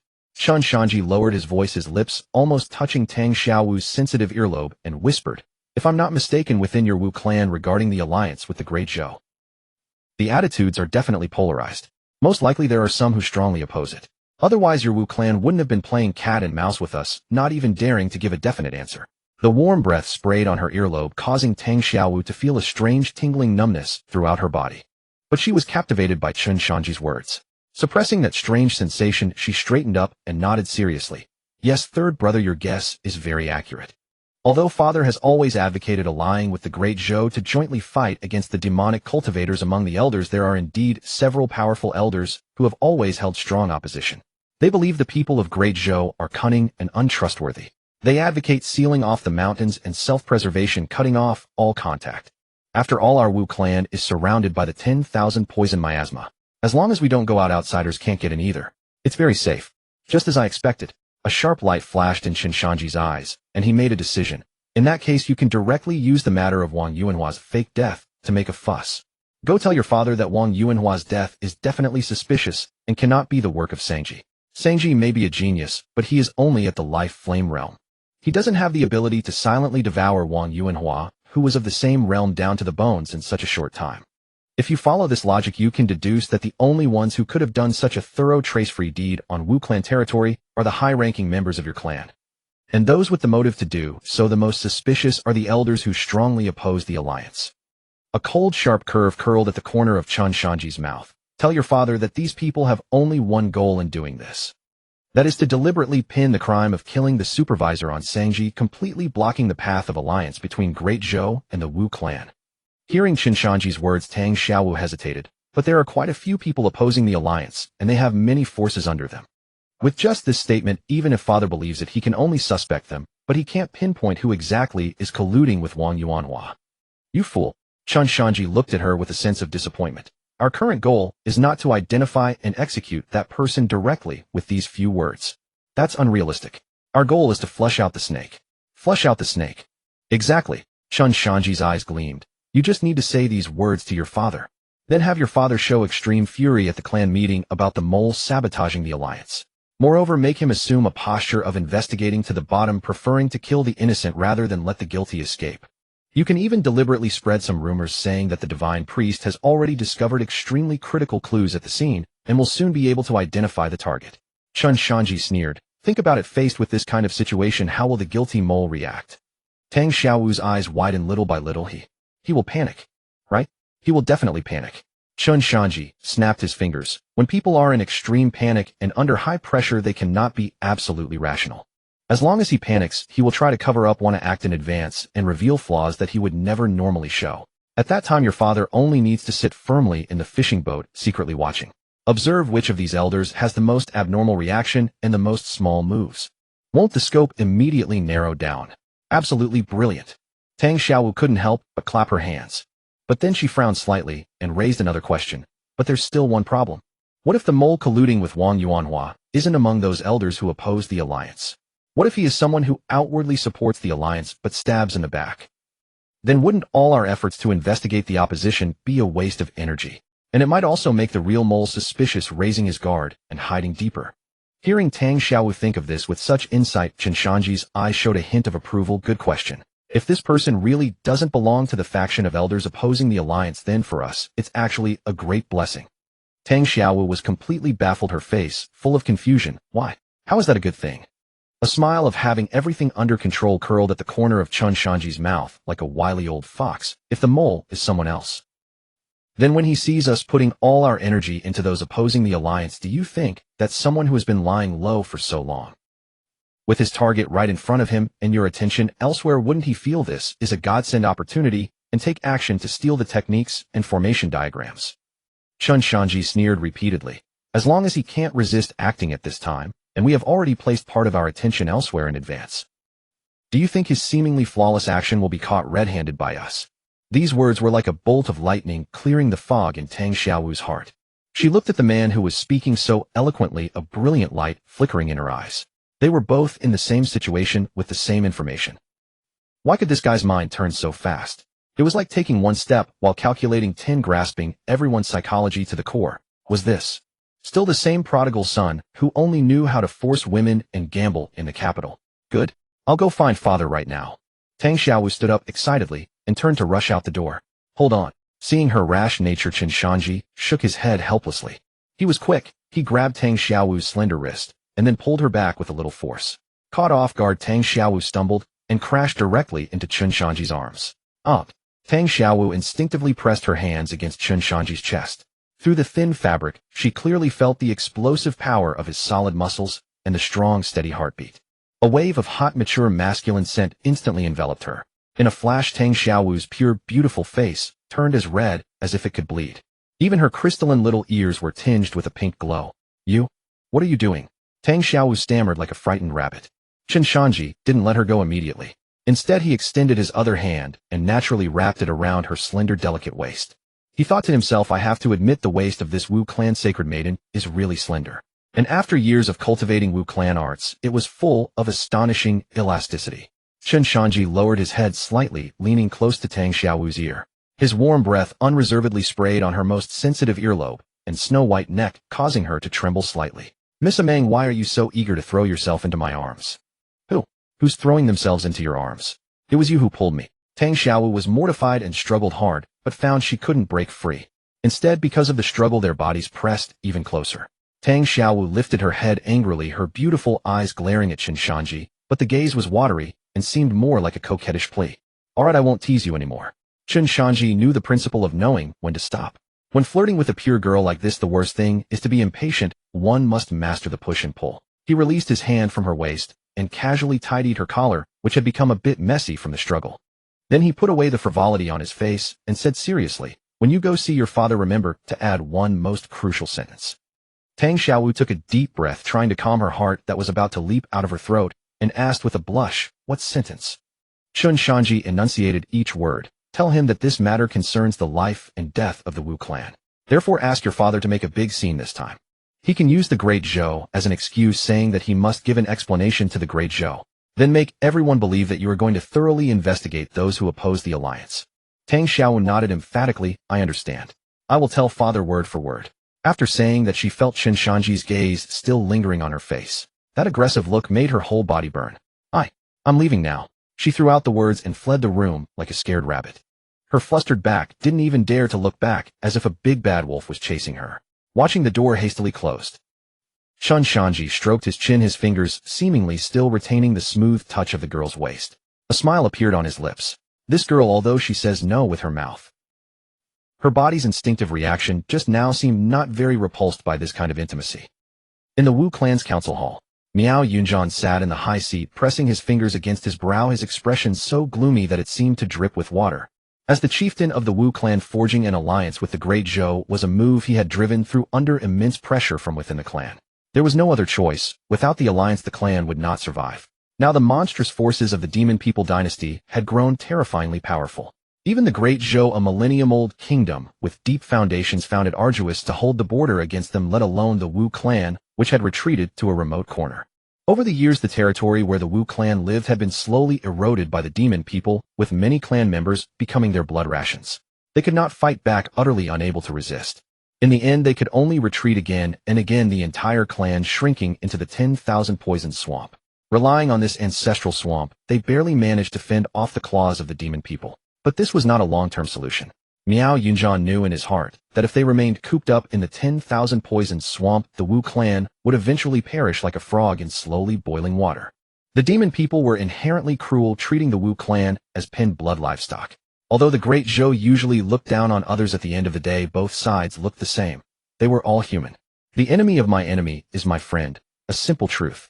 However, Miao Yunjian's hand on the armrest exerted a slight force, causing the teacup to rattle. The Great Zhou's envoy had only just arrived, and the supervising eunuch leading them had already turned into a pile of white bones in the 10,000 Serpents Valley. If this matter was not investigated thoroughly and a satisfactory explanation given to the Great Zhou, forget the alliance. Even if the Great Zhou's army didn't march in immediately, it would only be because the Great Zhou Emperor was in a good mood today. Creak. The heavy door was pushed open. The divine priest had entered silently. Miao Yunzhan immediately raised his head, leaning forward slightly, and asked in a low voice, "What news? Divine priest, have you found any clues from the bones?" The divine priest shook his head, his expression somewhat grave. "I performed a soul-summoning ritual, but that skeleton had not a trace of the eunuch's aura." "No aura." Miao Yunzhan's pupils constricted sharply. His instinct from years of dealing with the demon people immediately kicked in. He blurted out, "You mean the work of an evil spirit?" Legend had it that in ancient times there were immortals, though none exist in the world today. But a stray thought or a wisp of remnant soul from those immortals could linger in certain places. Some were in a state of slumber, while others were sealed away. Some of these spirits were so weak they couldn't match even a mystic threshold cultivator, while others were so formidable that even the experts on the heavenly ranking would tread carefully. But regardless of their strength, whenever these evil spirits awoke, they would either secretly corrupt humans and devour them slowly, or directly go on a killing spree, consuming everyone nearby. In the eyes of these evil spirits, martial artists were walking treasure pills. Thus, whenever an evil spirit woke or was released from its seal, it could trigger a massive catastrophe. The divine priest nodded, his eyes also filled with gravity. "I suspect that an extremely powerful evil spirit took advantage of the Great Zhou envoy's entry into the mountains and snuck in." Upon hearing this, Miao Yunzhan did not respond immediately. Instead, he lowered his head, looked at his own palm, and murmured to himself, "The 10,000 Poison Swamp was formed from a precious treasure left by our Wu clan ancestors. It is specially designed to counter all kinds of filthy evil spirits. In theory, it should be absolutely impossible for any evil spirit to not only evade the perception of both you and me, but also slip through the poisonous swamp so silently. Yet this very thing has happened." The divine priest sighed. Miao Yunzhan took a deep breath, his broad chest heaving violently. He understood all too well the terrifying implications behind the divine priest's words. Both he and the divine priest stood at the pinnacle of today's martial arts world. If there truly existed an evil spirit that could treat the two of them like blind men and swagger, and then it could only mean one of two possibilities. First, the demon people had produced a peerless genius who had devised a method for evil spirits to perfectly evade the detection of the 10,000 Poison Swamp. But if that were the case, what would be outside the Wu clan's territory now would not be envoys from the Great Zhou, but the overwhelming armies of the demon people. Since the demon people's army hadn't come, the second possibility was far more likely. Guard against the enemy day and night, but the hardest to guard against is the thief within the house. Miao Yunzhan lifted his head sharply and exchanged a glance with the divine priest. Both their eyes were filled with cold, murderous intent. There was a traitor inside the Wu clan, and one of very high status, capable of evading the detection of the 10,000 Poison Swamp to let the evil spirit in. Divine priest. Miao Yunzhan narrowed his eyes, his fingers unconsciously tapping on the table. "Do you think the turncoat who bites the hand that feeds him could be those elders within the clan who have been vehemently opposing the alliance?" As the chieftain, playing the game of power and balance was his daily routine, the first group that came to his mind was those troublesome thorns. They certainly have the greatest suspicion and motive, but there is no evidence. The deed was done too cleanly. We cannot accuse them out of thin air, or it will only trigger internal strife. The council hall fell into deathly silence again, just as the two were at their wits' end. Both their ears twitched simultaneously, and their eyes snapped toward the tightly closed door of the hall. Moments later, knock, knock, knock. A light rhythmic knock sounded. "Enter." Miao Yunzhan suppressed the murderous aura on his face and said in a deep voice. The door was pushed open. Tang Xiaowu wore a delicate Miao-style short skirt with silver ornaments hanging at her waist, jingling as she walked. She poked her little head in and looked around. Seeing the divine priest there as well, she paused momentarily, then a bright smile immediately spread across her fair face. "Grandpa divine priest is here too." She hopped in, her tone light. "Great timing. Amon has something to say that she wants to tell both father and grandpa divine priest at once, so I don't have to make 2 trips. Looking at his beloved daughter whom he had spoiled since childhood, the gloom on Miao Yunzhan's face instantly melted away. He put on the warm smile unique to an old father. "What important matter does our Amon have that requires both your father and the divine priest to listen together?" Tang Xiaowu stood still, took a deep breath as if organizing her words in her mind. Then she dropped a bombshell. "Father, that Great Zhou supervising eunuch, he never died at all." "What did you say?" Miao Yunzhan shot to his feet, his tall frame stirring up a gust of wind. The divine priest beside him also shuddered, his black robe billowing without wind. The two exchanged glances, both seeing unconcealed shock in the other's eyes. Not dead. Then what was that skeleton on the ground drained clean of everything? On. Miao Yunjan's face instantly turned stern, and his tone became heavier. The clan is in a critical situation. The fire is licking our eyebrows. You usually fool around, and I don't mind, but on this matter you mustn't come here, spouting nonsense. Father, I am not talking nonsense. Tang Xiaowu stamped her foot in frustration, then puffed out her chest. She poured out in her own words the entire analysis that Chen Shanzhi had given her in the room, like pouring beans out of a bamboo tube. After finishing in one breath, Tang Xiaowu clapped her hands and looked at Miao Yunjan and the divine priest with great expectation, waiting for praise. However, both Miao Yunjan and the divine priest fell silent. The two top experts, whose combined ages approached 200 years, now felt their minds buzzing. Brilliant. This scheme that struck straight at the heart. It was truly incisive and interlocking. A fine scheme grasping human nature, perfectly seeing 10 steps ahead while taking one. The divine priest looked at Miao Yunjan. Chieftain, this plan is superb. Miao Yunjan slowly exhaled a turbid breath. He stared intently at Tang Xiaowu. On. Tell me the truth. Who actually taught you these words? No one knew his daughter better than a father. Miao Yunjan saw through it clearly. His daughter was clever, but those were just petty tricks. She had been raised in the palms of his and the divine priest's hands, never having experienced the harshness of the outside world. A pure and naive sweetheart. This full of scheming step-by-step overt strategy, dissecting human hearts so thoroughly. Forget her. Even he, the chieftain, might not have been able to think it through so comprehensively in an instant. Exposed by her father. Tang Xiaowu's pretty face flushed, and the imposing air she had put on instantly collapsed. She trotted over to Miao Yunjan, threw her arms around his sturdy arm, and shook it vigorously. Father, you're no fun. How did you see through me in one go? I was hoping you'd praise me a bit more. Miao Yunjan, softened by her shaking, burst into laughter and ruffled her hair. All right. In your father's heart, my Amon has always been the cleverest daughter in the world. That's insincere. Tang Xiaowu pouted, then honestly confessed, actually. It was Commander Chen of the Great Zhou who taught me. He called me to his room and analyzed all this for me. He said that as an outsider, if he directly came to tell father that there was a mole in the clan, it would seem like he was sowing discord and meddling in our Wu clan's internal affairs. It might even make father and the others resent him. So after explaining it thoroughly, he asked me to convey these words to you exactly as he said them. At this point, Tang Xiaowu shrugged. He also said that as for whether you believe it or not, and whether it's correct, he trusts that with father's and grandpa divine priest's wisdom, you will judge for yourselves. Commander Chen. Miao Yunjan murmured the name, a deep appreciation gleaming in his eyes. What a fine Commander Chen. So young, yet with such meticulous thinking. As expected of the man sent by Great Zhou to take charge, with this level of strategy alone, he is among the best in this era.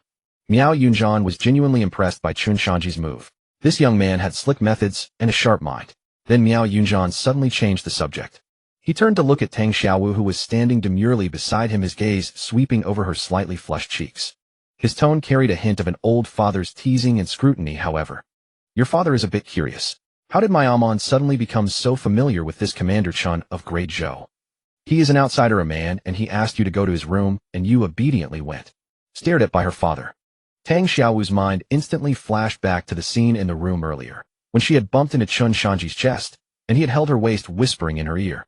She recoiled like she had been shocked, letting go of Miao Yunjan's arm, and stepping back, stammering in rebuttal, Father. Don't get the wrong idea. We were just discussing official business. Commander Chen didn't want to cause any misunderstanding, so he asked me to deliver the message. There's really nothing else. Haha, alright, father isn't getting the wrong idea. I believe you. Miao Yunjan waved his hand, giving her an easy way out. But the words you brought just now are like coal in the snow. They have given your father great inspiration. If there's nothing else, you may go now. Go and tell Commander Chen. Miao Yunjan's smile faded, and his tone became solemn. Tell him that I, Miao Yunjan, have committed every word he said today to memory. I thank him for his excellent counsel. Tang Xiaowu knew that this meant Miao Yunjan and the divine priest were about to discuss core secrets. She nodded obediently. Yes, father. I'll go tell him right away. With that, her fingers unconsciously twisting her skirt, she fled out of the council hall. Bang! The door closed, and the hall fell back into its previous stillness. The moment the door shut, the genial fatherly smile on Miao Yunjan's face vanished, replaced by the cold and grave demeanor of a regional overlord. He suddenly spoke, his voice very low. Divine priest, during your recent close contact with Amon, have you detected anything unusual? The divine priest shook his head. Yesterday, when I performed the soul summoning ritual, I used the skeleton as a medium to conduct a soul examination on the Saintess. The Saintess's soul is stable with no trace of invasion. Just now when you received the chieftain's telepathic message and touched the chieftain's body, the joint soul probe we performed also found no abnormality in the saintess's soul. I can confirm that the saintess has not been possessed or taken over by an evil spirit. Hearing the divine priest's words, Miao Yunjian breathed a sigh of relief. Recently Amon had been acting strangely. As someone standing at the pinnacle of martial arts, he was most sensitive to changes in aura. He feared that Amon had met with some mishap. But the cultivation technique he practiced specialized in slaughter, and he was far inferior to the divine priest in terms of soul detection. So as soon as he first noticed Amon's unusual behavior, he had privately sought out the divine priest and told him about it. Just now while Amon was holding his arm, he had sent a telepathic message to the divine priest assisting him in performing the Wu clan's highest detection technique. Fortunately, it seemed there was nothing wrong with Amon. Since the soul is fine. Miao Yunjian rubbed his temples, a wry smile tugging at the corner of his mouth. It seems the girl has grown up and has secrets she's keeping from her father. Recalling the expression on Amon's face when she mentioned that Commander Chen, Miao Yunjian fell into thought. Judging by Amon's attitude toward that great Zhou commander, it seems the two of them aren't just acquaintances who met recently. Rather, it's as if they've met before and their relationship is quite deep. Miao Yunjian mused silently. Previously, he had always thought that his daughter had a good impression of Shanzhi, the next successor to the divine priest. After all, the two had grown up together knowing each other inside out. Although Shanzhi was somewhat reckless, he had excellent talent and would undoubtedly become a pillar of the Wu clan. He had thought that the two would naturally become childhood sweethearts, later marry, and jointly protect the Wu clan. But now, it seemed something was off. His own precious tender cabbage not only didn't care much for Shanzhi, but seemed to have taken a fancy to this outsider she had just met. Sigh. Miao Yunjian let out a deep sigh in his heart. A daughter is a daughter. Once she has a sweetheart, her elbow immediately starts turning outward. She was even willing to come and act as a messenger for him. Still, setting aside the fact that he was from Great Zhou, if this Commander Chen truly possessed such strategy, it means he might not be a bad match after all. At least better than Shanzhi, that muscle-bound fool with no brains. Enough children have their own blessings. Now is not the time to worry about this. Miao Yunjian shook his head, casting aside these domestic trivialities. His eyes became sharp as knives once more. He stood up and walked to the large sand table in the center of the council hall, placing both hands on its edge. Divine Priest, since Commander Chen has already woven the net for us, let's make our plans. A cruel smile curled at the corner of Miao Yunjian's mouth. Tomorrow at the clan meeting, how shall we perform our play? So that the rats hiding in the dark will obediently jump out and bite the hook. Miao Yunjian narrowed his eyes, his fingers tapping unconsciously on the table. Do you think the turncoat who bites the hand that feeds him could be those elders within the clan who have been vehemently opposing the alliance? As the chieftain, playing the game of power and balance was his daily routine. The first group that came to his mind was those troublesome thorns. The Wu tribe, a secluded and tranquil pavilion. An emaciated old man sat motionless on a bench facing the main gate. His name was Miao Fei, one of the Wu tribe's elders wielding actual authority. At that moment, his clouded eyes were fixed unwaveringly on the closed door. He was waiting for the one who could completely alter his fate, and perhaps even the fate of the entire Wu tribe. Because Miao Fei, rising from an ordinary sideline clan member with mediocre aptitude to his present position as a powerful elder, had relied not on any talent whatsoever. Rather, it was a divine miracle.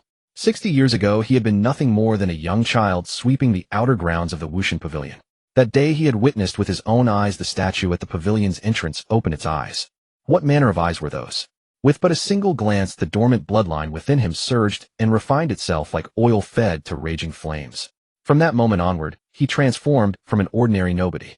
His cultivation advanced at a breathtaking pace, eventually rising to his present position as an elder. Then the voice of the Wushan resounded within his mind like thunder. Only then did he come to understand that the Wushan, whom the Wu tribe had worshipped for countless generations, had never abandoned them. And it was from that moment that he uncovered a revelation so profound it would shake the very foundations of the entire Wu tribe. The Wu tribe had offered sacrifices and reverence to their deity through countless generations, yet why had the Wushan never once descended a divine miracle to protect them from being driven to such desperation by the demon folk? The answer was surprisingly simple. The Wushan had been sealed away. And it was not the demon folk who had bound him, but rather the tribal chieftains and divine priests of each generation. These treacherous usurpers, in their ruthless bid for control over the Wu tribe, had suppressed the supreme Wushan beneath the very grounds of the Wushan Pavilion. They were the true architects of the Wu tribe's decline. For countless years Miao Fei had dreamed of shattering that great array and freeing the Wushan. But he lacked the authority. The core area of the Wushan Pavilion was restricted to the clan leader and divine priests alone. There was no place for him to even approach. Then came the night, when while standing guard on the outer grounds of the Wushan Pavilion, that magnificent voice resounded within his mind once more after 60 years of silence. At midnight tonight my envoy shall arrive at your residence. Knock knock. Two barely audible knocks echoed through the lifeless pavilion. Miao Fei's entire body shuddered, and he shot to his feet. He swept his wide sleeve. Creak. The heavy wooden door opened without any wind. Night air rushed in. Standing outside was a man dressed in the ordinary garb of a Wu tribe guard. Most of the man's face was concealed beneath the hood's shadow, his features indistinguishable. Miao Fei did not immediately rise. He did not know whether this person was truly the one he had been awaiting. His gaze sharpened with suspicion as he addressed the stranger in a low, stern voice. What brings you here at this hour? The man said nothing, simply stepped across the threshold and closed the door behind him. Then before Miao Fei's watchful eyes a familiar aura flickered around the man.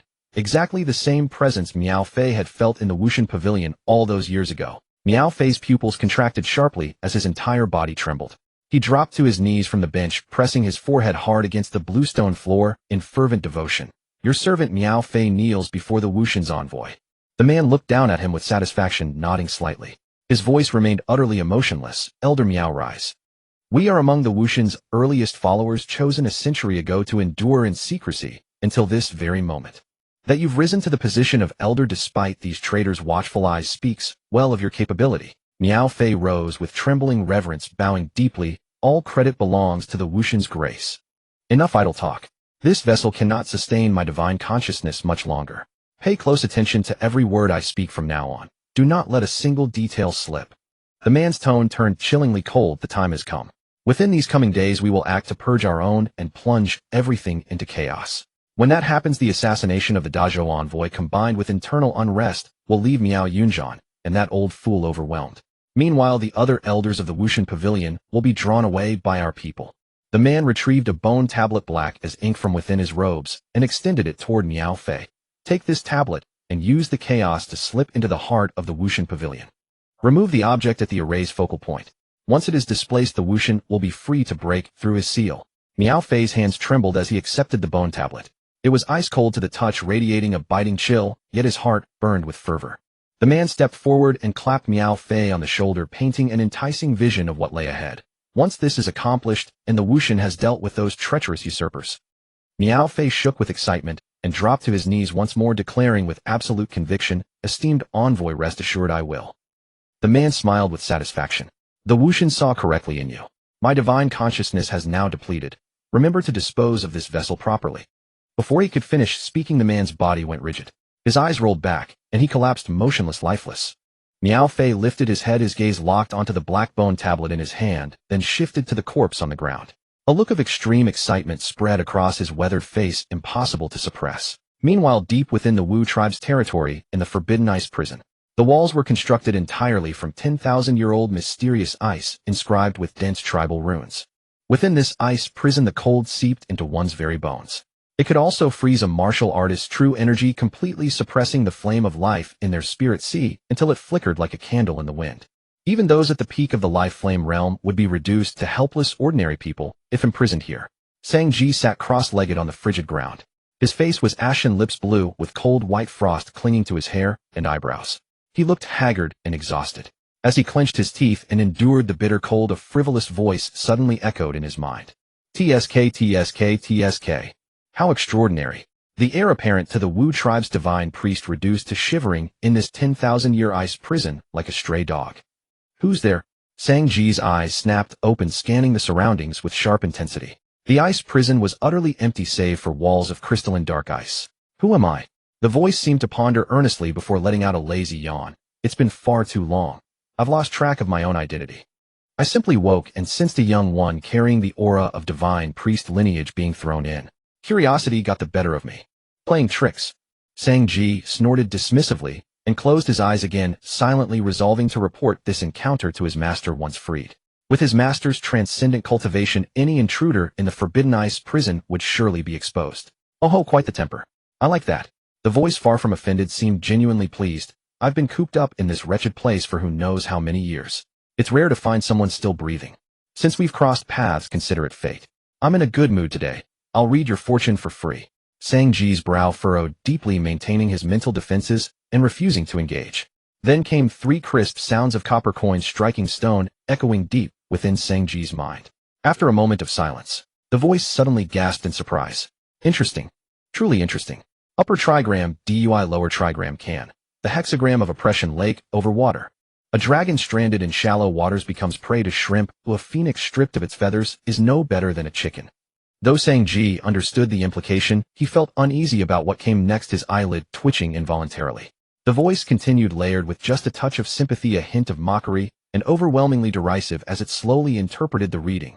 Young man, the hexagram reveals that you were destined to have a childhood sweetheart. And that girl held feelings for you in her heart as well. Upon hearing this, Shanzhi's heart skipped a beat, and the pure breathtaking face of Miao Amon instantly surfaced in his thoughts. Amon. What a pity, what a pity.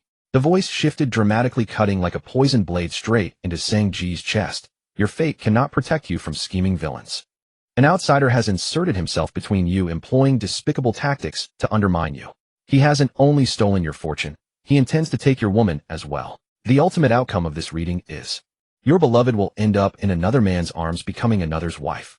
And you'll be left watching helplessly, your horns so green they glow. Shut up. Shanzhi could bear it no longer. He surged to his feet from the icy floor, pointing at the empty prison and roaring, nonsense. Pure fabrication. Amon is mine. No one will take her from me. Who does that frail dojo pretty boy think he is? And you rat, come out this instant. But within the ice prison, only Shanzhi's furious echoes rebounded. TSK, TSK, TSK. Whether amused by Shanzhi's fury or sensing the moment had reached its peak, the voice erupted into a series of knowing chuckles before falling silent forever. Left alone in the piercing cold of the ice prison, Shanzhi stood with his chest heaving. The following day in the Wu tribe's council hall. The atmosphere in the hall was unusually somber today. Among those present were the Wu tribe's idol elders, qualified for core decisions alongside members of the dojo delegation. Seated at the honored guest's place of prominence was naturally Chen Shanzhi. Beside him sat Li Hu, whose expression seemed ready to devour someone. With Wang Yuanhua's death, Li Hu had seamlessly assumed the acting role of supervising commissioner as Wang's trusted subordinate. Alas, his temporary position meant nothing before Chen Shanzhi. The true authority over the entire delegation had long been firmly grasped in Chen's hands. At the main seat sat Miao Yunjian, with imposing authority, commanding respect without uttering a word. To his left was the divine priest shrouded in black robes, and to his right sat Tang Xiao, the Wu tribe's holy maiden. I've convened this gathering for 2 primary matters. Miao Yunjian's gaze swept across the assembly before settling on Li Hu with measured calm. The first concerns your supervisor, Lord Wang, who met his untimely demise in the 10,000 Serpent Valley.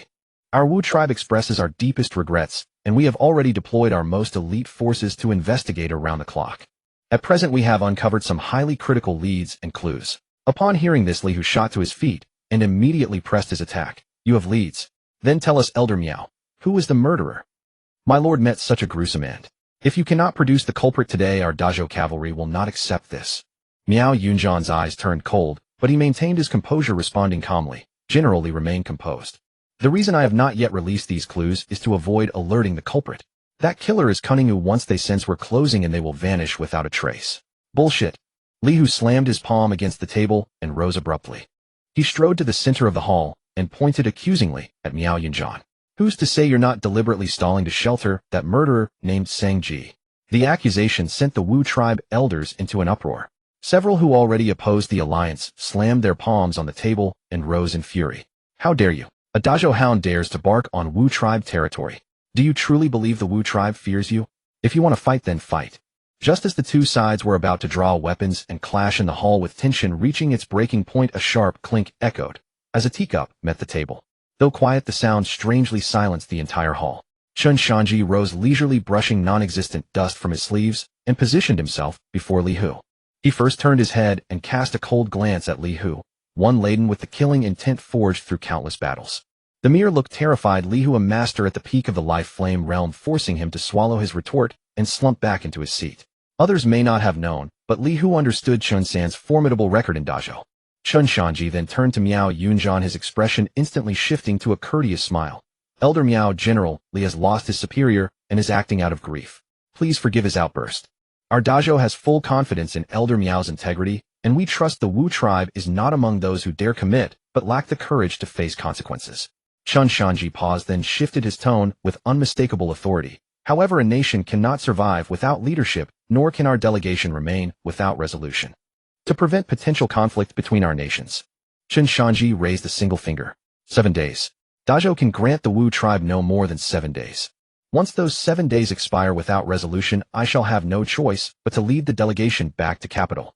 Miao Yunzhan observed Chen Shanzhi's deft balance of compassion and authority, a masterful display of wielding minimal force for maximum effect, and internally applauded. This young man knows exactly when to offer an honorable exit while maintaining the dignity of a great power's envoy. Very well. 7 days it shall be. Miao Yunzhan struck the table and agreed without hesitation. He then shifted his gaze, his voice rising sharply. Now that we've concluded the first matter, let us address the second.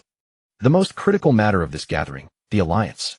Miao Yunzhan's piercing gaze swept over the elders below, each harboring their own agendas, as he declared with conviction, the demon folk grow increasingly powerful, pressing their advances upon us.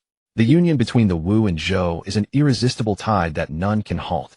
As the patriarch of the Wu tribe, I wholeheartedly endorse this alliance. The declaration sent ripples through the assembly. Before the opposition elders could mount their rebuttal, Miao Yunzhan delivered a bombshell that shook the very foundations of the hall. Moreover, to demonstrate our Wu tribe's sincerity to Dazhou. Miao Yunzhan turned toward Chen Shanzhi, a cunning smile playing on his lips as he announced loudly, I have decided to offer my beloved daughter, the Wu tribe's holy maiden Miao Amon, in marriage to Commander Chen Shanzhi of Dazhou, uniting our tribes. Boom. The words struck like a meteorite, igniting chaos throughout the council hall. All present were left stunned. Li Hu stared in disbelief at Chen Shanzhi, as though witnessing a specter. The elders opposed to the alliance immediately protested, their faces paling. Patriarch, this cannot be done. Tang Xiaowu lifted her head sharply, her expression one of utter disbelief as she gazed at her father. Meanwhile, Chen Shanzhi stood at the center of the hall, maintaining his facade of calm detachment. But inwardly he was seething with frustration. That cunning old fox intended to use him as the bait. Damn it all. I've been feeding him strategies, and now he expects me to pour out my very heart and soul. Impossible. Absolutely impossible. A dark-complexioned elder pointed toward the Dian envoy delegation, his fury barely contained. Amon is our Wu tribe's holy maiden. Her status is exalted beyond measure. How could she ever be married off to a mere lapdog of Dian? Absurd. Utterly preposterous.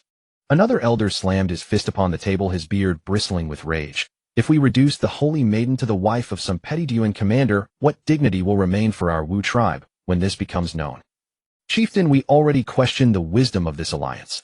Now you would saddle us with sacrificing the holy maiden as well. This is simply unacceptable. Several elders vehemently opposed to the alliance spouted their wrath, their collective indignation mounting. Opposition rose wave after wave, plunging the entire council hall into chaos. On the Dayuan envoy side, Li Hu himself was severely shaken by this sudden marriage proposal. But as his eyes darted, a vicious fire blazed within his heart. No wonder this Chen had been shielding the Wu tribe all along.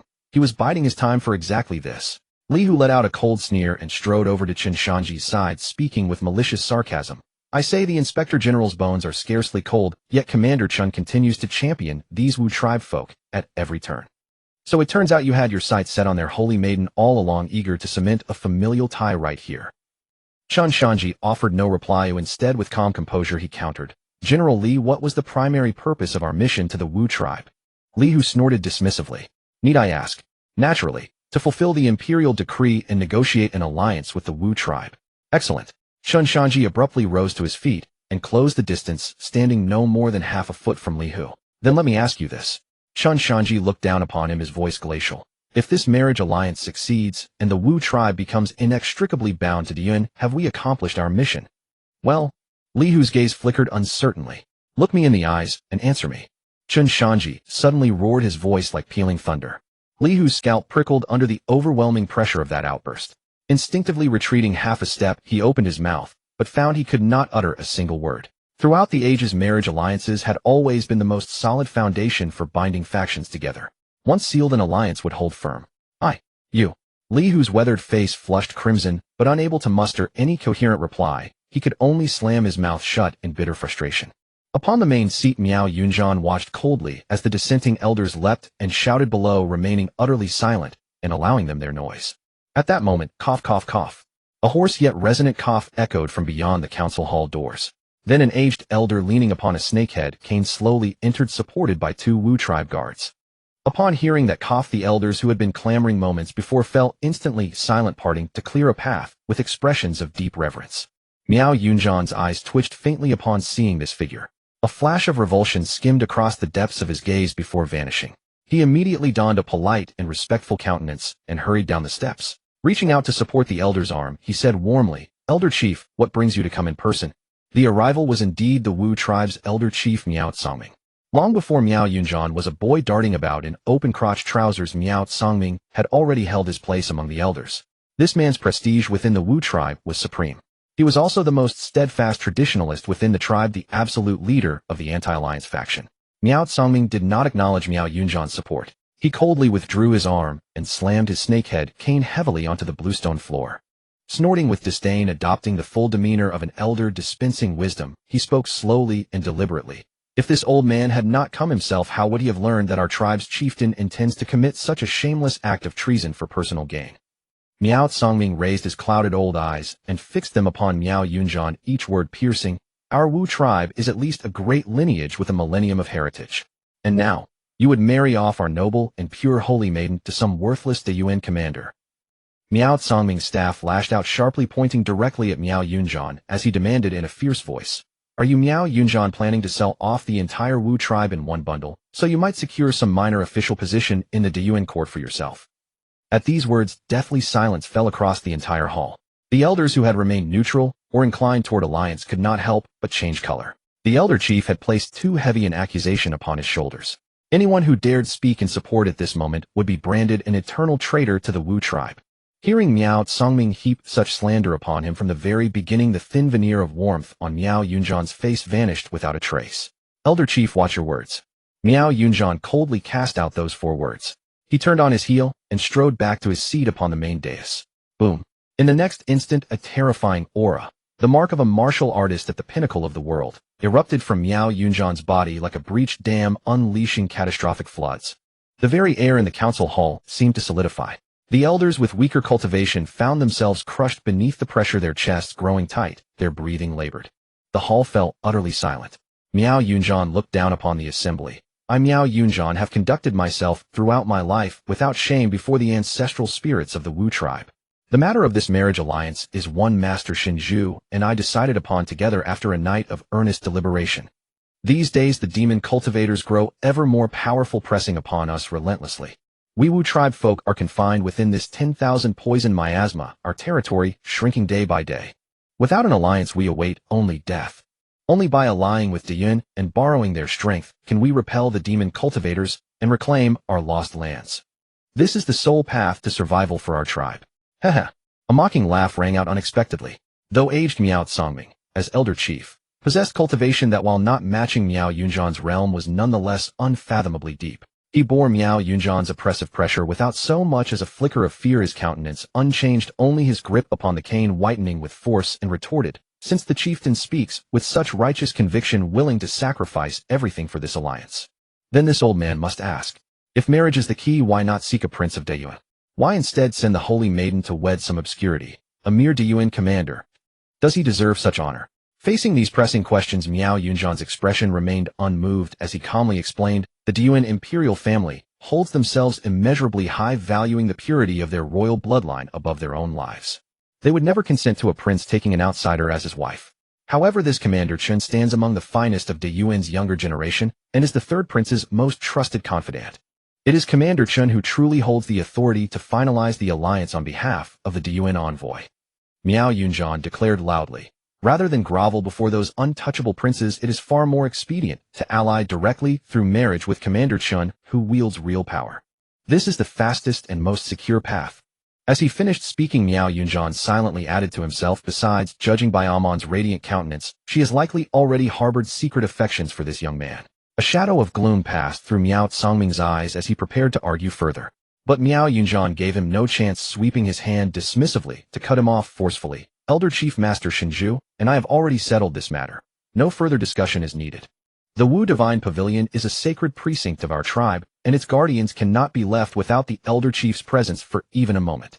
If the Elder Chief has no other urgent business, we respectfully request that you return to the Wu Divine Pavilion to maintain the safeguards." This was an explicit order to leave. Miao Songming's weathered face turned ashen with rage. He understood. If Miao Yunjan had invoked the divine prophet, the marriage alliance was already sealed beyond dispute. "Excellent. Truly a chieftain of singular stubbornness. Miao Tsongming snorted contemptuously, planted his cane heavily upon the ground, and swept away in indignation. Watching the elder chief depart in fury, Miao Yunjian retracted his gaze. He turned toward Chen Shanzhi seated below, and the cold severity upon his face instantly melted into a spring-like smile. Commander Chen, what is your stance upon this marriage alliance? You harbor no objections, I trust. Chen Shanzhi sat upon his chair, the corners of his mouth twitching involuntarily. This old fox. He had just rebuffed the elder chief in front of so many witnesses. Dared he voice any objection at such a moment? Then again, this situation was not without its advantages for him either. Previously, he had been devising how to naturally spend more time with Tang Xiaowu within this secret realm, hoping to steadily build her goodwill. Who would have guessed that opportunity would present itself so effortlessly? Miao Yunjian had directly thrust this perfect occasion into his hands. Chen Shanzhi slowly lifted his head, his gaze meeting that of Tang Xiaowu, standing beside Miao Yunjian. At this moment, Tang Xiaowu was nearly driven to frantic desperation. Her large, glistening eyes were locked firmly upon Chen Shanzhi, her eyelids fluttering convulsively as she desperately signaled to him. The meaning behind those eyes was unmistakable. Reject him. Quick, reject him. We agreed this was merely a partnership. Observing her flustered and endearing demeanor, Chen Shanzhi chuckled inwardly. He raised an eyebrow toward Tang Xiaowu with effortless ease, returning a look of absolute assurance, silently telling her to rest entirely at ease. Seeing Chen Shanzhi's expression, the knot of tension in Tang Xiaowu's throat finally loosened. Phew. Fortunately, though this fellow was usually flighty, he proved reliable at critical moments. Just as Tang Xiaowu prepared to watch Chen Shanzhi eloquently decline, Chen Shanzhi abruptly rose to his feet. With a sweeping motion of his robes, he pressed a clenched fist to his chest, his expression solemn, and bowed deeply toward Miao Yunjian. His voice rang out clear and resonant. I am profoundly indebted to the chieftain's generosity. Miss Amon possesses beauty that could topple kingdoms. To forge such a fortunate union is truly Chen's good fortune across 3 lifetimes. This was ever my deepest desire. I merely dared not ask. The hall echoed with Chen Shanzhi's righteous and dignified voice. Tang Xiaowu. Her expression froze instantly, her entire body struck as if by thunder. Her beautiful eyes widened as she stared foolishly at the man exchanging pleasantries with her own father, only one thought remaining in her mind. That scoundrel. He was acting to me. Ha ha ha. Upon hearing this, Miao Yunjian burst into hearty laughter, clearly extremely satisfied with Chen Shanzhi's stance. Commander Chen is truly a straightforward person. In a couple of days we'll select an auspicious date to thoroughly discuss the specifics of this marriage alliance. Once you two are wed, we can sit down and finalize all the alliance details. Miao Yunjian waved his hand decisively. Today's clan assembly is adjourned. Everyone may disperse. Everyone rose and took their leave. Yet among those opposing elders who filed out, a few exchanged subtle glances, their eyes glinting with a sinister, vicious intent. Half an hour later, inside Chen Shanzhi's guest room at the post station. Bang! The door was violently kicked open from outside. Tang Xiaowu's elegant tall figure rushed in on a wave of fragrant air. Chen Shanzhi, upon entering and seeing the mastermind, leisurely leaning back in the armchair, calmly sipping tea. The burning anger that Tang Xiaowu had suppressed the entire way could no longer be contained. Chen Shanzhi. Tang Xiaowu stormed up to him, slamming her hands onto the table. A sharp crack rang out, sending tea water splashing from the cup. What exactly are you scheming? Tang Xiaowu stared at him fixedly, her beautiful eyes filled with barely restrained fury and grievance. What did you say to my father? Why would he announce our marriage in front of so many people? And, she clenched her teeth, her voice trembling slightly. I clearly signaled you during the clan assembly. Why did you agree? Chen Shanzhi, we had an agreement. Once we complete this secret realm mission, once we're out, we owe each other nothing. Paths diverge, each going their separate way. Tang Xiaowu bit her red lips, her eyes turning red with rage. You actually took advantage of being inside the secret realm to use such despicable means to trick me into marrying you. I tell you, doing this only makes you disgusting in my eyes. Facing Tang Xiaowu's barrage of accusations, Chen Shanzhi produced a silk handkerchief, wiping the tea water splashed onto his hand. Then he slowly lifted his eyelids, gazing at the furious beauty before him with an expression one might reserve for a fool. Finished. Chen Shanzhi scoffed. So you think this so-called marriage alliance was orchestrated by me behind the scenes, eh? The purpose being to get my hands on you, Tang Xiaowu. Tang Xiaowu said nothing, her lips pressed tightly together, but her stubborn expression clearly asked, isn't that the case? Huh. Chen Shanzhi was truly exasperated by her. He leaned forward, slightly staring at her with an oppressive intensity. Tang Xiaowu, you are absolutely incomprehensible. Would you kindly use your brain and recall who actually went to meet your father last night? Tang Xiaowu froze. It was me. Then did I have any opportunity to meet privately with your father? And no, there wasn't. Tang Xiaowu's voice faltered instantly. When she had just heard she was to marry Chen Shanzhi, her entire mind was consumed by the anger and panic of being schemed against by this scoundrel, completely losing her rationality. Now reminded by Chen Shanzhi, she suddenly realized. Indeed, Chen Shanzhi had never had any opportunity for private contact with Miao Yunjian. How could he possibly have manipulated her father into arranging this marriage? Moreover, Chen Shanzhi leaned back in his chair, crossing his arms before him, regarding her as if she were telling a joke. Do you truly believe that marrying you would be some grand blessing for me? Tang Xiaowu instinctively asked. What do you mean? She was, after all, the witch tribe's sacred maiden with some confidence in her appearance and figure. Chen Shanzhi sighed, wearing an expression of exasperation. Tang Xiaowu, I'm begging you, think with your brain for once. If I truly succeeded in this marriage alliance with you, wouldn't the alliance between the witch tribe and Great Zhou become a foregone conclusion? Tang Xiaowu nodded yes. Then what would these elders desperately opposing the alliance think? Tang Xiaowu wasn't foolish. Following Chen Shanzhi's reasoning, she immediately broke out in a cold sweat. Those stubborn elders would absolutely never watch this marriage happen while doing nothing to stop the alliance. They would definitely resort to desperate measures to prevent the alliance. This was by no means a match made in heaven. Instead, it was clearly pushing him to the edge of a cliff, making him a target for everyone. Since you knew how dangerous this is. Tang Xiaowu gripped the corner of the table, her voice losing all confidence, stammering as she asked. Then why? Why did you still agree to my father at the clan assembly? Her voice grew softer with each word, a suspicious blush spreading across her cheeks. You wouldn't dare claim you weren't thinking of that. Chen Shanzhi did not answer immediately. He reached for his teacup, gently sipping the tea that had already grown slightly cold. Could I have refused to? Chen Shanzhi set down his teacup, asking rhetorically, his tone tinged with helplessness. Don't forget my current position is commander of Great Zhou. I'm carrying the imperial mandate for an alliance between our two tribes. Your father said everything he could in front of all the clan elders. If I had dared refuse on the spot, what would happen to this alliance? Hearing this, a pang of guilt suddenly surged in Tang Xiaowu's heart. It turned out he hadn't been scheming against her. Instead, because of her father had forcibly pushed him to the edge of a cliff, making him a target for all the opposition. Chen Shanzhi set down his teacup, his voice slowing as he began to dissect the underlying tactics. Moreover, think about this. Why would your father suddenly bring this up in front of everyone without any warning? Tang Xiaowu's mind raced as she followed his reasoning. Because of yesterday's plan. Exactly. A sharp glint flashed in Chen Shanzhi's eyes. Your father is playing a grand game of chess. If that mole who colluded with Wang Yuanhua, or that rat hiding in the shadows, is really among those opposing the alliance. When he hears that your father intends to use this marriage to completely seal the alliance, what will he do? Tang Xiaowu's eyes lit up as she blurted out. He would definitely see this as a great opportunity and start stirring up trouble inside. Clever. Chen Shanzhi nodded appreciatively. If it were me, this would absolutely be a rare and perfect opportunity. Under the guise of opposing the marriage, openly create chaos within the witch tribe. Then while everyone's attention is focused on the internal strife, he could quietly take whatever he wanted. Chen Shanzhi looked at Tang Xiaowu, a nonchalant curve forming at the corner of his lips. So Miss Tang, this so-called marriage is by no means a tale of romantic affection. It's merely bait thrown out by your father. Bait to draw the snake out of its hole. Over the next few days, using the excuse of preparing for the wedding. Once we've rooted out and cleaned up all those rats hiding in the gutter, this marriage would likely be nothing more than a performance, something that could be easily discarded at any moment. Chen Shanzhi shrugged, his tone utterly perfunctory. So stop being so self-absorbed and obsessing over this matter. We each get what we need and simply perform our roles well. After listening to Chen Shanzhi's meticulous analysis, Tang Xiaowu let out a long, relieved sigh, and her previously tense nerves finally relaxed completely. So that's how it was. She wouldn't have to betray her feelings for sixth brother. This was exactly the outcome she had most desperately hoped for just moments ago. But Tang Xiaowu raised her head, looking at the composed man before her. For some inexplicable reason, seeing how casually and eagerly he tried to distance himself from her, Tang Xiaowu's heart was filled with an unexpected sense of loss rather than the anticipated joy of relief. An inexplicable faint emptiness surged through her beyond her control. Just a performance. She lowered her gaze, her fingers unconsciously twisting the corner of her sleeve, her red lips pressed tightly together. At the edge of the myriad poisons marsh in the Wu tribe there stood a desolate stone hut. At this moment several figures were crowded inside this dilapidated dwelling. Had any outsider been present, they would have been utterly astonished.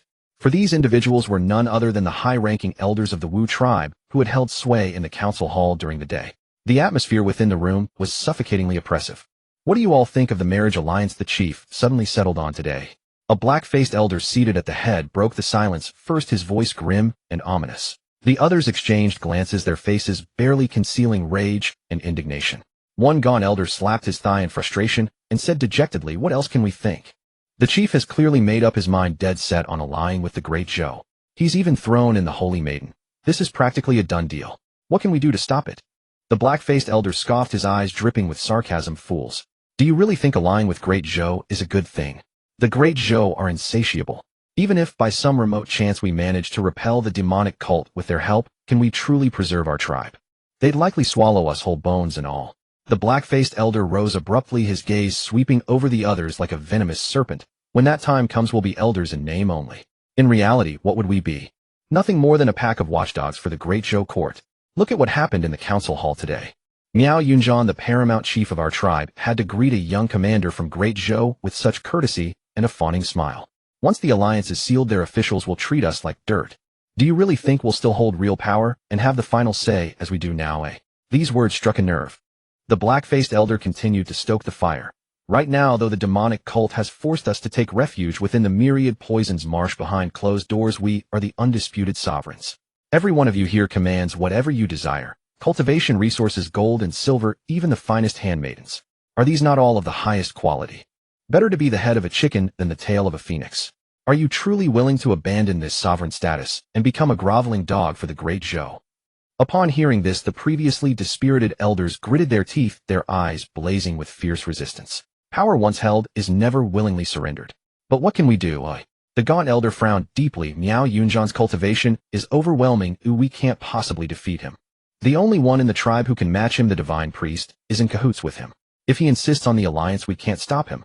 The black-faced elder curled his lips into a cruel smile. "No, we still have a chance." Their eyes lit up and they leaned in eagerly. "What chance?" The black-faced elder made a throat-slitting gesture and uttered with murderous intent, "Kill that Great Zhou commander." The others were stunned, drawing sharp breaths. Wouldn't that incur Great Zhou's deadly wrath? Someone hesitated. "If the Great Zhou emperor flies into a rage, wouldn't our tribe have to face both Great Zhou and the demonic cult at once? We can't bear such consequences." "Short-sighted."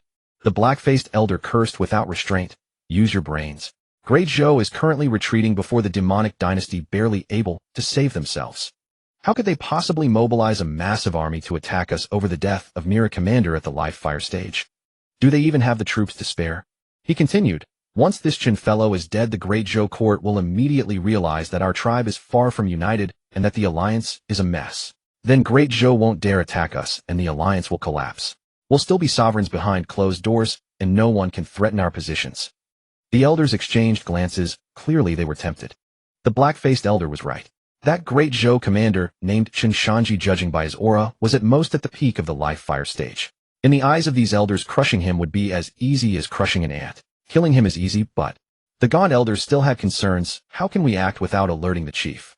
After all, this sneaky tactic that we can think of, Miao Yunjian would surely anticipate. He'll definitely protect that young man closely." The black-faced elder smiled with confidence. "Rest assured, once we act, someone will naturally hold him off." The others were startled. "Who? Don't ask about things you shouldn't." The black-faced elder's face darkened. "You just need to know that he'll be held off." "Then when do we strike?" someone asked impatiently. "Not yet," the black-faced elder said slowly. "Right now Miao Yunjian has that Chen fellow under tight protection. Let's wait until the night of their wedding. At that time Miao Yunjian will surely think the marriage is consummated and the matter is settled, so his guard will be at its lowest. We'll strike, then catch him off guard and turn his joyous occasion into a funeral." Time flew by, and several days passed. Chen Shanzhi and Miao Yunjian made a grand show of finalizing all the details of the marriage alliance. The wedding day was set for 2 days later. The entire Wu tribe was decorated with lanterns and red silk, filled with festive joy. However, Chen Shanzhi was somewhat surprised to find that those hidden rats within the tribe who should have been desperate had been eerily silent these past few days. Chen Shanzhi didn't believe for a moment that they had given up. The only explanation was that they were plotting something big. As for Tang Xiaowu, these days the Wu tribe's holy maiden had been utterly distracted. On one hand, she was certain she didn't want to marry Chen Shanzhi. After all, before she came to the capital, her heart belonged solely to Tang Lu. Were it not for being forced by Chen Shanzhi, she would never have had any connection with him.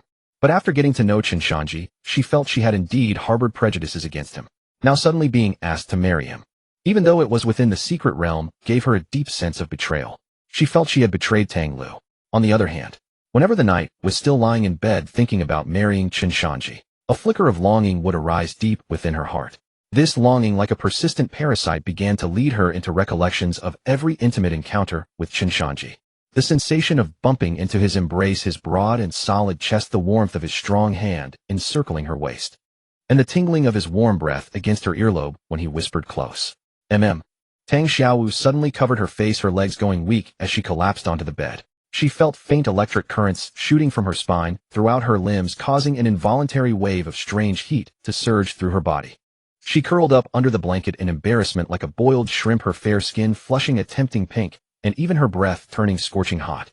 She didn't know why, but these past few days this longing had grown stronger and stronger.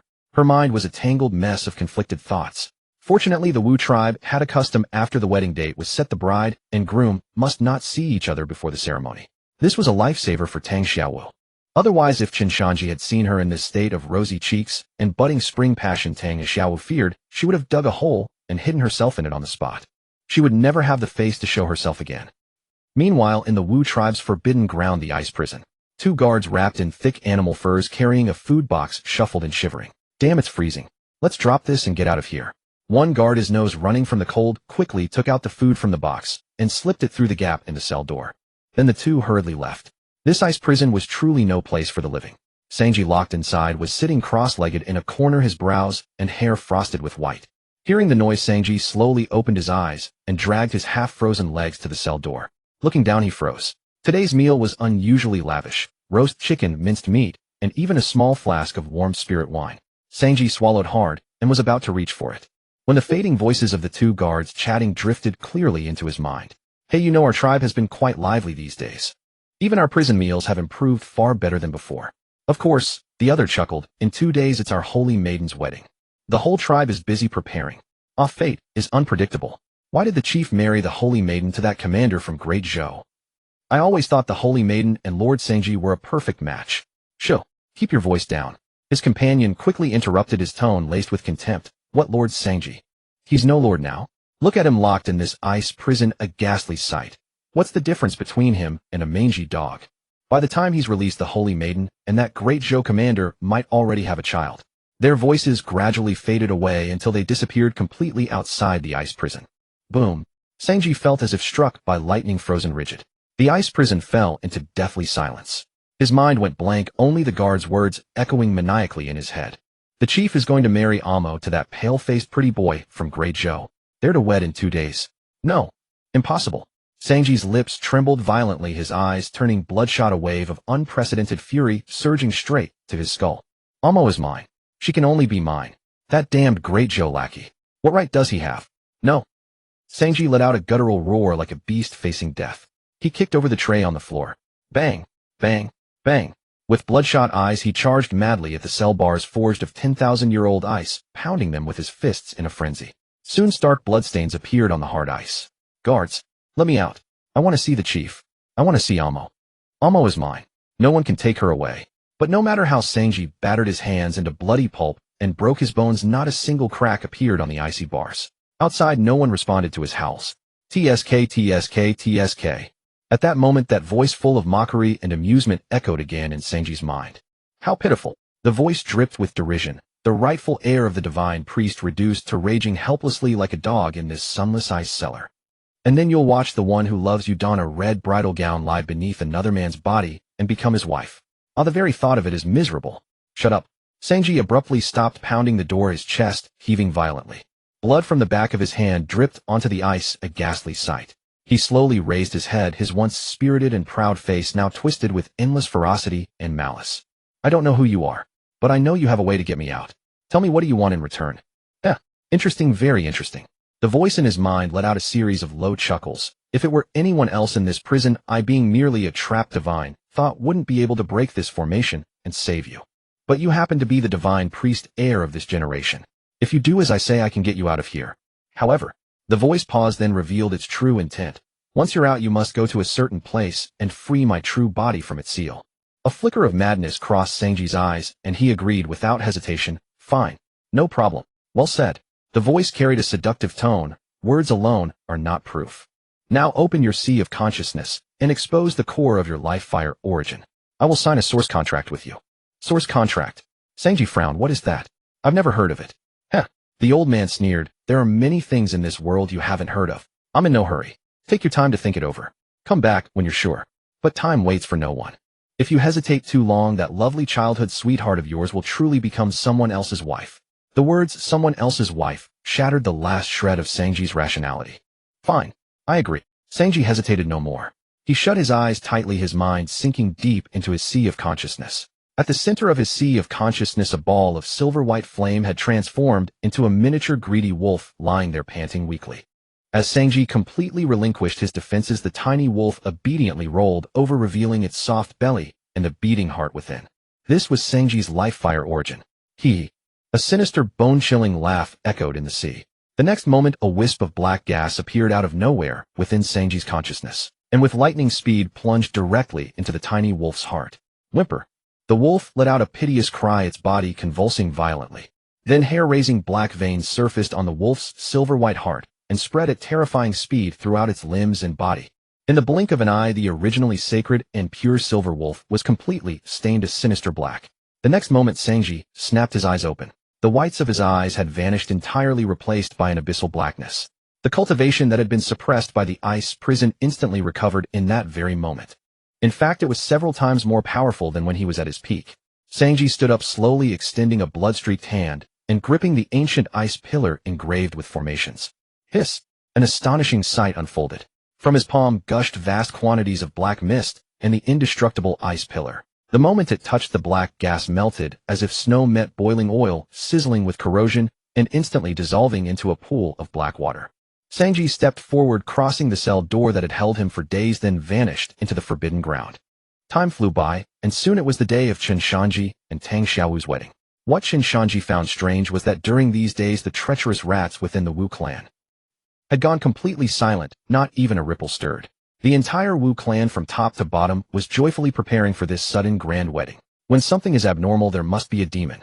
Chen Shanzhi looked at himself in the mirror, clad in the bright red wedding robe, a cold smile curling at the corners of his mouth.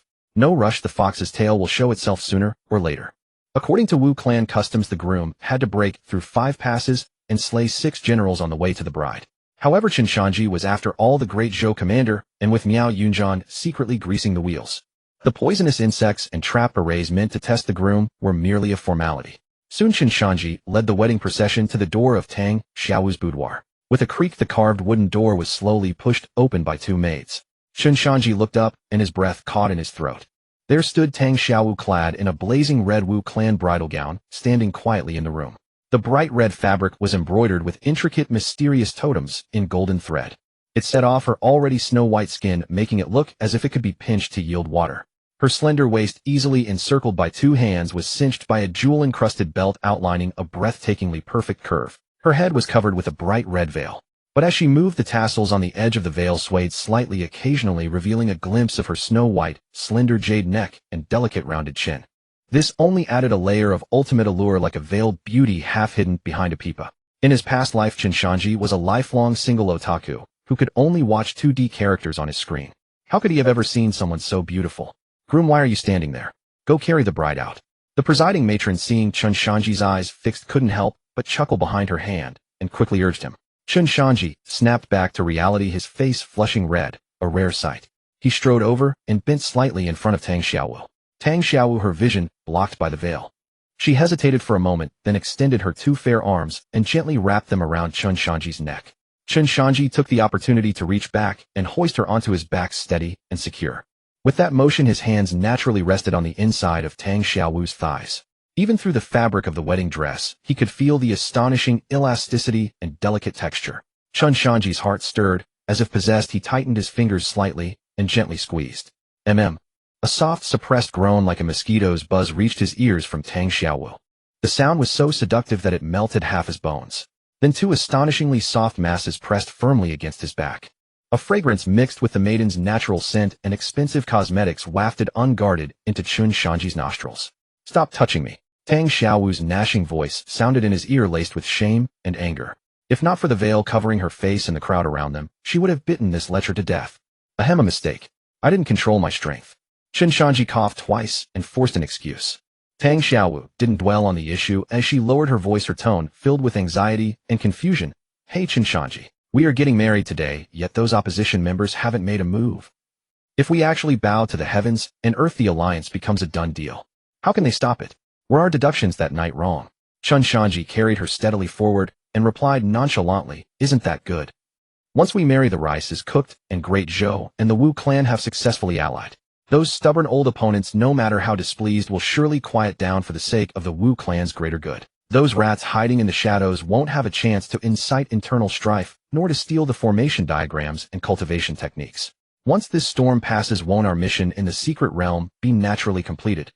Tang Xiaowu's voice faltered, but what? But if that's the case, won't we really become husband and wife? Once the mission is done, how will I face sixth brother when we leave the secret realm? Chen Shanzhi knew exactly what was on Tang Xiaowu's mind. He had said that just now only to confirm one thing. Now seeing that Tang Xiaowu hadn't outright refused the idea of them getting married, a thoughtful expression appeared on Chen Shanzhi's face. With that thought, his hand supporting Tang Xiaowu's leg, taking advantage of the walking motion, suddenly slid deeper into the firm inner thigh. Tang Xiaowu's body trembled violently, as if electrocuted. Her two long, beautiful legs immediately clamped down, reflexively locking Chen Shanzhi's arm tightly. What are you doing? She was furious, but restrained by the noisy crowd beating drums and gongs, she dared not raise her voice. She could only bury her head in the crook of Chen Shanzhi's neck like an angry little wildcat and hiss softly, what are you worried about? Feeling the warm, soft jade on his arm, Chen Shanzhi shamelessly whispered, you must remember your current identity. In this secret realm, you are not Tang Xiaowu, you are Miao Amon, the holy maiden of the Wu clan. Now the ones getting married are Miao Amon and Commander Chen of Great Zhou. They are deeply in love. Oh, what's wrong with a little intimacy? This is called getting into character, understand? Miao Amon, Commander Chen. Tang Xiaowu seemed to have found a perfect excuse for herself. Her cheeks burning hot, she simply pressed her head firmly against the back of Chen Shanzhi's neck, then played the ostrich, letting that wicked hand do its mischief. Amidst the deafening sound of wedding music, Chen Shanzhi carried Tang Xiaowu all the way to the entrance of the Wu clan's most magnificent hall. After setting her down, he took the opportunity to hold her soft, boneless little hand. Tang Xiaowu only made a token struggle, then let him lead her into the hall. At that moment, the hall was packed with people. All the Wu clan's high-ranking members and the chieftains of various tribes were present. A brand-new red carpet stretched from the entrance to the main seat of the hall. Miao Yunzhan, dressed in the chieftain's ceremonial robes, sat beaming on the main seat, watching the couple approach. In the center of the red carpet stood a brazier blazing with fierce flames. When the two arrived hand in hand before the brazier, the presiding elder chanted loudly, the groom supports the bride's steps over the fire. This symbolizes that in the days to come, no matter how difficult the trials, the husband and wife will cross them together. Their future will be prosperous and bright.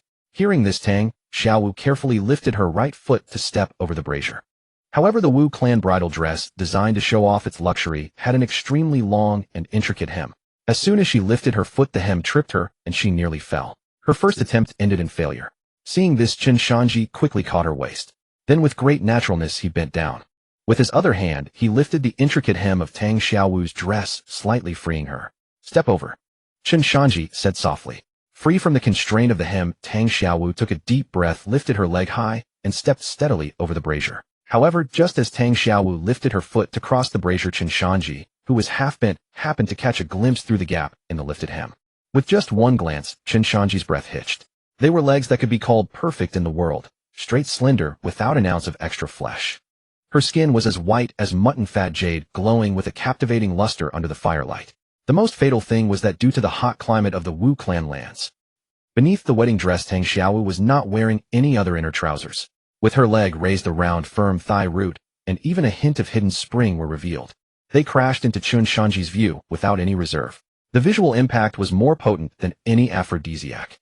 Chen Shanzhi felt a heat in his nose and nearly burst into a nosebleed on the spot. In his past life, when playing the game, he knew the heroine's figure was amazing, but he never imagined it would be this amazing. It was the ultimate blessing for leg lovers. Tang Xiaowu, covered by the veil, naturally didn't know how much she had just flashed in front of Chen Shanzhi. After crossing the brazier, the two continued holding hands, and under everyone's gaze walked step by step to Miao Yunzhan. First bow to heaven and earth. The presiding elder's resounding voice echoed through the hall. The two turned around and bowed deeply to the vast heavens and solid earth outside the main door. Second bow to the parents. They turned again and bowed solemnly to Miao Yunzhan, who was beaming with relief. Husband and wife bowed to each other. Chen Shanzhi and Tang Xiaowu stood facing each other.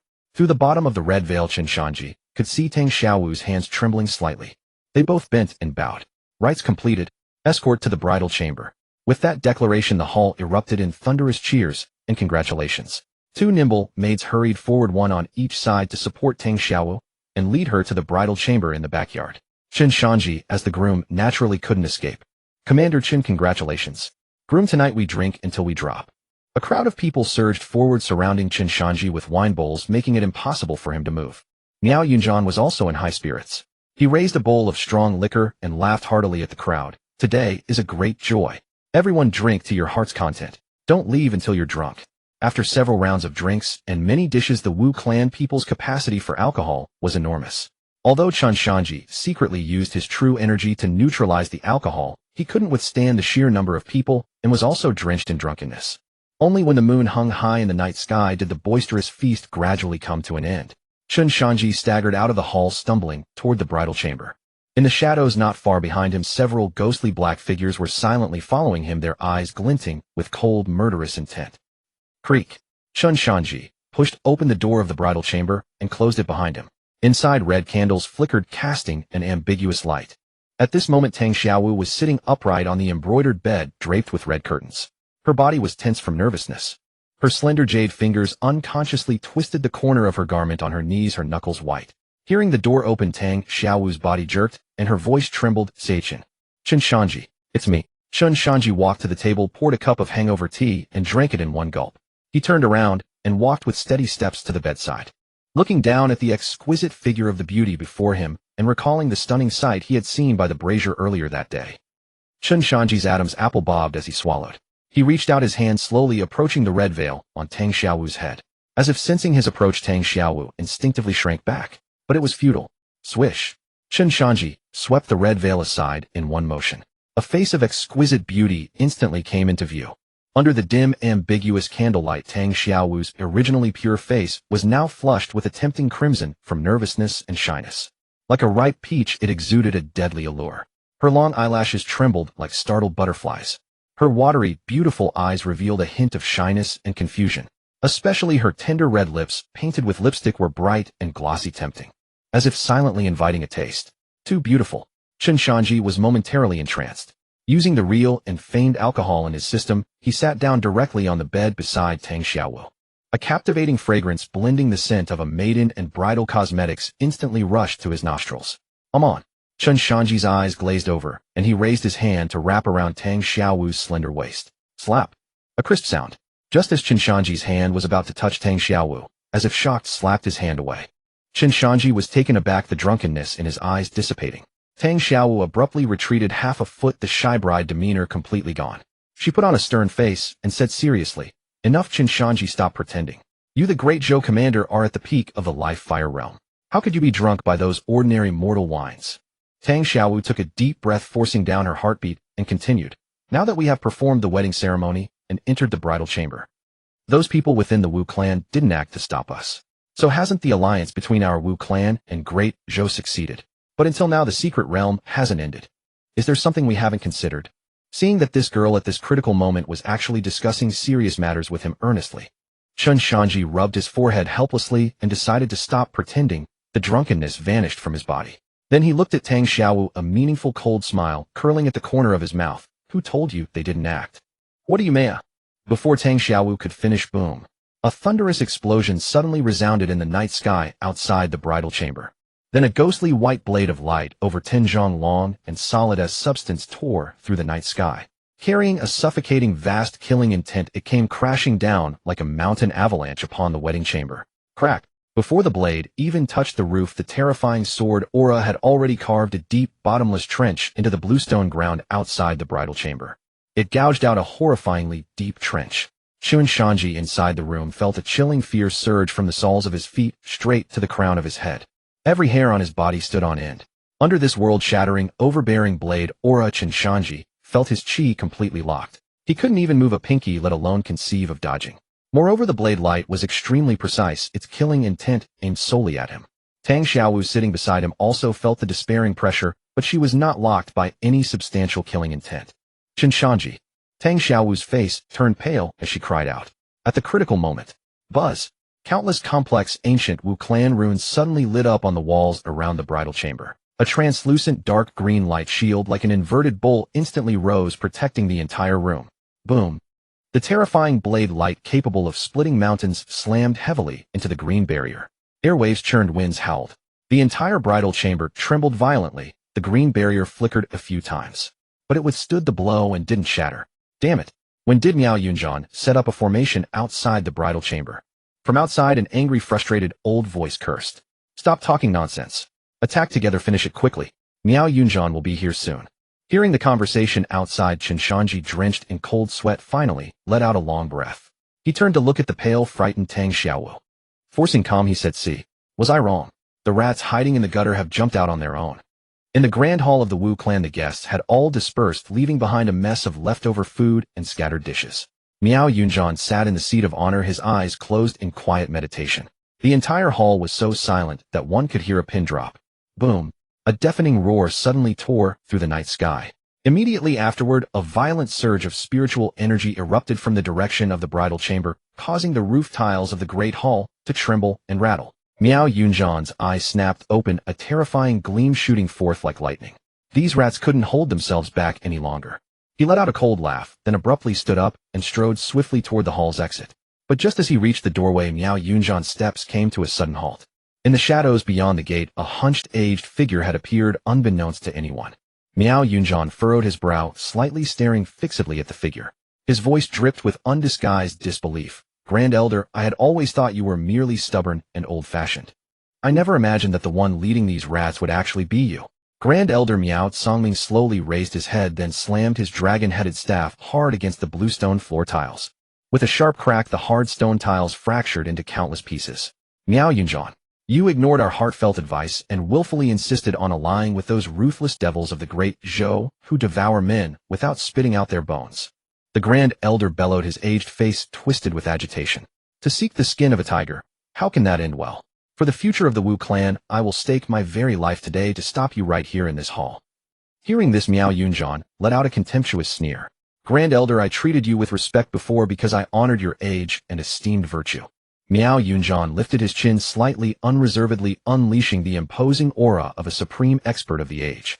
"But no matter how high your cultivation, you have never touched the peak of the martial way. If I were to get serious, you couldn't stop me for even a single breath." Before his words faded, Miao Yunjian struck out fiercely.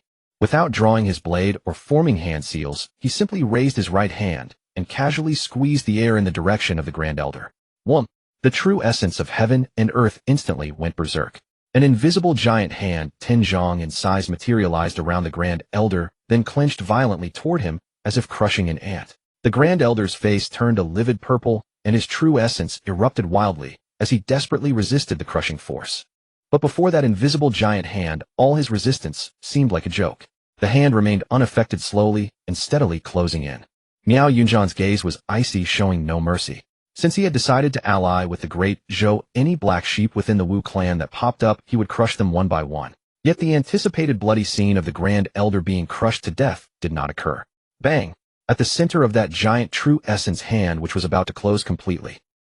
Suddenly, without any warning, thousands of eerie dark green light beams burst forth. These green lights were like the crazily sprouting vines of a demonic tree. They actually forcibly shattered Miao Yunjian's true essence giant hand. With a loud bang, the hand exploded into countless specks of light. Miao Yunjian's originally indifferent expression finally changed. "When did you break through?" The Grand Elder gasped for breath, then let out a wild laugh like a night owl. "Huh, I have achieved this today, thanks to the divine grant of the Wu God." The Wu God. Miao Yunjian was momentarily stunned, then seemed to realize something, exclaiming in alarm, "That thing. You've been corrupted by it." A bone-chilling cold shot straight to his crown. The array seal inside the Wu God Pavilion. He and the divine priest had reinforced and maintained it every year. When had that fiend's claws silently extended beyond the seal? Even the Grand Elder had been corrupted right under their noses. And among the other elders stationed in the Wu God Pavilion, how many had already become puppets of that monster? At this thought, Miao Yunjian's scalp tingled with horror. Suddenly a flash of insight struck him, and all the clues connected in an instant. The great commotion you made tonight. Your real goal wasn't to assassinate Commander Chen. Your true purpose was to take advantage of the chaos to undo the seal beneath the Wu God Pavilion. The Grand Elder did not reply. Instead, the dark green glow on his staff grew brighter and brighter. In the end, it was like a sun radiating dark green light, casting an eerie gloom over the entire hall. I know that with this forcibly elevated cultivation, I am no match for you, clan chief. But I am fully confident that I can hold you off for the time it takes to burn one incense stick. You're asking for death.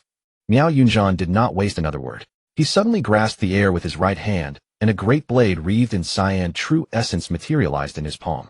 At this moment, he was about to go all out. At the same time, outside the bridal chamber, several black-clad figures were furiously bombarding the defensive array with a barrage of martial techniques and magical artifacts. Bang, bang, bang. Shockwaves rolled, and the array's light curtain flickered wildly. Inside the bridal chamber, Tang Xiaowu was as anxious as an ant on a hot pan, her hands tightly clutching the hem of her clothes, her beautiful eyes filled with worry. In contrast, Chen Shanzhi sat calmly by the table, as steady as an old dog. Don't worry, put your heart at ease. He took a sip of tea, smiling confidently. This array outside is extremely tough. In a little while, after your father and the divine priest have dealt with those thieving rats, they'll come here, and our crisis will naturally be resolved. At the Wu God Pavilion, as the fluctuations of spiritual combat came from the bridal chamber, several unsuspecting elders stationed there changed expression and were about to rush over to help stop the fight. But before they could take a step, a sudden wind howled from behind. The sound of a blade piercing flesh rang out. An enemy attack. With a piercing scream that tore through the night sky, the outer area of the Wu God Pavilion instantly descended into chaos. Amid deliberate instigation and backstabbing by certain individuals, wild spiritual energy fluctuations of fierce combat erupted everywhere. Even those who had not yet acted were now red-eyed, warily watching their colleagues, trusting no one. In the midst of this utter chaos, a figure like a phantom silently slipped to the most central array of the Wu God Pavilion. This figure was Miao Fei. He pulled out a pitch-black bone token. The isolation array which normally only the divine priest and the clan chief could enter. Upon contact with the bone token, rippled like water, offering no resistance, allowing him to slip smoothly into the center of the Wu God Pavilion. The interior of the Wu God Pavilion was unexpectedly simple. In the vast, empty stone chamber, only an ancient stone platform stood at the very center. Above the platform, a scripture emitting a brilliant golden light hovered quietly. Miao Fei narrowed his eyes. This must be the array eye artifact that the Wu God had mentioned. He only needed to walk over and take it off the platform to completely lift the Wu God seal. I never expected it to be this easy. Miao Fei swallowed his saliva, secretly overjoyed. But on second thought, since it was a scheme personally orchestrated by the Wu God, naturally it was flawless. He hesitated no longer and stepped forward toward the platform. Just then an aged voice suddenly exploded in his ear. I never imagined that the traitor eating from the inside would be you, Miao Fei. Miao Fei was terrified out of his wits by the sudden voice. He spun around abruptly, looking toward the source, and his face instantly turned ashen pale as paper. The divine priest. Staring at the black-robed figure that had appeared in the corner of the chamber, watching him like a dead man and slowly approaching. Cold sweat poured from Miao Fei's forehead. His peripheral vision locked onto the distance between himself and the stone platform. Go for it. In just 1 second, he could snatch that golden scripture. Miao Fei bit his tongue fiercely, intending to madly channel his true essence and lunge forward. But the moment he tried to exert force, he was filled with despair. He discovered in horror that apart from his mind, not even a single finger could move. The space around him seemed to have solidified into a tangible cage, trapping him firmly in place. This old monster's cultivation was terrifying. But just as Miao Fei was overcome with despair, a sudden change occurred. The black bone token that he had been clutching tightly suddenly slipped from his hand like a living creature. It transformed into a streak of black light, shooting toward the stone platform like lightning. The divine priest's eyes flickered.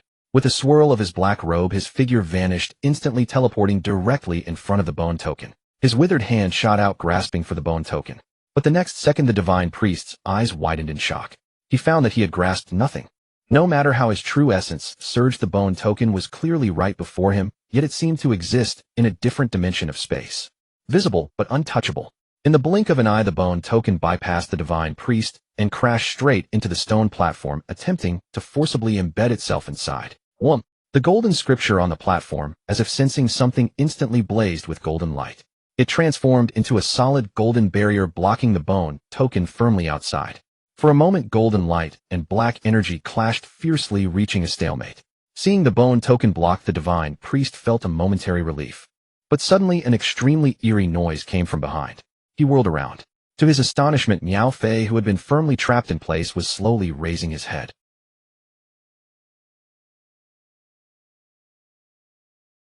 A sinister smile spread across Meow Fei's face and his voice had completely changed. Finally, I the venerable one smell the air of freedom. This body is as weak as trash, but...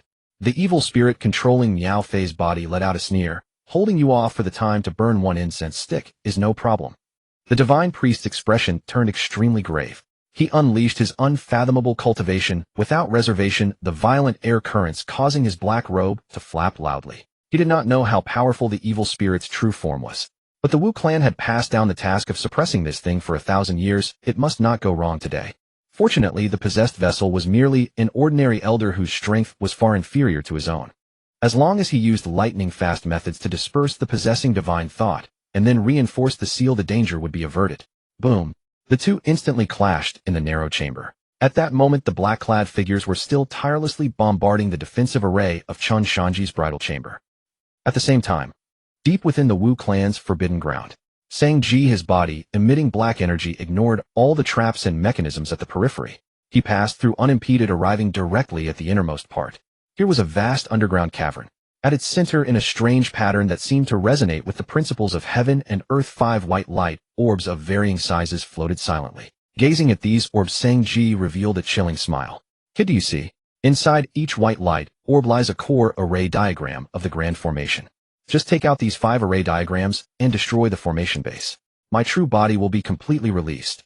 Then with my power, you can snatch your beloved woman away from that great Zhou man in front of everyone. Then the sky will be the limit. Who can stop you? Sangji breathed heavily, staring fixedly at the orbs, muttering to himself. What do I need to do? Very simple. Fully activate the inherited technique of your divine priest lineage and approach them. Leave the rest to me. Sangji nodded heavily. The technique of the divine priest lineage was activated at full power without reservation. A silvery white halo appeared on his skin, intertwining with the black energy on his body, creating an extremely eerie sight. He strode quickly toward the nearest of the 5 light orbs. As soon as he approached, clang, clang, clang. Fine white threads materialized from the void. These threads were imbued with extreme killing intent, like countless sharp divine swords. They wove into an inescapable net, slashing down at all of Sangji's vital points. But with the activation of Sangji's divine priest technique, these deadly white threads, the moment they were about to touch his body, trembled violently, as if they had encountered a kindred spirit. Then they vanished into thin air. Unimpeded, Sangji extended his right hand and plunged it into the white light orb. His 5 fingers clenched sharply.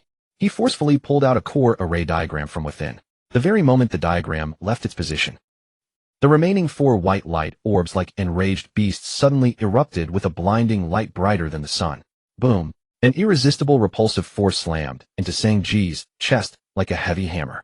He didn't even have time to grunt before his entire body, along with the array diagram in his hand, was sent flying dozens of zhong by the tremendous force, crashing heavily into the cavern wall. Damn it! The voice in his mind cursed furiously. This array diagram has actually developed consciousness. It detected the divine thought. I merged into your life, fire's origin. However, the voice laughed sinisterly. Removing 1 core array diagram is enough to let someone in. Buy me time to retrieve the remaining 4 array diagrams. As this diagram was forcibly extracted, rumble. The entire land of the Wu clan seemed to be struck by an invisible giant hammer from the heavens. A violent earthquake instantly swept across the whole Wu clan territory. Inside the great hall, Miao Yunjian, who was about to strike the grand elder, and the divine priest, who was about to crush the evil spirit's divine thought, in the Wu god pavilion. Both trembled, their faces changing drastically in an instant. Not good. They exclaimed in unison. Someone is destroying the array diagram of the 10,000 poison miasma. At this very moment, on the outermost edge of the Wu clan territory, the 10,000 poison miasma, which had protected the Wu clan for centuries and was impenetrable even to birds, suddenly churned violently. A large section of the poisonous mist inexplicably dissipated, creating a huge gap.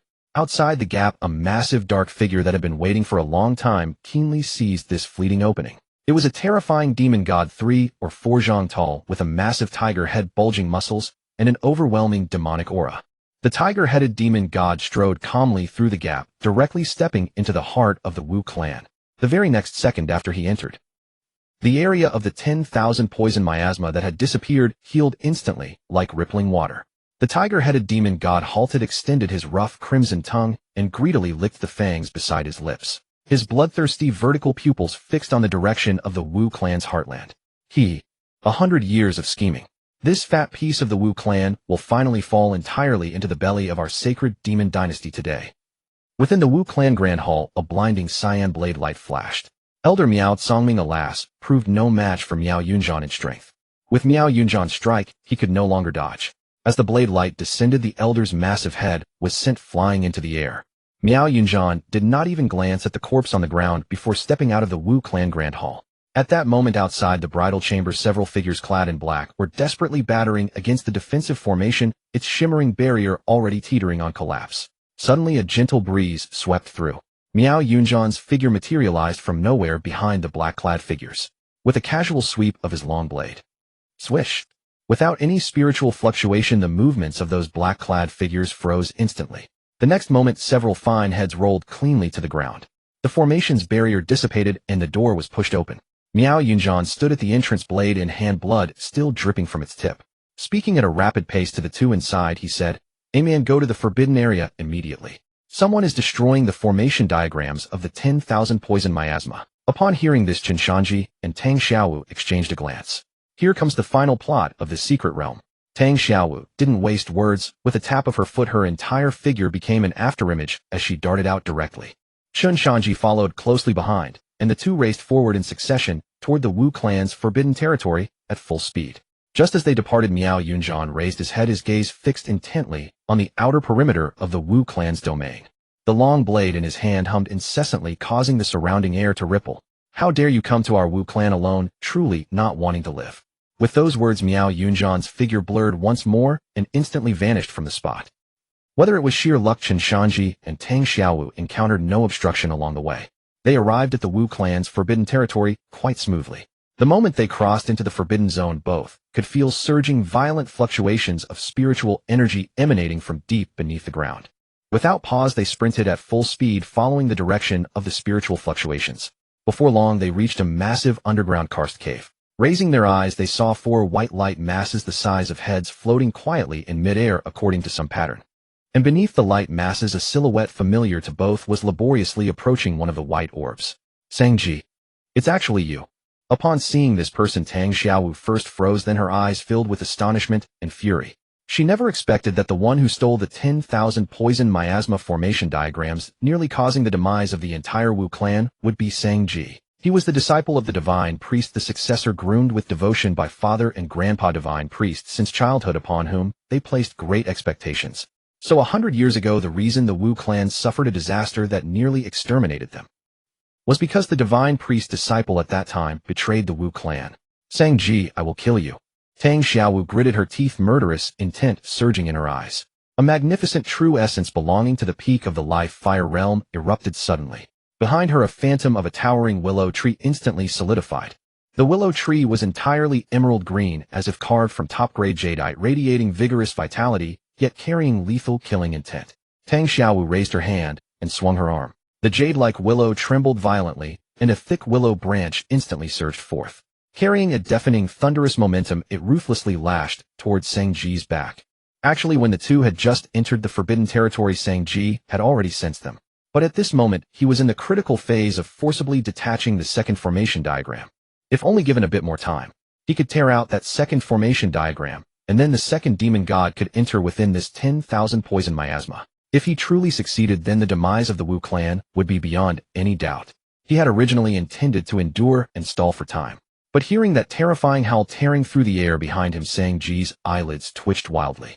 If struck by this willow branch, he would not die, but would suffer severe injuries. He decisively let go of his hand, reaching toward the light mass. Using the recoil force, he lightly twisted in midair. Smack! The willow branch struck empty air, carving a bottomless ravine into the rock on the ground, sending fragments flying. Sangji turned around and looked at Tang Xiaowu. At this moment, within his originally ink-black pupils, a trace of clarity miraculously recovered. "Hey man, wait for me a bit longer." Sangji spoke urgently, even with a hint of morbid fanaticism. "Once I take out the formation diagrams from these four light masses, I will have the strength to take you far away. You won't have to marry that damn Great Joe commander." Tang Xiaowu was apoplectic with rage, pointing at the remaining four light masses and cursing, "Sangji, look at what you are doing. These are the formation diagrams of the 10,000 poison miasma. As the disciple of the divine priest, you should protect the Wu clan, not destroy it. Where is the formation diagram you already took out?" While there is still time to salvage, quickly return the formation diagram to me. Hey man, are you also here to stop me? Hearing Tang Xiaowu's rebuke, Sangji's expression suddenly became extremely grim. Why are you here to stop me? We are childhood sweethearts. Suddenly Sangji's face contorted severely, veins bulging on his neck. The faint clarity in his pupils was instantly swallowed by darkness. Jia jia jia. A eerie voice emerged from his mouth. Boy, don't you understand yet. Look at the person standing beside her. This young girl has surely been thoroughly bewitched by that deceitful Great Zhou man. If you want to win back her heart, you must take out all the formation diagrams. Then kill that Great Zhou man, and take her away from here to a world where only the two of you exist. I believe that as long as there is no external bewitchment, the one you love will eventually understand your good intentions. Sangji, what nonsense are you spouting? You. Tang Xiaowu wanted to scold further, but Chen Shanzhi stepped forward directly, placing a hand on her shoulder to stop her words. Chen Shanzhi shook his head, his tone calm. Stop wasting breath on useless nonsense. Sangji has already been corrupted by an evil spirit. Corrupted by an evil spirit. Bullshit. How could I be corrupted? You damn Great Zhou, and how dare you bewitch a man's mind? I will tear you into 10,000 pieces. Sangji's face was ferocious, staring fixedly at Chen Shanzhi. Immediately after, a violent surge churned behind him. A gray wolf covered in dense black mist, as large as a small hill, materialized thunderously behind him. A pair of pitch-black wolf eyes stared fixedly at Chen Shanzhi. Die! Sangji stomped his foot violently, and his entire body merged with that gray wolf phantom. Transforming into a pitch-black bloody wind, it fiercely pounced toward Chen Shanzhi. Seeing this, Tang Xiaowu beside him flicked her fingers with both hands rapidly. From the jade willow behind her, countless willow branches like frenetically growing vines wrapped toward the gray wolf in midair. The speed was extremely fast. Within a single breath, it had wrapped the pouncing gray wolf into a huge green zongzi. However, before a smile could appear on Tang Xiaowu's face, her complexion turned suddenly pale. Beneath those willow branches tightly binding the gray wolf, waves of fishy stench black mist were surging frantically. Hiss hiss hiss. The piercing corrosion sound rang out, and those incredibly tough willow branches were instantaneously corroded into a pool of black water by the black mist. The gray wolf broke free from its bindings and swiftly turned in midair, its thick wolf tail sweeping out like an iron whip, like a streak of black lightning. So fast that even Tang Xiaowu had no time to make a defensive move. Boom. The pitch-black wolf tail solidly struck the trunk of that jade willow. The force was so great that it directly carved glaring cracks into Tang Xiaowu's willow tree body. The live fire was damaged. Tang Xiaowu's complexion instantly turned pale, and she spat a mouthful of fresh blood. Careful. She clutched her chest and warned loudly. After being corroded by this evil spirit, his strength has surged immensely. It feels completely beyond what the peak of the live fire realm can achieve. Facing this mighty blow capable of instantly killing someone at the same realm, Chen Shanzhi's face showed gravity, but not a trace of panic. As the one directly facing the gray wolf's killing intent, he more intuitively felt the transformation of Sangji's power at this moment. That was a qualitative leap. But, so what? A cold sneer curled the corner of Chen Shanzhi's mouth. During this period, he had been exploring and familiarizing himself with this Great Zhou commander's body. Combining the previous indirect probes during conversations with Miao Yunzhan about marriage matters, he had drawn an extremely shocking conclusion. This Great Zhou commander Chen Sen, the thickness of his true essence, the strength of his physical body, and the vigor of his life fire. Truly unprecedented and likely to remain unsurpassed. As long as everyone is within the life fire realm, this major tier, then he is invincible. Facing the gray wolf of black mist blocking the sky and sun charging at him, Chen Shanzhi advanced rather than retreated. Stepped forward, raised his hand. In his palm, a blinding golden light erupted suddenly. A golden spear materialized out of thin air in his hand. Chen Shanzhi gripped the spear shaft firmly and thrust fiercely toward the gray wolf's massive head. Roar! The moment the spear was launched, it emitted a soaring dragon's cry. The blinding golden light transformed into a golden flood dragon brandishing its fangs and claws, colliding fiercely with the gray wolf. There was no stalemate. Sangji's originally cruel smile froze instantly. That seemingly invincible black mist gray wolf beneath the golden spear tip lasted only a single breath. Boom!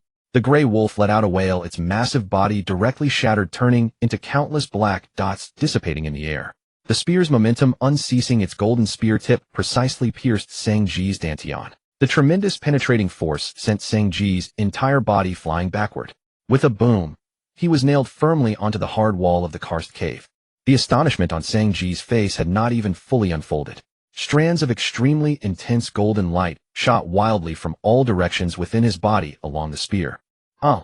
Sangji's entire body under the irradiation of golden light resembled a watermelon bursting from being overfilled. With a bang, it exploded suddenly. Amidst the rain of blood filling the sky, an extremely dense black mist frantically struggled within the golden light. An unbelievable sharp voice emerged from the black mist. Heaven's Tao. Foundation establishment. Impossible. How could your human cultivation methods earn heaven's favor? We are the chosen of. The words fell silent before completion. Boom. The golden light violently contracted, then erupted with a thunderous roar. That wisp of black energy didn't even manage a scream before vanishing like snow melting beneath the scorching sun. With the complete disappearance of the black energy, the entire cave, or rather the entire secret realm, seemed to have been frozen in time. The burst of golden light on the walls hung suspended in midair. Flying shards of stone hovered before the two of them. Even the dust drifting through the air had ceased its gentle movement. Tang Xiaowu stared dazedly at her surroundings before an expression of wild joy bloomed across her exquisite face. Did we complete the secret realm's mission? Chen Shanzhi stood motionless in place, not responding. At this moment his mind was being churned by a single sentence the black energy had uttered before its death. What is this Heaven's Tao Foundation establishment?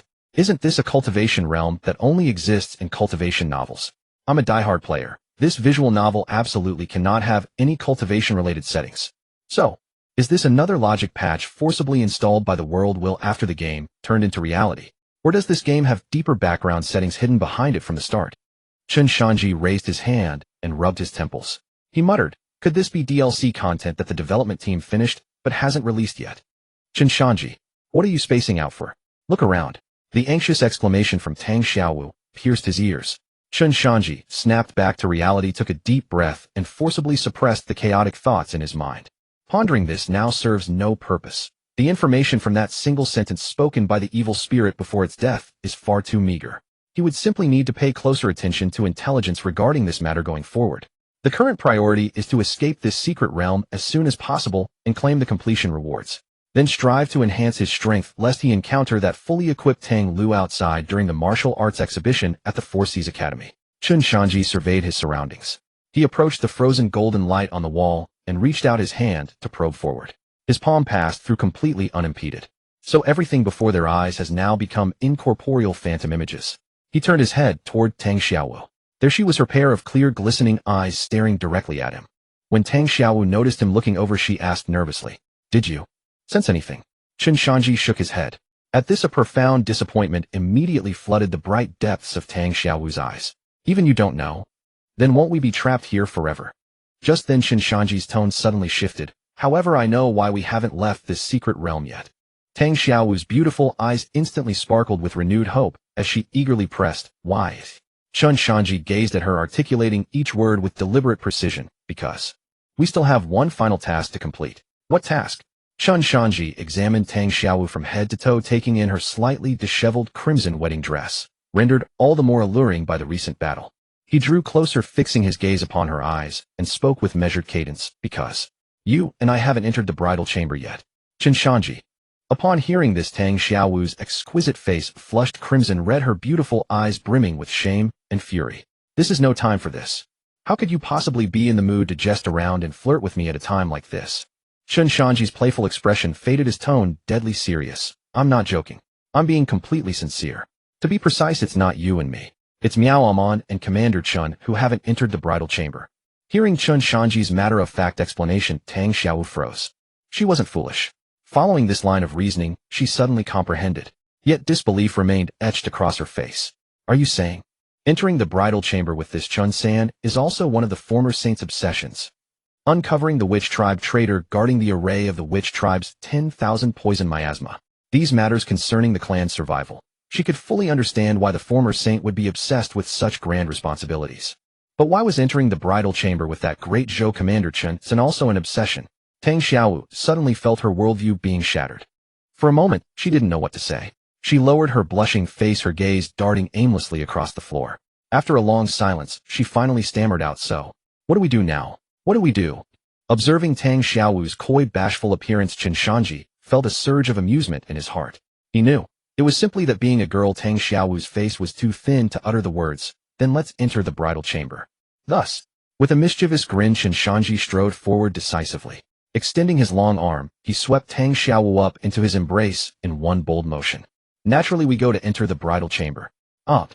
Tang Xiaowu let out a startled cry, instinctively wrapping her arms around Chen Shanzhi's neck. By the time she regained her composure, she found herself in Chen Shanzhi's arms. He was carrying her at an absurdly rapid pace, racing back toward the bridal chamber from before. This speed far exceeded, even by several fold, the pace at which the two of them had rushed to the forbidden grounds to stop Sangji.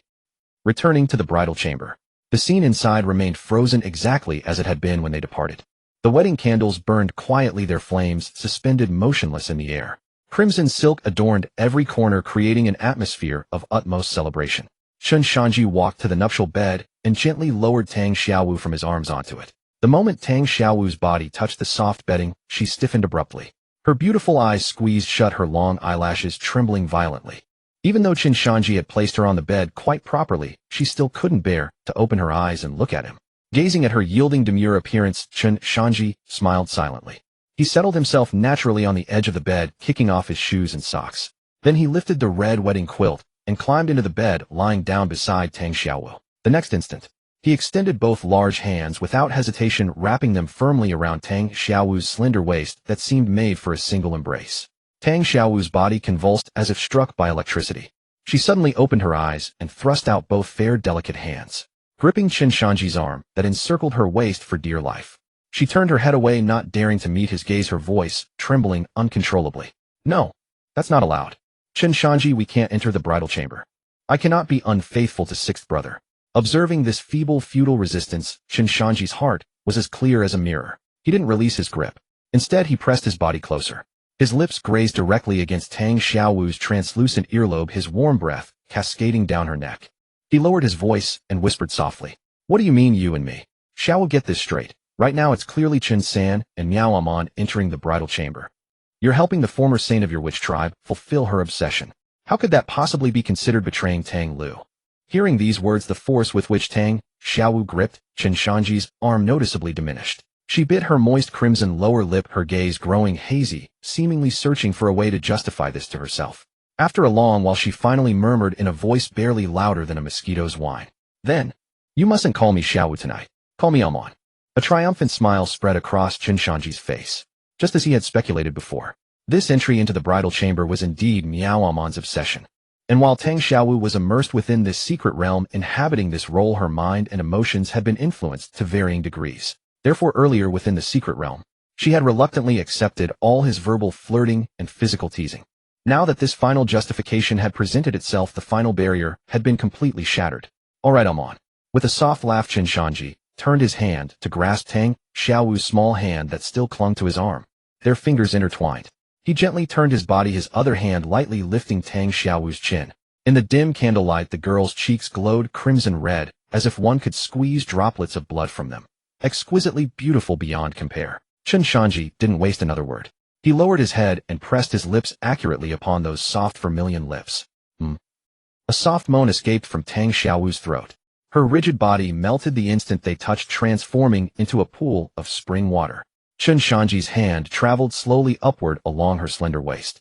His fingertip nimbly flicked, and the intricate sash at the waist of Tang Xiaowu's elaborate witch tribe bridal gown slipped loose. The crimson robe unfurled, revealing the pristine white undergarments beneath, along with those exquisite, alluring collarbones. Tang Xiaowu's breathing gradually grew ragged. Her hands, which had been gripping Chen Shanzhi's, had long since released their hold, instead clinging to his broad, sturdy back. "Amon, your heart is racing so fast." Chen Shanzhi lifted his head slightly, his gaze fixed intently upon her, a hint of mischief playing at the corners of his mouth. "You're talking nonsense." Tang Xiaowu turned her head away, not daring to meet his eyes, yet her voice was soft and languid as silk. Chen Shanzhi chuckled lightly. His fingers gently traced her flushed cheek, then skillfully removed the jade hairpin from her elaborate bun. A cascade of raven black hair tumbled down, immediately spreading across the crimson wedding pillow. The red candles flickered. Garments slipped one by one onto the bed. Each time Chen Shanzhi's fingers inadvertently brushed against her delicate skin, Tang Xiaowu would tremble ever so slightly throughout her entire body. When at last the two stood fully exposed to each other, Chen Shanzhi discovered. Tang Xiaowu clenched her lips tightly, her face bathed in a lustrous crimson flush. As Chen Shanzhi drew the bed curtains closed with one swift motion, the springtime scenery upon the couch was concealed from view. Within the dim, cramped space, only the intertwined breathing of two people remained, accompanied by the rustling whisper of fabric. The dance of yielding and refusing had at this moment transformed entirely into kindling meeting flame. Crack! A crisp shattering sound reverberated through his mind. The entire world dissolved into countless golden fragments beginning to rapidly peel away and dissipate. Chen Shanzhi held the girl still panting within his embrace, gazing at the scenery, gradually being devoured by white light. A satisfied curve lifted at the corner of his lips. With a blinding flash of white light before his eyes, the dizzying sensation of weightlessness finally subsided. Chen Shanzhi, holding Tang Xiaowu in his arms, felt his feet touch solid ground once more. He surveyed his surroundings. This was a vast stone chamber. In its center stood 3 ancient unadorned stone pillars. Upon each of these pillars floated a milky white orb of varying size. The orbs were wrapped in a faint halo of light, pulsing rhythmically, as if breathing. Gazing upon this familiar scene, Chen Shanzhi fell into contemplation. This scene was all too familiar to him. In the game, after completing the Zhonghua Marquis Mansion's Secret Realm dungeon, one would be transported directly to this reward chamber. The 3 light orbs signified that all 3 stages of the Secret Realm had been conquered. It seems that although this Secret Realm has become entirely different from the game due to my butterfly effect flapping its wings, the final reward mechanism has been preserved intact. Not only that, Chen Shanzhi raised his head. Just above the 2 of them, a circle of emerald light was emanating a soft glow. A pure jade bracelet of verdant green was hovering silently in midair. Encoded within this jade bracelet were precisely the first 3 turns of the Wushan 9 turns golden body technique. It was precisely by relying on this jade bracelet that Chen Shanzhi convinced Tang Xiaowu to enter the secret realm with him. Only with this were the 2 able to have an intimate exchange in the candlelit bridal chamber. At the thought of the intimate scene on the bed just moments ago, Chen Shanzhi instinctively lowered his gaze to look at the beauty in his arms. At this moment, Tang Xiaowu resembled a lazy kitten. On her exquisitely beautiful face lingered a blush that refused to fade from their intense activity like a ripened peach. Her arms draped softly around Chen Shanzhi's neck, her beautiful eyes tightly shut. Her thick long eyelashes trembled slightly like a startled butterfly. Clearly she had been awake for some time, merely pretending to sleep. Chen Shanzhi found her coy, maidenly demeanor amusing. It seemed that until they emerged at the Marquis of Zhengguo's residence, this delicate beauty with the thinnest skin would rather die than open her eyes to face him. Nevertheless, there's a certain joy in deceiving oneself. Since she wanted to feign sleep, he wouldn't be courteous. A mischievous grin curled at the corner of Chen Shanzhi's lips, and he cleared his throat deliberately. He intentionally muttered just loud enough for Tang Xiaowu to hear, as if speaking to himself. Alas, it seems Xiaowu is truly exhausted from the secret realm. She must have exerted herself too much, which is why she still hasn't woken up. Upon hearing those words about overexertion, Tang Xiaowu's tightly closed eyelids twitched involuntarily, and her hands around Chen Shanzhi's neck unconsciously tightened. Chen Shanzhi pretended not to notice and continued his monologue. However, carrying her in this princess carry does feel a bit awkward. Since I'll need to grab things later, I'd better switch to a more convenient position. With those words, Chen Shanzhi muscled his arms vigorously. He lifted Tang Xiaowu, who had been cradled horizontally in his arms, upward with a single thrust. The position shifted instantly. Tang Xiaowu had originally rested her forehead against Chen Shanzhi's chest. Now her entire body was pressed directly against him, with her fair, smooth chin forced to rest upon Chen Shanzhi's shoulder. Moreover, due to the inertia of gravity, Tang Xiaowu's long, straight, beautiful legs parted involuntarily, clinging tightly around Chen Shanzhi's waist like a sloth embracing a tree. Subsequently, Chen Shanzhi's hands naturally slid down the breathtaking curves, then gently supported her. Tang Xiaowu's full, perky buttocks pressed snugly against the area just below Chen Shanzhi's navel. The posture was intensely shameful, even laden with unmistakable implications. Tang Xiaowu's breathing instantly lost its rhythm. Carefully, she cracked her beautiful eyes open into a tiny slit, discovering her chin was resting on Chen Shanzhi's shoulder. Their gazes were thus misaligned, with Chen Shanzhi completely unable to see her face. Only then did Tang Xiaowu dare to fully open her eyes, discreetly surveying her surroundings. After confirming it was safe, Tang Xiaowu hadn't even had time to relax when she suddenly felt Chen Shanzhi's right hand, which had been steadily supporting her, remove itself. Immediately following, whether from insufficient strength in just one hand, her body slid down several inches against Chen Shanzhi's clothing. Those mere inches of movement made Tang Xiaowu's entire body go rigid as if electrocuted. She distinctly sensed something, perfectly positioned, resting directly upon the place that had just endured the raging storm's gifts. In the past, as an innocent Witch Clan saint, she might have naively thought it was some hard weapon he carried. But after enduring that blushing, limb-weakening secret realm bridal chamber test just now, how could she, even if foolish, not recognize what dangerous thing it truly was? As it pressed closer, currents of electricity seemed to surge throughout her entire body. Tang Xiaowu's body trembled violently. Her beautiful legs instinctively tried to apply some force, yet it seemed this only served to draw that certain someone even closer. This shameless scoundrel. Tang Xiaowu screamed, inwardly mortified. How could he be so adept at such obscene postures?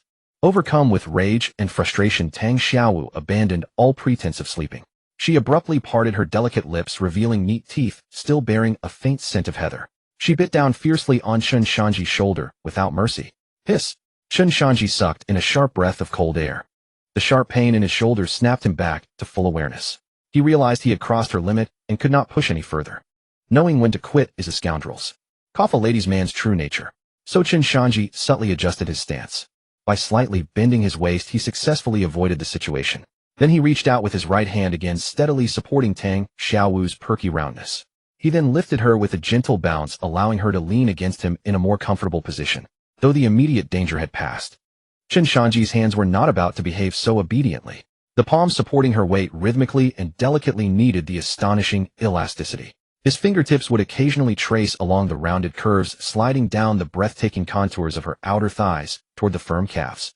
It must be said Tang Xiaowu's beautiful legs were not only long and straight, but also full of strength and sensuality. Even through the fabric, the silky firm texture was enough to make any normal man unable to bear letting go. While enjoying the sensations beneath his fingertips, Chen Shanzhi raised his head. Extending his free hand, he made a grasping motion in midair. True essence burst from his body, directly snatching down the jade bracelet, glowing with green light. After fiddling with it in his hand, Chen Shanzhi began talking to himself again, his tone utterly serious. Alas, Xiaowu is still unconscious. This jade bracelet containing the first 3 turns of the Wushan 9 turns golden body technique. I'll keep it safe for her. After all, she did promise to help me cultivate together. Help me practice this technique. I'll just keep it here until I've successfully cultivated this technique, then return it to her without delay. With that, Chen Shanzhi casually stashed the jade bracelet away. Lying on his shoulder, Tang Xiaowu heard Chen Shanzhi's utterly shameless words. Her teeth gritted together in fury. Bah! Shameless. Obscene. Villain.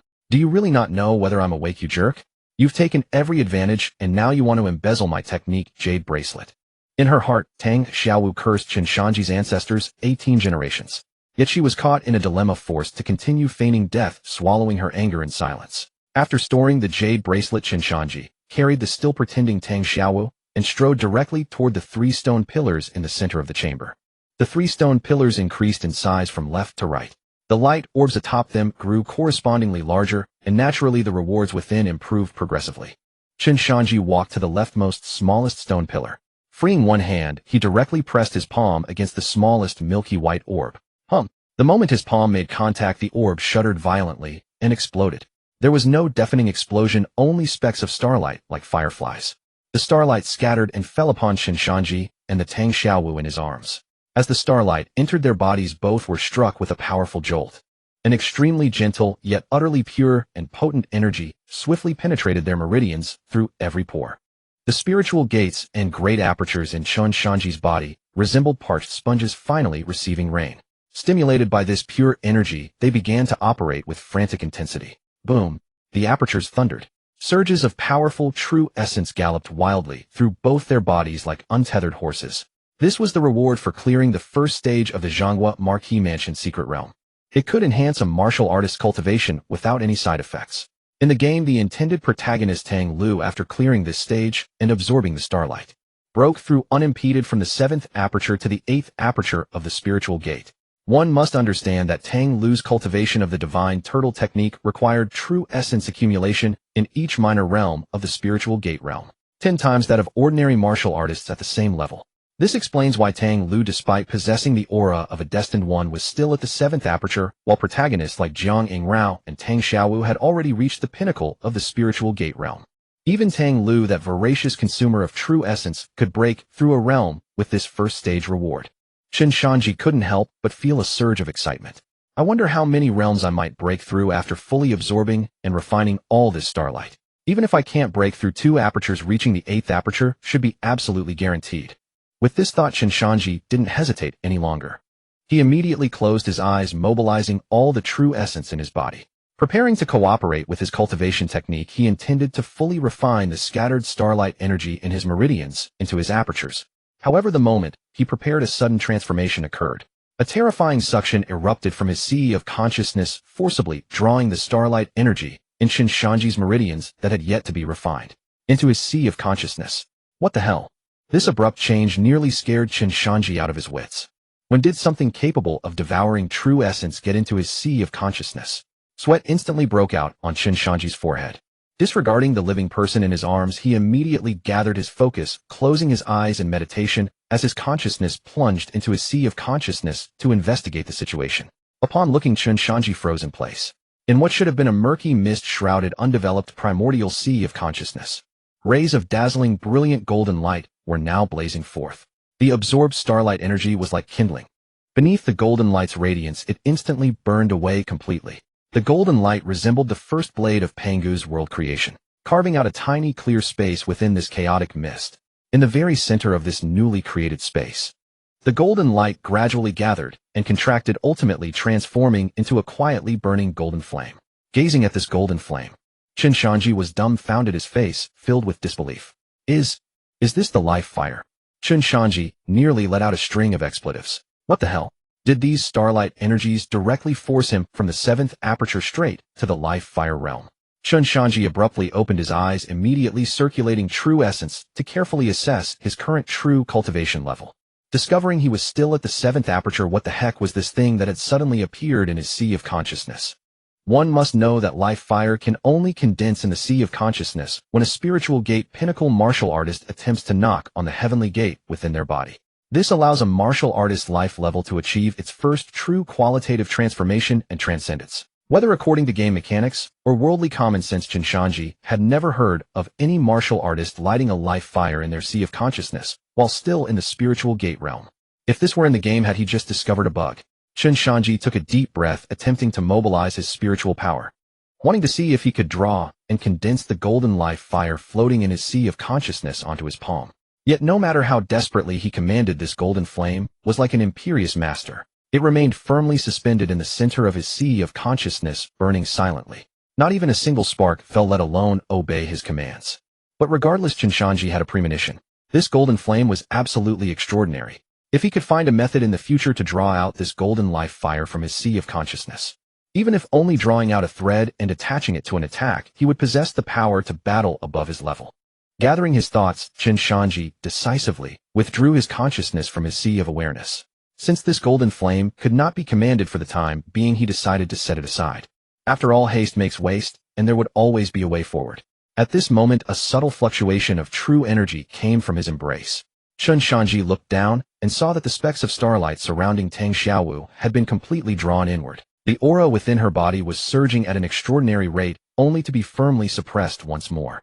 Tang Xiaowu's eyelashes trembled, and she slowly opened her eyes. Those watery, beautiful eyes now brimmed with unmistakable astonishment.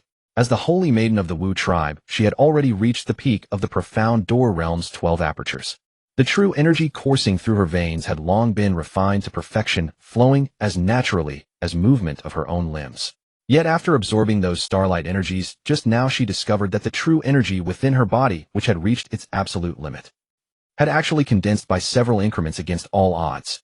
Given the wellspring of true energy now residing within Tang Xiaowu, had she not been burdened with the mission to enter the secret realm of the Four Seas Academy, which required her to remain anchored at the profound door realm, she could have simply sat cross-legged right there and attempted to open the heavenly gate within her body, igniting the life flame in her sea of awareness. Even with my foundation at the peak of the profound door realm, I've gained such immense benefits. Tang Xiaowu thought, her heart filled with silent astonishment. Unconsciously, her mind drifted to Chen Shanzhi, the man holding her. This rogue had previously only reached the 7th aperture of the profound door realm. After absorbing such an immense amount of primal starlight, he could likely break through several major apertures directly, she mused. With these thoughts swirling in her mind, Tang Xiaowu cautiously lifted her head, curiosity getting the better of her. She wanted to see how Chen Shanzhi was faring. Was he gritting his teeth, struggling through a breakthrough? But the moment she raised her gaze, she found herself meeting Chen Shanzhi's eyes. He had been watching her all along. Their eyes locked, faces mere inches apart. Chen Shanzhi could even feel the warm, fragrant breath emanating from Tang Xiaowu's nose. Her mind went blank in an instant. A ringing sound echoed in her ears as her beautiful face began to flush visibly. The crimson spread from the base of her neck all the way to her earlobes, as if her face might bleed from sheer blush. In the next moment, like a startled ostrich, she quickly buried her face deep into Chen Shanzhi's neck. Playing dead, she had to pretend nothing happened. Just moments ago, in the secret realm's new chamber, they had done everything possible and impossible together. At the memory of their intimate, boundaryless union, Tang Xiaowu's body grew weak, just recalling it. Her mind was a tangled mess, now utterly unsure of how to face Chen Shanzhi. She could only keep her eyes shut tight, gripping Chen Shanzhi's neck with all her strength, burying herself like an ostrich hiding its head in the sand. She could feel the burning heat radiating from his neck and the slight tremors of the beauty in his arms. Chen Shanzhi smiled silently to himself. He didn't expose her pretense or tease her further. Women are sensitive creatures, push them too far and they'll bite. He could still feel the sharp pain from where she'd bitten his shoulder, steadily supporting the breathtaking curve of Tang Xiaowu. Chen Shanzhi stepped forward directly to the central stone pillar. Extending his free left hand, he pointed at the second glowing orb hovering above it. Pop! The orb emitted a soft sound, dissolving into countless tiny luminous particles that scattered into the air. Gradually, the outline of whatever was enclosed within became visible. It was a wooden figurine no larger than a palm. Roughly carved with no facial features, it bore only several extremely intricate and obscure vermilion runes across its surface. In the game, this item was called the Puppet Substitute Talisman. It was a yellow-rank treasure with extremely practical effects. When the holder faced a fatal strike, this wooden figurine would instantly take all the damage on behalf of the user, saving their life. In plain terms, it granted an extra life. The sole limitation lay in the talisman's damage absorption ceiling. It only protected against attacks from those at the early stages of the life flame realm or below. Additionally, the user themselves must be within the profound door realm. Once one broke through to the life flame realm, this item became nothing more than worthless wood. In the original game storyline, this was the top-tier life-saving treasure that the protagonist Tang Lu discovered within the Duke Zhengguo's manor secret realm. It was precisely thanks to this substitute talisman that Tang Lu managed to survive the subsequent death-defying killing formation, successfully executing the classic trope of turning the tide from near certain defeat. The protagonist's items are indeed all top-notch. It's a pity they're mine now. Chen Shanzhi thought, a wicked grin playing on his lips as his fingers gently traced over the wooden figurine twice. Now he had intercepted Tang Lu's ultimate life-saving trump card. He wondered how their destined child of fortune, blessed with immense cosmic luck, would face that deadly trap without this substitute talisman to shield him. If Tang Lu perished directly from the plot's design due to missing this item, that wouldn't be a bad outcome at all. Without hesitation, Chen Shanzhi channeled his true energy, forcing out a drop of crimson blood from his fingertip and flicked it toward the figurine. Flip! The precious blood landed on the wooden head of the puppet figurine. The vermilion runes instantly blazed with an eerie supernatural glow. Like a living creature, it absorbed the drop of blood completely in an instant. Then something miraculous occurred. The featureless wooden figurine's face began to twist and writhe. In just a few breaths' time, it transformed into Chen Shanzhi's likeness. Even the expressions between his eyebrows and eyes were replicated with astonishing precision. Meanwhile, deep within Chen Shanzhi's heart, a faint connection emerged, a link as close and distant as blood between them. Done, Chen Shanzhi murmured, tucking the substitute talisman into his inner robe for safekeeping. He turned and approached the final stone pillar, the tallest of them all. The luminous orb floating above it was larger than the previous two combined. Its radiance flickered uncertainly, exuding an extraordinary aura. Chen Shanzhi gazed at the orb with a touched expression. In the early game's design, the Duke Zhengguo's manor secret realm only officially awarded passage through its first two stages. This final orb corresponded to the most vicious hidden boss lurking within the secret realm. The difficulty of that hidden boss was absolutely unhinged. It had a full two-phase transformation. Phase 1 unleashed various area of effect attacks across the entire battlefield, while Phase 2 boasted lock-on skills and life drain capabilities. Each skill mechanic was more twisted than the last. It could be said this was the most torturous, hardest boss in the entire early game. To claim the reward of this third orb, one must first tread upon the corpse of that hidden boss. A loss may prove a blessing in disguise. Chen Shanzhi chuckled softly. On this entry into the secret realm, a series of unintentional butterfly effects had led him directly onto an entirely new hidden storyline, one he had never encountered before, belonging to the Wu tribe. Though the journey had been circuitous, it had also allowed him to help Miaoamon fulfill her lingering desire. But best of all, he wouldn't have to brute force his way through that twisted hidden boss.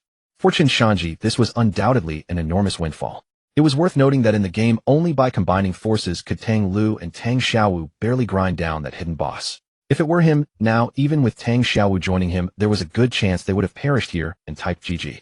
So this counted as exploiting a loophole to skip the challenge, didn't it? With that thought, Chen Shanzhi slowly extended his hand and pressed firmly onto the largest white orb. Whooshed! The orb didn't explode. It transformed directly into a streak of luminous light. It surged along Chen Shanzhi's arm like lightning itself, crashing straight into the sea of awareness at his brow. Boom. His mind instantly flooded with hundreds upon hundreds of ancient, obscure golden characters. These characters seemed alive, autonomously arranging and combining themselves deep within his memories, ultimately forming an incomparably profound overview of a cultivation technique. The technique was called the divine forging art, an heaven-defying cultivation method capable of tempering a martial artist's divine spirit starting from the profound door realm. What one must understand is that according to the orthodox principles of the martial Tao, the profound door realm is solely devoted to refining the physical body and true energy. Only after breaking through the heavenly gate within one's body and igniting the life flame in the sea of awareness, entering the life flame realm, could a martial artist begin to nourish and forge their divine spirit bit by bit with the life flame's gentle warmth. Yet the divine forging art dropped by this hidden boss utterly shattered this iron law. In the game, this ranked among the top-tier orange-grade techniques, second only to the highest level. The benefits of tempering the divine spirit at the profound door realm were incalculable. The most immediate combat advantage was that an enlarged divine spirit would make the five senses extraordinarily acute. During a duel, one could effortlessly read an opponent's attack trajectories, muscle movements, and even the flow of true energy, achieving the legendary ability to anticipate the enemy's moves before they were launched. But that wasn't even the most remarkable aspect. Its greatest strategic value lay in this: when a martial artist reached the peak of the profound door realm and attempted to open the heavenly gate within, an exceptionally powerful foundation of divine spirit would cause the ignited life flame to blaze with unprecedented intensity. The more vigorous the life flame, the greater the benefits upon breaking through into the life flame realm. The heavenly gifts and life advancement benefits would be magnified accordingly.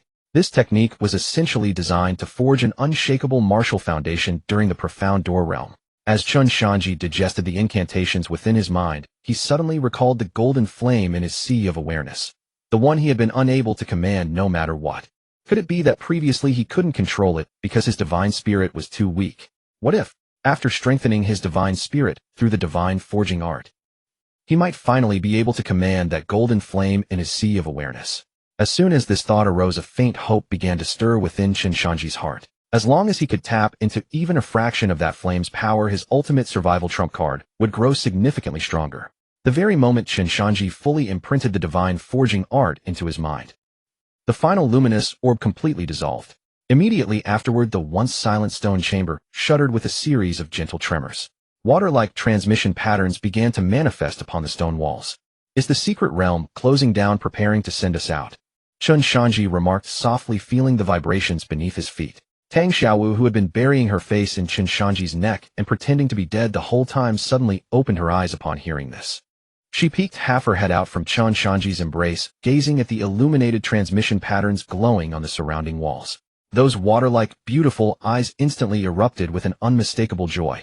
Finally, they were leaving this tormenting secret realm. All Tang Xiaowu could think of was one thing: once they got out, she needed to leave the Duke Zhengguo's manor immediately, running as far away as possible. Her heart was completely a tangled mess now, unravelable, chaotic. She had no idea what identity or perspective she should use to face the man holding her before her. Should she treat this as they had agreed before entering the secret realm, just a transaction going separate ways once they left? How was that even possible? After experiencing the deeply etched in her heart, soul and body intertwined moments of their secret realm nuptial chamber, that profound spiritual alignment, that tingling thrill that penetrated to the marrow, she might deceive others, but she couldn't deceive her own body. Deep down, she could never fool herself into believing nothing had happened between them. Yet if she were to truly become Chen Shanzhi's companion, his woman, Tang Xiaowu bit her crimson lips, her eyes dimming slightly. Setting aside the deep guilt she felt toward Tang Lu, who always called her sister and cared for her so thoroughly, just the fact that Chen Shanzhi, bearing the reputation of the foremost prodigal among Beijing's four great fops, spent his days wandering pleasure pavilions and nights in brothels. She, Tang Xiaowu, the holy maiden of the Wu tribe, would absolutely not condescend to become just one of Chen Shanzhi's many companions. A Wu tribe woman devoted her entire life to a single man, from beginning to end, unwavering until death. Once she gave herself physically, she had given her life as well. In return, they demanded their men treat them with complete devotion. There could be no hint of infidelity, whether through genuine love, loving only her alone, or through the unique love goo of the Wu tribe controlling you. It didn't matter. What mattered was you could only have her as your woman. If it were an ordinary man who had taken the Wu tribe holy maiden's body, yet possessed such a flirtatious nature, the only thing Tang Xiaowu could do upon exiting was kill him in one stroke, then spend the rest of her days alone, never seeking another man. But unfortunately, Chen Shanzhi was the heir to the Duke Jingguo, one of the supreme nobles of the great Zhou dynasty, and she Tang Xiaowu still needed to remain in the capital to compete for entry into the Four Seas Academy's secret realm to complete the mission entrusted by her tribe. She couldn't kill him, nor could she succeed in killing him.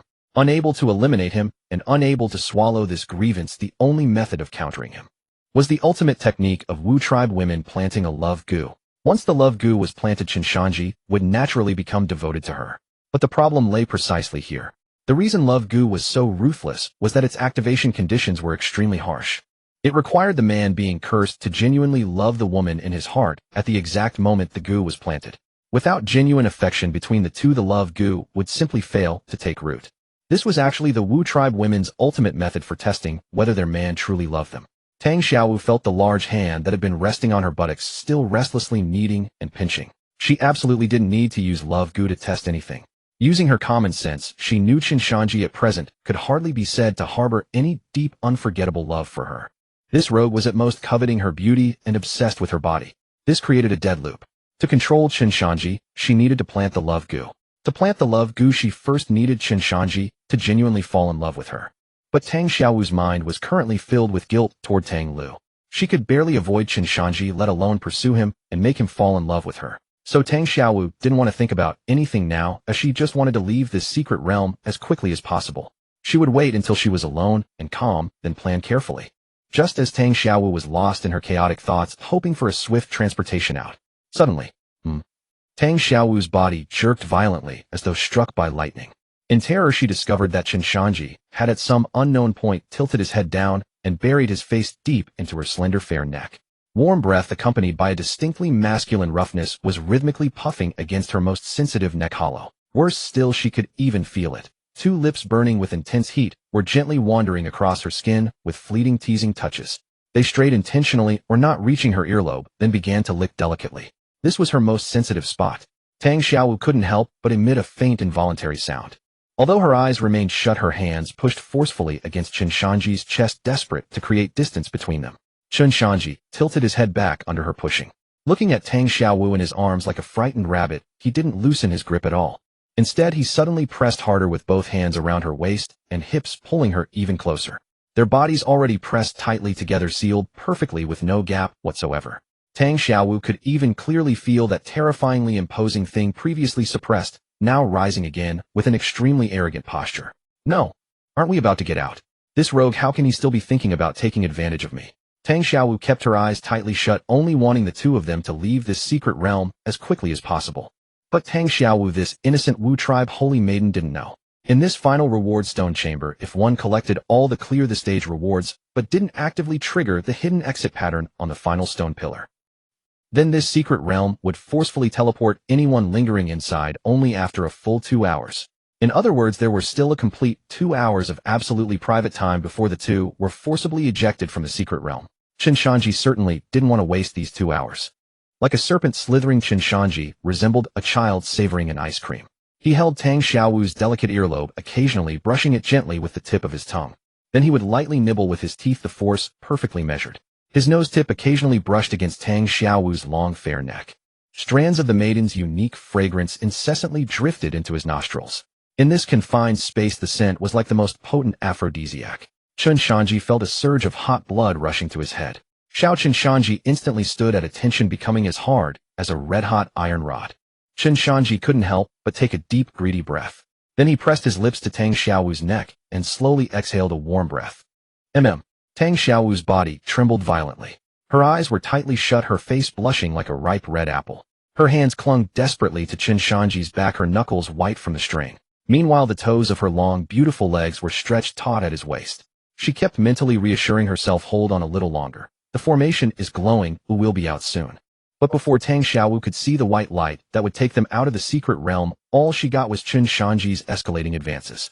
Tang Xiaowu suddenly felt that Chen Shanzhi's big hand, originally resting on her waist, had somehow slipped through the gap between her clothes and waistband. Like a nimble loach, it slid right in. His palm pressed against her smooth, jade-like skin and began to wander with a gentle, soothing touch, as if calming a frightened cat. Wherever his hand passed, currents of electricity spread like ripples on water, radiating outward from the point of contact in layer upon layer. Numbness and trembling. This utterly unfamiliar sensation instantly drained the last ounce of strength from Tang Xiaowu. Chen Shanzhi knew well that haste makes waste, especially when dealing with an innocent pure saint like her. So at first his hand only gently stroked Tang Xiaowu's smooth back. Following the groove of her spine, he gradually eased the tension in her body. Of course, while his hand movements were conservative, his mouth never rested. Warm breath sprayed against her ear, accompanied by low murmurs, continuously relaxing Tang Xiaowu's already taut emotions. In this sealed stone chamber, having just experienced life and death battle, and the dual stimulation of the bridal chamber with red candles, both Chen Shanzhi and Tang Xiaowu's hormones began to surge uncontrollably. Slowly Tang Xiaowu found her body betraying her reason. From initial stiffness, she gradually became soft and relaxed. Her tightly shut eyes had somehow become half open. Her shimmering pupils were already hazy. Her rosy cheeks brimmed with spring. Even the most skilled painter could not mix such intoxicating blush. Chen Shanzhi was fully aware of the subtle changes in the woman in his arms. He knew the time was ripe. His hand, which had only been roving on her back, began to move downward imperceptibly slowly. First an occasional barely there probe. When he found that Tang Xiaowu only trembled slightly and didn't resist much, Chen Shanzhi increased the frequency of the probes. Each time his big hand gently squeezed her astonishingly perky buttocks, then immediately withdrew to the safe zone of her back.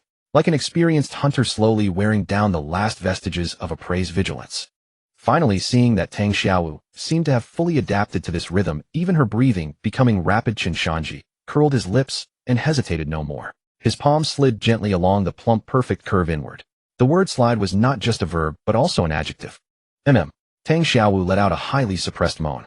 The wicked grin on Chen Shanzhi's face grew even more pronounced. He leaned close to her ear, which was red enough to bleed. In a magnetic voice, he said softly, "Xiaowu may be asleep, but her body is quite lively."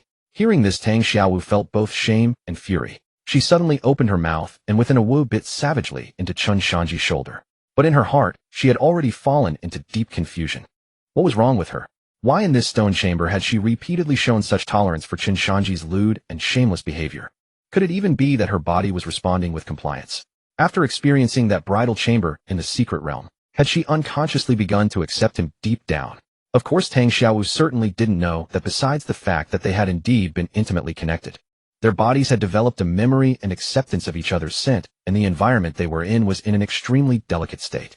This closed, dim stone chamber perfectly matched a classic psychological phenomenon from Chen Shanzhi's past life, the dark effect.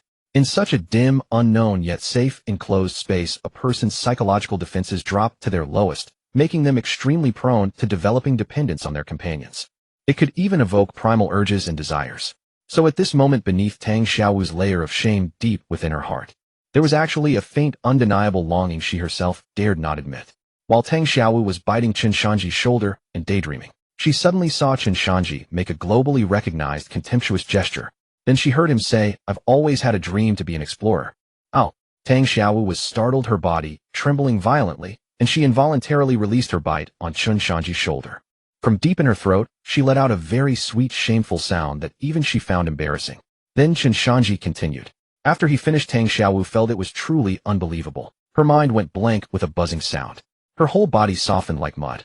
If not for Chen Shanzhi holding her, she would have slid to the ground. Chen Shanzhi glanced at her, seeming somewhat surprised. As a good man of the great Zhou who knew how to cherish women, he was very worried that Tang Xiaowu would catch a cold from wearing wet pants. So considerately, he made them disappear. Of course, to spare Tang Xiaowu's embarrassment, Chen Shanzhi also considerately accompanied her by doing the same. The main point was companionship. At this moment, Tang Xiaowu was still immersed in the afterglow of that flood-like release. Her body was still trembling slightly, completely unaware that Chen Shanzhi had already completed a series of operations. When her blank mind finally began to come back, a very high-pitched whimper escaped her. After all, in the secret realm, just now, since they followed the storyline of the Witch Clan, the battle with the hidden boss naturally ended. As the saying goes, when the cunning hare is dead, the hounds are boiled. When the birds are gone, the bow is put away. Since the boss was defeated, the sword naturally had to be sheathed. At this moment, Tang Xiaowu's open eyes revealed extremely complex emotions. Earlier in the candlelit bridal chamber, she could still deceive herself with the illusion and roleplay, telling herself it was Miao Amon and Commander Chun who were consummating the marriage. She was just a tool helping to fulfill an obsession. But at this moment, In this cold stone chamber without the red wedding gown or the dragon and phoenix candles. It was she as the witch clan Saintess Tang Xiaowu, who had truly consummated the marriage with Chen Shanzhi, the playboy heir of the great Zhou. Tang Xiaowu's heart was now a tangled mess. She truly didn't know what to do. Shame, confusion, helplessness, and even a hint of indescribable surrender. Finally, all emotions transformed into one action. She opened her mouth again, and like a cornered she-wolf, fiercely bit into Chen Shanzhi's shoulder. This time she held nothing back. With a dull ch, Tang Xiaowu's sharp canine teeth pierced Chen Shanzhi's skin. On his shoulder, already bearing teeth marks, she bit out a deep, bloody gash. A salty metallic taste instantly spread in Tang Xiaowu's mouth. Hiss! Chen Shanzhi involuntarily sucked in a sharp breath. That really hurt. This little girl, is she a dog? She really bites down hard. Looks like I need to take out some real skills and properly discipline her, or else she'll end up riding roughshod over me. With that thought, Chen Shanzhi snorted coldly. Tang Xiaowu's mouth, which had been biting Chen Shanzhi's shoulder, suddenly opened, slightly blood trickling from the corner of her lips. A look of extreme pain instantly appeared on her face. Tears of pain burst from the corners of her eyes. Seeing her pitiful state, Chen Shanzhi's anger subsided by half. He naturally knew he had gone a bit too far. So he began to walk slowly through the empty stone chamber. Truth be told, standing still for too long does tire the lower back. But walking for a long time is also tiring. Sweat started to form on Chen Shanzhi's feet. Tang Xiaowu too began to pant from the long walk, and her arms around Chen Shanzhi's neck were nearly too weak to hold on. To spare her, Chen Shanzhi placed her on the middle pillar among 3 stone pillars. The height was just right. After setting Tang Xiaowu down, Chen Shanzhi started running on his own. If one often runs on a treadmill at the gym, they would know a common fact. The noise made by running on a treadmill is particularly loud. So many people who buy a treadmill for home use often receive complaints from neighbors about the noise. Not to mention those with boundless energy who run for hours on end. They're the mortal enemy of the entire building. Time passed minute by minute. In this sealed stone chamber, the sound of Chen Shanzhi running echoed continuously. But besides the running sound, there was also Tang Xiaowu, who was uncomfortable because her back was pressed against the hard stone pillar. But she was afraid that making noise would disrupt Chen Shanzhi's running rhythm and spoil the atmosphere. So she could only bite her lips tightly, occasionally letting out extremely suppressed moans from her nose. Finally, after running for who knows how long, Chen Shanzhi's marathon came to an end. He finished his run. Tang Xiaowu no longer had to worry about affecting his run. She opened her mouth in relief and let out a very loud, high-pitched cry. The sound lingered, echoing for a long time. Pants, pants. After everything calmed down, Tang Xiaowu was now as limp as mud. She couldn't even lift a single finger. She collapsed weakly on the stone pillar, uttering the words in a hoarse, barely audible voice, like a mosquito's whine. Chen Shanzhi panted heavily, wiping the sweat from his forehead with the back of his hand. Looking at the flushed, perfect body on the stone pillar, he felt a sense of satisfaction. He helped dress Tang Xiaowu, as she requested.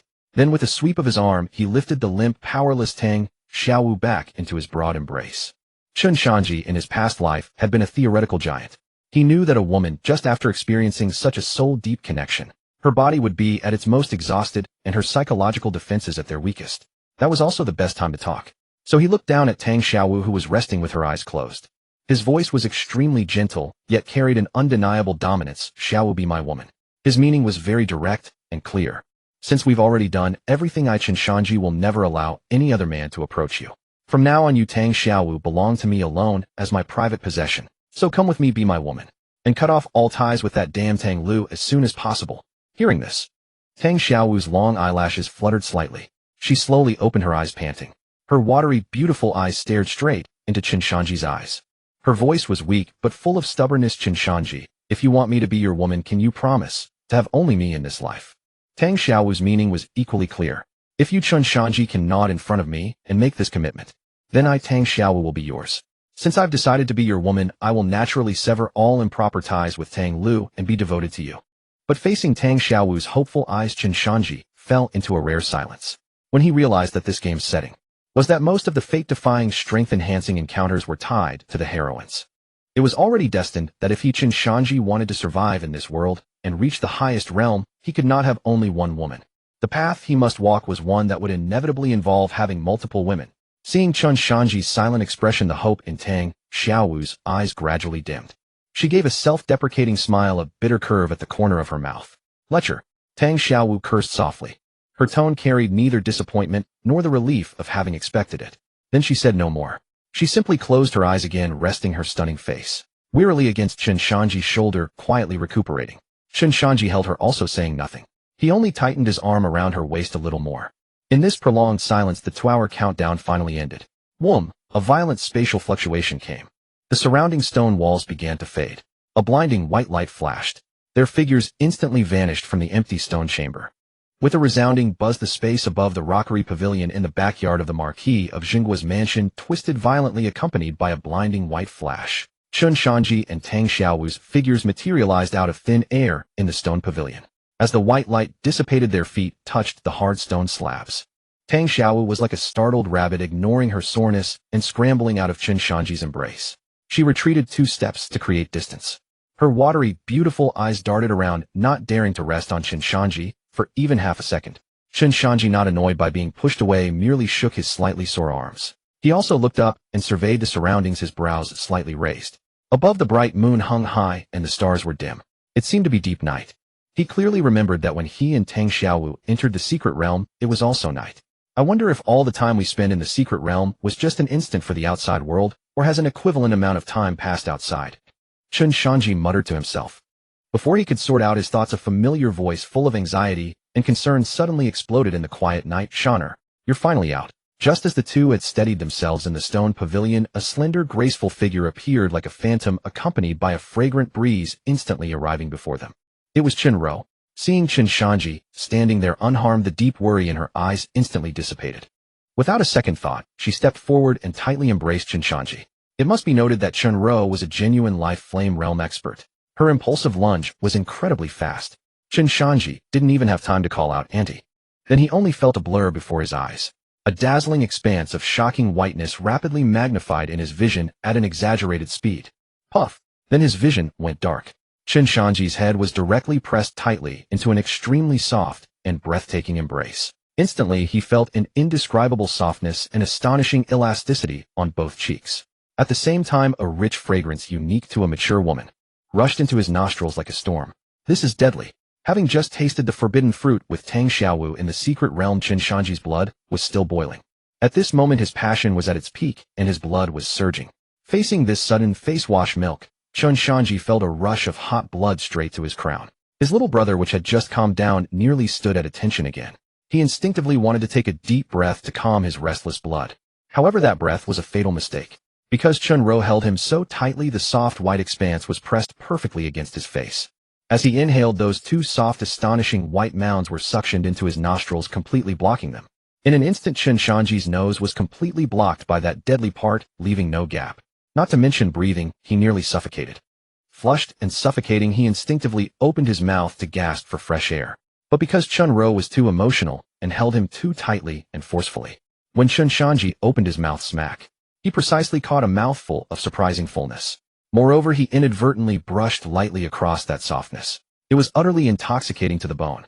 All these absurd actions happened in the blink of an eye. Chen Rou was originally immersed in the joy of Chen Shanzhi's safe return.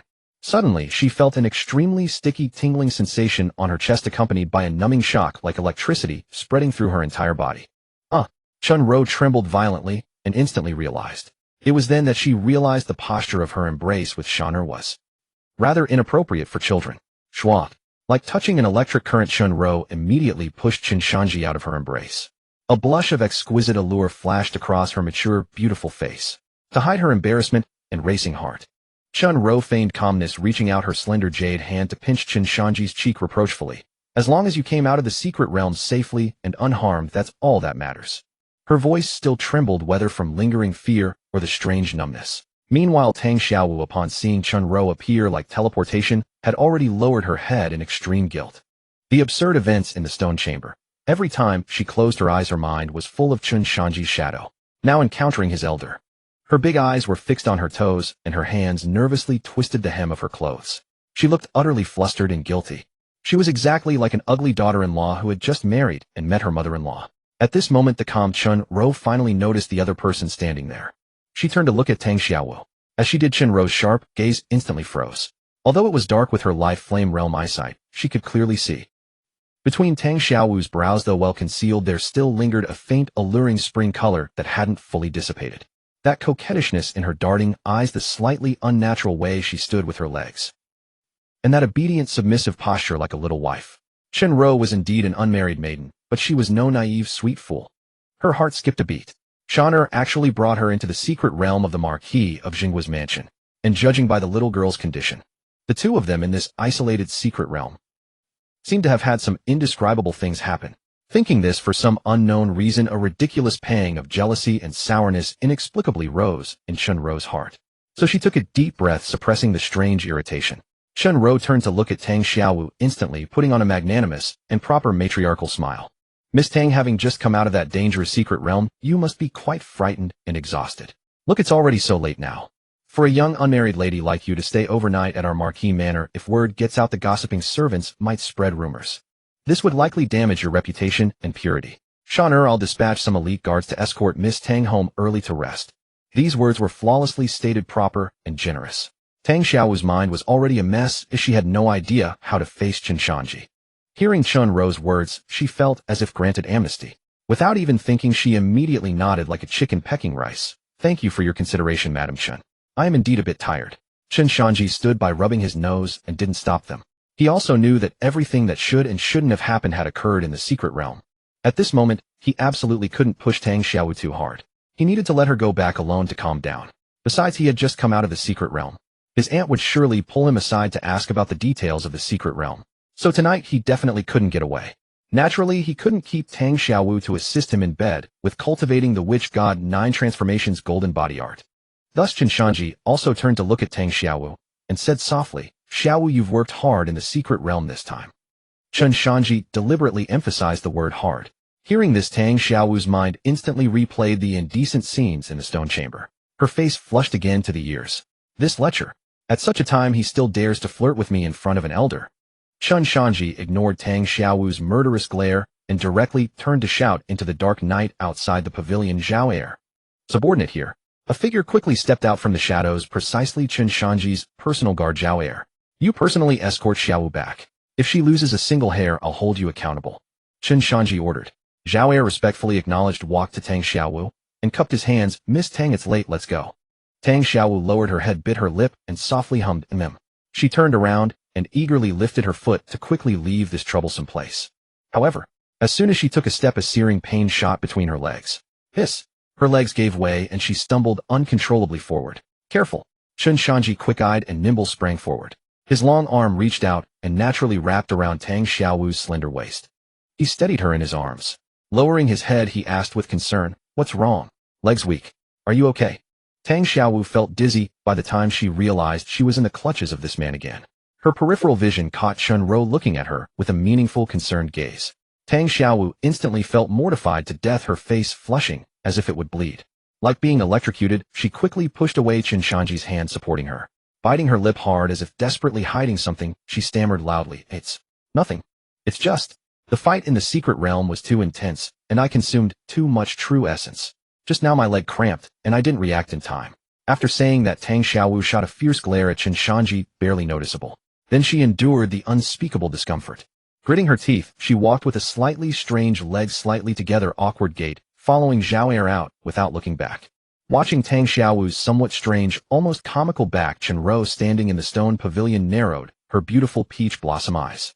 Although she had lived a secluded life in the manor since childhood, taking care of Chen Shanzhi, never having been in love or experienced sexual matters, she wasn't completely ignorant. With her life flame realm sharp insight and a woman's intuition, how could she not see through this? The duck-like walk, the flushed face, the unsteady steps. What the hell? True essence depletion. I've never heard of true essence depletion, making someone walk with legs together. Thinking this, Chunro turned and gave Chen Shanzhi a highly suspicious once-over. Chen Shanzhi felt his scalp tingle under his aunt's gaze. He quickly acted innocent, staring at his nose and meditating. Seeing his dead pig not afraid of boiling water attitude, Chunro didn't bother to investigate further. She naturally stepped forward, took Chen Shanzhi's hand, and led him toward his room, saying with concern, Shaner, it's windy here. Let's talk inside. Tell your aunt properly what exactly happened in the secret realm of the Marquis Manor. You went in this time and stayed for a full 3 days and 3 nights. This time you were a day and a night later than your father was back then. So, you stayed so long, did you? Clear all 3 trials in the secret realm. Chen Shanzhi's heart stirred upon hearing this. He himself was also full of doubts about the changes in the secret realm. Thus, as they walked, Chen Shanzhi recounted the details of the secret realm, omitting, of course, the final bridal chamber, trial, the eerie golden life flame in his sea of consciousness. and the detailed content of how he punished Tang Xiaowu against the stone pillar for 2 hours, all cleanly deleted. When they reached the door of Chen Shanzhi's bedroom, he had just finished recounting the entire storyline of the secret realm. As Chen Shanzhi spoke, Chen Ro's beautiful face grew increasingly grave. By the end her brows were tightly furrowed. The core trial and content of this inheritance secret realm controlled by the Marquis Manor were actually completely different from when Shaner's father entered. Moreover, according to Shaner, it contained secrets of the previous dynasty and connections to the borderland witch tribes and demon gods. The current Great Jiang royal family's greatest taboo was remnants of the previous dynasty. If this got out and certain people learned that the Marquis Manor's secret realm hid secrets of the previous dynasty and which tribes, it would immediately give them a handle. They would be charged with the crime of treason and extermination of the clan. Chen Ro raised her head, her eyes sharp as she stared at Chen Shanzhi. Shaner, this is of utmost importance. That Tang Xiaowu. She didn't finish the sentence, but the killing intent in her eyes was already looming. In this world, only the dead can keep secrets forever.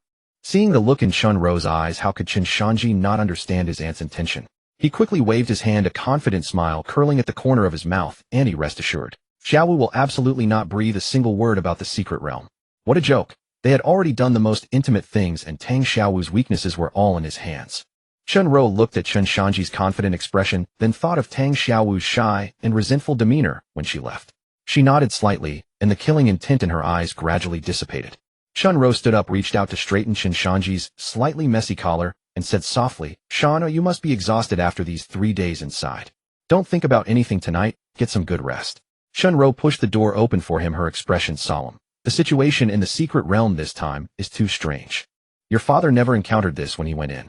This is serious. I must go report to your grandfather now and see what he thinks about this. Seeing Chen Shanzhi nod obediently, Chen Ro didn't delay any longer. She turned, closed the door, and hurriedly walked toward her own room. Back in her room, Chen Ro firmly closed the door behind her. Then she walked to the bed, took out a translucent jade token from her personal storage pouch. She took a deep breath, extended her slender fair fingers, and rhythmically tapped the token twice. Buzz. The first tap. A visible transparent ripple, like rippling water, instantly emanated from the token. This ripple was extremely subtle, yet immensely powerful. In the blink of an eye, it tightly enveloped the entire room, blocking all sound and spiritual sense probing. Schwa. The second tap. The jade token instantly turned into sparkling starlight. The starlight rapidly interwove in the air, finally condensing into a square light mirror, emitting an ancient aura before Chen Ro. After a moment, the light mirror rippled like water, and the image gradually clarified. Inside the mirror appeared the face of an old man, with a ruddy complexion and stern features. Even through the light mirror, the terrifying pressure emanating from the old man, like a mountain of corpses and a sea of blood, caused the surrounding space to tremble.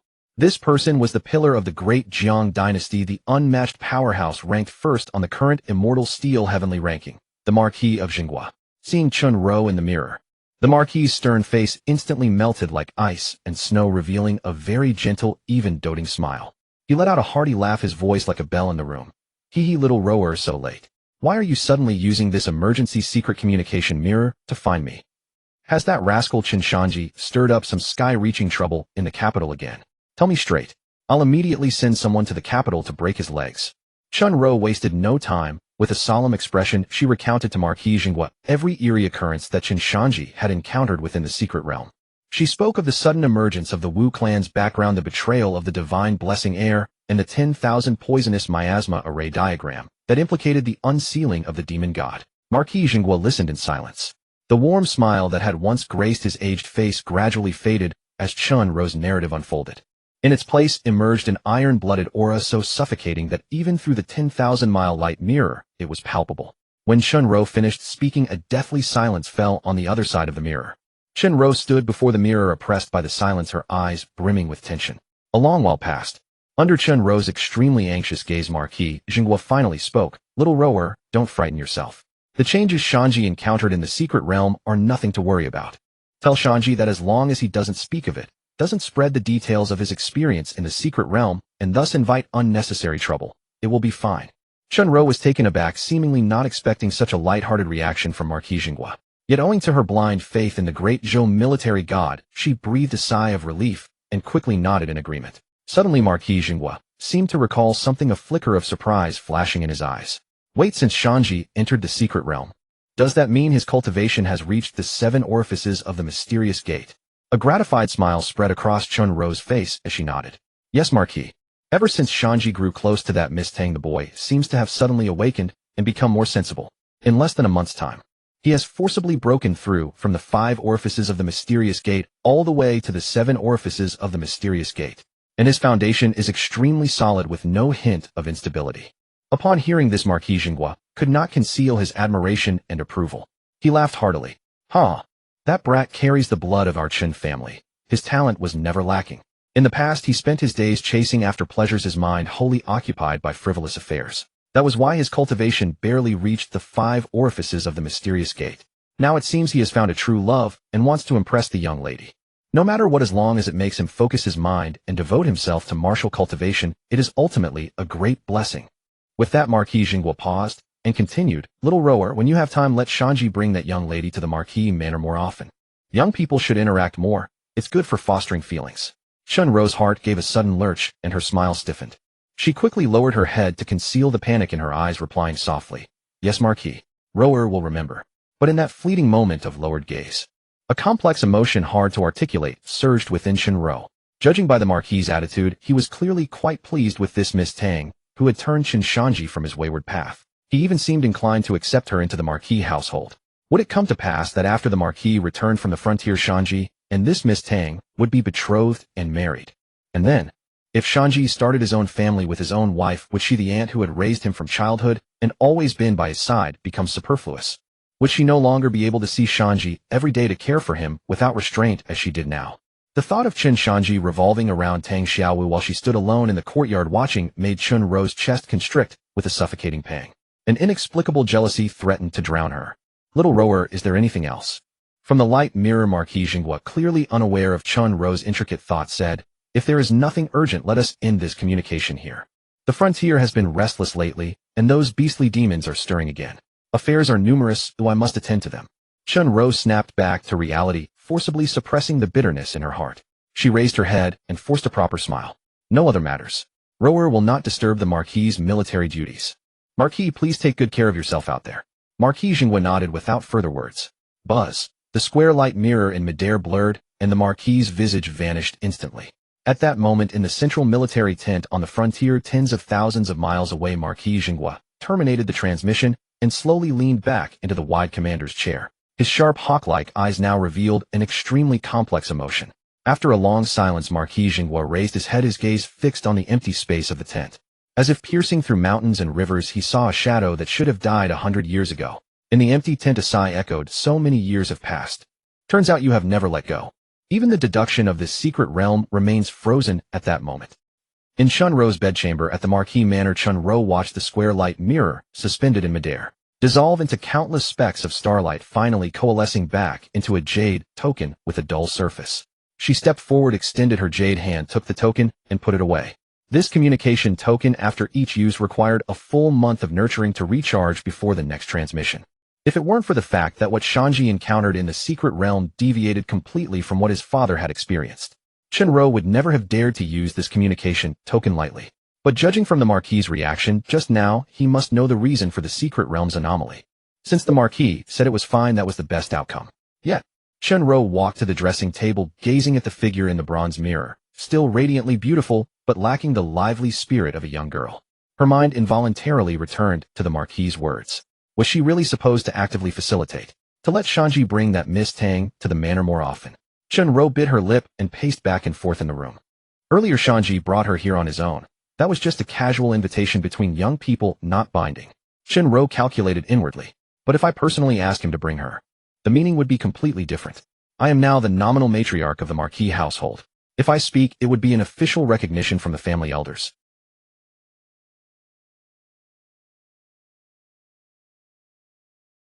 She found a very plausible reason for herself. Shanzhi is still young, just turned 18. He is in the prime of his youth, prone to lust and frivolity. How many courtesans has he not patronized at the Yihong Pavilion? Perhaps this Miss Tang is just a passing fancy, a plaything. If I rush to make it official now, and he later tires of her, wouldn't it only cause trouble? The more Chen Ro thought, the more convinced she became. So I think I'll pretend not to know, and observe secretly for a while longer. See what his true feelings for her are before deciding. Once she had fully rationalized this logic, the congestion in Chen Ro's chest finally eased. She instinctively raised her hand to gently press her voluptuous bosom, letting out a long, fragrant sigh. A relaxed smile returned to her lips. Capital: the small courtyard east of the city. Under the escort of Zhao Heir, Tang Xiaowu finally arrived at the entrance of the courtyard. Miss Tang. Zhao Heir halted, respectfully cupping his fists. Since you have been safely delivered home, this subordinate's task is complete. I shall return to report to the young master. He turned, and without waiting for Tang Xiaowu's polite words, directly vanished into the night with a few leaps. Tang Xiaowu watched the direction where Zhao Heir had disappeared, and finally let out a long, heavy sigh. She turned around and reached out to push open the half-closed courtyard gate. A searing pain from somewhere made her involuntarily gasp. She had no choice but to grit her teeth and lift her foot with extreme difficulty, crossing the not-so-high wooden threshold in a very awkward and unnatural posture. Who? Just as Tang Xiaowu entered the yard, and before she could catch her breath, she looked up and instantly froze as if struck by lightning. Under the cold, desolate moonlight, Tang Lu stood alone at the center of the yard. His eyes were bloodshot and deeply sunken, clearly having not slept for days. At this moment he was staring intently at Tang Xiaowu, who had just stepped over the threshold with a complex gaze mixed with anger and disappointment. Tang Xiaowu's heart clenched violently at this sudden figure. She had never imagined that at this deep hour of night, Tang Lu was still awake, standing in the yard waiting for her. Sixth brother. Seeing Tang Lu's almost ferocious gaze, Tang Xiaowu instinctively felt guilty. Her voice trembling, she asked, "It's so late. Why aren't you asleep yet?" At this moment Tang Xiaowu's mind was blank and buzzing. It's over. The awkward way she walked in just now. Could sixth brother have seen it all? With his intelligence, could he have noticed something? What if sixth brother truly found out that in the secret realm she had entered the bridal chamber with that dissolute young master and done that shameless thing? Then, what should I do? How can I face him? Endless panic and guilt instantly flooded Tang Xiaowu like a tidal wave. The air around them seemed to freeze solid at this moment, suffocatingly oppressive. Just as Tang Xiaowu was about to suffocate from tension, Tang Lu finally spoke. Grinding his teeth, he coldly demanded word by word, "What exactly have you been doing for the past 3 days?" Tang Lu had been going mad these 3 days. He had waited in the yard for 3 days and nights, his mind filled with Tang Xiaowu following that most notorious dissolute young master of Great Zhou to the Jinghua Marquis Manor. Although the divine turtle art he cultivated required him to be pure and abstinent at the mystic gate realm, forbidden from approaching women, in his heart Tang Xiaowu had long been his exclusive possession. The mere thought of the foul things Tang Xiaowu might have endured made the flames of jealousy burn wildly in his heart. Faced with Tang Lu's cold interrogation, as if interrogating a criminal, Tang Xiaowu was stunned. If it had been before entering the secret realm, seeing Tang Lu so angry, she would have felt a pang of anxiety and hurried to explain. But now, after experiencing life and death battles in the secret realm, being forcefully possessed by Chen Shanzhi, and even having that wild 2-hour-long entanglement in the stone chamber, Tang Xiaowu herself did not notice. Subconsciously, the thick, perfect brother filter she had placed on Tang Lu had already, without her knowledge, faded away. When a woman's body and soul have been indelibly marked by another strong man, her first reaction to the questioning of her childhood sweetheart is often no longer submission, but instinctive rebellion. Moreover, she was exhausted in both body and mind, aching all over, as if her bones were falling apart. Seeing Tang Lu assume this lofty, judgmental posture, as if he had caught his wife in adultery, the last trace of guilt in Tang Xiaowu's heart was instantly replaced by irritation. She took a deep breath, met Tang Lu's gaze without flinching, and said in an unprecedentedly cold and harsh tone, "I'm tired. I don't want to talk. I'm going to my room to rest." With that, she prepared to bypass Tang Lu and head to her room. "Stop." Seeing Tang Xiaowu speak to him with such unprecedented coldness. Not even a single word of explanation, and she was about to go straight to her room. An uncontrollable rage like a volcanic eruption surged into Tang Lu's mind. Tang Lu let out a sneer, his facial muscles slightly twisted with anger, revealing an extremely mocking grin. "Tired? Indeed, after not stepping out of the Jinghua Marquis Manor's gate for 3 whole days, how could you not be tired?" His eyes were bloodshot, and he almost gnashed his teeth as he roared, "Tang Xiaowu, I always thought you were a pure, virtuous girl who didn't covet fame and fortune. I never imagined you would turn out to be this kind of vain, snobbish woman. To curry favor with the powerful for the money and status of the Jinghua Marquis Manor, you've even abandoned your dignity, willingly throwing yourself into the arms of that dissolute young master, sacrificing your own honor."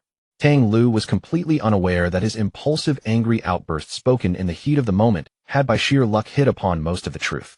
Tang Xiaowu's face instantly turned deathly pale, drained of all color. She felt as if the world was spinning.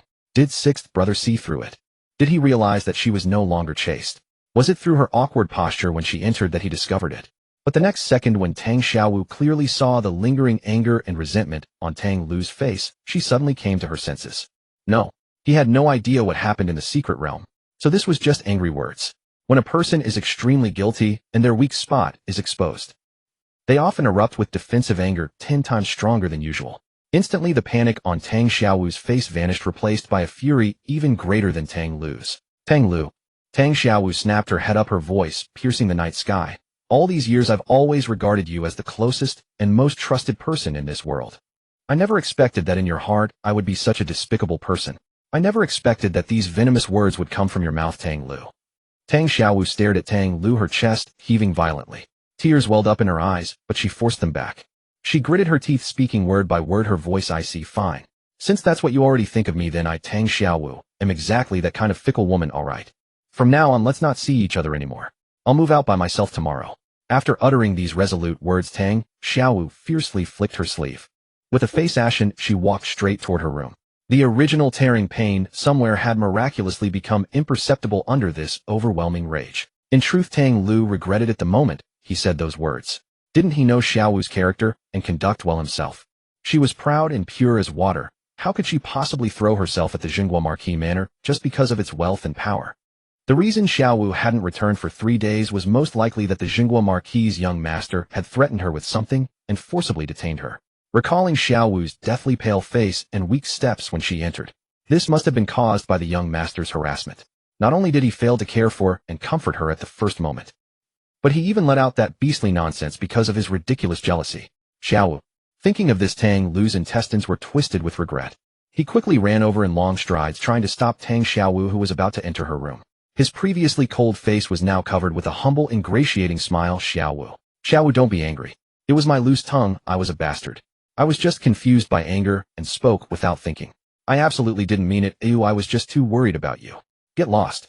Tang Xiaowu gave him no chance to explain. She frowned in disgust, true essence swirling in her palm, and mercilessly shoved him in the chest. She pushed the blocking Tang Lu, staggering several steps backward. Then Tang Xiaowu stormed into the room. A loud bang echoed as the door was slammed shut, followed by the sound of the bolt sliding inside. Tang Lu stood dumbfounded outside the closed door, his hands still extended in a gesture of retention. A cold wind blew, and he felt an emptiness in his heart, like a homeless dog standing helplessly in the yard, utterly at a loss. Inside the door, leaning against the wooden door, Tang Xiaowu secretly breathed a long sigh of relief. The heart that had been in her throat finally settled down. It seemed she had gambled correctly. Given Sixth Brother's affection and concern for her, as long as she lost her temper and made a big scene, seizing the moral high ground, he would surely fall into deep self-blame and absolutely dare not continue to question what she had experienced these 3 days at the manor. In the next few days, to prevent Sixth Brother from bringing up this matter again and spotting any flaws, Tang Xiaowu slowly crouched down, rubbing her aching legs. A flicker of coldness, unnoticed even by herself, passed through her beautiful eyes. I'm sorry, Sixth Brother. For the next few days I can only be cold to you. In the bedchamber of Chen Shanzhi at the Marquis Jinghua mansion, Chen Shanzhi walked to the bedside, removed his shoes, and sat cross-legged on the soft mattress. He closed his eyes slightly, composed his mind, and began to examine carefully the technique scroll of the divine forging art, which he had just obtained from the secret realm, unfolded in his mind. In his previous life within that adult game, learning a technique was as simple as pie. Just pick up the skill book, open the inventory, double-click the left mouse button to learn, then drag it to the skill bar and equip it. That was considered a job well done. But now the game had transformed into a vivid real world. The technique was in his mind, yet Chen Shanzhi was completely in the dark about how to guide and cultivate it. He patiently read and digested the ancient, profound, golden characters in his mind, word by word and sentence by sentence. After a long while, Chen Shanzhi opened his eyes, thoughtfully stroked his chin. So that's it. The core principle of the divine forging art is actually visualization. 2 words. By visualizing the life flame, one could, even in the mystic gate realm, prematurely imitate the method used by life flame realm experts to nurture their souls, thereby forcibly enhancing the strength of one's own soul. The content of this technique was divided into 3 progressive stages. They were visualization, condensation, and soul forging. The first stage, visualization, as the name implies, required the cultivator to, within their own sea of consciousness, conjure up the form of a life flame realm expert's life flame. It was somewhat akin to sketching from life in the previous world. The more vigorous and domineering the life flame of the expert you visualized, and the clearer and more thoroughly you depicted the details of that flame during visualization, the greater the benefit of tempering your soul in the process. The second stage, condensation. Once a martial artist had an understanding of the visualized life flame as clear as the lines on their palm, they had to attempt within their own void-like sea of consciousness to use spiritual power to forcibly condense and outline a phantom of the visualized life flame. This was equivalent to upgrading from a two-dimensional drawing to a three-dimensional projection. As for the final stage, soul forging, it was the essence of this technique. The martial artist needed to use this phantom of the life flame, which was extremely difficult to condense, to simulate a real-life flame repeatedly scorching and tempering their own soul. Although it was a phantom, the pain and benefits were real and tangible. After reading the detailed descriptions of these three stages, Chen Shanzhi's expression became extremely peculiar. Subconsciously, he sank his mind once again into his sea of consciousness. Looking at the forcibly opened space within where a golden flame was burning quietly, Chen Shanzhi couldn't help but swallow his saliva. The first two stages of this technique. I like skipping levels with an official max level cheat. Others painstakingly and exhaustively visualized someone else's life flame, then struggled to mold a phantom in their minds. But he, right there in his sea of consciousness, was a real, ridiculously high-grade golden life flame. And this was no phantom. It was the genuine article. Thinking this, Chen Shanzhi couldn't contain his excitement. He took a deep breath and without hesitation skipped the first two stages. He began to circulate the unique energy path of the third stage of the divine forging art, soul forging, within his body. As the technique slowly circulated, marvelous changes started to occur in his sea of consciousness. Under the guidance of the technique, his spiritual power gradually converged and purified. Soon an extremely fine thread-like wisp of white mist materialized out of thin air near the golden flame. This white mist was the tangible manifestation of his currently very feeble soul force, forcibly extracted by the technique. Once this white mist fully emerged and stabilized, it drifted toward the golden flame in the center like a moth drawn to fire. Sizzle.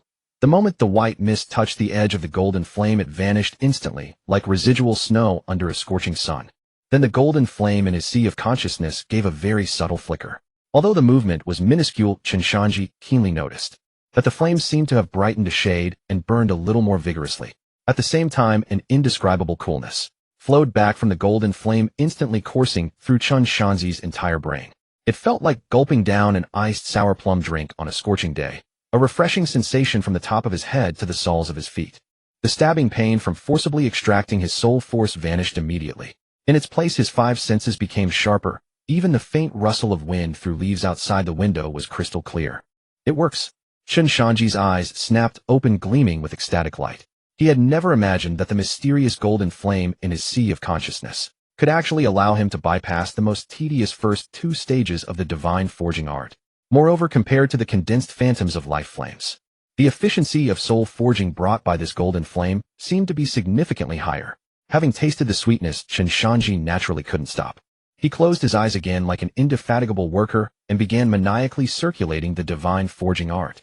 A second wisp of white mist emerged, drifted into the golden flame, dissolved, and returned nourishment. The coolness washed over him again. A third wisp of white mist was extracted with great difficulty, staggering into the golden flame. However, after this third wisp dissolved, the expected cool feedback did not come.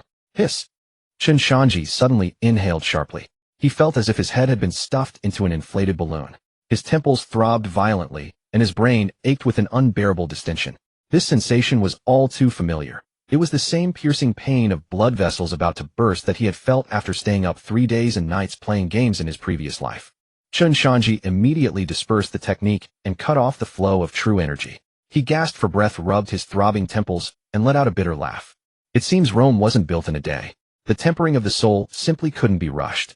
This third wisp of white mist was probably the limit of what his current Mystic Gate 7 orifices realm could endure in terms of spiritual extraction. If he forcibly extracted a fourth wisp, not only would his soul not be tempered, but it might suffer irreversible damage from overexertion. Slowly exhaling a turbid breath, he waited until the swelling pain in his mind gradually subsided. Chen Shanzhi lifted his head and glanced out the window. The night was still thick and the moon's position seemed hardly to have moved. It seems this cultivation session, though it felt like a long time in the sea of consciousness, didn't actually take much time in the outside world. Chen Shanzhi smiled with satisfaction. This was a tremendous boon. In this way, he could treat the divine forging art as a daily meditation practice. He could do it before sleep at night or during spare moments on the road, thus not occupying too much time and affecting his progress in martial cultivation. Perfect. Chen Shanzhi leaned back, lying spread-eagled on the bed. After the successive exertions in the secret realm over the past 3 days, once his mind relaxed, a tidal wave of fatigue surged over him. Without even taking off his clothes, he turned his head and fell into a deep sound sleep. The next morning, dawn broke with a radiant sun, and the streets of the capital were already bustling with activity, the cries of vendors echoing endlessly. Chen Shanzhi, having finished his ablutions, changed into a flamboyant purple brocade robe. Fanning himself with a folding fan, he swaggered out of the Jinghua Marquis Manor. At the entrance, the manor's carriage was already awaiting him. Chen Shanzhi stepped onto the carriage stool and boarded, then instructed Zhao to outside, "Let's go to the Yihong Pavilion." Sitting in the swaying carriage, he curled his lips into a mischievous grin. "I've been stuck in that secret realm for several days. I wonder if our esteemed holy maiden of the White Lotus sect has been missing this young prince." Before long, the carriage came to a steady halt in front of the Yihong Pavilion's archway, adorned with red lanterns. Even in the early morning, the pavilion was filled with the fragrance of rouge and the chatter of singing girls. The moment Chen Shanzhi stepped through the main entrance, the sharp-eyed madam in the lobby, her heavily made-up eyes instantly gleaming like a 200-watt bulb. She fluttered her scented handkerchief, swayed her barrel-like waist, and trotted over with a plastered smile. "Oh my dear young prince. You've finally come." The madam exaggeratedly slapped her thigh and cooed, "You haven't shown your face for days, and our Miss Yu has been worried sick. She's been off her food and sleep, sitting by the window every day waiting for you with eyes that could pierce the horizon." "Oh, is that so?" Chen Shanzhi, upon hearing this, obediently put on the frivolous smile characteristic of a dandy. "Miss Yu misses me that much. Where is she now? Hurry, lead the way. This young prince must see her at once and soothe her wounded heart." The madam giggled, covering her mouth, and pointed to the most luxurious private room upstairs. Chen Shanzhi immediately snapped his fan shut and strode briskly up the stairs, following her direction. As he walked, his lecherous grin instantly faded, and he mused inwardly, "This madam talks nonsense. But if she says Jiang Yingrao has been waiting for me. Judging by this, it seems the shroud shop I asked her to watch has made substantial progress." Arriving at the door of the celestial suite, without even knocking, Chen Shanzhi shoved the door open and strode in. "Miss Yu, this young prince has come." Before he could finish, his gaze was locked onto the scene before him. What met his eyes was a breathtaking silhouette reclining by the carved window. Jiang Yingrao today wore a provocative vermilion silk dress. Her jet black hair, like a waterfall, was not tied up, but casually draped over her rounded shoulders, exuding a natural languor.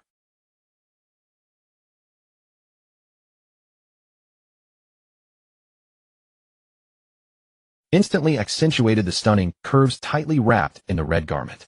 The proud fullness of her chest seemed almost ready to burst the threads at her collar. At that moment, apparently having sat for too long, she slightly raised her arms and stretched a big, unguarded yawn. That simple motion alone.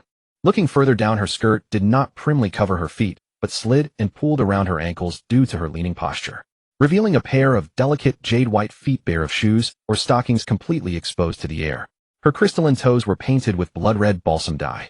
The extreme contrast of red and white bathed in the morning sunlight was dazzling and impossible to look away from. It showcased Jiang Yingrao's unique seductive charm, the enchantress of the demonic sect, with breathtaking allure. Even though Chen Shanzhi had just sated his desires with Tang Xiaowu in the secret realm the previous night, upon seeing Jiang Yingrao in this provocative attire, he couldn't help but swallow hard. This vixen is getting more dangerous by the day. Chen Shanzhi chuckled, then strode directly to Jiang Yingrao's side and plopped down next to her, pressing close. Then naturally he extended his right hand, intending to wrap it around her impossibly slender waist. Jiang Yingrao's bewitching eyes were fixed on the street scene outside the window, seemingly oblivious to Chen Shanzhi's approach. But just as his roving hand was about to touch the fabric at her waist, slap, Jiang Yingrao's delicate hand, as if with eyes, landed precisely on the back of his hand, pinning his restless appendage firmly. She slowly turned her head, looking at him with a half-smile. Her crimson lips parted and her voice carried a hint of resentment and mockery. "The young prince is truly a busy man. 4 days on, and not a trace of you, let alone a visit to the Yihong Pavilion to see you. I suppose you found a more alluring new flame outside, and have long forgotten your old love Yu to the farthest reaches of the sky. How could that be?" Chen Shanzhi immediately put on an exaggerated expression of being wronged and heartbroken, shaking his head like a rattledrum and exclaiming loudly, "Miss Yu, you've wronged me terribly. These past few days I've been truly secluded in the Jinghua Marquis Manor, closed in meditation to cultivate martial arts. I haven't even set foot outside my door, so where would I find the time to seek anyone else? See, I just emerged from seclusion yesterday. This morning, without even breakfast, I rushed over here without a moment's delay, didn't I? My sincere heart for Miss Yu is as clear as the sun and moon." Having said that, Chen Shanzhi's lecherous heart was not yet dead. With a sudden twist of his wrist, he broke free of Jiang Yingrao's hold. He attempted once more to wrap his arm around her waist. But to his surprise, Jiang Yingrao, instead of dodging, leaned in close to him. Her delicate nose twitched twice near his collar like a puppy sniffing. Then she abruptly pulled back. Looking at Chen Shanzhi, her half-smile instantly transformed into a piercingly cold sneer, closed meditation. Heh! Jiang Yingrao's eyes turned icy. The young prince's method of seclusion is truly unique and quite amusing. How could seclusion result in this scent of a woman? Chen Shanzhi's hand, still extended midair, suddenly froze in place. He cursed inwardly, damn, I was careless. Last night, after emerging from the secret realm, he had first engaged in a fierce 2-hour bout with Tang Xiaowu in the sealed stone chamber. After that, he was held tightly in the arms of his aunt Chun Ro, subjected to a faceful of her ample bosom. Then on the way back to his room, his aunt pulled him aside for a lengthy interrogation. Once back in his room, he immediately busied himself studying and cultivating the divine forging art.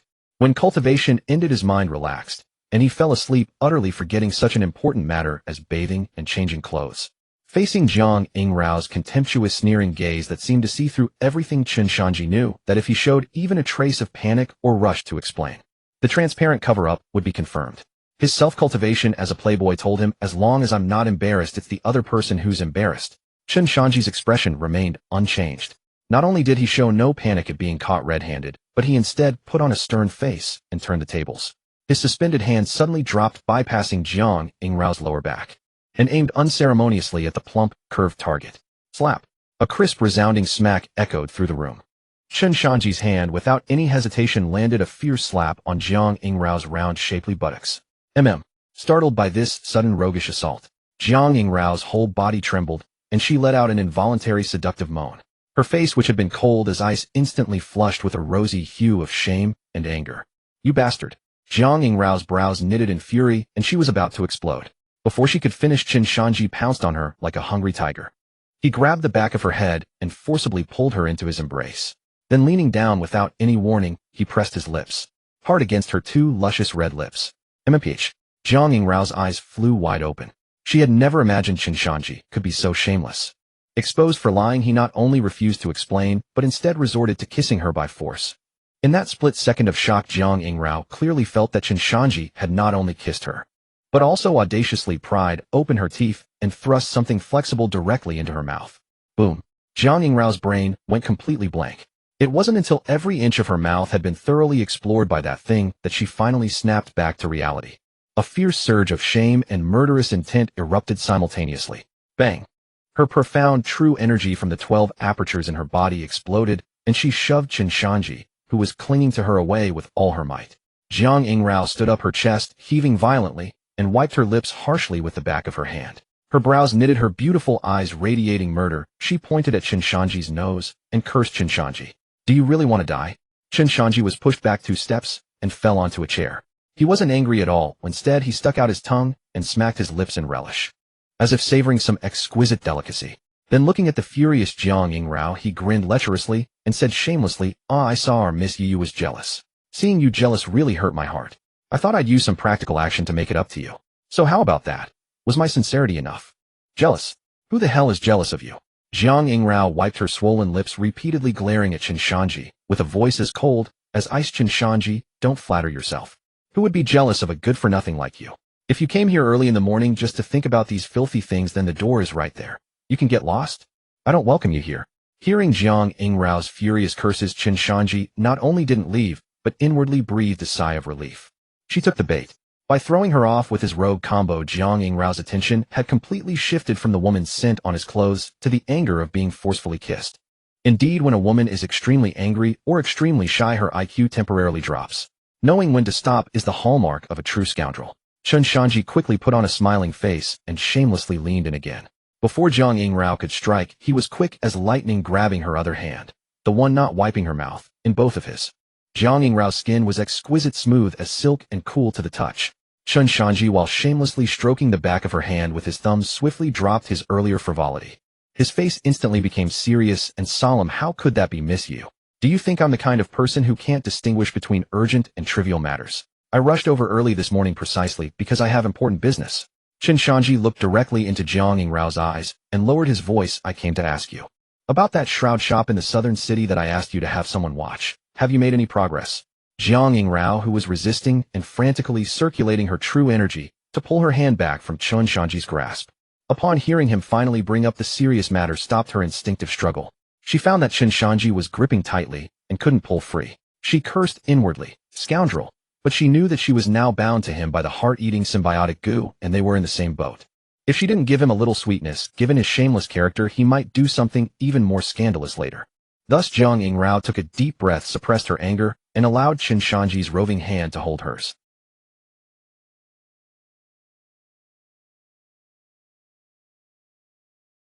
Someone from our Yihong pavilion went to that shroud shop. Chen Shanzhi's gaze hardened, a sharp glint flashing in his eyes. Who? Jiang Yingrao sneered, killing intent radiating from her pupils. Zhang Qing, the captain of the inner courtyard guard for our Yihong pavilion. Yihong pavilion was a den of dragons and snakes, a chaotic crossroads. To facilitate the operations of the White Lotus sect, it was divided into the outer and inner courtyards. The outer courtyard was home to pimps and forcers and the courtesans who attended to clients. In essence, they were the outer disciples, vassals of the White Lotus sect, responsible for hospitality, mundane chores, and casually gathering intelligence from the streets below. But the inner courtyard was the true heart of Yihong pavilion. Only the core cadres of the White Lotus sect were permitted to enter. They dealt primarily with clandestine affairs that dared not see the light of day, including many of the White Lotus sect's secret deployments within the capital. And this Zhang Qing, as captain of the inner courtyard guards, not only possessed formidable martial cultivation, but more importantly was responsible for the entire security and defense of the inner courtyard. He knew the array formations inside and out, the roster of core members, and their daily routines, as if he had memorized them himself. If he were indeed the mole, the trouble would be immense. It was only because Chen Shanzhi had planned ahead this time, sending people to relentlessly watch the funeral supply shop in the southern city, that they were able to follow the vine to the melon and uncover Zhang Qing as the traitor. If they had waited until later, when this hidden threat exploded at a critical moment, the entire Yihong pavilion stronghold would likely have been wiped out in one fell swoop. Zhang Qing. Chen Shanzhi repeated the name softly, his fingers lightly tapping against the back of Jiang Yingrao's hand. Understanding had already fully taken root in his heart. As a veteran player who had flawlessly completed this very game, how could Chen Shanzhi not know this name? This fellow was merely cannon fodder, a vanguard thrust forward for reconnaissance. However, now that the name Zhang Qing had been uncovered, he could foresee the trajectory of this mole storyline. Chen Shanzhi could immediately map it onto the complete walkthrough stored in his mind. Identifying Zhang Qing meant pinpointing the corresponding story arc in the game. Consequently, Chen Shanzhi naturally knew who the big fish behind him, the true high-ranking mole hiding within the White Lotus sect's capital stronghold, was. Gathering his thoughts, Chen Shanzhi looked at Jiang Yingrao with intense eyes and asked in a deep voice, "Your people only kept watch, correct? You didn't spook the snake this time, did you?" Jiang Yingrao shook her head, her tone resolute. "Naturally not. Our people were extremely cautious, secretly tracking Zhang Qing's every move without directly moving to arrest him." "That's good then." Chen Shanzhi smiled with satisfaction. Although Zhang Qing rose to the position of inner courtyard guard captain, the fact that he appeared before us so immediately after the initial mole was discovered, I believe, is little more than a stepping stone pushed forward by someone else. Behind him, a much larger fish is surely lurking. Have your people keep an unyielding watch on him. We cast a long line to catch a big fish. When the big fish behind him surfaces, we'll close the net. Then it won't be too late. Actually, Chen Shanzhi could have simply told Jiang Yingrao the name of that big fish right now. But how could he possibly reveal everything so easily? First, he lacked the ability to foresee the future. What right did he have to know the identity of a high-ranking White Lotus sect insider? Speaking it outright would not only fail to explain the source of the intelligence, but would also arouse the intense suspicion of this demonic sect's enchanting woman. Second, intelligence was currency. How wasteful to hand over such critical intelligence for free. Naturally, it had to be dangled out bit by bit, like squeezing toothpaste, extracting more interest from this holy maiden. Hearing Chen Shanzhi's analysis, Jiang Yingrao nodded in deep agreement, her elegant brows slightly furrowed. I thought the same. Behind Zhang Qing there is absolutely someone else. She only wondered when exactly that person behind him would slip up. Upon hearing this, Chen Shanzhi suddenly leaned closer, gazing at Jiang Yingrao's exquisitely beautiful face, a confident smile curling his lips. Rest assured, as long as our people keep a tight watch on Zhang Qing, I guarantee the fox's tail will reveal itself soon enough. Seeing Chen Shanzhi's air of complete confidence, Jiang Yingrao's long-suspended heart inexplicably settled somewhat. For the past 2 days, ever since she had definitively confirmed that the person meeting at the funeral supply shop was actually Zhang Qing, she had been in a state of extreme tension and unease. The mole turned out to be at such an extremely core position as the inner courtyard guard captain. This was completely beyond her wildest expectations. She didn't even dare to deeply contemplate just how high the position of that big fish behind Zhang Qing truly was within the White Lotus sect's capital hierarchy. Perhaps that mole hiding in the shadows was precisely someone she saw daily face to face. A trusted core member with whom she discussed the White Lotus sect's subsequent uprising plans. The feeling that one could be stabbed in the back at any moment was truly terrifying. Therefore, upon discovering Zhang Qing, her immediate reaction had been to wait for Chen Shanzhi to come to Yihong Pavilion and consult him on a countermeasure. Unexpectedly, however, this dead rascal had vanished for several consecutive days without so much as a ghostly shadow. After finally awaiting him like praying to the stars and moon, he had appeared today. Yet upon his arrival, this fellow carried the scent of another woman's perfume on him. And it wasn't just the scent of one woman. The mere thought instantly flooded her recently calmed emotions with a thick wave of sour jealousy. She violently withdrew her hand from Chen Shanzhi's grasp. A layer of frost immediately settled over her charming and enchanting face as she said coldly, "Since the main matter has been discussed, and Prince Yu understand what you need to know, then Prince Yu may take your leave. Yu has been feeling unwell lately, so she will not accompany you for pleasure. I hope you will excuse me." Hearing this, Chen Shanzhi was completely stunned. What the hell? What's going on? The mole hasn't even been unearthed, yet the main business has only just begun, and you're already playing games of cast aside once your usefulness runs out on me. He looked up, carefully studying Jiang Yingrao's expression. Although this demonic sect's holy maiden kept a stern face, her charming peach blossom eyes clearly concealed an unmistakable grievance and reproachful anger. That look of slight anger mixed with coquettishness, it held not a trace of physical discomfort. Chen Shanzhi instantly reacted. This little girl. It seems she is truly jealous. A thoroughly roguish smirk curled Chen Shanzhi's lips. Not only did he not rise to leave, he actually leaned forward. His left hand, formerly resting on his leg, shot out to the side like an iron clamp. With extremely domineering force, he tightly embraced Jiang Yingrao's slender waist, which could be grasped in one hand, and yanked her fiercely into his embrace. "What are you doing? Let." Jiang Yingrao gasped, her willow brows shooting upward in anger as she prepared to break free. Suddenly, she felt a strand of extremely pure true yuan carrying a trace of warm masculine aura. Streaming along Chen Shanzhi's left hand, it surged directly into her body like a breached dam. It was precisely the aura of the heart-biting lifebound Gu's Yanggu. The moment the Yanggu's true yuan entered her body, the Yinggu within Jiang Yingrao instantly went into a frenzied restlessness as if spiked with drugs. A current of utmost tingling numbness instantly spread through every bone and sinew in her limbs. The words Jiang Yingrao had prepared to angrily scold with were instantly blocked in her throat. Those raised moth eyebrows suddenly relaxed outward, and her peach blossom eyes instantly grew misty with moisture. An extremely alluring melodious cry escaped uncontrollably from her ruddy vermilion lips. Seeing this, how could Chen Shanzhi possibly let such a splendid opportunity slip away? He exerted force with his arms, pulling the wholly softened Jiang Yingrao tightly into his embrace, pressing her stunning curves firmly against his chest. He breathed warmth against Jiang Yingrao's ears, smirking roguishly. "Holy maiden Jiang, isn't this unreasonable? I at least helped you uncover a clue about a big fish. You're dismissing me like burning bridges after crossing. Wouldn't that make me lose too much face?" Jiang Yingrao went completely limp in Chen Shanzhi's embrace, her face flushed crimson, her breathing growing rapid. Biting her silver teeth, she forcibly endured the shameful trembling within her and cried out in anger, "Chen Shanzhi, you rogue. We explicitly agreed beforehand that without my consent, you were not allowed to casually inject true yuan carrying the Yanggu's aura into my body." Did I? Chen Shanzhi played the fool, wearing an expression of utter innocence. "I was just thinking earlier that we haven't seen each other for several days. Your cultivation has surely lagged behind. Wasn't I just being kind, wanting to properly practice dual cultivation with you again to help everyone advance their cultivation? You?" Jiang Yingrao's chest heaved violently with anger, about to open her mouth to curse him for having no shame. But Chen Shanzhi gave her not the slightest chance to speak. His gaze hardened as he looked at those ruddy lips, so close, moving open and closed, and simply lowered his head. Smack! He kissed them. Whoa! Jiang Yingrao's eyes snapped wide open, a muffled cry escaping her throat. Her true yuan, already somewhat agitated by the Yanggu within her body, now circulated wildly, like a runaway steed. She pressed both hands against Chen Shanzhi's chest, just about to gather strength to shove this lecher away. However, the very next second, she discovered in horror that Chen Shanzhi not only kissed her, but a strand of Yanggu true yuan far more potent than before actually flowed directly across from between their tightly joined lips and teeth.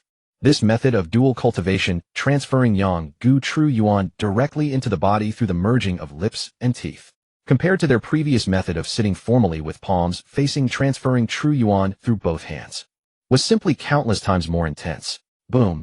Jiang Yingrao felt a thunderous explosion erupt within her mind. All reason, all reserve, all anger were utterly shattered in that instant. Her mind instantly became a blank slate. All external sounds vanished, leaving only her own increasingly heavy and suppressed cries, and the roaring hum of her cultivation method operating by instinct within. Her body had completely lost control. Her hands, originally pressed against Chen Shanzhi's chest preparing to push him away, had somehow, without her realizing, softly climbed up to wrap around his neck, clinging to him tightly. Chen Shanzhi held this delicate, boneless frame in his arms, gazing at Jiang Yingrao's blurry appearance with half-closed eyes and a flushed, spring-like visage. How could he possibly be polite? Naturally, he pressed his advantage, inching further, while greedily savoring the sweetness of those two red lips, sucking on the fragrant softness. Both hands began to wander and caress most immodestly across Jiang Yingrao's fiery figure, feeling that astonishing elasticity and silken smoothness. Chen Shanzhi's breathing grew heavy. His palm traveled upward along that slender waist. Finally, after finding an extremely precise and perfect location, his fingers deftly hooked upward, directly sliding without obstruction through the gap in her neckline. Hiss! When his palm finally touched the skin of the beauty in his arms, fine and hot as premium mutton fat jade, Chen Shanzhi couldn't help but shiver all over, his heartbeat skipping a beat instantly, his whole body growing somewhat excited. This touch, absolutely divine. His palm seemed to gain its own consciousness, beginning to explore that breathtaking territory with extreme presumption. Feeling that certain place of hers brushed mercilessly by that large hand, Jiang Yingrao's body jerked into a severe trembling.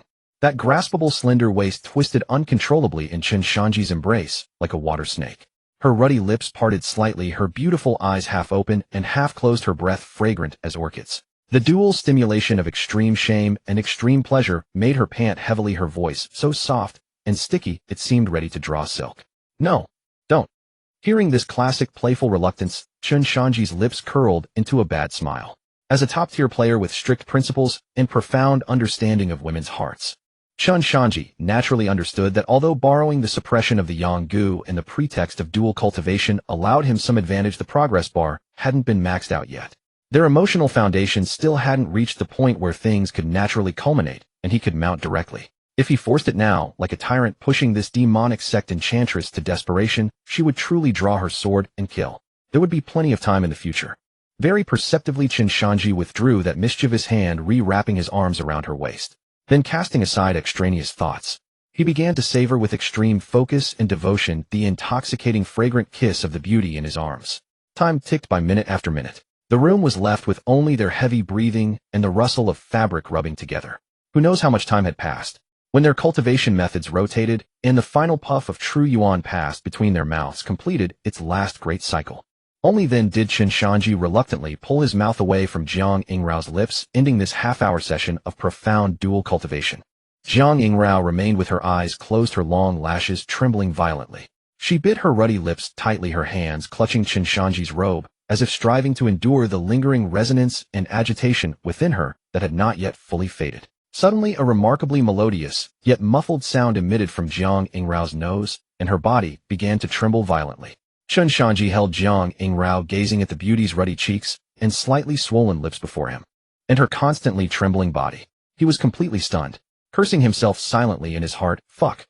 If I had known this enchantress's resistance was so weak, if I had just persisted a little longer and been a bit tougher just now, would I have been able to claim this white lotus holy maiden right here and now? Chen Shanzhi, get the hell out. Chen Shanzhi's mind was still mired in the infinite regret of having missed the chance to press forward and go all the way just moments ago. Suddenly, he felt an overwhelmingly fierce surge of true essence erupt, without warning, right in the center of his chest. Bang!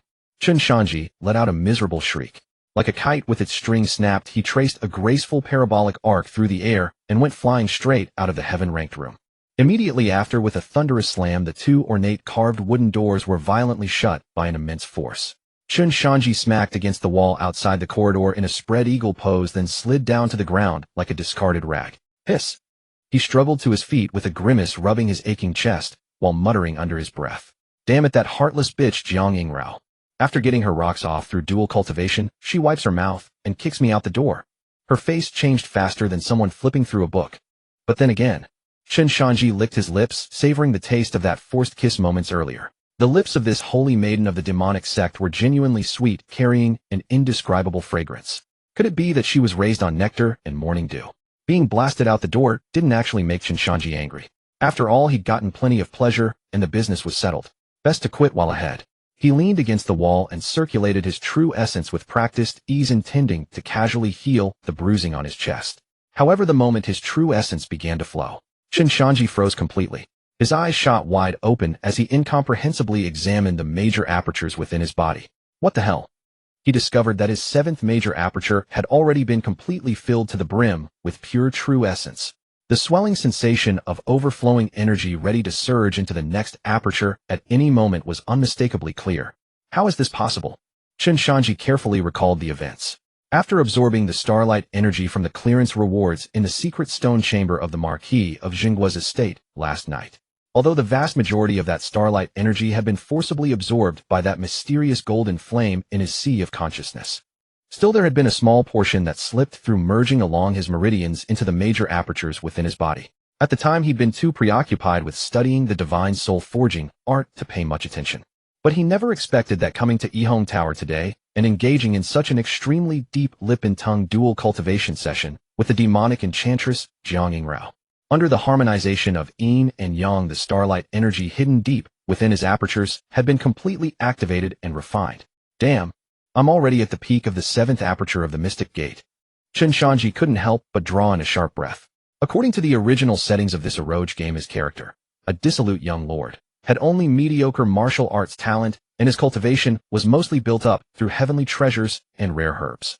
But now, not only had he gotten top-tier cultivation techniques for free and slept with the female lead, but just kissing the female lead and dual cultivating sent his cultivation skyrocketing like a rocket. So leveling up in this world is really this easy. Chen Shanzhi grinned widely, excitedly patted the dust off his pants, and looked down the corridor in high spirits. It was getting late. Since his cultivation had reached the peak bottleneck of the seventh aperture, it was time to head to the small courtyard in the eastern part of the city. Time to discuss the depths of the divine Serpent 9 Revolution's golden body art with that easily flustered girl Tang Xiaowu. Work both angles simultaneously, then strike while the iron was hot. Have Tang Xiaowu activate the technique and help him break through to the 8th aperture of the Mystic Gate in one smooth push. After all, there were only a few days left until the martial exhibition at the Four Seas Academy's secret realm. He had to squeeze every available resource dry. Meanwhile, inside the heaven-ranked room, Jiang Yingrao was burying her face deep beneath the silk pillow embroidered with mandarin ducks, just like an ostrich hiding its head. On that face capable of toppling nations, there was not a trace of the holy maiden's usual icy aloofness and dignity. In its place was a flush so deep it seemed ready to drip blood, along with a fury that had her grinding her teeth. Chen Shanzhi, you damn scoundrel. You lecher. Jiang Yingrao's muffled curses came from under the pillow. The moment she recalled being in Chen Shanzhi's embrace just now, as that true essence carrying the aura of the Yanggu worm swirled and merged wildly through her mouth. She had uncontrollably climaxed right there in front of him. Jiang Yingrao felt a rush of hot blood surge to her head, and the anger and shame on her face grew even more intense. How humiliating. If word of this ever got back to the White Lotus sect, she might as well find a block of tofu and smash her head against it. But just as she was drowning in shame and indignation, her mind involuntarily replayed the sensation of that soul-shivering, utterly blissful dual cultivation pleasure from moments ago. It was an extreme ecstasy she had never experienced in all her years of cultivation. At that thought, Jiang Yingrao's body trembled slightly. On that little path in the morning, more dew had somehow gathered. I'm going to die. Jiang Yingrao let out a shame-filled cry, her legs clamping tight together. Then she pressed the pillow down harder, as if trying to suffocate herself entirely within this room. On the other side, at the small eastern courtyard in the capital, the morning mist had not yet fully dissipated, and there was a slight chill in the air. Tang Xiaowu yawned and pushed open her door with a creak, planning to draw some well water in the courtyard to wash up. But the moment she stepped outside, she froze. There in the courtyard stood Tang Lu, sporting two enormous dark circles under his eyes, clutching an oil paper bundle still steaming with heat, standing stiff as a wooden post outside the door. He had clearly been waiting there for a long time. The moment he saw Tang Xiaowu emerge, Tang Lu's haggard face instantly transformed like a magic trick, his features crumpling into an extremely fawning smile. He hurried forward, presenting the oil paper bundle before Tang Xiaowu like a treasured offering, and said with a smile, "Xiaowu, you're awake. These are your favorite steamed buns with vegetable filling, fresh from the steamer at Old Man Li's stall in the west of the city. I was worried they'd get cold and taste bad, so I kept them warm with my true essence the whole way. Eat them while they're hot. Looking at this sixth brother who was all smiles and eager to please her, Tang Xiaowu's mind involuntarily drifted back to the middle of last night. That hideous face twisted by jealousy pointing at her nose and hurling abusive curses. The two faces overlapped, and Tang Xiaowu felt a powerful surge of nausea rise in her stomach. She didn't reach for the still-steaming breakfast. She merely cast an utterly indifferent glance at Tang Lu and said in a tone so flat it carried not a single ripple of emotion. No need. I'm not hungry. With that she walked straight past Tang Lu and headed directly toward the courtyard gate. Tang Lu's hand holding the buns froze awkwardly in midair. The fawning smile on his face instantly solidified, then he forced a dry laugh and hastily turned to chase after her. Hey, Xiaowu, skipping breakfast won't do. It's bad for your stomach. Why not take them with you? You can eat them when you get hungry. Tang Lu followed behind Tang Xiaowu like an unstoppable shadow. He racked his brain for topics desperately, trying to break through the awkward frozen silence. By the way, Xiaowu, the martial exhibition at Four Seas Academy is just a few days away. How's your preparation going? Need me to spar with you? Faced with Tang Lu's almost groveling attempts to please her, Tang Xiaowu didn't even slow her pace. She kept walking straight ahead without looking at him, only offering a few perfunctory replies out of the bond they'd shared since childhood. It's fine. No need. I can train on my own. Just worry about yourself. The conversation between them was filled with an extremely stiff sense of disconnect. Early as it was, many students from the Four Seas Academy who lived nearby were also heading out. When they saw the two walking one behind the other through the alley, their expressions turning strange, almost in unison. In these students' memories, Tang Lu and Tang Xiaowu had always been inseparable childhood sweethearts. Why did the two of them feel as distant as enemies today?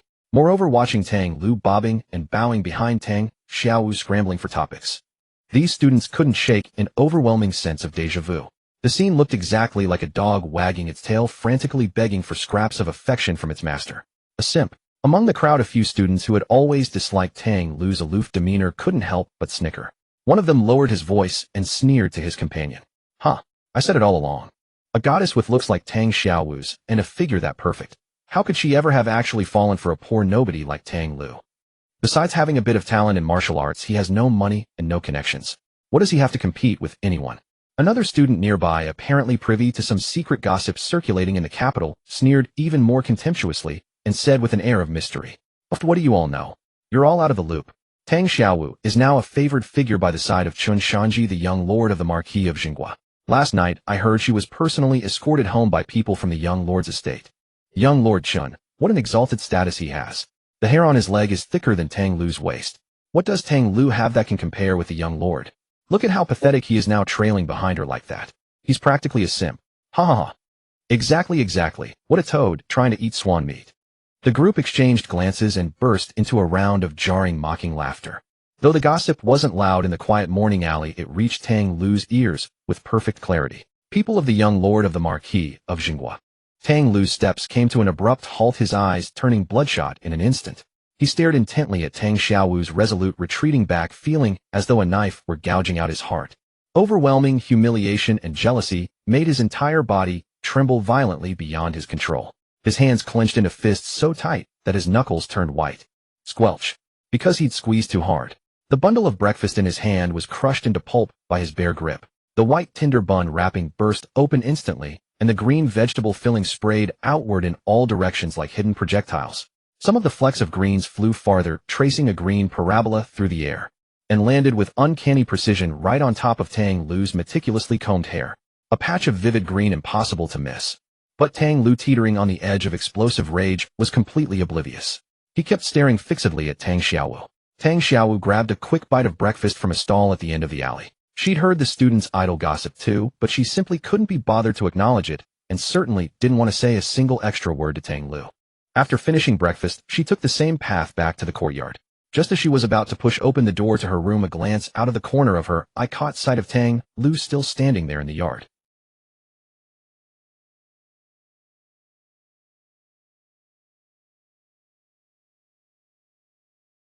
After all, they had grown up together as childhood friends.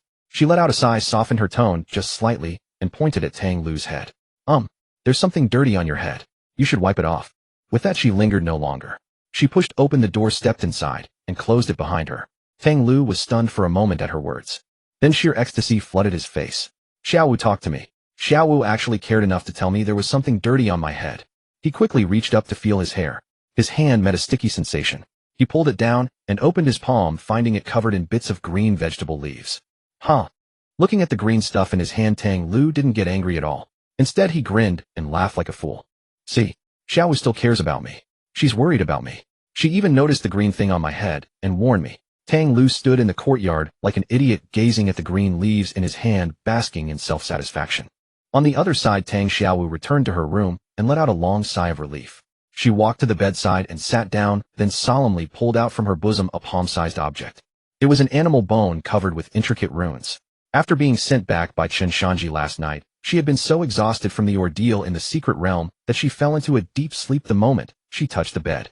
She had completely forgotten to urgently report the events in the Jinghua Marquis's secret realm to her divine oracle grandfather, who was far away in the heart of the Wu tribe. This bone was a Earth-grade treasure personally given to her by the divine oracle when she left the Wu tribe's territory as the Holy Maiden. This item was precious, and its effects were nothing short of heaven-defying. Once activated, it could not only completely isolate all divine sense and true energy detection, but also, regardless of distance, conduct a 5-minute encrypted long-distance communication once per week. This was her only single-line contact method with the Wu tribe. Tang Xiaowu took a deep breath, bit her fingertip, and a drop of crimson essence blood fell precisely into the rune groove at the center of the bone. With a hum, the essence blood was instantly absorbed, and the bone burst into a blinding grayish-white light. Immediately, a faint gray mist emanated from the bone, and in the blink of an eye it completely enveloped and sealed off Tang Xiaowu's entire room. The gray mist churned and twisted violently in midair. Gradually, it condensed into a face covered with wrinkles, yet radiating boundless authority. It was the cornerstone of the Wu tribe, the divine oracle. Xiaowu, have you found the whereabouts of the first 3 volumes of the Wu Shun Jiuzhuan Jin Shenju in the capital? The divine oracle's voice echoed through the room from within the gray mist. Tang Xiaowu nodded, her expression grave. Without any idle talk, she quickly and thoroughly recounted the entire experience in the secret realm. The divine oracle listened quietly, his aged face shifting with ever-changing expressions. After hearing all that had happened, the room fell into a deathly silence. After a long while, the divine oracle slowly closed his eyes and let out a heavy sigh. Who would have thought? That dusty old affair from 100 years ago. That tragedy that nearly wiped out our Wu tribe would reappear in such a form within the secret realm of the Jinghua Marquis's mansion. His voice was steeped in endless vicissitude. It seems Amon, even to her death, never let go of that obsession. But this grudge of betraying the Wu tribe. At this point, the divine oracle suddenly opened his eyes wide. In that instant, the gray mist churned violently due to his extreme fury. Yet in his murky eyes, besides anger, there was also a deep helplessness and desolation. But who knows if this old bone of mine will ever live to see the day I avenge our people. Hearing these words laden with hidden meaning, Tang Xiaowu's beautiful eyes widened sharply, and she cleverly seized upon the key point. She stared incredulously at the face in the mist, her voice trembling as she asked, "Divine Oracle Grandfather, do you mean that the traitor Shanzhi who betrayed our tribe back then? He's still alive?" The divine oracle gave a bitter smile and nodded heavily, uttering a name that made Tang Xiaowu feel as if she had fallen into an ice cavern. "He's not only alive, but thriving." "Xiaowu, do you know one of the 4 great demon gods of the demon dynasty? The one who always wears a ghost mask?" Tang Xiaowu's mind buzzed. Is the ghost-faced demon god of that demon dynasty actually the traitor Shanzhi from back then? That ghost-faced demon god who had stained his hands with the blood of countless Wu tribe members and relentlessly hunted them down was actually Shanzhi, the once promising successor of the divine oracle. Hearing this shocking secret, Tang Xiaowu was visibly stunned. Then all the confusion was rationally explained in that moment. No wonder that ghost-faced demon god knew the Wu tribe's defense layout so thoroughly. So he was actually the former divine oracle successor. After the initial shock, a deep, suffocating sense of powerlessness washed over her. Tang Xiaowu knew better than anyone that the reason the Wu tribe was now forced to retreat deep into the mountains on the verge of annihilation was largely due to this ghost-faced demon god who knew their tribe inside out, secretly sabotaging them. And his strength was terrifying to the extreme. Even the divine oracle, the current strongest of the Wu tribe, was no match for him. It seemed that through the gray mist, he sensed Tang Xiaowu's inner panic and despair. A gentle smile squeezed onto the divine oracle's aged face, and he consoled, "Xiaowu, don't be afraid, and don't overthink. Though that traitor is powerful, as long as I still have a breath left, he would never dare to step a single foot into our territory." At that point, the divine oracle abruptly shifted the topic, his tone carrying a hint of veiled probing and amusement. "But from what you just said, the young Marquis of the Jinghua mansion was able to bring you along into their private secret realm. It seems Your relationship with that young lord has already developed to an extraordinary level. Hearing the divine oracle's sudden teasing Tang Xiaowu's mind instantly conjured up those absurd, blush-inducing scenes from last night in the stone chamber. A conspicuous burning red flush flew across her fair cheeks. She kept her head lowered, not daring to even look at the gray mist. Noticing this, the divine oracle continued gravely, as if completely unaware of her unease, since the first 3 volumes of the Wu Shun Jiuzhuan Jin Shinju have now fallen into his hands. Then Xiaowu, you must find a way as soon as possible at all costs to obtain those 3 volumes, and bring them safely back to the tribe. With those 3 volumes our tribe will have hope for resurgence. The divine oracle paused, his tone turning deep as for his requirement to cultivate the technique. Xiaowu, you should go along with it and help him cultivate. Our tribe is at a critical juncture of life and death now. We can't afford to worry about whether this supreme technique leaks to the great Zhou people. Boom. These blatant words struck Tang Xiaowu's mind like a thunderbolt. She knew exactly what was implied in that statement. In the Wu tribe, for an outsider without pure bloodline to forcibly cultivate the Wu Shun Jiuzhuan Jin Shinju, there had always been only one method throughout history. That was to intimately unite at the deepest bloodline level with a woman of pure Wu blood. As for what kind of union, it was exactly as the words implied. It demanded close and frequent physical intimacy at a negative distance. Only through the exchange of bodily fluids could an outsider generate within themselves a trace of Wu blood energy capable of bearing the circulation of the technique. Xiaowu. The divine oracle looked at Tang Xiaowu, who hung her head in silence and trembled slightly, and let out a long sigh. Grandfather knows you've always had that young man named Tang Lu in your heart. But, in the face of national affairs and the survival of the entire tribe, personal feelings must be set aside. The Jinghua Marquis mansion holds immense power in Great Zhou. If our tribe can seize this opportunity to gain covert military and material support from the Marquis' house, then our tribe's current dilemma of being attacked from both sides will become immeasurably easier. His voice was heavy, pressing down on Tang Xiaowu's shoulders like a mountain. Sacrificing you alone might save millions of Wu tribe members. Do you understand what grandfather means? Tang Xiaowu bit her red lip, hard, her eyes brimming with tears. After a long moment, she slowly raised her head, a complex look of resignation flashing in her eyes. Xiaowu understands. Xiaowu will assist the young lord in his cultivation. She nodded, and her already crimson earlobes now felt hot enough to fry an egg. Seeing this, the divine oracle's aged face revealed a mixture of pain and relief. He nodded and comforted her. Good child. You've truly been wronged. If you encounter any danger over there, crush this bone at any time. If there are no other urgent matters, let's end this communication here. I'll take my leave. Xiaowu sees off the divine oracle grandfather.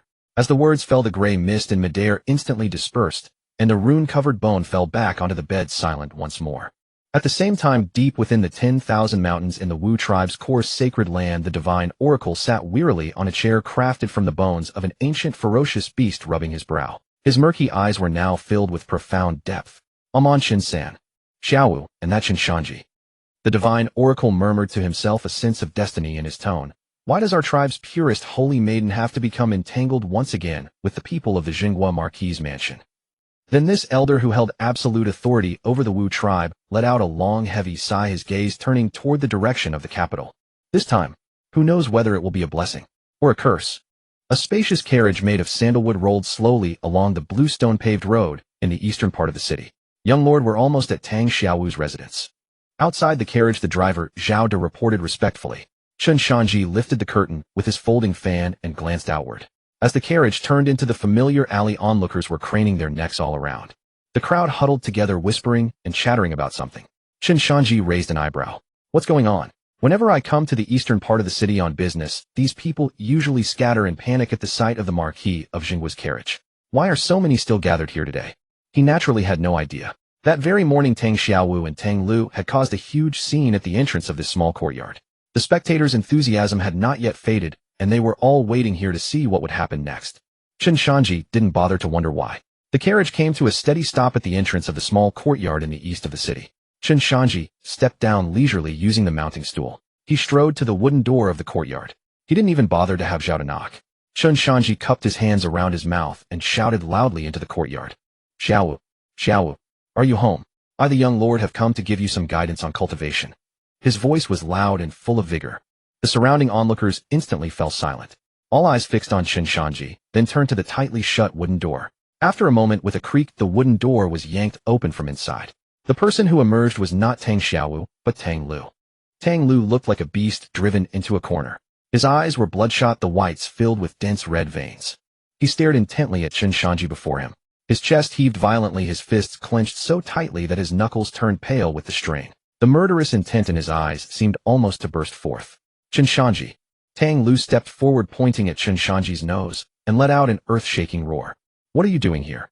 Get lost. You're not welcome here. Facing Tang Lu's ferocious appearance, Chen Shanzhi calmly opened his folding fan and waved it lightly a couple of times. A sarcastic smile curled at the corner of his mouth. Oh, isn't this Tang Lu? Chen Shanzhi looked Tang Lu up and down, then sneered. I'm here for my Xiaowu. You're an outsider. Why are you barking like a dog here? You. Hearing the words, my Xiaowu, the veins on Tang Lu's forehead bulged violently. He stamped his foot. The bluestone ground cracked instantly. The true essence of the 7 orifices of the profound gate swirled wildly within him. Tang Lu raised his fist, ready to slam it into Chen Shanzhi's mocking face. How dare you? Zhao Er, who had been following behind Chen Shanzhi, darkened his expression. He stepped forward, directly blocking in front of Chen Shanzhi. A fierce aura belonging to a peak profound gate cultivator surged like a tidal wave, pressing directly toward Tang Lu. Tang Lu's charging figure halted abruptly. He felt as if he had slammed into an invisible wall of iron, his breathing instantly becoming extremely difficult. He gritted his teeth, staring at the cold gleam of the blade in Zhao Er's hand. He glanced again at Chen Shanzhi, who stood behind Zhao Er with a mocking expression. Tang Lu knew that if it came to a fight, he would gain absolutely nothing now. He forced himself to stop, restraining the urge to strike. His teeth ground audibly. At that moment, a light footstep sounded from within the courtyard. Everyone turned to look. There stood Tang Xiaowu, dressed in a charming outfit, stepping across the threshold into everyone's view. The moment she appeared, the entire alley seemed to brighten. The surrounding neighbors, all watching, widened their eyes and drew in sharp breaths. Even Chen Shanzhi's hand holding the fan paused slightly. Tang Xiaowu was wearing a green Shishong Ruchuan, a traditional chest-high skirt. Over it was draped a layer of translucent gauze. The hem swayed gently with her steps, outlining her delicate waist and alluring curves. Her usually casually tied hair was now carefully styled. Silky black tresses cascaded like a waterfall behind her. Her eyebrows were as delicate as distant mountains, her eyes as rippling as autumn water. Beneath her fair neck, a hint of exquisite collarbone was revealed. Her originally delicate face was touched with light rouge. Her small red lips were full and seductive. She possessed both the purity of a maiden and an innate charm. Utterly alluring. Good heavens, Chen Shanzhi was stunned. When this girl dressed up, she was so beautiful. Xiaowu. Tang Lu was completely dumbfounded. He stared blankly at Tang Xiaowu, forgetting even to circulate his true essence. He had known Tang Xiaowu for so long, yet he had never seen her so meticulously dressed. His speech became stammering and hesitant. But soon Tang Lu snapped back to reality. Why would Xiaowu suddenly dress up so beautifully?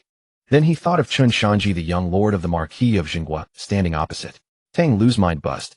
He hurriedly rushed forward. Like a rooster guarding its food, he shielded Tang Xiaowu tightly behind him. He turned to glare at Chen Shanzhi and shouted loudly, Chen Shanzhi, I advise you to leave at once. Don't think you can come here and threaten or force Xiaowu, just because you're the young lord of the Marquis. Tang Lu puffed out his chest, spreading his arms to protect Tang Xiaowu completely. Let me tell you, with me here, you won't get your way. After this righteous declaration, Tang Lu turned to face Tang Xiaowu, and the fury on his face vanished instantly. He put on an extremely ingratiating smile. Lowering his voice, he said softly, Xiaowu, don't be afraid. With your 6th brother here, even if I have to risk my life, I will never let you suffer any harm again. Tang Xiaowu stood still. Looking at the fawning, earnest Tang Lu before her, she took a deep breath. Her full chest rose and fell slightly. Then her red lips parted, and she said in a flat tone, Tang Lu, step aside. Those 5 words. The ingratiating smile on Tang Lu's face froze at the corners of his mouth. It was as if he had been struck on the head with a club. He was completely dazed. Xiaowu. Tang Lu looked at Tang Xiaowu in disbelief. His already bloodshot eyes became even more frighteningly red. He twitched the corner of his mouth, forcing a smile uglier than tears. He chuckled awkwardly and stammered, Did you just say the wrong person? Seeing that Tang Xiaowu ignored him, Tang Lu whirled around. He pointed at Chen Shanzhi and roared hoarsely, Chen Shanzhi. Did you hear that? Xiaowu told you to go away. Get lost. Chen Shanzhi stood there watching Tang Lu, who looked like a clown. He glanced at him with a half smile. Then Chen Shanzhi ignored Tang Lu entirely. He looked over Tang Lu's shoulder, his gaze falling directly on Tang Xiaowu. Chen Shanzhi stepped forward and slowly extended a hand toward Tang Xiaowu, who was behind Tang Lu. His tone was familiar, carrying a domineering air that brooked no refusal.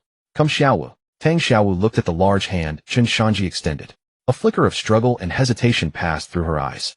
But it was only for a moment. She stepped forward, directly bypassing Tang Lu, who stood in front. She stretched out her fair little hand and pushed Tang Lu's shoulder aside. Tang Lu, like a wooden stake, staggered back from her gentle push. Tang Xiaowu walked straight up to Chen Shanzhi. Under the stunned gaze of the onlookers, she raised her jade-like arms and took the initiative to hook them around the hand Chen Shanzhi had extended. Her body leaned forward slightly. Her full chest pressed against Chen Shanzhi's arm without any hesitation. Chen Shanzhi took the opportunity to wrap his arm around Tang Xiaowu's delicate waist. He applied a little force. Tang Xiaowu's body instantly drew close to Chen Shanzhi's chest.